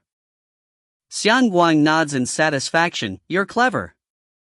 After Qin Yu has been removed, there'll be no more than a gang of insignificant black water bandits. I only need to give an order and they'll be wiped out, only that I can make use of them at the moment. Your Majesty is brilliant. Now I already know what to do. The hook-nosed man responds. Xiang Guang reads the other letter and says, Uncle Shangguan's letter has also confirmed everything Jinsu has found out. The hook-nosed man moves his eyes in a circle, then suddenly says, there is an alternative, Your Majesty. To catch the rebels, we had best catch the leader first. We can secretly send someone to assassinate Qin Yu. In this way, they will be a group without a leader, so if we send our army out next, we can surely destroy the Qin clan easily. Stupid. Xiang Guang says with a cold laugh. The hook-nosed man's body immediately trembles. If we sent an assassin now, needless to say we wouldn't even sure he would succeed. Even if he succeeded, the Qin clan could change its head immediately. According to what I know, among his 3 sons, except for the 3rd son, who isn't up to much, the other 2 sons both are really outstanding. Moreover, when the assassination happened, the Qin clan would go mad and attack. Its 800,000 strong army is really no joke, says Xiang Guang with a cold laugh. Moreover, if we assassinated him, the Qin clan would definitely suspect that Shangguan Hong has sold them down the river, so we would lose more than we gain. Do you understand? Xiang Guang stares at the hook-nosed man and says, I have been an imbecile. The hook-nosed man hurriedly says. A hint of complacency appears on Xiang Guang's face. We won't assassinate him. We'll let the Qin clan rebel and let the Shangguan clan help them. After the Qin clan has totally put their guard down, the Shangguan clan will suddenly switch sides at a crucial moment during the war and stab the Qin clan hard in the back. Humph, let's see if that Qin clan will still be able to avoid destruction. The hook-nosed man's eyes brighten at once. He says hurriedly, Your Majesty is brilliant. If we give them a stab in the back at a crucial moment during the war, then attack with our armored cavalry, we will be able to destroy the Qin clan easily. Xiang Guang is very satisfied with his own stratagem. He nods and says indifferently, All right, you should go do your work now. Try every means to pull in the Black Water Mountain Range's bandits. Gold, jewels, beautiful women, treasures and so on, anything can be used. You must make them agree to wreak havoc on the Qin clan's den during the war. As for the Qin clan and the Shangguan clan, we'll just pretend we know nothing. I understand. I take my leave. The hook-nosed man bows and says. Then his body disappears like a flash. After a while, the hook-nosed man appears in a manner. You have returned, darling. A beautiful married woman walks to him. Daddy, a lovely boy also runs to him. The hook-nosed man lifts his son up in a hug. He also hugs his wife and says, Honey, let's go back to our room. It's cold out here. Every servant in the manor is very respectful to him. After entering the room, the beautiful married woman quietly asks, Hasn't the emperor asked you to do something, darling? When can you decline to do what you're told? It's always like this and I always feel anxious. The hook-nosed man tenderly embraces the beautiful married woman to his bosom and says, Don't worry, honey. How can I know that this work is dangerous? But I know too much about the emperor's secrets, so I absolutely can't refuse to do what I'm told. Don't worry. Given that Xiang Guang has so little wisdom, I'm still certain I can deal with him. The hook-nosed man suddenly frowns and ponders. Judging by Xiang Guang's character, when he knew that Qin Yu would rebel for real, he would have sent someone to assassinate Qin Yu early. How come this time he unexpectedly calmed down and even pretends not to know anything to let the Shangguan clan eventually switch sides? As the chief of Xiang Guang's secret service, how can the hook-nosed man really be such an idiot? Everything he did in the imperial study was just an act. If he wants to be trusted by Xiang Guang, he has to let Xiang Guang detect his weaknesses. However, how can he really let the emperor detect his own weaknesses? Therefore, it is best to deliberately pretend that he has some weaknesses. The hook-nosed man's guess is correct. There is actually still someone behind Xiang Guang. If Xiang Guang was really this intelligent, he would not have done that idiotic thing in the past. In the previous courtyard, Qin De is looking into the sky with his hands folded behind his back. Given Xiang Guang's character, perhaps he'll try to kill me directly. Qin De gives a smile. In his mind, Xiang Guang is absolutely not worthy of attention. Even though Xiang Guang is not a fool, in terms of strategy, he is still very far from being considered an expert. Su Yuan on one side says, "Your Highness, even if that Xiang Guang sends an assassin, we still can't tell if the Shangguan clan is unreliable.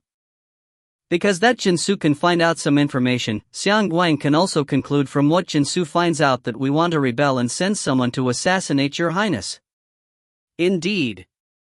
Even if there is an assassination attempt, it will still be impossible to say that the Shangguan clan has betrayed them. Do we need to know for sure if the Shangguan clan will betray us? Qin De says with a smile. Su Yuan also bursts out laughing. Yes, do they have to know clearly about that?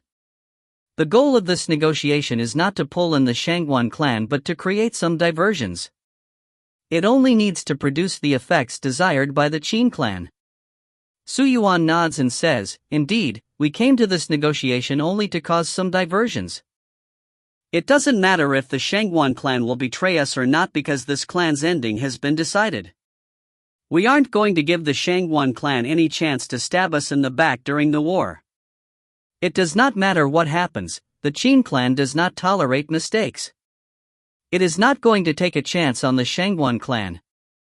In my estimation, Xiang Guang will offer the Black Water Bandits some materials and so on," says Qin De with a laugh.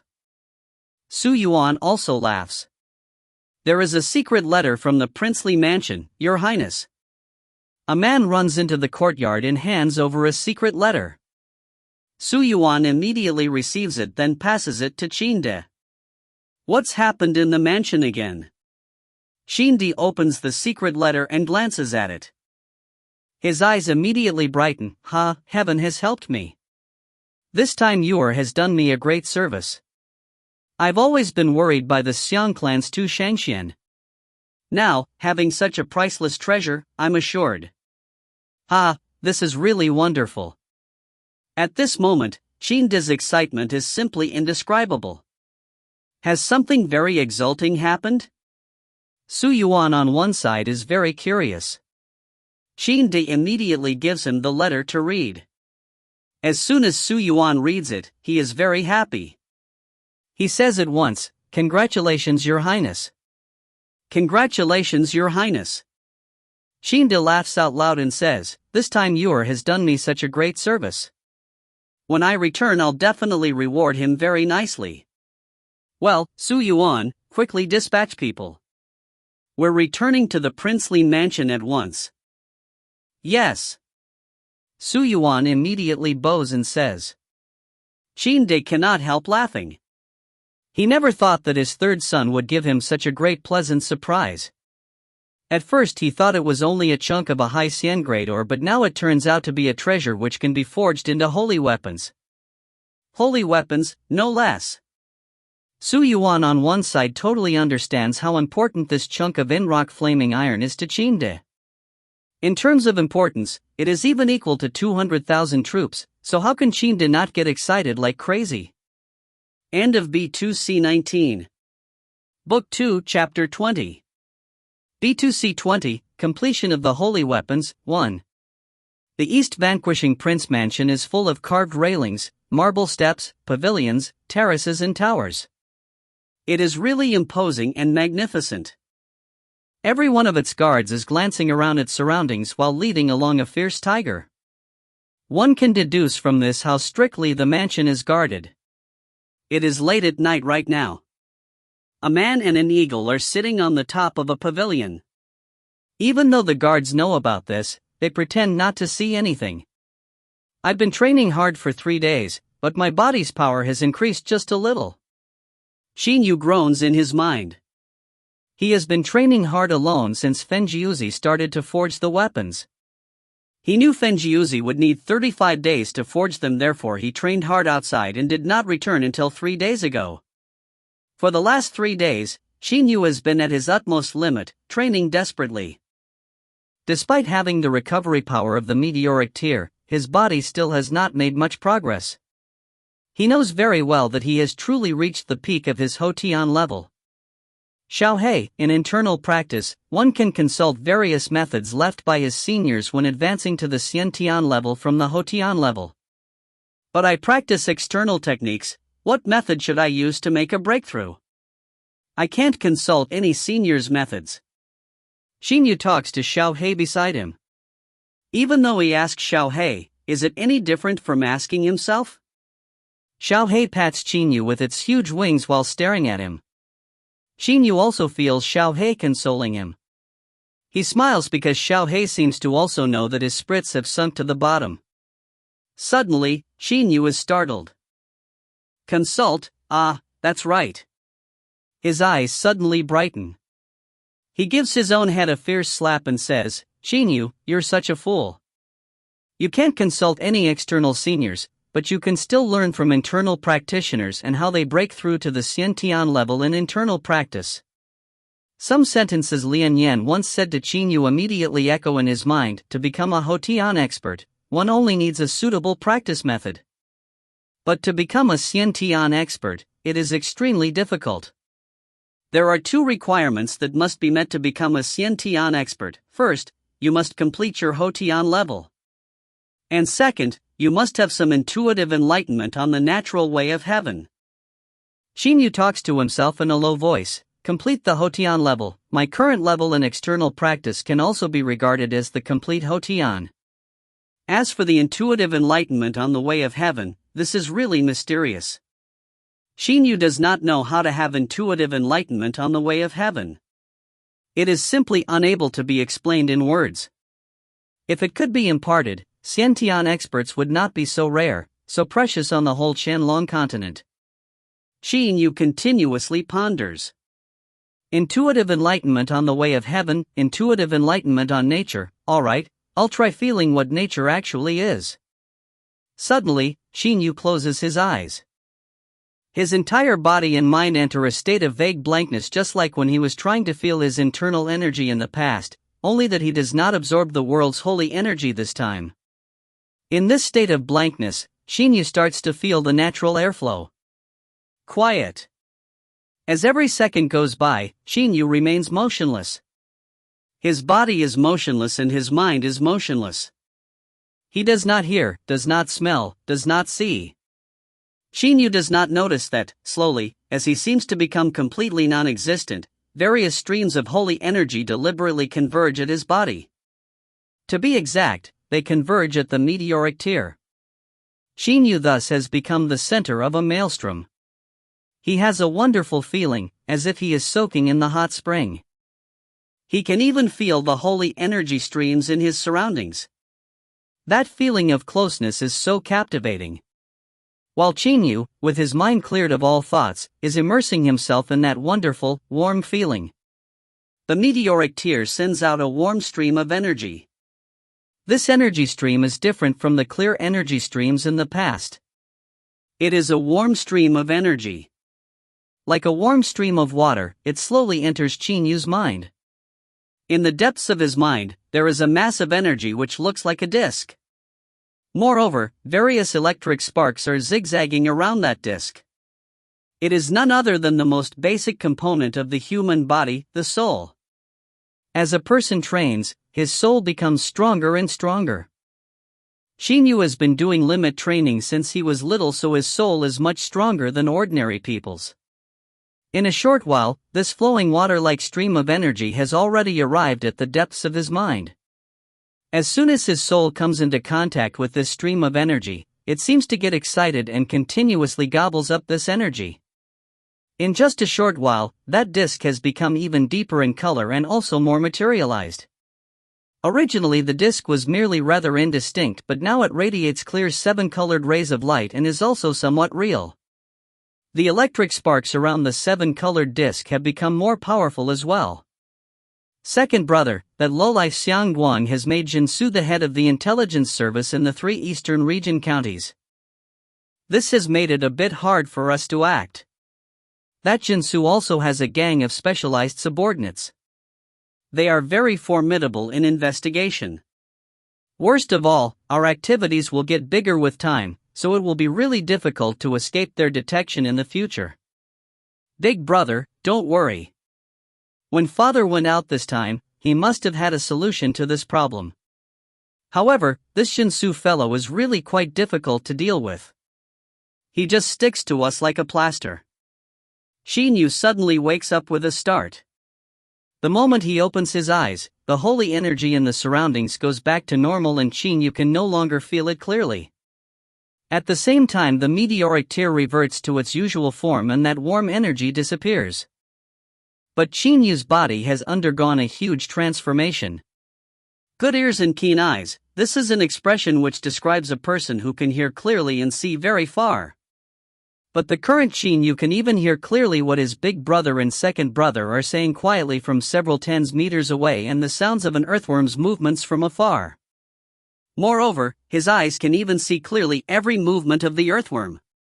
So, can the good ears and keen eyes expression still be used to talk about him? Big brother, second brother, for the moment, Qin Yu still does not notice this. His mind is full of his big brother's and second brother's words. Qin Yu knows that his father's plan is to destroy the Xiang clan to seize the kingdom of the Chu dynasty. But now, it seems the chief of the Xiang clan's intelligence service in the 3 eastern region counties is a difficult person to deal with. For a moment, Qin Yu thinks about many things. He considers what his big brother and second brother have said. His father's departure, the relationships between the 4 regions and that intelligence chief. His mind has made a complete and clear list of all of these matters. Qin Yu is immediately astonished because in just a moment ago he unexpectedly thought about many things. Since when has my mind become so quick? He finally discovers that he himself has undergone a huge transformation. As he looks around, he is dumbstruck. What happened just now? How come I've transformed so much? Only now does he notice his astonishing transformation. After a long time, he finally calms down. He lowers his head and looks at the meteoric tear mark on his chest. He then shakes his head and jumps down from the top of the pavilion. His whole body flashes through the air, creating 2 afterimages. He has already landed on the ground. I can feel wind several times more clearly than in the past as well. Qin Yu feels that his body maneuvering skill has become even more perfect. Moreover, my body's flexibility and toughness and so on are much better than they were. It is impossible for other people to know, but Qin Yu himself knows how natural his movements were and how relaxed his body was when he finished just now. The whole thing was like a walk in the park. He can feel that a fundamental transformation has occurred in his body. Could it be I have touched the door between the peak of the Hotian level and the Xiantian level? Qin Yu thinks to himself. But he has no way to confirm it because he still cannot feel Xiantian energy being generated in his body. Suddenly his eyes turn to a courtyard far away. There is a secret room under that courtyard, which is none other than Fenjiuzi's secret forging room. Just now, Qin Yu unexpectedly heard the sound of that secret room's door opening. Have the holy weapons been completed? Qin Yu immediately goes to that courtyard. End of B2C20. Book 2, Chapter 21. B2C21, Completion of the Holy Weapons, 2. No sooner does Qin Yu enter the courtyard than Fenjiuzi comes out of the secret room. Because he immediately sees Qin Yu, he cannot help feeling stupefied. He then says with a smile, "Xiao Yu, what a coincidence. I just finished forging and you immediately appeared." As soon as Qin Yu hears that, he becomes excited. Holy weapons, no less. These are the weapons which only Shangxian possess. When Qin Yu is getting excited, Qin Feng and Qin Zheng quickly come out of the room on the side. Seeing Fenjiuzi, the 2 of them immediately say with their faces full of excitement, "Uncle Feng, have Xiao Yu's weapons been completed?" Completed, Xiao Yu, these are the gloves to protect the knuckles and the Yuchang sword-like short sword that you want. Fenjiuzi extends his hand and a pair of gloves and a short sword immediately fly toward Qin Yu. The gloves are dark red and even have light-colored flames on their surface. The short sword is also dark red, but the flames are condensed inside completely. Its surface absorbs and emits sword air just like a normal flying sword. Thank you, Uncle Feng. Suppressing the excitement in his heart, Qin Yu receives the gloves and short sword. Fenjiuzi says with a sigh, Xiao Yu, Uncle Feng's power is limited and the level of my samadhi flame is insufficient, so, even with such a precious chunk of in-rock flaming iron, I can only forge middle-grade holy weapons from it. If a Dongxu stage expert came here to forge, he'd surely be able to make high-grade holy weapons. Also, holy weapons are different from mortals' weapons. Just drop your blood on them and you'll be able to suck them into your body. They will appear on your hands entirely as you wish. In-rock flaming iron is indeed a precious forging crystal. Fenjiuzi is merely at the middle phase of the Jindan stage, so his samadhi flame is still at the weakest level. Therefore, naturally, he cannot bring forth the efficacy of in-rock flaming iron completely, and can only forge middle-grade holy weapons. That's enough. Middle-grade holy weapons are already enough for me. Qin Yu knows what middle-grade holy weapons mean in the Xiuzhen world. Even Fenjiuzi's flying sword in the past was merely a low-grade holy weapon. What makes Qin Yu excited the most is that after establishing his ownership of them by blood, he can suck them into his body as he wishes. Xiao Yu, why don't you forge a suit of armor? Qin Zhang says while slightly frowning. Xin Feng also says, that chunk of in-rock flaming iron is so large, even if you forge a suit of armor, perhaps 3/10 of it will be enough. With the suit of armor, most of your body's vital points will be protected. Why did you forge a short sword? And why a pair of gloves which only protects your knuckles, and not that kind of glove which covers the whole fist? Together these two things will only take a little more in-rock flaming iron. To Qin Feng and Qin Zhang, the most important thing in the world is this third brother of theirs. Their mother passed away early and, moreover, Qin Yu cannot practice internal techniques, so the two brothers naturally care a lot about Qin Yu. Xiao Yu wants to use a bit less in-rock flaming iron so that he can leave his father a bit more of it. Fenjiuzi on one side says. Qin Feng's and Qin Zhen's bodies tremble. They are immediately speechless and can only look at Qin Yu. Their eyes have slightly reddened.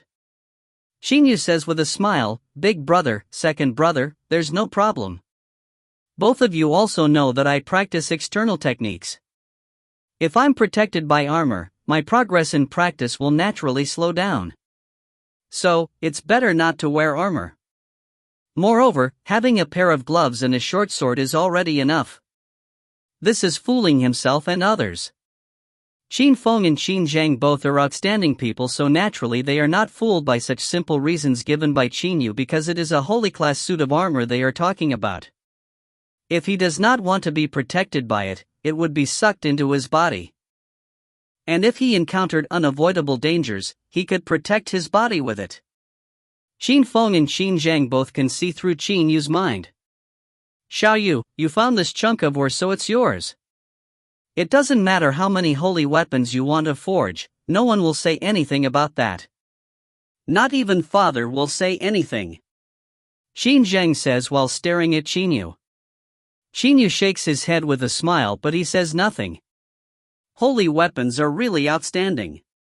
Qin Yu laughs out loud and changes the subject of the conversation. By now he has already dropped some blood on the gloves and the short sword respectively. In just an instant, as soon as he thinks about them, the gloves and the short sword completely disappear in his hand. For the present, Qin Feng and Qin Zhang also shift their attention onto the holy weapons. They're really formidable. In a fight, if your hand which is empty at first suddenly has a weapon out of thin air, you can definitely take the opponent by surprise and kill him. Qin Feng's eyes brighten. He has figured out the benefits of holy weapons at once. Qin Yu can feel clearly that the gloves and the short sword are in the immense space of his dantian. The dantian is only a small component of the human body, but it works according to the grain of sand, a world principle. Just like the reflections of the sun and the moon in a lake, the gloves and the short sword are only some points in a corner of the dantian. Qin Yu suddenly clenches his fists and the gloves immediately appear on his fists. These dark red gloves are protecting his knuckles. The optimum offensive parts of a fist are the knuckles. With the protection of these middle-grade holy gloves, Qin Yu can meet some superb weapons head-on using his fists without worrying about hand injuries. What makes Qin Yu feel most comfortable is that the gloves are like skin and do not hinder the flexibility of the knuckles in the slightest. Hoo! A shaft of black light flashes by, but Qin Yu's hand is still empty as before. Just a moment ago, a black short sword suddenly appeared on his hand then disappeared. They were forged from in-rock flaming iron, so these gloves will be called flaming gloves and this short sword will be called flaming sword, says Qin Yu smilingly. At the moment, his heart is filled with excitement. To a martial artist, obtaining his favorite weapons is definitely a very happy occasion. Fenjiuzi says with a smile, Xiaoyu, I carved some restrictive spells on that short sword so its radiance disappeared completely, giving it a dark color. Alright, I'm returning to the secret room to continue forging. This time Fenjiuzi returns to the secret room to forge a flying sword of his own. Having obtained in-rock flaming iron, his original low-grade holy flying sword can already be abandoned. Xiaoyu, Qin Feng and Qin Zhang look at Qin Yu. Big brother, second brother, Qin Yu cannot help giving a forced smile as he sees his big brother's and second brother's expressions. He immediately says, Xiao Hei, let's return. A black eagle dives down from the sky at once. Slightly pushing his feet, Qin Yu jumps on its back. They then leave the princely mansion as if fleeing from a calamity. Qin Feng and Qin Zhang give each other a look, feeling powerless. We've been caring too little about Xiaoyu. Qin Feng lets out a deep sigh. Qin Zhang says nothing either. As big brother and second brother, together with their father Qinda, they have always been busy with their own matters and have not had time to care for this third brother. Were Qin Yu finding in-rock flaming iron this time not such an important matter, perhaps Qin Feng and Qin Zhang would still be busy doing their own things right now. 3 days later. With his face full of gladness, Fenjiuzi comes out of the room. He has finally finished forging his own flying sword. This sword is a middle-grade holy weapon. Even though there is only a 1-grade difference between the middle grade and the low grade, their power levels are several times different.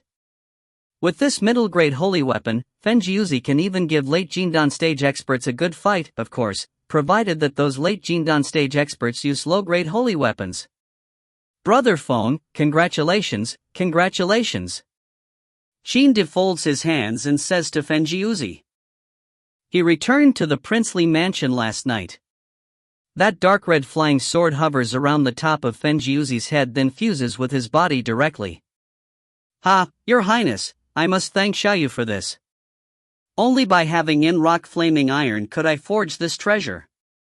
Fenjiuzi is obviously very excited. Qin De also nods. Fenjiuzi continues, Your Highness, you've been worried by the two Shangxian on the Xiang clan side, haven't you? One of these two fellows is at the middle Jindan stage and the other is at the late Jindan stage. With this in-rock flaming iron weapon, I can handle that lowlife Wu De. As for that middle Jindan stage Wu Xing, letting several Xiantian level experts attack him together using middle-grade holy weapons will be just as effective, says Fenjiuzi smilingly. Whether an expert is at the Jindan stage or at the Unyielding stage, if his physical body is destroyed, his soul, whose existence is dependent on this body, will automatically break apart. Only when he has reached the Dongxu stage, at which his soul can merge with his Unyielding, can he live practically forever. However, without their physical bodies, even Dongxu stage experts, Kongming stage experts and Dujie stage experts can only keep practicing as loose immortals. Therefore, physical bodies are very important to Zayashinists. Fenjiuzi's meaning is that they can send some Xiantian experts to attack middle Jindan stage Wu Xing together using middle-grade holy weapons to destroy his physical body. If those experts succeed, Qin De's great undertaking will be successful as well. A Zionist's body-protecting elemental energy cannot be breached with normal weapons, but with middle-grade holy weapons they can defeat it. The chunk of in-rock flaming iron Qin Yu found is as important as 200,000 troops. Xiao Yu has done a really great service this time. I've always been worried by the enemy's Tu Shangxian, but now I'm somewhat assured, praises Qin De highly. Then he responds, Xiao Yu, why hasn't he come out? When Qin De just returned, he sent people to find Qin Yu. Xiao Yu rode his black eagle back to Misty Villa once. After that no one knows where he went. That black eagle can fly very high and very fast, so it's simply impossible to trace Xiao Yu, replies Lian Yan on one side immediately. Qin De nods, this time I must reward Xiao Yu very nicely. Qin De suddenly turns to Fenjiuzi and says, Brother Feng, how much of the in-rock flaming iron is left? Have we still got half of it? Xiao Yu and I together used no more than a fifth of it. Fenjiuzi makes a movement with a hand. A stream of elemental energy flies directly towards the secret room at once. Then, with the sound of its door opening, the chunk of in-rock flaming iron flies out. One can deduce from this scene how magnificent a Zionist's abilities are. The chunk of in-rock flaming iron looks a bit shorter, but in the other aspects it basically has not changed. What did Xiao Yu choose to forge? How did he use so little ore? Qin De asks doubtfully. In Qin De's opinion, this chunk of in-rock flaming iron was found by Xiao Yu, so it will be pretty good even if he uses a half and leaves his father the other half. However, Qin Yu used so little ore, which baffles Qin De. Xiao Yu only wanted a short sword and a pair of knuckle-protecting gloves. He didn't even want a suit of armor, Qin Fen says with a sigh. He just wanted to leave father some more of the in-rock flaming iron. Qin Zheng sighs and says. But Xiao Yu even said he wanted to train his body, so being protected by a suit of armor would make it hard for him to improve. All of the people present are extraordinary people, so they naturally know a middle-grade holy suit of armor can be sucked into the body. Moreover, among the most powerful experts of external practice, has there ever been anyone whose body's defense can match that of a middle-grade holy suit of armor? At the peak of external practice, the body's defense is still not as good as a middle-grade holy suit of armor. Then why did Qin Yu act like that? This question simply does not need answering. Everything he did was only for the sake of his father Qin De. A wave of mixed emotions surges uncontrollably in Qin De's heart. This chunk of in-rock flaming iron is such a priceless treasure, but his son did not care about it and only used a little ore, leaving most of it to him. Xiao Yu, Qin De is also speechless for the moment.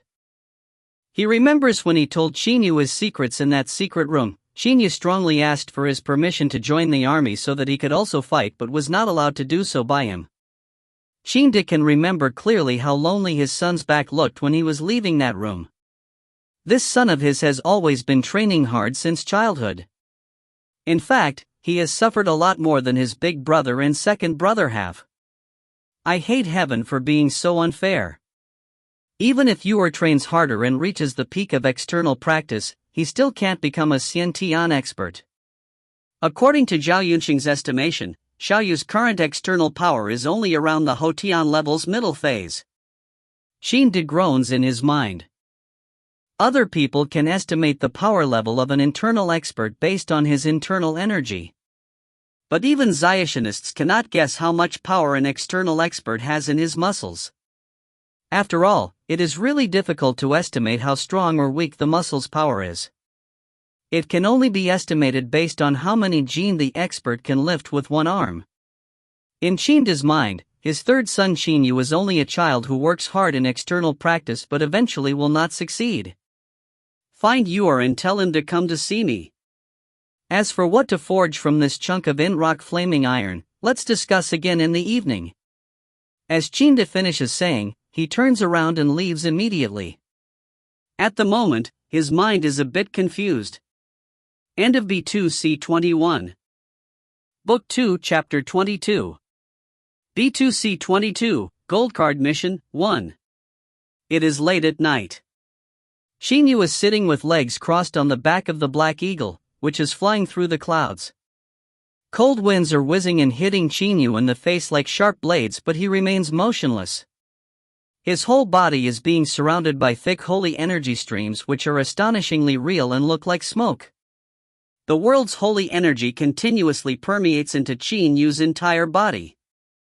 Using the method of the ancestral dragon art, he transforms the holy energy in his body into internal energy, then lets it permeate through his entire body.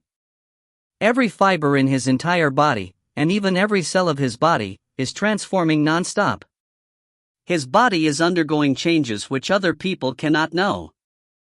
This kind of change has started since he absorbed that warm stream from the meteoric tear on the top of a pavilion in the East Vanquishing Prince mansion that day. Suddenly, Qin Yu opens his eyes, shooting out two fierce rays of light which are extremely shocking. What a wonderful feeling! Qin Yu's eyes glitter. This is a kind of feeling he has never experienced before. As an external practitioner, he has always been pursuing this feeling. However, by now he has already found it. My entire body has achieved unity. Flexibility, toughness, strength, sensitivity, and so on, everything has been united into one. Now everything is in the palm of my hand. Control, Qin Yu is having a feeling of control. Even if his body is trained better, his strength is greater, and his bones are tougher, it will be pointless if he cannot make good use of them. Therefore, Qin Yu has continuously been training his flexibility and toughness so that he can control his every movement more easily. However, after experiencing that indescribable transformation, the current Qin Yu's flexibility and toughness have reached a level which Qin Yu himself considers perfect. Everything in his body is just like one thing. When he throws a punch, his body's entire power can be concentrated in a point. His control of the body has reached a new level. Xiao Hei, go down. Qin Yu suddenly burst out laughing. The black eagle immediately dives down. Gradually, Qin Yu sees a huge city below. He once bought a house in this city under a false identity. All of a sudden, the muscles and bones in Qin Yu's entire body start moving slowly. His face's muscles, however, only move a bit. In a short while, he is changed from a manly, sunny, 1.8 m high young man into a 1.75 m high cold man. The appearance and bone-changing art. Xiao Hei, you can go play alone, but don't expose my identity. Qin Yu gives a laugh, then jumps down from several hundred meters high in the air. He would not have been able to jump down from such a height in the past. However, now he is very confident of himself. He closes his eyes, enjoying the winds of his extremely fast fall. Suddenly, with a swaying movement, Qin Yu's body starts drifting in the air like a falling leaf. His terrifying falling speed unexpectedly decreases in an instant. Qin Yu's body then makes another swaying movement and he unexpectedly accelerates again. Moving extremely fast and slowly alternately, Qin Yu, however, is coming down without causing any wind sounds.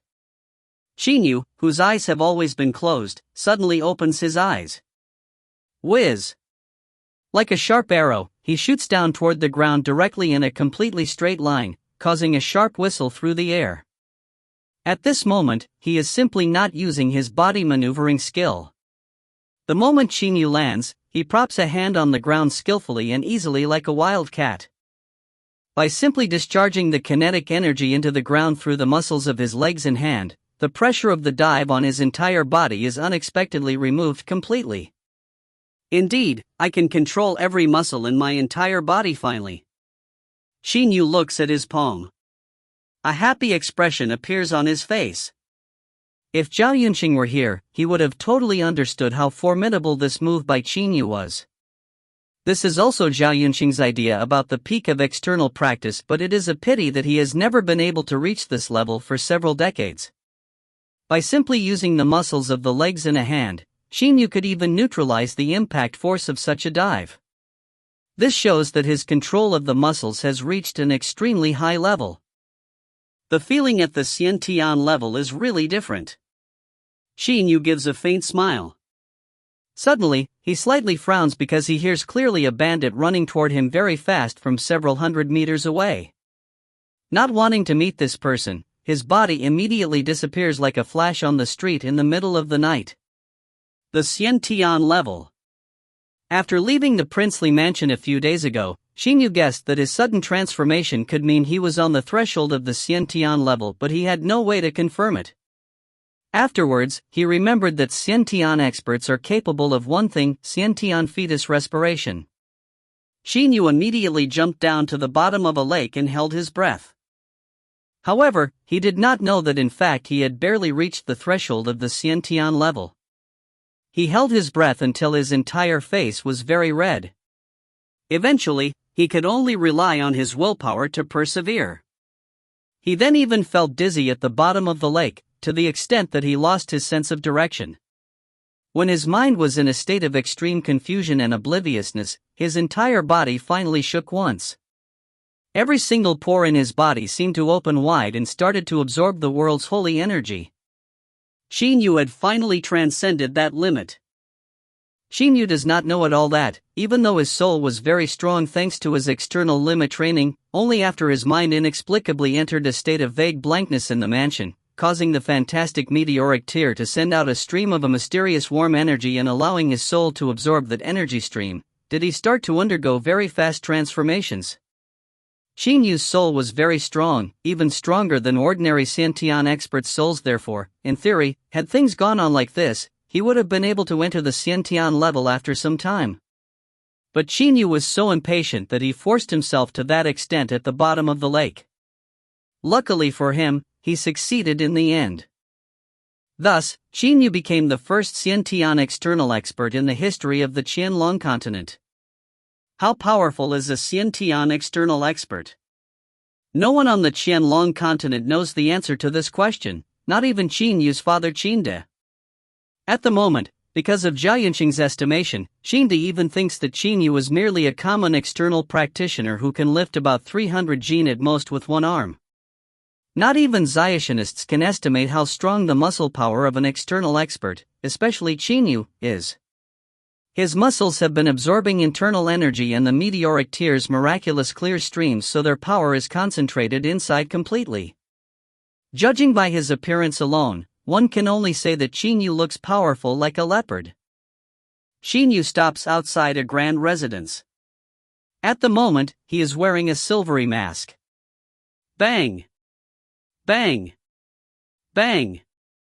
Bang! After he knocks several times, a person opens the entrance in a short while. Seeing Qin Yu's silvery mask, they instantly stand aside to let him come in. This grand residence is none other than a relatively important branch of the #1 assassination organization, the Heavenly Net. So powerful, there are 5 Xiantian experts and many Hotian experts as well. As soon as Qin Yu comes in, he senses that there are some experts in the grand residence. When his soul absorbed that mysterious stream of energy in the princely mansion, Qin Yu's perception became much stronger than before. Now, no one can escape his sense within a radius of several hundred meters, except when that person has a better sense than his. Qin Yu does not know that this marvelous kind of perception is none other than the holy sense, which can only be seen in Xiaotianists. The Heavenly Net has made several important large branches of its known to the public, one of which is this place. However, for over 1,000 years, no one has ever been able to find out the location of the Heavenly Net's headquarters. At the moment, because there are already 5 Xiantian experts in this important branch alone, Qin Yu can imagine how powerful the Heavenly Net actually is. When Qin Yu is still shocked by the true strength of the Heavenly Net, he has already entered a specialized small courtyard where assassins receive their missions. There is a stunning woman in the center of the courtyard. Silver Card Assassin, this is the list of missions. You can choose one you like, says the stunning woman in a very cold and clear voice while putting a list of missions before Qin Yu, who immediately opens the list of missions. A Silver Card Assassin can receive any gold card mission. If he succeeds, he will become a Gold Card Assassin. Of course, Silver Card Assassins generally do not risk their lives doing so because Gold Card missions are all claimed by the Heavenly Net to be achievable only to Xiantian experts. Today, Qin Yu turns directly to the Gold Card Missions section. There are not many Gold Card missions, only 13. Among them, only 5 are Chu Kingdom-based missions. And there is only one of these whose location is in the 3 eastern region counties. Jinsu. Qin Yu raises his eyebrows. He immediately remembers the discussion that day between his big brother and second brother, which he overheard without doubt. This Jinsu is obviously the intelligence chief of the Xiang royal clan in the 3 eastern region counties. However, there is very little information in this mission's introduction to Jinsu. After reading the data on Jinsu, Qin Yu slightly frowns. This mission is really very difficult. In principle, as someone who just reached the Xiantian level, he should perform a simple mission first, but after thinking for a while, he says coldly, the 12th gold card mission. As soon as the stunning woman hears that, her eyes brighten. She then says smilingly, "Please wait a minute. I'm sorry. The information about Jinsu's movements isn't at my place." Almost as she finishes saying, an old man appears. He gives Qin Yu a look, then puts a letter before him. This is the information about Jinsu's movements in the last few days. Tut, challenge a gold card mission. Too bad this mission is very difficult. A gold card assassin even died while carrying it out. Do you want to give up? Says that old man while staring at Qin Yu. Qin Yu takes the letter and gives the old man a cold look. He then turns around and leaves immediately. The beautiful woman takes out a black book whose front cover has 2 words, Lu Xing. On the 8th of the 11th month, at 2:10 a.m., assassin Lu Xing received a gold card mission to kill Jinsu. A beautiful line of a small regular handwriting appears on a new page. End of B2C22. Book 2, Chapter 23. B2C23, Gold Card Mission, 2. In a gloomy room of an old house, there is a candle on a desk. The candle, with its dusky light, is shining on one side of the face of a man who is sitting at the desk. Under the flicker of the candlelight, that man's face is only a vague shape. The only exception is that a pair of eyes which radiate so much eeriness and grimness that they are both pronounced and frightening.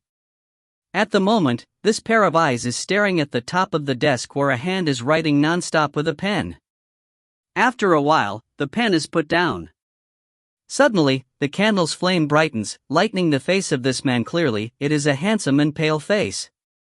At first sight, even though this man is already in his 40s or 50s, there is an air of a sickly beauty about him.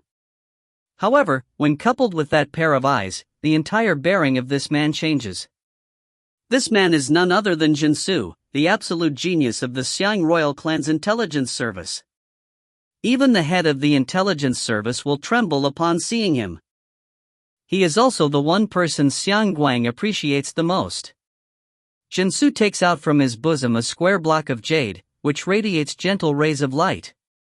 There seems to be some marks on this square block of jade. Jinsu examines the marks carefully, then slightly shakes his head and says, "Trans-heaven diagrams. This is the first trans-heaven diagram.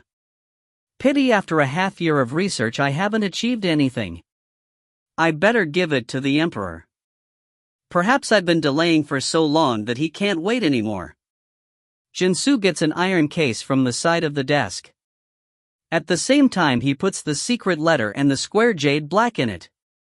Then he closes the lid of the iron case and locks it up using a key. Bang! Bang! Bang! Bang! Suddenly Jinsu continuously pokes the iron case several times. The case gives a series of clacking sounds, then the keyhole disappears. This case uses the same security mechanism as the iron case the Qin clan used to keep the secret books. Someone who does not know the method of opening simply cannot get anything from it. However, at this moment outside the room, a silvery masked man is standing in the center of this old house's courtyard. Qin Yu's eyes are closed. Trans-heaven diagrams. Qin Yu's interest is aroused. His marvelous perception allows him to sense clearly everything happening in the room, which is several tens meters away from him, including the several places Jinsu poked it on the iron case. Qin Yu commits them to his mind completely. Thanks to the benefit of the meteoric tear, Qin Yu's soul is now as strong as a Zionist's. His strong soul has given him a marvelous perception, which is also a Zionist's holy sense. As the soul becomes stronger, the range of the holy sense will also become longer. Qin Yu does not make any wind sounds when walking and he is holding his breath, so, for the moment, Jinsu in the house actually does not know that he is outside. Little brother, take this iron case into the palace at once. You must be quick and this key must be hidden carefully. There's a trans-heaven diagram in the case, so you mustn't be careless, says Jinsu suddenly. A man who has been staying in a dark corner walks out. This man will make other people feel as if he is a juvenile. However, Jinsu knows this juvenile-looking man is already over 40 years old because he has been following him for more than 20 years. Jinsu's two subordinate generals, Nalan Feng and Nalan Dan. The Nalan brother and sister are very weird. Despite being in their 40s, they still look like juveniles. According to the Nalans' guess, this has something to do with their eating a kind of holy fruit during their adolescence. The Nalan brother and sister only listen to Jinsu's orders and do not even care about Emperor Xiangguang in the slightest. Don't worry, big brother. I'll attach this key to my keychain. Nalan Feng takes out a keychain and strings the iron case's key on it. He also suddenly takes another key out from the keychain and puts it in his chest as if it is very important. Little brother, you're still the same, says Jinsu smilingly. Nalan Feng raises his eyebrows and says, Big brother, precautions avert perils, right? Even if someone killed me, he would surely think the key in my chest is the right one and wouldn't think that the real key is on my keychain. Moreover, I'll even let a subordinate of mine carry this keychain. Feng, you're always thinking that you're so clever. A cold and clear voice rises. A grim girl also comes out from a dark corner of the room. She sticks her tongue out and gives her palm a lick. In the palm, there is a heart. Outside the room, Qin Yu's body suddenly trembles once. A hint of solemnity flashes in his eyes uncontrollably. Through his holy sense, Qin Yu knows clearly what that young girl is holding in her palm. It is a very small heart and cannot be the heart of an adult. Nalan Feng slightly frowns and says, Dan, can't you change your habit? When you eat a child's heart, don't eat it in front of us, okay? I've been telling you so for so many years, but it has all come to nothing. You know it is useless, then why bother saying it? Moreover, you've been saying it for so many years. You seem to have never stopped for the last 22 years. Feng, you're really ridiculous, says Nalan Dan coldly. Pal, why have you come to my place in the middle of the night? Jinsu says coldly all of a sudden. His loud and clear voice resounds through the entire house. However, the strange thing is that every servant in the house is still sleeping like a log and no one wakes up. Qin Yu gives a faint smile. Just now, because his holy sense discovered that there was a child's heart in the palm of the young girl, he was shocked and his breathing was disrupted. Jinsu, therefore, immediately detected him. Why? I'm a heavenly net assassin. You think why I've come here, says Qin Yu coldly. Since he started to undertake assassination missions, he has never assassinated anyone sneakily. He has always killed his targets fair and square. This time is no exception, even though Qin Yu has discovered that Nalan Feng and Nalan Dan are also Xiantian experts. Bang! The room's door suddenly opens. A black silhouette shoots up into the sky, then lands on the center of the courtyard. It is a black-clad juvenile.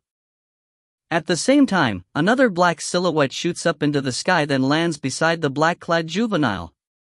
It is none other than a black-clad young girl.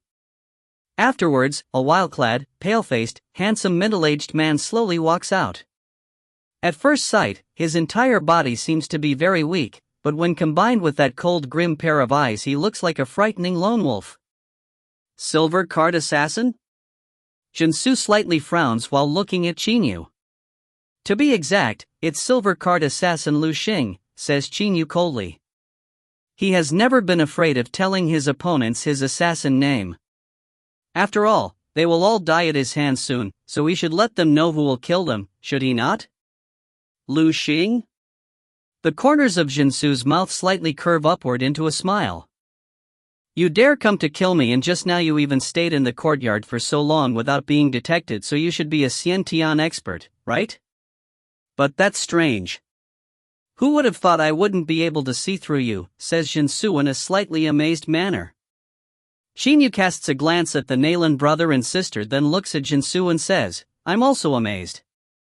It's already unbelievable that a Xiantian expert took up a lowly post like the intelligence head of the 3 eastern region counties. But he even has 2 Xiantian experts as subordinates. There are no more than 100 Xiantian experts in the entire Chu kingdom, but you even have 3 here. You talk too much. Nalan Dan suddenly says. Assassins shouldn't talk too much. Assassins shouldn't kill people fair and square either, right, Miss Baby Heart Eater? Qin Yu says laughingly. Ah, right, you must actually be older than a miss. Perhaps I should call you Auntie. Nalan Dan's face immediately changes color. What she loathes the most is that other people mention her real age. Qin Yu takes a look at that room whose door is wide open.